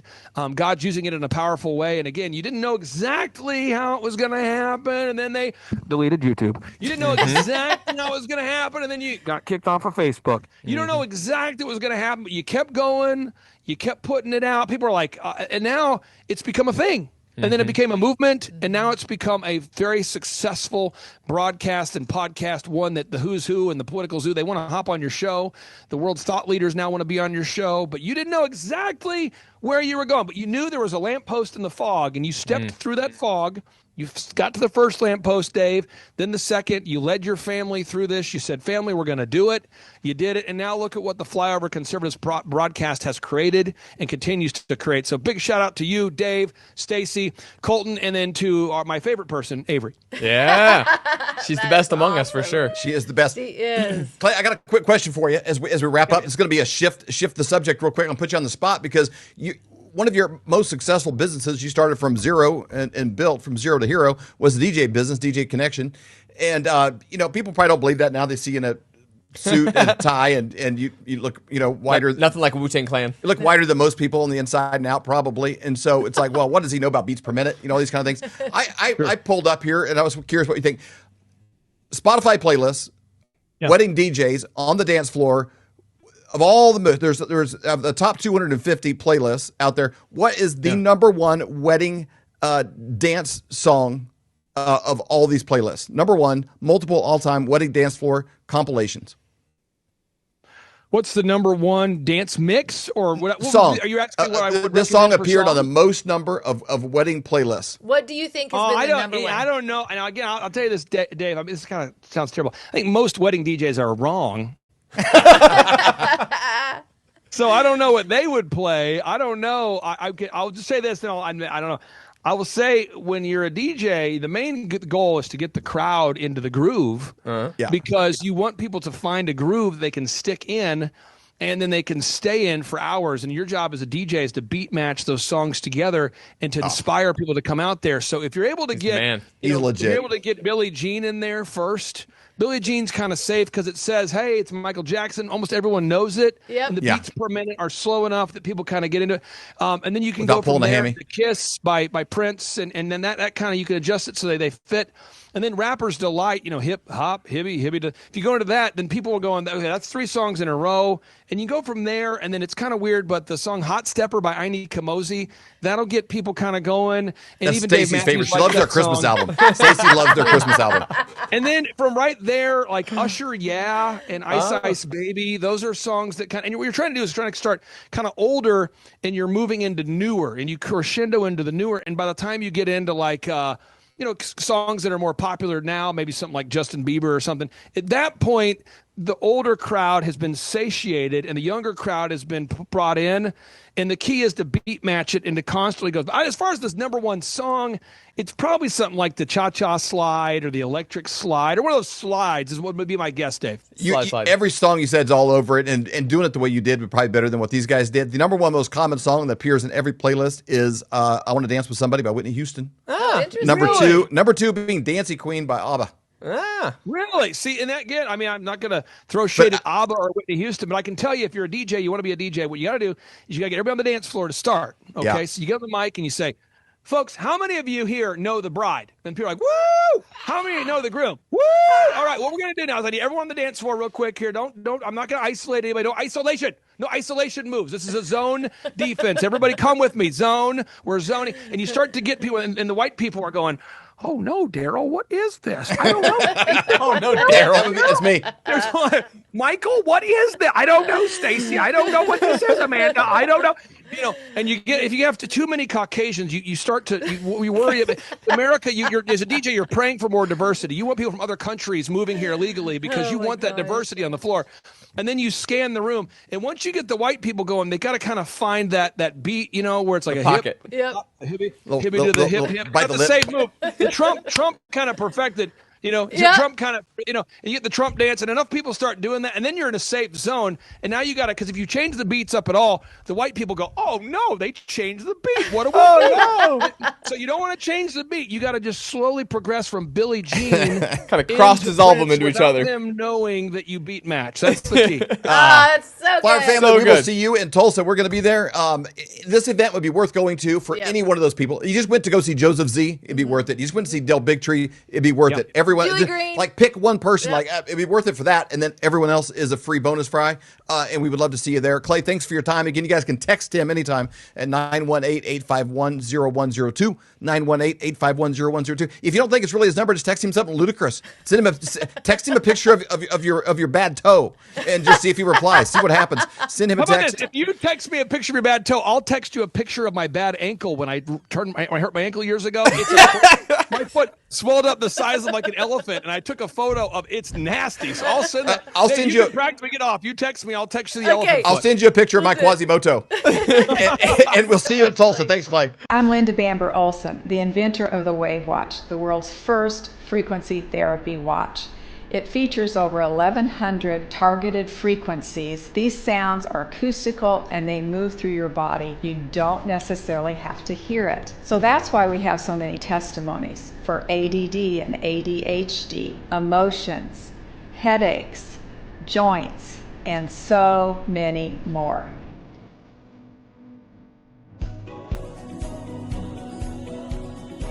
Everyone is talking about this. The one thing that's very important part of my portfolio all these years is gold. Has gold hit all-time highs already this year? And get a free info kit on gold today. It's called silver. Gold coin. And though we are thrilled that everyone is talking about investing in precious metals, a lot of these 1-800 numbers will make you feel like just another transaction. That's why it's crucial to work with a person, not a faceless institution, when it comes to your finances. You deserve to be treated like family, not just another number. Dr. Kirk Elliott, who we've known for over 25 years, he doesn't just sell gold and silver, He offers trust, care, and a personal touch that an impersonal institution could never match. So when it comes to securing your financial future, don't just call a company, call a person. Call Dr. Kirk Elliott at 720-605-3900 or visit flyovergold.com to learn more. Do your feet ache and throb in pain with every step you take every day of your life? Well, kiss those days goodbye with slippers from mypillow.com. How about that flimsy, flat little excuse for a pillow that's nothing but 8 hours of disappointment, causing you pain in your neck every single night? You can wake up with nothing but butterflies and rainbows around your head with a MyPillow pillow. Those hardwood floors hurting your old bones? No more with the MyPillow dog bed. Are your towels worn thin, flimsy, more patchy than Joe Biden's memory? There's nothing better than absorbent towels from mypillow.com. For all of these products and more, go to mypillow.com, use promo code FLYOVER for up to 66% off. We hope you've enjoyed this episode of the Flyover Conservatives podcast with David and Stacy Whited. Please subscribe, hit the notification bell, and leave us a comment below. Lastly, if you enjoyed today's podcast, share with those who came to mind. Be blessed and make it a great day.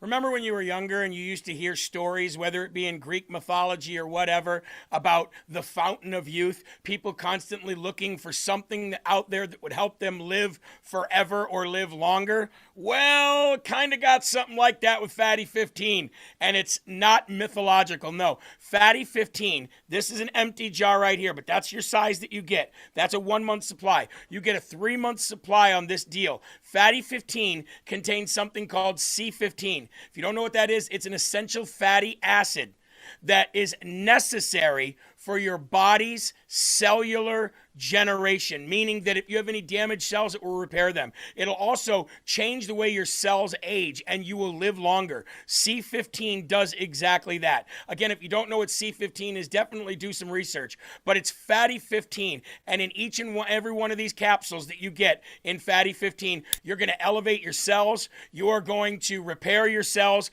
and you're going to live longer. That's what it does. It slows down your aging process for healthier hair, healthier skin, balanced metabolism, deeper sleep, and 3 times more cellular benefits than omega-3 fish oils. Fatty15.com/LFA, promo code LFA. Save 15% now. That's fatty15.com/LFA, promo code LFA. Thank you very much. Back to the program.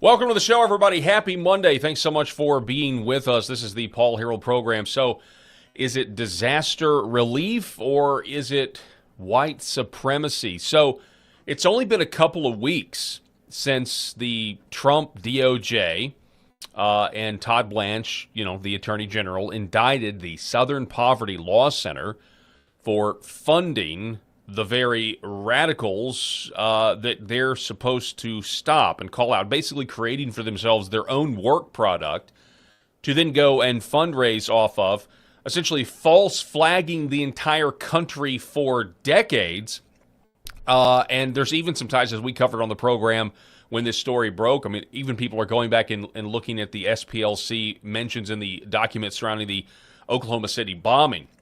So this whole thing has been debunked, right? I mean, it has been a huge problem for the left. And so right on cue, what does the media do? Where here comes 60 Minutes to the rescue, and they decide to file a report on white people who are showing up in the wake of natural disasters like tornadoes and hurricanes, and how they're actually helping people, but they may be white supremacists because they believe that the government, through technologies, like the DARPA-funded HARP and that sort of thing, may have, it's this new conspiracy theory, they may believe that it was the government itself that caused the disasters to begin with.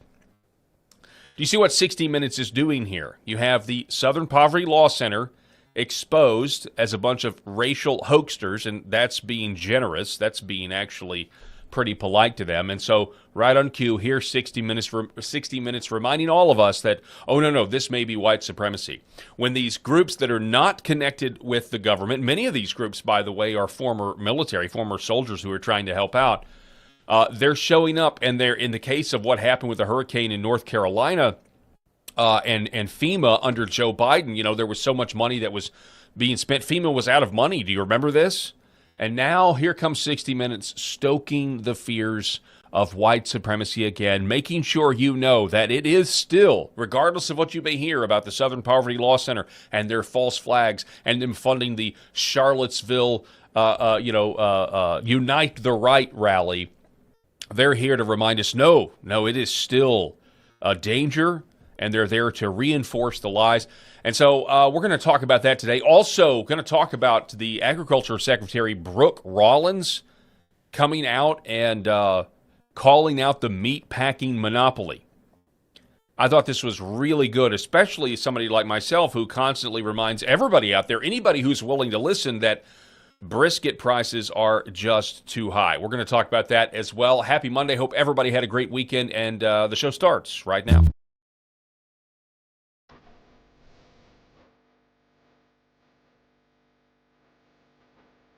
The Paul Herrell Program. All right, folks. Flying solo today. I believe Eric Haynes is going to be on the program with me tomorrow. I have bad news for you guys. Our co-host, Rob Spencer, he decided to take a vacation this week. So, actually, I'm really happy for him. I'm glad that he's getting some sun. But he's not going to be here this week. So, maybe I'll get into one of the segments of, If You're So Stupid. Maybe that'll be me in his honor. But I think Eric should be here. And, we're looking at having some other guests as well into the studio to kind of liven things up a little bit for later in the week, if that works out. But I hope everybody had a great weekend. As I said earlier, we're broadcasting here on LFA TV, as well as the Paul Herrell Program YouTube page, Facebook, also on X, and we're broadcasting from the state of Arkansas, so we really do appreciate it. We can't do it without you. Hope everybody had a blessed Lord's Day yesterday and is ready to take on the week. In my station, we're going to be consuming as many headlines as we can that I think are relevant, or at least relevant to me, right? I mean, it is my show. But we're going to start here with this 60 Minutes. I never watch 60 Minutes. I don't watch CBS. I don't even watch Fox News, really. But 60 Minutes comes out and does this. I mean, to me, this is just out of left field, but does a segment on, I don't even know how to describe it other than they do a segment on white people helping their neighbors. and they make it about white supremacy. I mean, it's just incredible how absolutely desperate these people are to continue this narrative that was exposed as a total fraud by the Southern Poverty Law Center. And again, when we talk about the Southern Poverty Law Center back when the indictment came out, we mentioned to you how the SPLC was able to finagle a way to kind of elevate themselves over our society as like this bastion of neutrality, right? Since we can all agree that racism is wrong, well, okay, it's wrong, and so here they are as the arbiters, even though they put, conservatives on there, and it basically became a left-wing hit list, if you want to be honest about it. They even put, Turning Point on there, they put Charlie Kirk on there. But they essentially, were elevated, and they were given this neutral status, even though they weren't neutral. They were clearly leftists, but all corporations, obviously we know the media and everything else, Hollywood, entertainment industry, they were looked to as this authority, right? So to find out that they're paying bad actors, to go and organize transportation to the Unite the Right rally, or then turn around and make social media posts that are deemed racist, and then the SPLC comes and writes stories and articles about how, about their own people that they're paying, and then turns around and fundraises on that. And again, that's why they got hit with the wire fraud charges as well, because of what they were doing, raising the money. I mean, it just blows the entire narrative up. And again, if you go and you look at some of those documents about the Southern Poverty Law Center related to the Oklahoma City bombing, there's documents tying their people to the town where it is alleged that the Oklahoma City bombing was planned. So, I mean, it really blows this, no pun intended. I mean, it blows their entire scheme up. I mean, speaking of the Oklahoma City bombing, I mean, I'm old enough to remember where, one of the people that got blamed for that was Rush Limbaugh. The late, great Rush Limbaugh was literally blamed for the Oklahoma City bombing. And, you had Bill Clinton who went out there. I think he was on a tarmac somewhere, saying, you got Rush Limbaugh. He's got, 3 hours a day on the radio, stirring all this stuff up. They tried to tie that to him. So their playbook is, has been run against this country, and it's a psychological operation, psychological warfare against the minds of Americans. And it's also why so many people, I mean, if you just think about it, anytime that you're talking about the fake, allegations of racism from the left, even people like myself on the right feel this compulsion to come out and say, well, there are legitimate people on the far right that are racist that I disagree with. And so much of that impulse to be able to qualify, by the way, the left never qualifies anything. When they're denouncing the right, they never qualify anything, or very rarely do they. So much of that impulse was just based off of nonsense. It's based off of, fake lies, false presuppositions. And yet here we are. Also, it's one of the reasons why, I mean, it goes hand in glove with the Supreme Court decision the other day. It goes hand in glove with the Supreme Court decision the other day saying, hey, you can't gerrymander districts by race. So while the SPLC was out here running these false flags on America, on the country, at the same time, we had court-ordered racially based districts that punished the South in particular from being able to operate their governments, their districts, the way New England gets to operate theirs, where they have 60% Democrat states to 40% Democrat states, 60-40 states, but all of the representatives in the House are blue. We have 60-40 states, or 70-30 states, and yet we have these little pockets, or these big gerrymandered districts where it's okay. No, this is a racially district, so you're going to have a Democrat from that district. And again, not to rehash too much from last week, but what does that also do? That also guarantees that those blue southern districts are also going to be your most radical Democrats. Pulling the country further and further left. But it goes hand in glove. We were essentially, SPLC was the basis of the foundation of the narrative as to why the South still needed these court-enforced gerrymandered districts based on the color of somebody's skin. because it's still a problem down there in the South, the Unite the Right rally. Never mind the fact that the SPLC paid the guy to do it. It's just frustrating. And I don't even know. I mean, I guess I knew that this was the case, but, I mean, the Supreme Court decision really it just made me even angrier. It made me even more frustrated that my whole life, and you're seeing this with a lot of people, you know, I don't know how old I am. I guess I'm about to be 42. So my whole life and longer, we here in the South, and you could also argue flyover country, have been given a speed limit. We've been given a court-enforced racial gerrymandering speed limit in our territory, in our land, where people up in New England, they have no speed limit. They can go as fast as they want. They can do whatever they want to do when it comes to apportionment for representation in Congress. And it's just maddening when you think about it. So much of the government, the votes, it's just been fake. It's been done to intentionally disadvantage areas of the country that they look down upon. And even the Republican Party does this. The Republican Party does this. The Republican Party, the primaries, okay, the first primary, love people in Iowa, and maybe you keep Iowa, but then you immediately go to the Iowa caucuses, and then you immediately, jaunt off to the Northeast and let a bunch of moderate Republicans get to decide who the nominee is going to be, and then you don't get to the South until months later.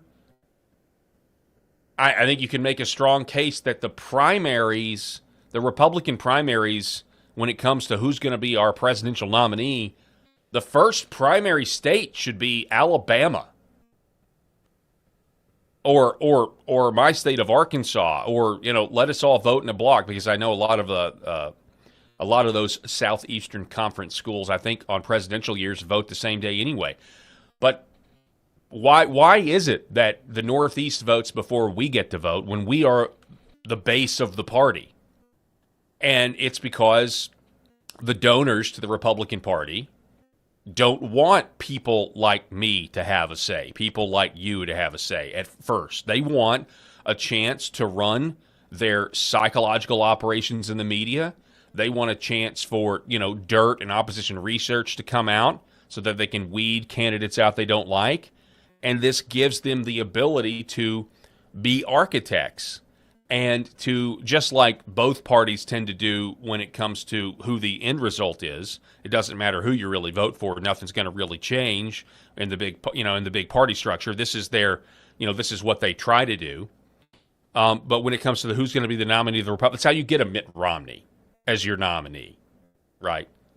Who famously, it was said, looked like he showed up, from a casting call to play the president of the United States on the West Wing, if you remember that show. It's called choice architecture, and the RNC does it against its own people because the RNC doesn't belong to us as far as they're concerned. The RNC belongs to the donors, doesn't belong to your county committee. It should, and there are plenty of hardworking Republicans at their local county committees that are trying to wrestle their party away from these big donors, and then they get pushback from the establishment in their own state governments. And if you want to know why there's that friction, why there's that superiority, there's this, we're going to roll our eyes because we got Jim Bob that thinks he can run for the county chairman. Oh, we're going to roll our eyes at that. If you want to know why that is, it's because the secret is that those county committees, the RNC says, no, those are ours. They're not yours. They belong to us. They don't belong to you. That's the secret. That's their mentality. We have to at least admit that that's what they think if we're going to win.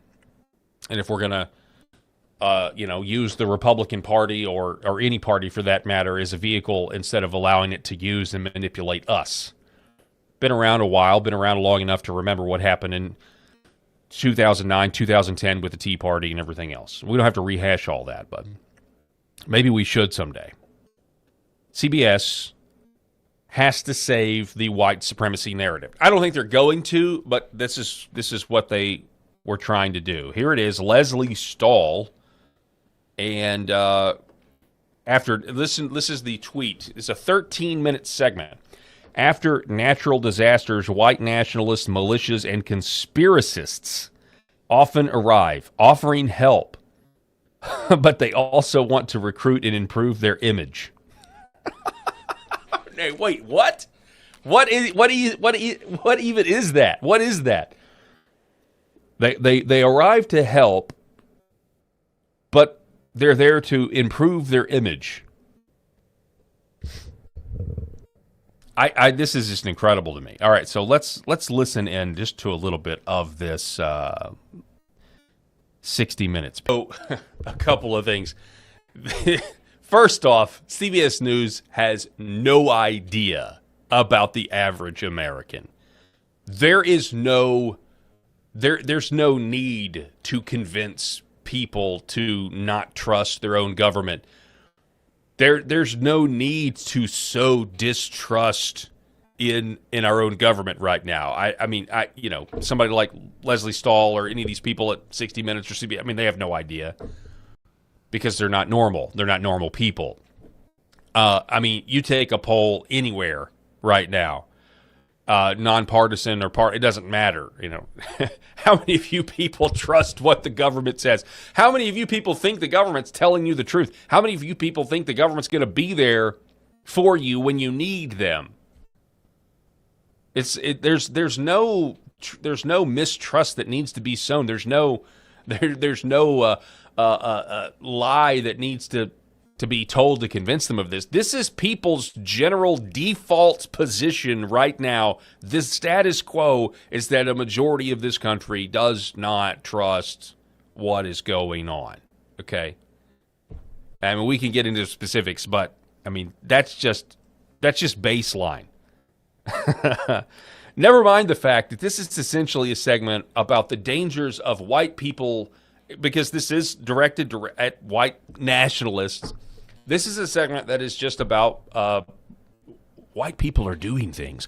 Ooh, white people are doing things. White people are showing up and helping in the middle of disaster. They must have some ulterior motive. They must be there to soften their image and remember the reports when this was happening. There were people, there were military vets that were trying to airlift people out, and there were local county sheriffs telling the helicopters to turn around. They weren't doing anything.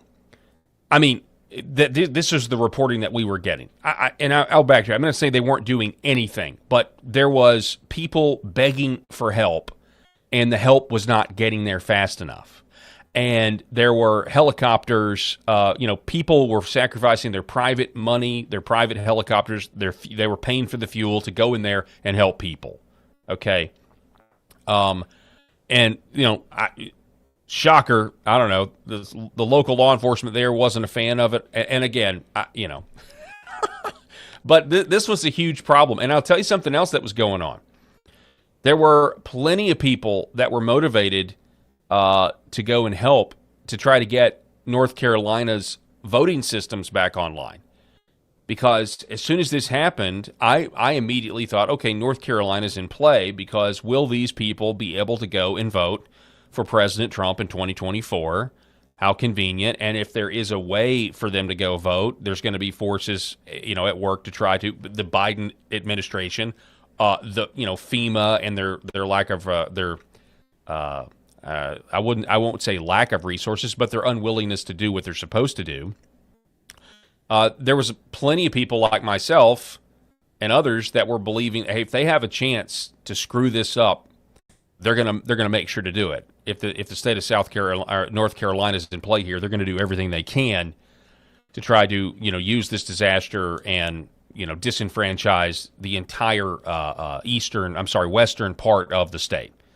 That was also at play here. I don't know if you guys remember these stories that were coming out in the middle of Hurricane Helene or in the aftermath of Hurricane Helene, but it was obvious that the federal government was inept in many, many ways. And then you had the leaked audio of FEMA people saying that they had run out of money because of they were spending it on illegal immigrants at the border.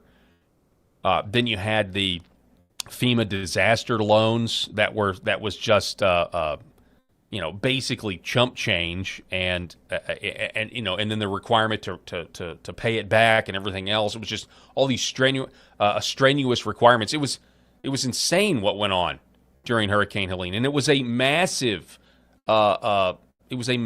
natural disaster that totally crippled the state into crippled eastern Tennessee and western North Carolina.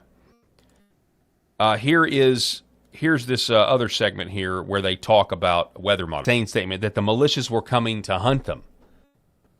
FEMA was kicking people off of their land. Do you not remember this?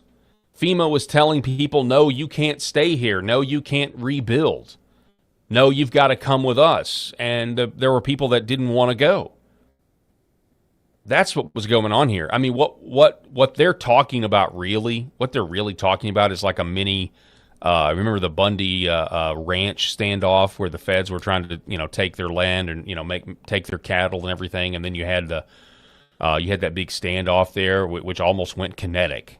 And then all of a sudden it went away because the other side had guns. And so it just kind of dissolved. The situation resolved and the feds came after them in other ways. During Helene. Okay. So a couple of things happened in that clip. And this is the one I want to focus on right here. Listen, conspiracies being spread. So we can take note. This is CBS News, 60 Minutes, official. They are now calling the idea that that the government can create weather or manipulate weather, or I'll go further because I kind of know all about this. Take existing weather patterns, make them stronger, make them weaker. They're now calling this a conspiracy theory. Conspiracists, conspiracy theory. Now, those of you out there know what this means, or you should know what this means. This is actually a really, really good development if you're somebody that wants the truth to come out in its fullest form. And that is when the mainstream media, and you don't get more mainstream media than 60 Minutes on CBS, when the mainstream media now says that believing that the government has technology to modify the weather and use it against its own people is a conspiracy theory. Let the clock start, because you and I both know that I can't even think of a time when it's not true, but let's just give it a 90% chance. You and I know that 90% of the time when the mainstream media starts to rail against what they call as conspiracy theories, we only have to wait 6 months, a year at the most, for evidence to emerge that completely proves the conspiracy theory is true. Now, there's those of you out there right now, I'm sure, that are going to say, well, Paul, I mean, if you know where to look, you can already verify that the government has this technology and has actively used it. Yes, I'm aware of a lot of that evidence. Geoengineering Watch, you've got, Dane Wigington, you've got some great folks online that are able to, in real time, I mean, as the radar comes in, as they're scanning these big storms that develop, some very convincing footage, as far as I'm concerned, very convincing footage of the Doppler actually appearing to make storms stronger out of nowhere, right? And it looks like something was injected into the storms or whatever else. And again, I don't have anything conclusive, but people are coming to these like I say, where are people getting these ideas? Could be, the left is going to say, oh well, it's Russia. It's Russia. They're taking over the internet and they're putting these ideas out there, and people are just buying them because they're just so stupid. Or You have people that are believing their own eyes. They're doing their own research from multiple people. They believe some of it, they don't believe others of it. Or you look at the HARP facility that's by DARPA, or even you go towards you go watch RFK Jr. on Dr. Phil, where he's asked about chemtrails, and he says he thinks that that's DARPA that's doing it, and they're going to get to the bottom of it. And that was specifically about why they're spraying things in the sky, the heavy metals and that sort of thing. Some form of, I don't know if it's terraforming, I don't know if it's seeding the weather, but the idea that you can't seed, cloud seed. Obviously, we know that cloud seeding is real. We know that it took place in the state of Texas right before those massive floods that took place a couple of years ago. We also know that it happened during, you can go look it up, that it's happened during the Vietnam War, where we tried to weaponize the weather. And so this was the context of what happened in 2024. Right before the election, you had this storm that just got so strong that just, for lack of a better term, looked like it was juiced, and it just came, right up the East Coast there, and then made this hook inward. By the way, that was right after the state of Tennessee passed legislation banning geoengineering from planes. By the way, did you know this? It was a huge story. The state of Tennessee in 2024 came out, and it might have been in 2023. In 2023, 2024, the state of Tennessee debated a bill in their House and Senate committees and on the House floor and the Senate floor, and they signed it banning planes. They did not use the term chemtrails, but the term geoengineering, which if you go to the EPA.gov website, they tell you that one of the forms of geoengineering, on the government's website right now, they say one of the forms of geoengineering is dispersing chemicals via aerosol, via airplane. It's right there on their website right now. So right after that, here's this hurricane that comes in, and people are sitting there like, wow, okay. Then you have the reports of the lithium mines underneath, and that maybe big corporations needed the land. Whether that's true or not, the idea of again, back to my first point at the beginning, people don't believe that the government is telling them the truth, and they don't believe that the government it has their best interest at heart, and they take it even further that the government is actively trying to cull the herd and treat us essentially like serfs in some sort of new feudalistic society. And I didn't believe in chemtrails until 2020. I'll be perfectly honest. I'm, relatively a new convert here. I mean, I'd heard about them, I had considered them, but it wasn't until 2020 when everybody's at home and I spent a lot of time outside, and I started looking up and started watching what was going on, and I thought, this doesn't seem right to me. And on Friday, we talked about chemtrails with Anita Thibodeau, and we brought up the fact that our own government, the United States Army, gassed the slums of St. Louis in the 1950s to test a satellite cover weapon, or I don't know if you call it a weapon, but they claimed they were testing something to block the Soviet satellites, and it gave everybody cancer. Court documents, you can go back in 2012 and read them. It all came out. The U.S. Army admitted they did it. To our own people, they gassed their own people. So the idea that we're, and COVID alone should tell us that the government doesn't care about the people and will do things to actively harm us.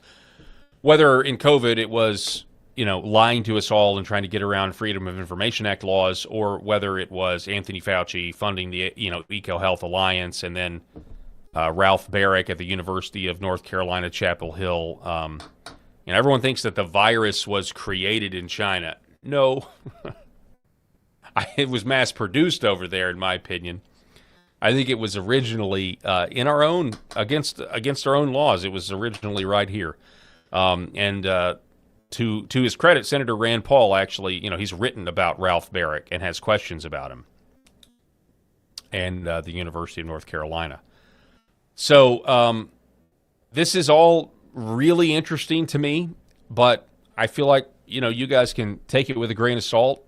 Tell me what you think about it.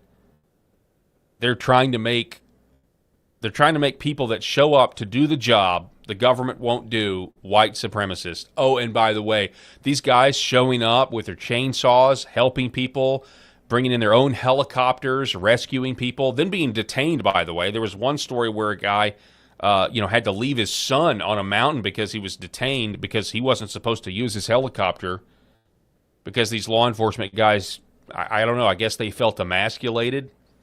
That, are they really there to help some of these law enforcement guys, or are they really there as just FEMA's representatives? But these guys show up, and you make them part of the problem because they believe. Who cares what they believe? Who cares if they do believe that the government caused the storms? Who cares? They're there now with chainsaws helping people. And also, by the way, there was a legitimate, this happened in September, and this happened, after the Butler assassination attempt, which again got swept under the rug. People were, they totally leave this out, but the circumstances of what was going on in September of 2024 when that hurricane hit after the Butler assassination attempt against President Trump in July, people were putting two and two together. People were putting two and two together, and they were saying, okay, President Trump was not supposed to survive that, but the cover story was supposed to be the same.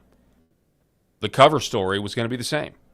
If President Trump had not survived Butler, the story was going to be the same. We don't know what happened. The roof was sloped. We couldn't secure it because the roof was sloped. And half the country, if not more, would have assumed our own government assassinated President Trump. Now you tell me what happens after that. You have a civil war. You have elections that are canceled. Now, that didn't happen, but they were going to give you the same story. It was meant to not make sense. The story behind the successful assassination or the failed assassination was going to be the same, and it was meant to gaslight the entire country into an uprising, and also probably alongside it, false flag uprisings that they could blame, just like that the SPLC was probably funding the whole time. The SPLC was probably right there, ready to kick it off. And then it would have been the pretext, and in that instance, this close to full blown communism. So, this was the mindset when this hurricane comes through. And if you know where to, it's compelling information out there. If you know where to look, where to read, who to follow, that guy on X, Dutch Sense. I know he likes to try to predict earthquakes a lot of the time, but also very good with weather and the capabilities that exist out there. So let's Leslie Stahl, everybody. That's 60 Minutes trying their best to undo the truth, to try to recast the spell, and it very much is a spell, to recast the spell that is, white supremacy is the greatest domestic terror threat this country faces. 60 Minutes trying to reinforce that narrative, recast the spell over the weekend. We're going to reset here. It's 39 minutes past the hour. You guys have me for another hour and 20 minutes here on LFA TV.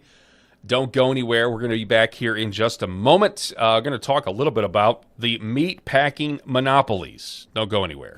For centuries, light has been used to heal.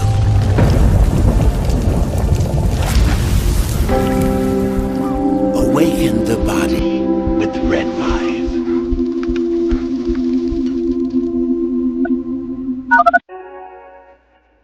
Why is Red Vibe different? What sets it apart? What sets us apart from the standard red light panels? This is a medical grade device, and what that means is the red light bulbs, the near infrared bulbs, have very specific wavelengths. If you think about the wavelength as the medicine, the 635, the 670, the 810, the 850, those were specifically chosen because those are the most powerful effectors of the cells. So those specific wavelengths, when they get into our body, when they affect our tissue, they spike energy production, they help with nerve pain control, they increase stem cell counts. There's very specific mechanisms that those specific wavelengths work at, and that's the medicine. So if you think of, say, medicine as an Advil or a specific steroid or a blood pressure medication, the wavelength is the medication. The other part of that, whenever you take a medication, is dose, right? So you have the medication. So if you take 1 milligram of Advil, and the average dose of an Advil is 200 milligrams to 800 milligrams, it's not going to work. That doesn't mean the medicine's bad. It just means you didn't take enough. Right? And so even if you have the right wavelengths, first you have to have the right medicine, and then you have to have the right dose. And to have the right dose, you have, in light therapy, you have to have enough energy. So you have to have a powerful bulb. The LED bulbs, or light-emitting diodes, have a specific wavelength, and that wavelength is the medicine. And the wavelengths that have been studied and published on that are the most powerful in affecting healing and the changes that we want to see with our bodies and our health are the 635 wavelength, the 670, 810 nanometer wavelength, and 850 nanometer wavelength. Those are all going to affect the mitochondria, the cytochrome C oxidase, and affect those powerful long-term changes and affect that downstream pathways. And that's what you get with Red Vibe devices. The highest efficacy, the best wavelengths, concentrated to help your health. This is our family dog, Bubba. He is a Shorty Jack Russell, and he brings a lot of love and laughter into our home. We just want to thank Pet Club for making healthy food and treats for our animals. Bubba has been on Pet Club food for a little over a year now. He really likes the Sequoia dry food, and then I put a scoop of the Sequoia wet dog food in there with some hot water and stir it up, and he absolutely loves it. And he likes the mush puppies, but his ultimate favorite is the antlers. Those keep him busy for a really long time, and he really likes them. It makes us feel really good that the food and treats that we give him have healthy ingredients in them, because we want him to be around for a really long time. Our previous dog was a lab, and his name was Titus, and we fed him in bulk, and we would just get his food from the big box grocery stores. And unfortunately, that food wasn't very healthy for him, and he ended up getting cancer and passing away. So we didn't want to make that mistake with Bubba, so we were really fortunate to find Pet Club and find some really healthy food for him to eat. So we would just like to thank Pet Club, and we just really appreciate the healthy food that they make, so we can keep this guy around as long as we can.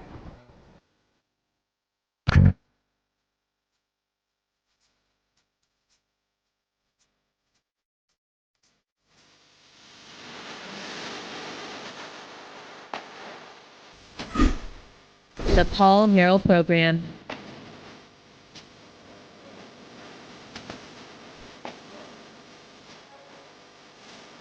Welcome back, ladies and gentlemen. Thank you so much for being with us. A few of your comments are going to get to those. Let's see. We got Clee Sully writing in is a response to our last segment highlighting how Leslie Neal is trying to, or Leslie Nielsen, how Leslie Stahl is trying to save the SPLC's narrative. Of course, we got into weather modification because that's what they're trying to say. These people, these white people showing up with chainsaws to help people affected by Hurricane Helene, some of them believe that the government controls the weather. Can you believe that? I think we'll take their chainsaws, by the way.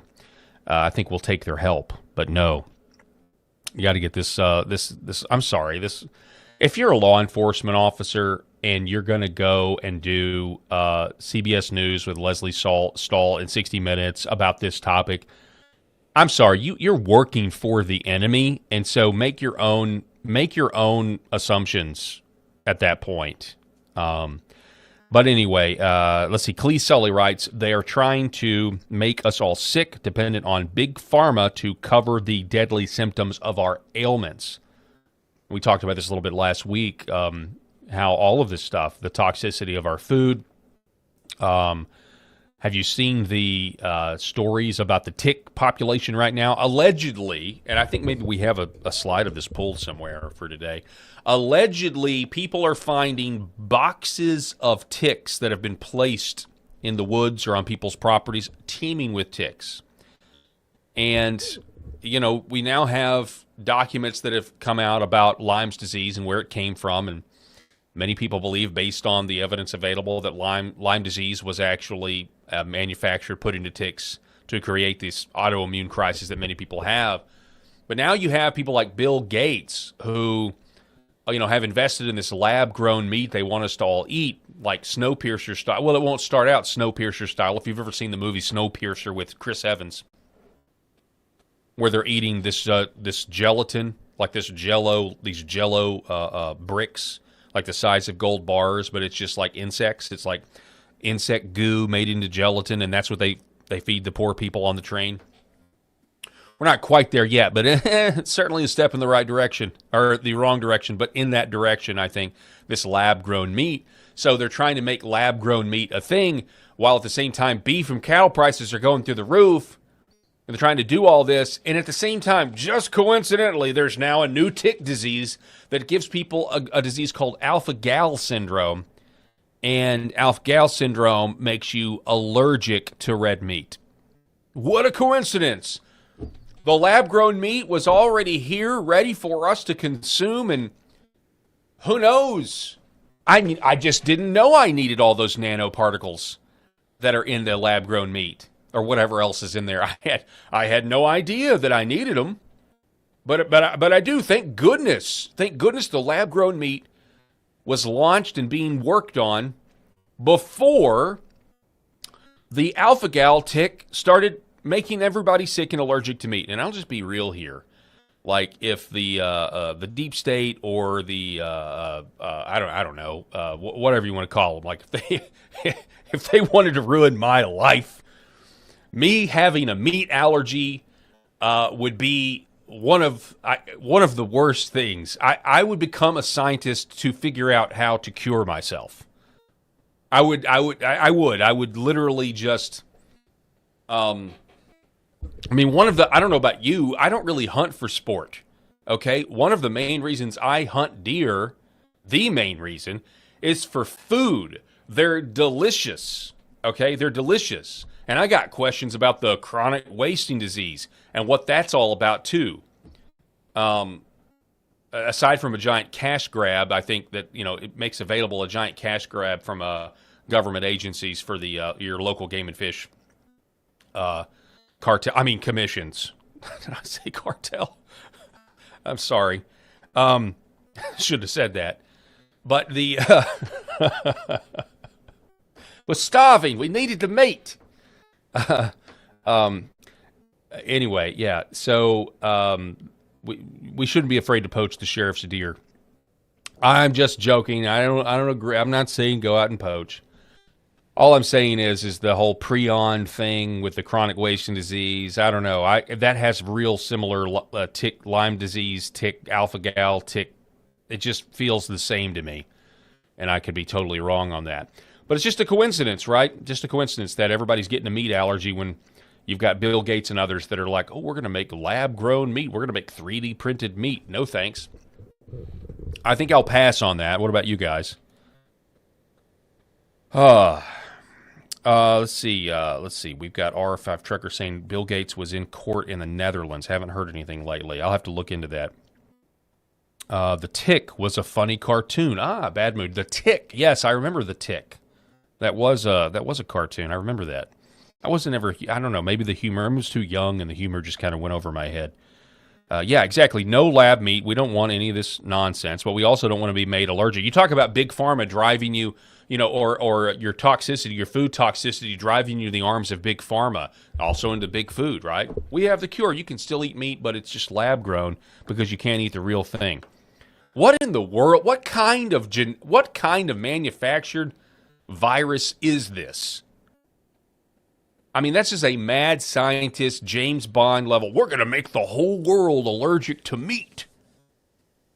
It's crazy. It sounds like, we're going to blot out the sun, which again is also like what the World Economic Forum wants to do.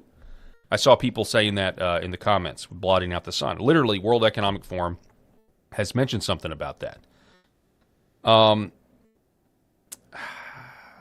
maybe we'll have time for that. I found this clip of John Kerry. I'm going to play it now. I think it's relevant. I'm going to play it now. I found this clip of John Kerry. It goes well. I was supposed to play it at the end of the last segment, but it was Leslie Stahl's last question.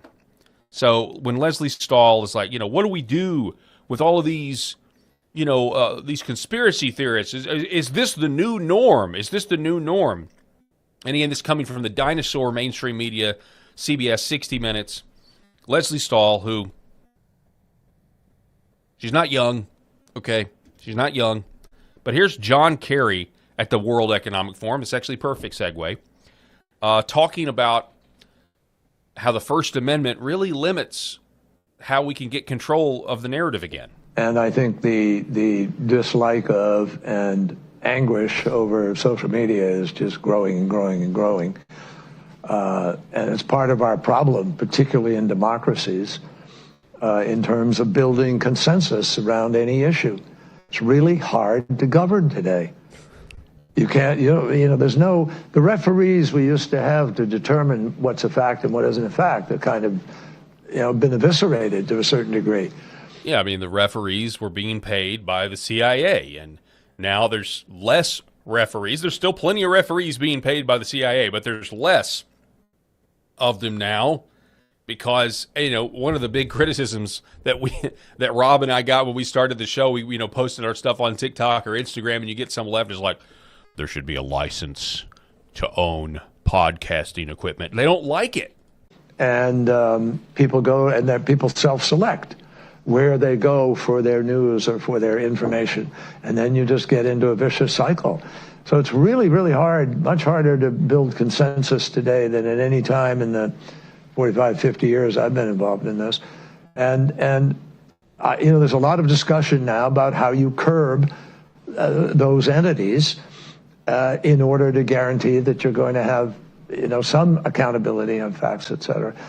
But look, if people go to only one source and the source they go to is sick and, has an agenda and they're putting out disinformation, our First Amendment stands as a major block to the ability to be able to just, hammer it out of existence. So, again, he's right. This is their barrier. This is their problem. And the one section of the population out of the entire world that believes in the First Amendment is the middle class. Not the upper class, obviously. Lower class, don't really care. They just want to live. Any means necessary. Giving up their freedoms, they'll do it. Middle class, we believe in the First Amendment. We believe in privacy. We believe in that. It's how we want to live. It's getting out of hand. The gatekeepers, the referees, as he calls them. Referees can be bought. Referees can be bought. Now let's get into this because this is actually a perfect segue.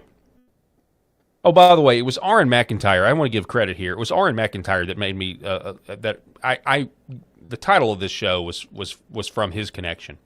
A lot of people don't want to give credit to other people. I don't care. He's the one that connected the dots for me. SPLC funding, the KKK story drops. A week later, 60 Minutes just happens to run hey, that white guy helping you while your house was destroyed is probably a fascist segment, shameless and transparent. I just wanted to be clear there. But this is a perfect example because not only do we have this alpha gal syndrome where you become allergic to meat because of these ticks. If you haven't been bitten yet, if you haven't been bitten by the radioactive tick yet, you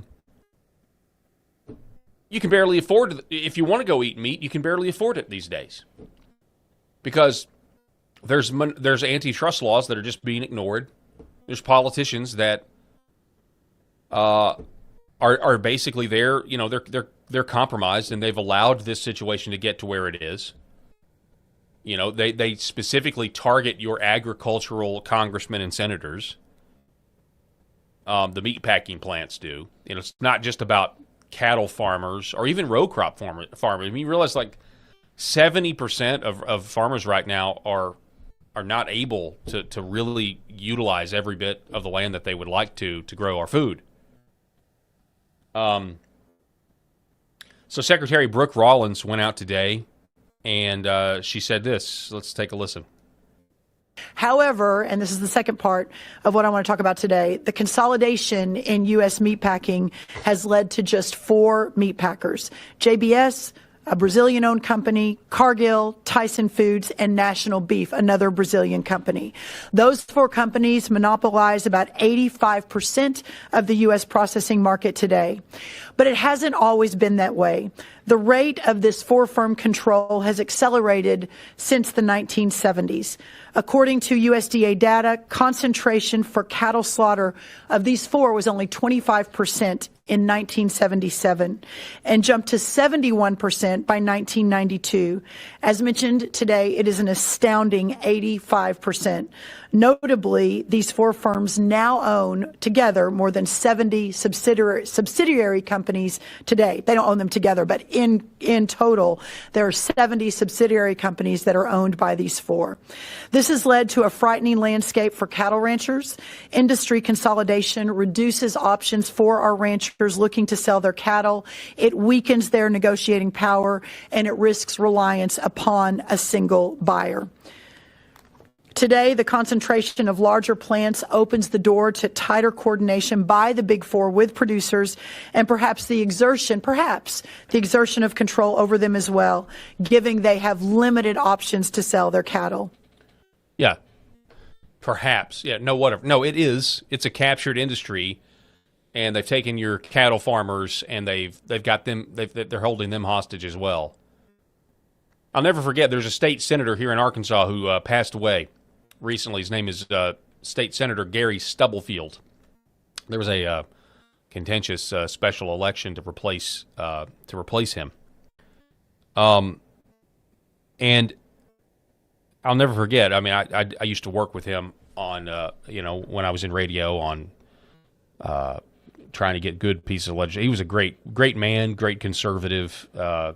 Did some great stuff for Christian values in our state. But I'll never forget it. He was the first person to, put me on to just how ridiculous this was, where I started looking into the meatpacking idea, because he made a post, it was years ago, about the price of beef at the grocery store, and him having personal knowledge as to what, a head of cattle's going for. And you're like, how do you get meat so expensive when the price of the cows is not even anywhere near what the market price is when you're, at the grocery store? We're being ripped off. The American people are being ripped off. We are captured in so many industries, and it's the people. The people at the top are just honestly just plain greedy, and the politicians are bought off to make sure it never changes. This is the populism that I can get on board with, that I am on board with. She also said this about the American cattle farmer. Let's begin with the herd size. As of January 1st of this year, we have about 86.2 million head of cattle and calves in America. That is the lowest since the 1950s, and this year we're looking to be slightly down again. In the past decade alone, we've lost over 17% of our cattle ranchers. More than 100,000 ranches across this country are no more. The low herd size inherited by the Trump administration can be attributed to a variety of factors. The biggest one, at least from our perspective, is the radical left's ongoing assault against ranching as a way of life. For years, they used climate alarmism to wage a war on cattle in America. And when you pair that with droughts, wildfire, overregulation from previous administrations and volatile markets, this is how we have ended up here today. Brisket prices are too high. As I will keep saying, we could lead a real populist revolt. I think, well, if they ever do, if it's ever such a hot topic issue, I volunteer. I will lead the populist revolt, and the number one issue is just brisket. We're only going to focus on that particular muscle. It's actually 2 muscles on the cow. and we'll have a debate on whether the point or the flat is better. The point is obviously better. But anyway, yeah, I'll lead that populist revolt all day long. And then there's the topic of ghost cattle. Yeah, ghost cattle. You guys know what ghost cattle are? I'm looking into this story right now. It's a huge one.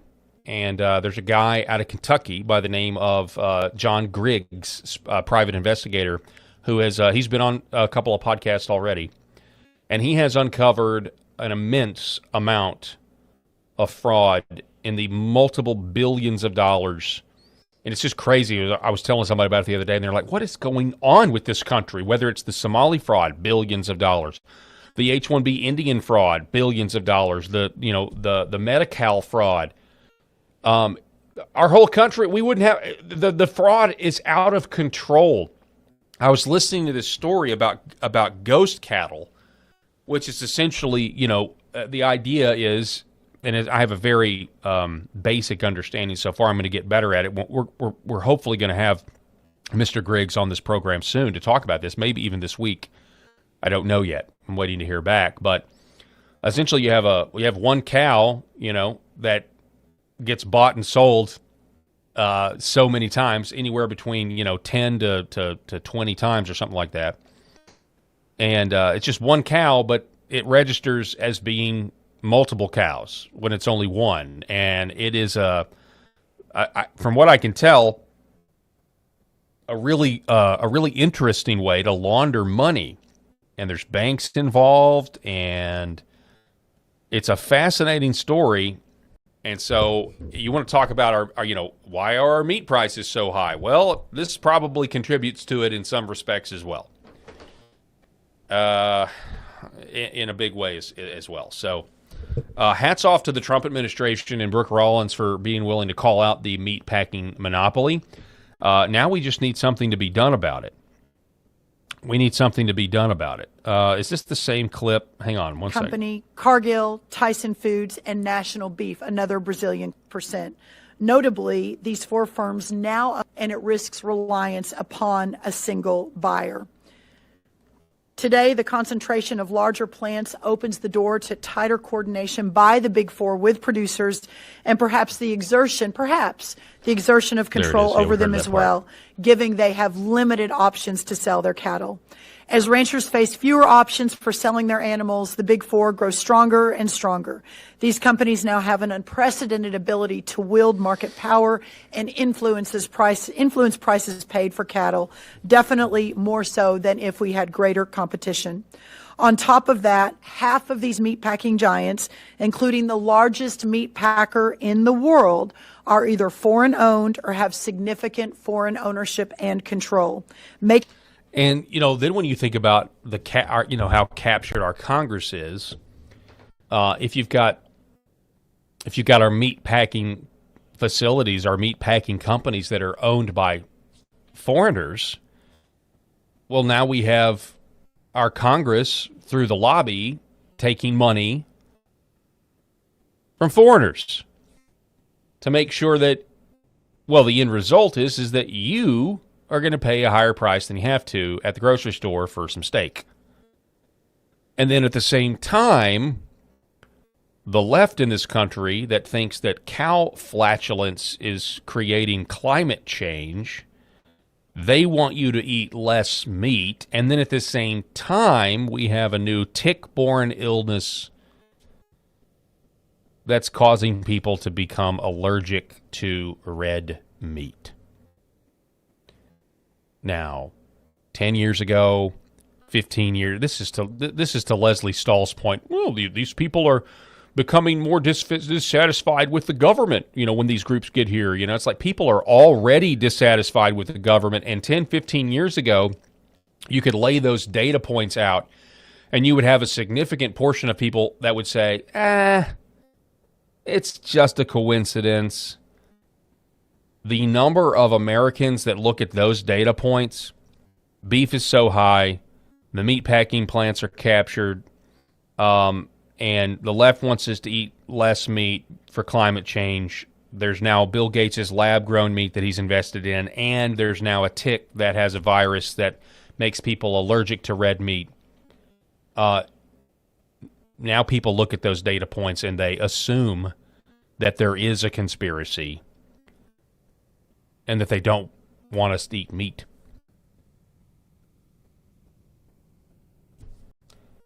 I don't know. I don't know why. I have no idea why.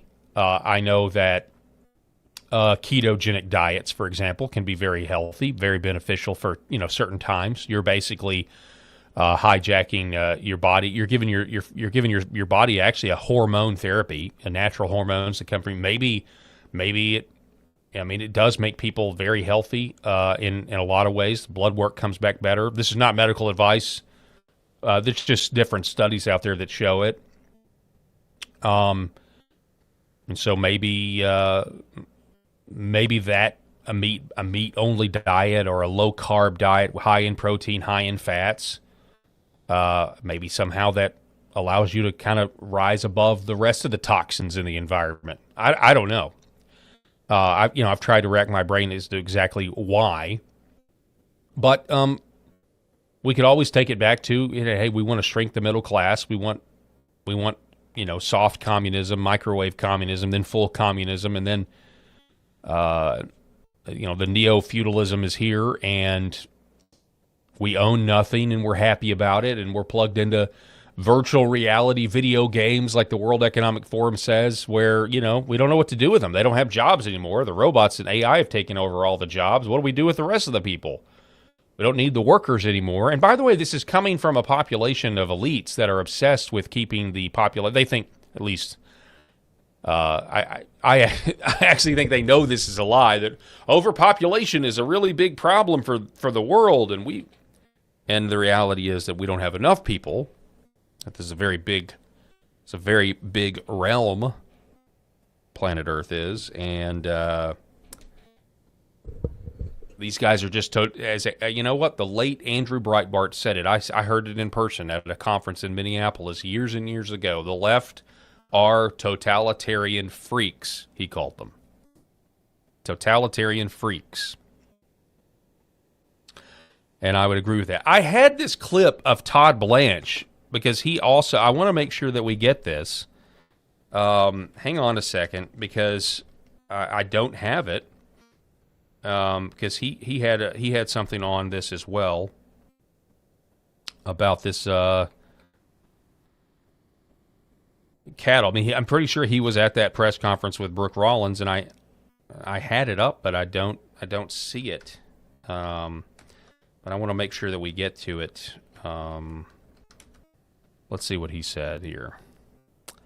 Yeah, 6 hours ago. Todd Blanche, historic antitrust settlement coming on chicken, pork, and turkey prices. So she was talking about beef, but that's why he had a statement earlier today about what's going on with our other meats, the other white meats. As you all know, last November the president tasked the department to investigate the costs and prices of beef. As a result, we prioritized investigating potential antitrust violations in U.S. cattle and beef markets. In the beef industry, the big four processors control over 85% of the beef processing market. Two of the big four are primarily foreign-owned. Multiple plant closures across the country, the current market structure, and high concentration in the industry indicate anti-competitive activity. Since the president's executive order, the department has been actively investigating with a review of over 3 million documents. Hundreds of industry participants, including ranchers, cattlemen, producers, and processors, have been contacted and many interviewed as part of this ongoing investigation. More broadly, the department has also executed on the president's executive order to stop anti-competitive behavior in the broader food supply market. Later this week, we will be announcing an historic settlement that will directly affect the prices of proteins like chicken, pork, and turkey. I didn't hear beef. This business model allows competitors to exchange competitively sensitive information on every aspect of the protein industry and has raised the prices on chicken, raised the prices on pork, and raise the prices on turkey. Well, he started talking about the cattle at the beginning. This doesn't really, I mean, I'm mainly concerned with brisket, as you guys know full well. But this is a positive. This is a positive development. And look, here's the deal with Todd Blanche. Again, I still don't fully trust this guy. I don't, man. I'm being real. I don't. But what we've gotten in the last 3 weeks has been really good. Excuse me. We've got James Comey, 8647. That's going to be interesting to see. You've got, got the news today. You've got other developments that actually escape me right now. Yeah, the SPLC. That's the huge one. Yeah. I still don't fully trust the guy, but I will say this. I'm going to take this opportunity to say what I've said every time this guy has an announcement. I am so thankful that it's not Pam Bondi behind that podium. I am so thankful that Pam Bondi is not there being like Tyson and Cargill and that disgusting Jeffrey Epstein. Like, I'm just so glad that it's not her, because every time she opened her mouth, the only thing that left was credibility. Credibility just went out the window because of her delivery, because of everything. I don't know. I mean, she was certainly very comfortable on Fox News, but even on Fox News, she wasn't. I mean, it was just cringe. Every time she opened her mouth, it was cringe. And so that's my obligatory. I'm just glad it's not Pam Bondi standing behind that podium.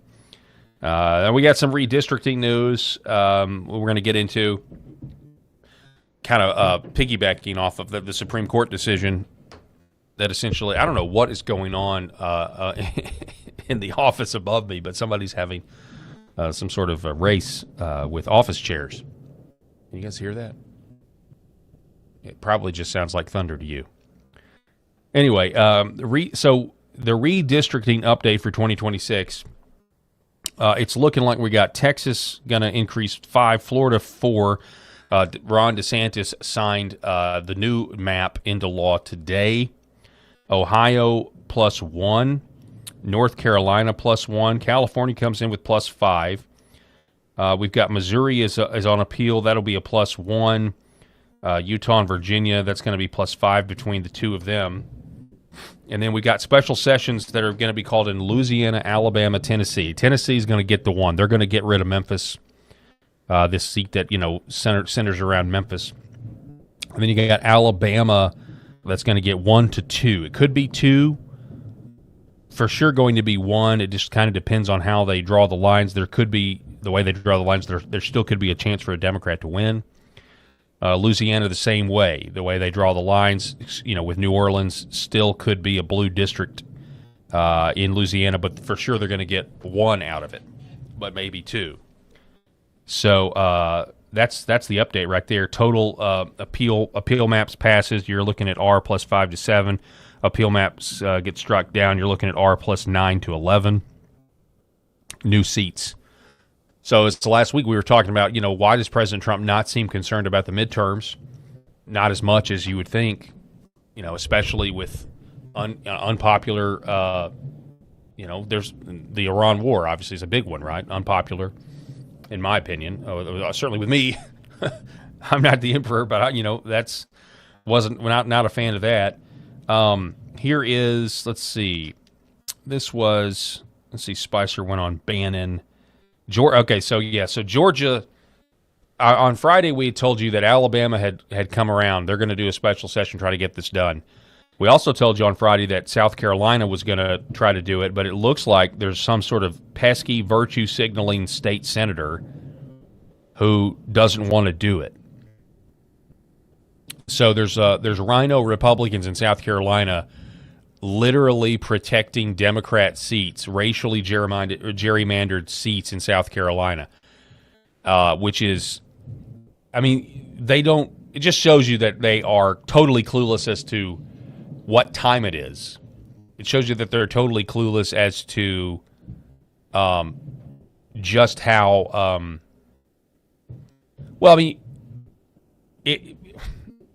I really apologize. This, whatever is going on above me right now, I know this is live, but my goodness, I don't know what is going on up there, but it's like really, really distracting.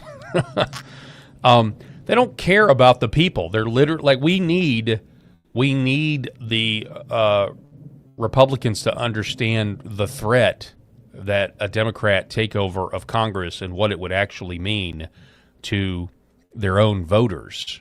And obviously, there are people that don't understand that threat or are actively working for the other side and agree with what the Democrats would do to their own voters, to the Republican voters, if they were put in positions of power. So Georgia apparently is out. Brian Kemp, no shocker there. Brian Kemp has said, we're not going to do anything. We're not going to call a special session and redistrict. This, of course, is the guy who refused to do anything about the stolen election in Georgia in 2020. Tennessee again, Memphis, we're going to flip that. Mississippi, now this was interesting because I know President Trump was saying, hey, look, we want Mississippi to try to, eliminate their one Democrat district. But Grace Chong, who keeps track of what Steve Bannon reports, says that Mississippi's primaries are already over, and I didn't know that on Friday. I'm assuming that that's true. Alabama pushing a 48-hour timeline, 6-1 now, 7-0 next cycle. Louisiana mandated redraw, likely +1. Partisan allowed, race-based not, decision 6-1, safe, 7-0 risk. So, you've got numbers that say 7 to 9 to 10. You got to figure by 2028, all of this is going to be worked out in a better fashion to where we're no longer going to have to run the southern states with one hand tied behind our back. It's a miracle we've done as good as we have, considering these race-based Democrat court-enforced districts. It really is. Okay, yeah, there was the Todd Blanche clip. I had it out of order. Well, we ended up finding it, so it's okay. Now we have Ron Johnson. Let's talk about the filibuster. This kind of goes hand in glove with, Republicans that don't really understand what their own voters are going to face under Democrat rule, where nobody has been held accountable, and when we know what they want to do, right? So Ron Johnson goes on Fox Business earlier today and says this. Like to have the ability to block awful Democrat legislation from the minority.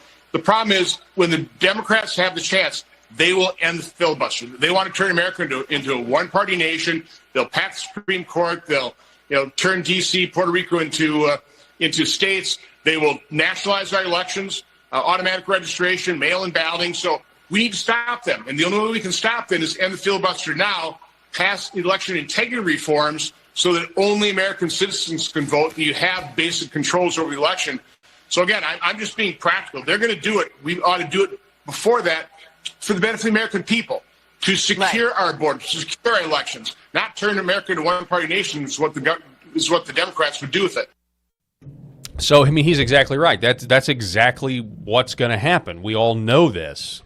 Rob sat here the other day and said it. Nobody really believes. No one, the Republicans in power, John Thune, these other guys, they trust that Chuck Schumer is somehow not going to end the filibuster on day one. Of course they are, because these people they're playing to win, and we are not playing to win.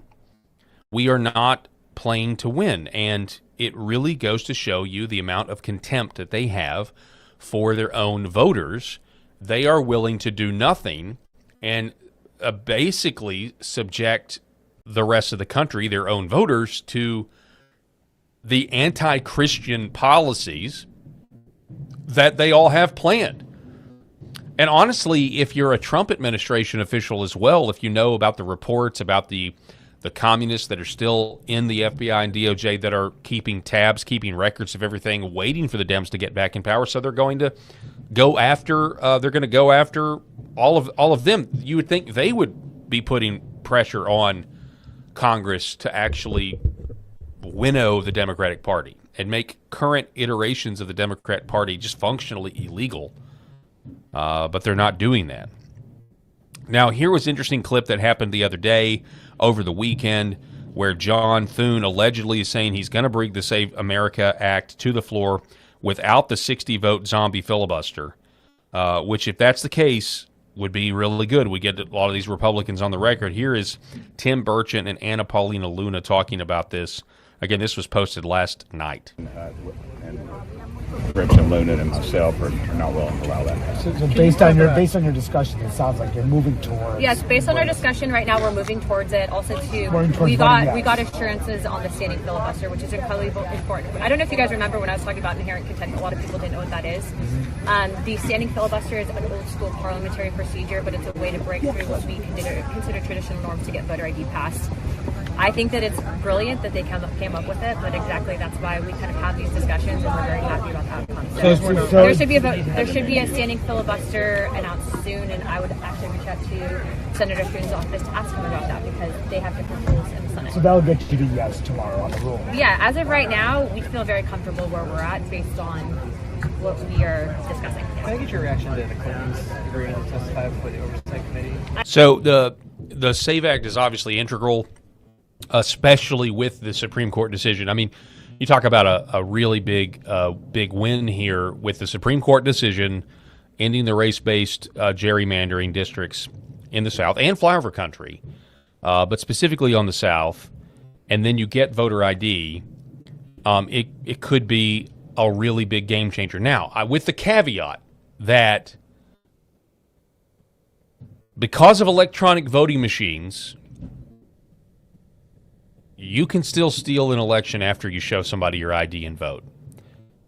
And we have that caveat because we're good friends at this point. Friend of the show, Dr. Andrew Paquette, the purveyor of zarkfiles.substack.com. He was on the show on Friday. I don't know if you guys saw it, but that clip actually went, for my small account on X, went semi-viral because he gave it a retweet. His account is actually going pretty viral right now for him, getting 500,000 views and stuff for his account, and he's posting old data that he's put out there that he's done research on. But even blue states like New York are apparently cheating. I mean, just look at this tweet right here. The 254,713 missing votes are for 2020, but compare the 2021 database to the 2023 database for the same elections. 2016 missing votes grew from 2,310 to 2,876. In 2018, missing votes changed from 39,000 to 37,000. 2020 missing votes grew from 220,000 to 228,000. And this was the response. So this basically has to do with clones. He describes it like if you're walking in a grocery store and you walk down an aisle and you see a distinct couple wearing distinct clothes in a grocery store on a grocery store aisle. And then you go to the next aisle and you see the exact same couple. And then you go to the next aisle and you see the exact same couple, multiples in the same aisle. That's what he's finding in the voter rolls in this country. There are clones. He says they're made before the elections. He says the algorithms don't belong in the voter rolls any more than an armadillo belongs in your underwear. Nail on the head time. It doesn't matter why or how. The rolls and other election infrastructure are unfit for purpose because they fail to meet even the most rudimentary standard of utility. And so he's got these papers that he publishes in peer-reviewed journals. He says, for the record, my working hypothesis regarding election fraud. Number one, almost all election workers are completely innocent of involvement. Number two, the people whose identities were cloned have no idea it happened. They are victims of identity theft. Number three, electronic election fraud is in every state, but has penetrated some much more deeply than others. Number four, voter roll algorithms can be used to covertly track records. This is an extremely serious vulnerability that many people don't seem to understand. I consider it worse than forging signatures on ballots. Number five, he says, multiple methods are simultaneously being used in different places. Some cannot be used together. They would cancel each other out. Others can be. Number six, the methods are changing every year, becoming more difficult to identify. For instance, Bexar County, Texas, and Toole County, Utah. The Electoral College, number 7, the Electoral College is the only thing that has protected us from a total collapse of government. It must be protected at all costs. Number 8, the lowest step of any criminal scheme is to turn off the alarms. That is what happened when multiple jurisdictions turned off data validation on their election infrastructure. Literally none of the things I have found could exist otherwise. Number 9, some combination of foreign influence, bribes, plus threats, and domestic compliance was necessary to achieve the results we see across the nation. Number 10, the modern era of electronic election fraud was made possible by the Help America Vote Act, HAVA. Really good stuff, and you see this AI art of an alien xenomorph about to, attack Uncle Sam. That's pretty good. Then he goes on and said, I have to admit I forgot something important, but I did. Number 11, New York is not a blue state. It is either purple or red. The stuff he's found in New York, it's crazy to me to think that you think New York is a lost cause. No, he is saying that New York is a purple or even a red state based on the fraud he's found in New York. I mean, really game-changing stuff that just showing an ID is not going to fix. Now, any of the mail-in ballots, that'll help too with the SAVE Act, but we have to look at what's going on with the electronic voting fraud. And people don't want to admit that it exists, but it does. And he's basically got them dead to rights, folks. Andrew Paquette has them dead to rights. And every time we have him on the program, I know it can be difficult to kind of parse what he's saying because it is so technical. But it's that way by design.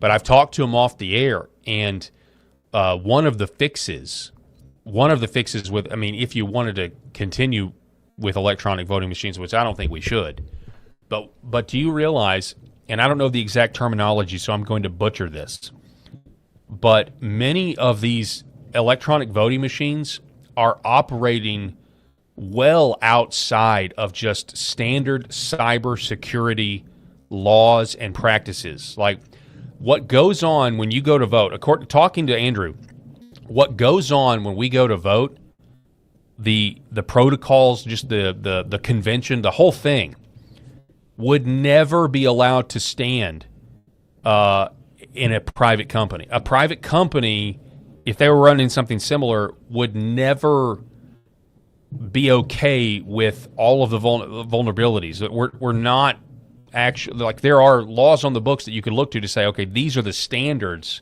that you have to meet for cybersecurity. According to him, we're not anywhere close to meeting those things with these third-party proprietary source codes, private companies running public elections. So anyway, we're going to continue watching that. So I support the SAVE Act. I think it's great. It needs to happen, but it's not addressing the elephant in the room, which is the electronic voting machine fraud. And so his research is integral to solving this problem, in my opinion. Integral, absolutely integral. All right, what else do we have? Let's see here. Should we do a Graham watch? Should we do a Graham watch? Oh my goodness! Am I even prepped for it? Let's see. All right. It's time. We're gonna do it. Now it is time for Graham watch, ladies and gentlemen. We haven't done one in a week, and so here goes. Let's do it. Senator Lindsey Graham loves New Orleans. This segment is called Graham Watch, and it's dedicated to him. We see you, Lady G. You, Lady G.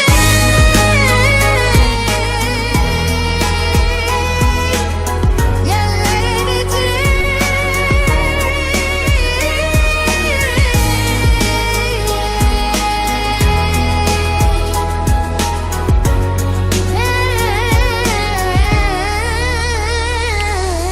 All right, so for this edition of Graham Watch, we're going to go to this clip from, first of all, his opponent, Mark Lynch, responding to... So Lindsey Graham's running ads now, I guess. I'm Lindsey Graham, and I approve this message. I'm Lindsey Graham, and I approve this message. What it feels like to lose everything at a young age.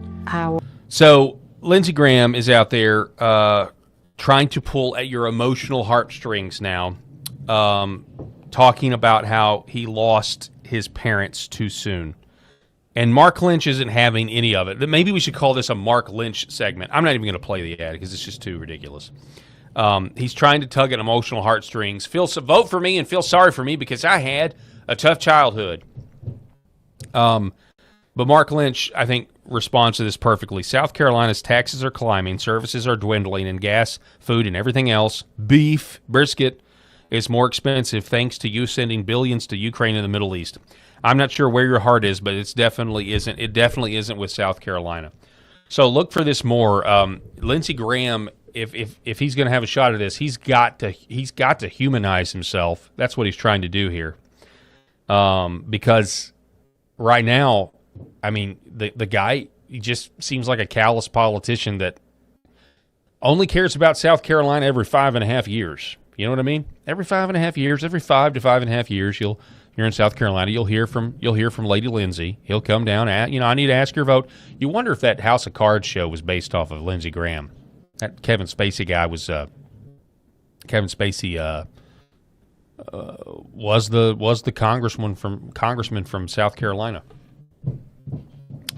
So yeah, there's that. And then we've got this. Mark Lynch, I am honored to earn the endorsement of Gun Owners of America and receive an A rating. The Second Amendment is clear. It shall not be infringed. So Gun Owners of America now endorsing Mark Lynch. It's a big deal. And Mark Lynch just continues to gain steam from what I can tell in the race. It's going to be a doozy. June the 9th, we're about a month away from the primary between Lady Lindsey Graham and businessman Mark Lynch. Lindsey's now starting to attack Mark Lynch, so that lets you know that he is nervous about this. And you talk about election fraud, the type of election fraud that was uncovered in Bexar County, Texas by Andrew Paquette. We got to be watching South Carolina to see exactly the numbers and what could potentially go wrong there as well. Because if you follow Paquette's research about Bexar County, Texas, and really the state of Texas as a whole,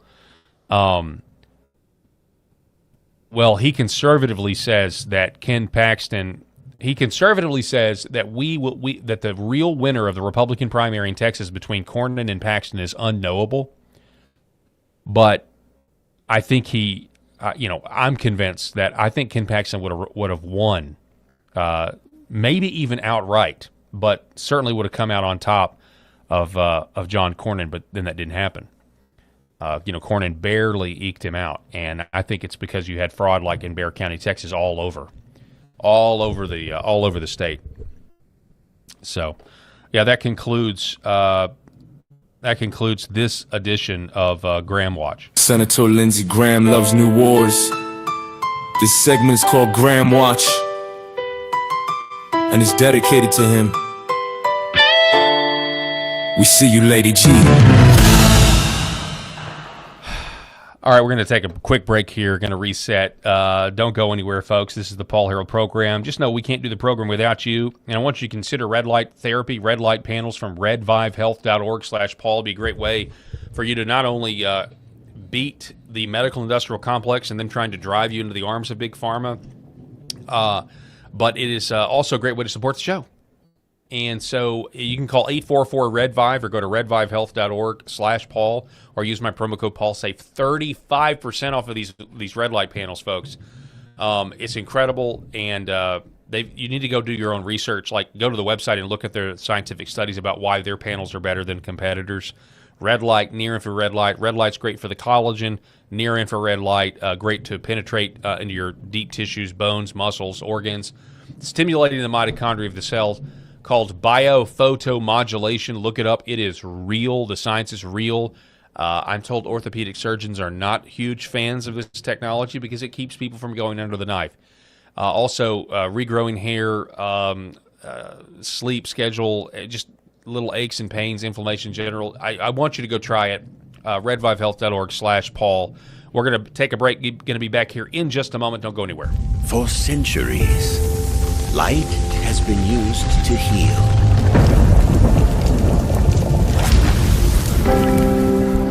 Awaken the body with Red Vive.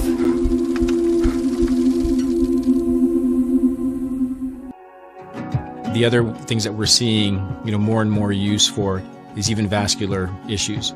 So one of the mechanisms that red light, near-infrared light, or red VIVE works is stimulation of the mitochondria and stimulation of nitric oxide production. So when nitric oxide is released in cells, it vasodilates cells. It reduces inflammation. It moves blood. It brings blood flow to areas. So folks that have issues with ulcers or burns or wounds, it can help stimulate increased blood supply, and you need blood to heal. So that can open up different avenues for peripheral artery disease, for neuropathic pain syndromes. And so that's one of the other areas for nerve injury or nerve pain that we can leverage this type of medicine. My name is John, and this is my beautiful wife, Lori, and this is our Star Wars Ewok. His name is Scout, and we have Scout for about 11 years now, and we started noticing about 3 years ago he started slowing down. He was unable to jump on the bed. He was kind of a little bit grumpier, and when my daughters, Macy and Mariah, would take him on walks, he would walk for about 30 yards, and then he'd lay down, and they'd carry him the rest of the way. So I heard about Pet Club 24/7 and about the products from a gentleman that I really trust and share a friendship with. And he mentioned to me that they have products that are going to help him with his arthritis, help him build his immune system. And I said, okay, no problem. Let's try them out. And I kid you guys not, within about 2 to 3 days, we started noticing a little difference. And then we took Scout on a walk probably about a week after we started using the products, the mush puppies, and he would walk the entire way. He would walk at least a mile, and it's just been completely amazing. He's a new dog. He's 11 years old, which is around 80 years in dog years, and he's just happy. He's more energetic. He's not the grumpy old man he used to be, and we're just so thankful. And it was perfect timing because we lost our boxer Yankee about a year and a half ago, and it was really hard on us. So I'm so thankful for Pet Club 24/7 for the products that they offer. Imagine if you could have your best friend around one more day or one more week or even one more year. I'm so blessed and thankful that we were able to find this company and find these products for Scout. So thank you guys. Give it a shot. We appreciate you. God bless everyone. Behind every precious life, there was a choice. Behind every family moment, behind every special memory, there was a choice. A life of joy. A life that is beautifully and wonderfully made. At 7 Weeks Coffee, we are funding the pro-life movement, one cup at a time.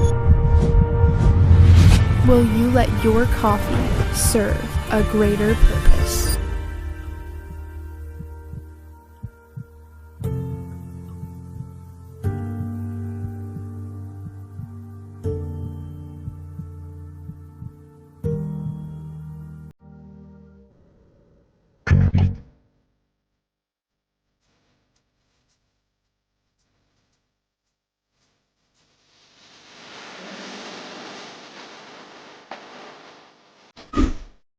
The Paul Herrell Program.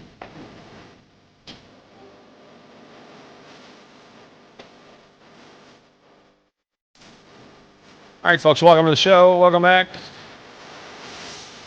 So glad that you're with us here on LFA TV, the YouTube page, Paul Herrell Program, Facebook, X. Just kind of perusing some of the headlines during the break. Senator Rand Paul just posted this tweet about 2 hours ago. He says this about Anthony Fauci. He says the DOJ has 1 week left to charge Anthony Fauci for the worst cover-up in modern medical history. He lied to Congress about funding gain-of-function research in Wuhan. Millions died, trillions were spent, and Fauci walked away with book deals and fawning media coverage instead of in handcuffs. I re-upped my criminal referral to the DOJ because the evidence is overwhelming and justice has been delayed long enough. Retweet if you're ready to see Fauci behind bars. I think we all are, especially since his lieutenant has now been arrested and is likely going to go to jail because of blatantly, flagrantly violating FOIA laws, if you will. Tom Tillis has just come out in support over the weekend of former FBI Director, Chief Spook James Comey. The mobster says to one of his wonderful associates, 86 him. That means kill him. Do you think posting 8647 is a crime? No, again, if this prosecution, which is coming from the Eastern District of North Carolina, if this whole case is based on a picture in the sand of a North Carolina beach, it again makes no sense to me. Number one, I used to work in the restaurant industry, and I think 86 actually has its roots as a cook. That's my understanding too. It has its roots in 86ing the menu or 86ing the product. I can't find any evidence except some that's come up after the president made the comment about the movies. I know the penal code in North Carolina, 187, means murder, but I can't find any evidence where 86 is used as a call for violence. And again, if so, I mean, I know he's a politician and I get it, but come on, how can you argue that it doesn't? This is the thing. You can argue that, hey, this is First Amendment, you could argue all that, but to argue that it doesn't mean that you're wanting to commit violence against the president is I mean, it's gaslighting, yeah, for sure. But I mean, it's just not even. It's not even good gaslighting. It's not even genuine. Like it's just totally mocking you. This is ridiculous. And yeah, he's on his way out. He's a lame duck senator, Tom Tillis. He's no fan of Trump. But to come out and back Comey, and again, none of these intel oligarchs here are going to tell you the truth. That's what James Comey is, and they're not going to. I haven't heard anybody on mainstream media. Now, I don't watch Fox, and so maybe somebody has said it there, but I don't know anybody that has actually said, "Look, this is the former." Arguably the head spy of the entire nation who has people loyal to him. This is like it's the equivalent of a military general potentially, that's out of the administration trying to do a coup, trying to get military troops to be loyal to me because I was in the military, now I'm ousted. The intelligence agencies are no different. They are very much like a military. They decide who lives and who dies. They decide who spy on. They decide who frame. They decide who to frame. They carry guns. They are a in Joe Biden's case, they were his personal police force arresting grandmas for protesting outside of abortion clinics. So nobody is saying that he is held to a higher standard because in it clearly is a threat on his life, whether he created the shells or he found it the way he said. I suspect the government has evidence that he created it. He couldn't help it. He got a little artistic, got in touch with his seashell side, and he just decided to sell. He also wanted to sell his book too. There's the financial motivation here. So, but yeah, if you're basically the general of a mass force that you've been ousted from the government, but you still have people loyal inside, which James Comey clearly does. He's got senators stumping for him. You can't wink and a nod and tell people to kill your political enemies as the former head spook of the country. And I know it's an arguable point. People are going to say, well, it's the FBI, it's not the CIA or the NSA, but all of that is just it's all an incestual relationship at this point. There's no boundaries. There's no firm black and white lines between these organizations. And to suggest otherwise is, again, just more gaslighting. So no surprise there from Tom Tillis. This was the slide I pulled earlier that I referenced. And again, I don't know if this is an actual this is true. I do not know if this is true. I do know I was in my backyard the other day, and I have some woods in the back of my house. Not thick woods, but I do have some woods back there, and the ticks are out of control this year.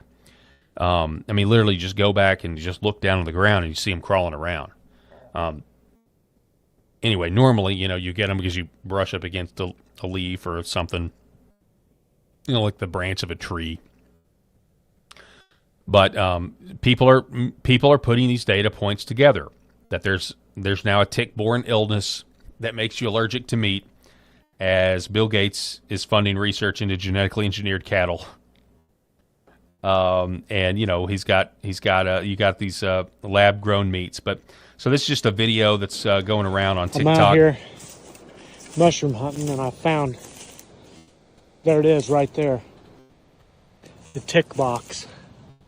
I'm not going to touch it because there's ticks all over that thing. I know there is. Look at them crawling out of it. Millions of them. You can see the tick. Well, so those first of all look like ants. So, but there's other reports as well of these of ticks. This is just engagement farming, I suspect. But you have I've seen other reports as well of people claiming that there are ticks being dispersed. But whether that's true or not, if the fact of the matter is there's a tick-borne illness out there. Be very careful. I don't want you guys to no longer be able to eat meat. And just be very wary. And if you see a tick, do the protocols, get the tick off of you. I don't know how you do it. There's different ways to do it, but you want to make sure that you don't leave the head in.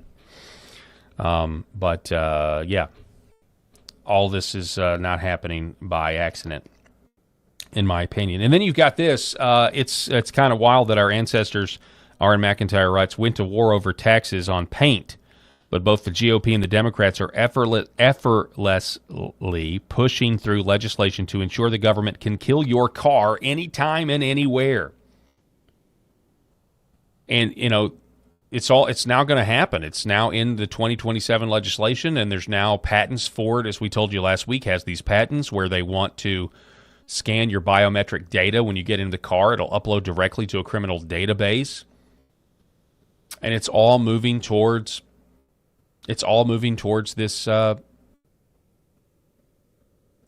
just a society where you're not free. I was listening. I do listen to talk radio still. I don't really watch Fox News, but I am a captive audience on talk radio. As you're driving in your car, I still listen to terrestrial radio, and so I was listening to the two guys that took the place of Rush Limbaugh, Buck Sexton, Clay Travis. And I'm not saying that I just hate all of their takes or anything. I'm not. But it is just a huge downgrade. Can we take a moment and just kind of... I know they're not... I know they don't claim to be able to replace Rush Limbaugh. I get it. But, it really is just sad. The 11 o'clock Central rolls around and you don't hear... do-do-do-do-do, do-do-do-do-do-do-do-do-do. It's sad. It's really, really sad. But... they were even talking today about, they're talking about Spirit Airlines going under and how driverless cars are here, and get a Tesla, and, had a caller, get a Tesla. It's amazing. Even though I don't like the Tesla, I hate Tesla, but my wife got one, and now you can just, you put the self-driving cars and all this stuff. And I'm like, I get the convenience of it, but is there nobody that's going to say, hey, this is Orwellian? This is all going to be turned against us? That they're building this dragon machine around us. They're just not turning it on. And when they want to turn it on, it'll be like COVID all over again. Sorry, there's a pandemic. Your Tesla doesn't work today. You can't go anywhere. You got to stay in your house. This is insane. It's so patently obvious what's going on here. And people are celebrating it. It's insane. Perfect segue. This is why I planned it. Sometimes I forget what I have next. Listen, this is Edward Snowden back in the day. There now are reports that they're considering pardoning, giving him a pardon, Edward Snowden, which would be a fantastic move. It would make all the right people furious, especially neocons. Here he is. What they call the social credit system. If any of these family photos, if any of your activities online, if your purchases, if your associations, if your friends are in any way different from what the government or the powers that be of the moment would like them to be, you're no longer able to purchase train tickets. You're no longer able to board an airplane. You may not be able to get a passport. You may not be eligible for a job. You might not be able to work for the government. All of these things are increasingly being created and programmed and decided by algorithms.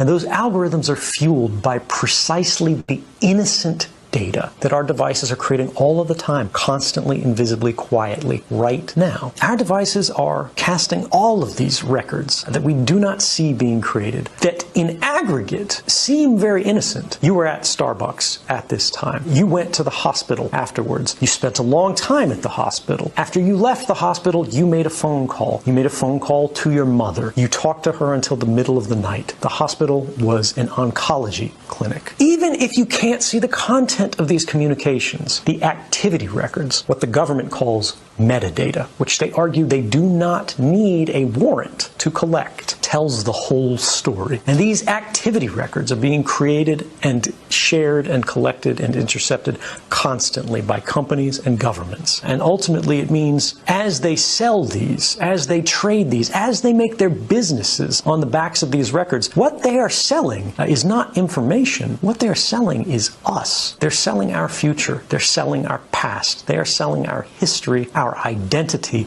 and ultimately they are stealing our power and making our stories work for them. Making our stories work for them.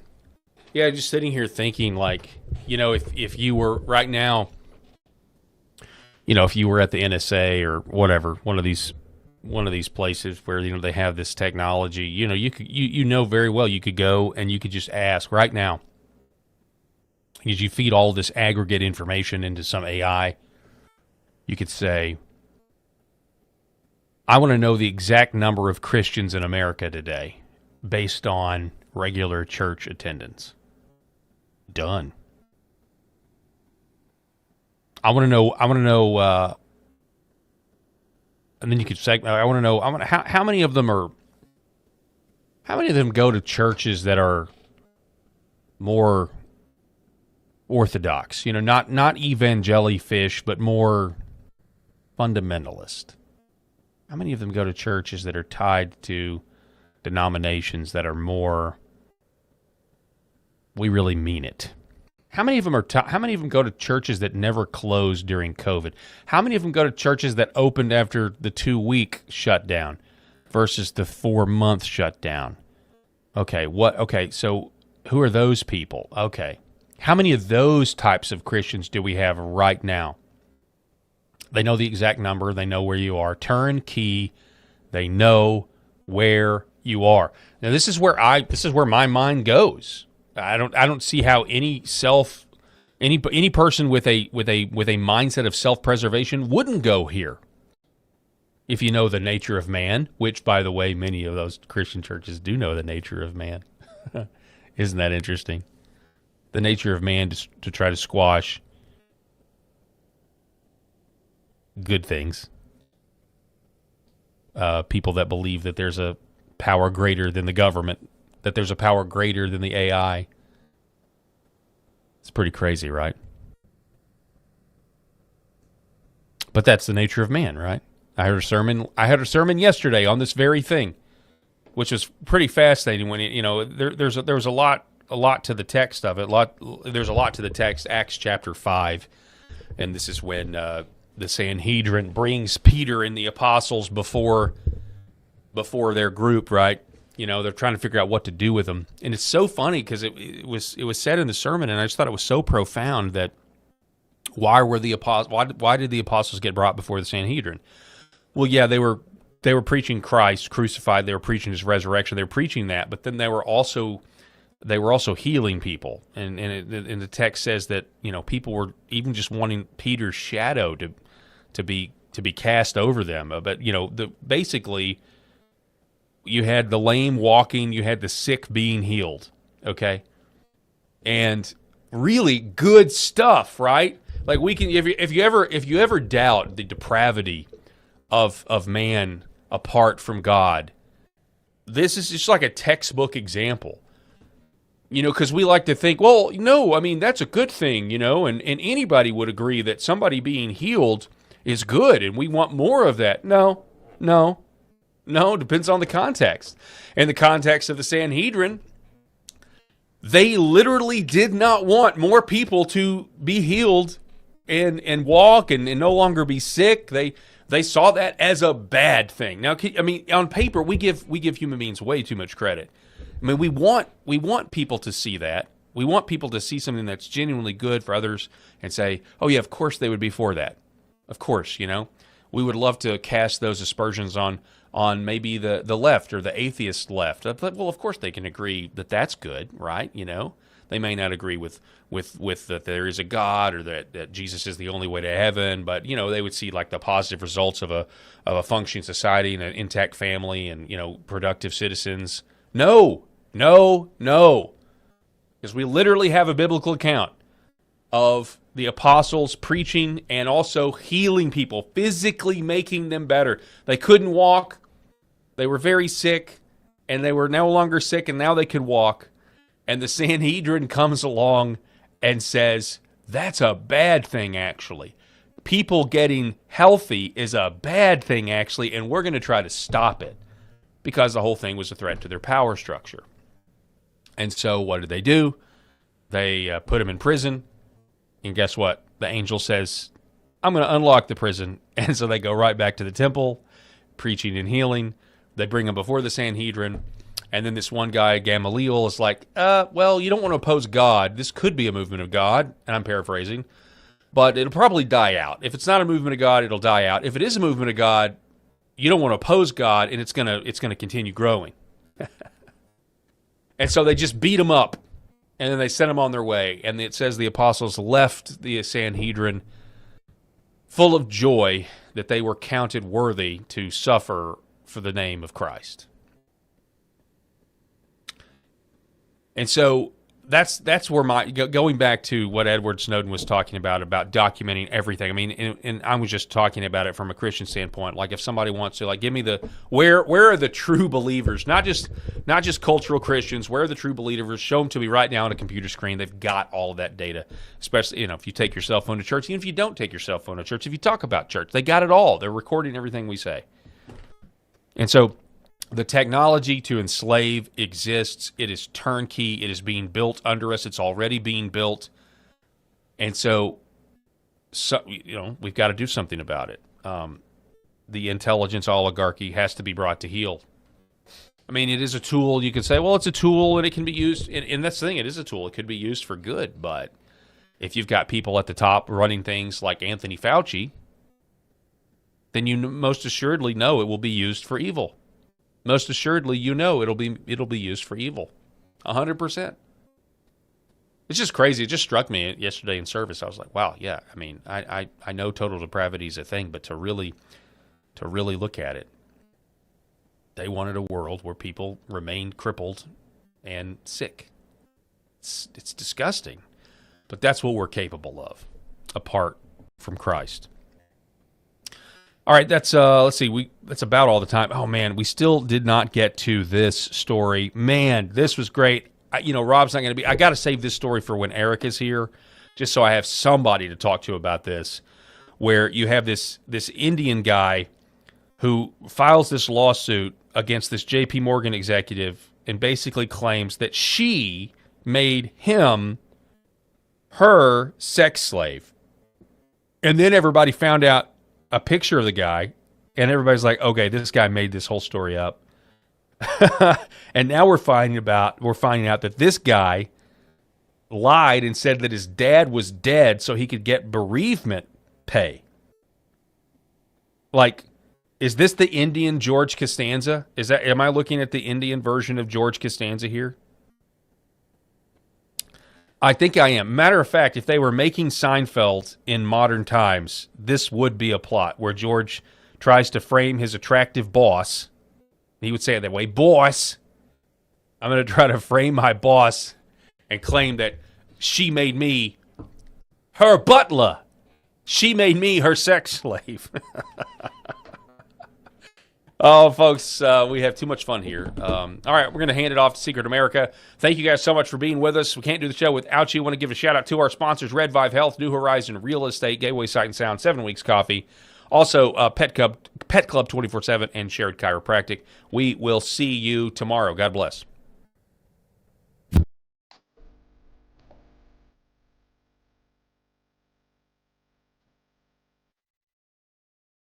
The Paul Herrell Program.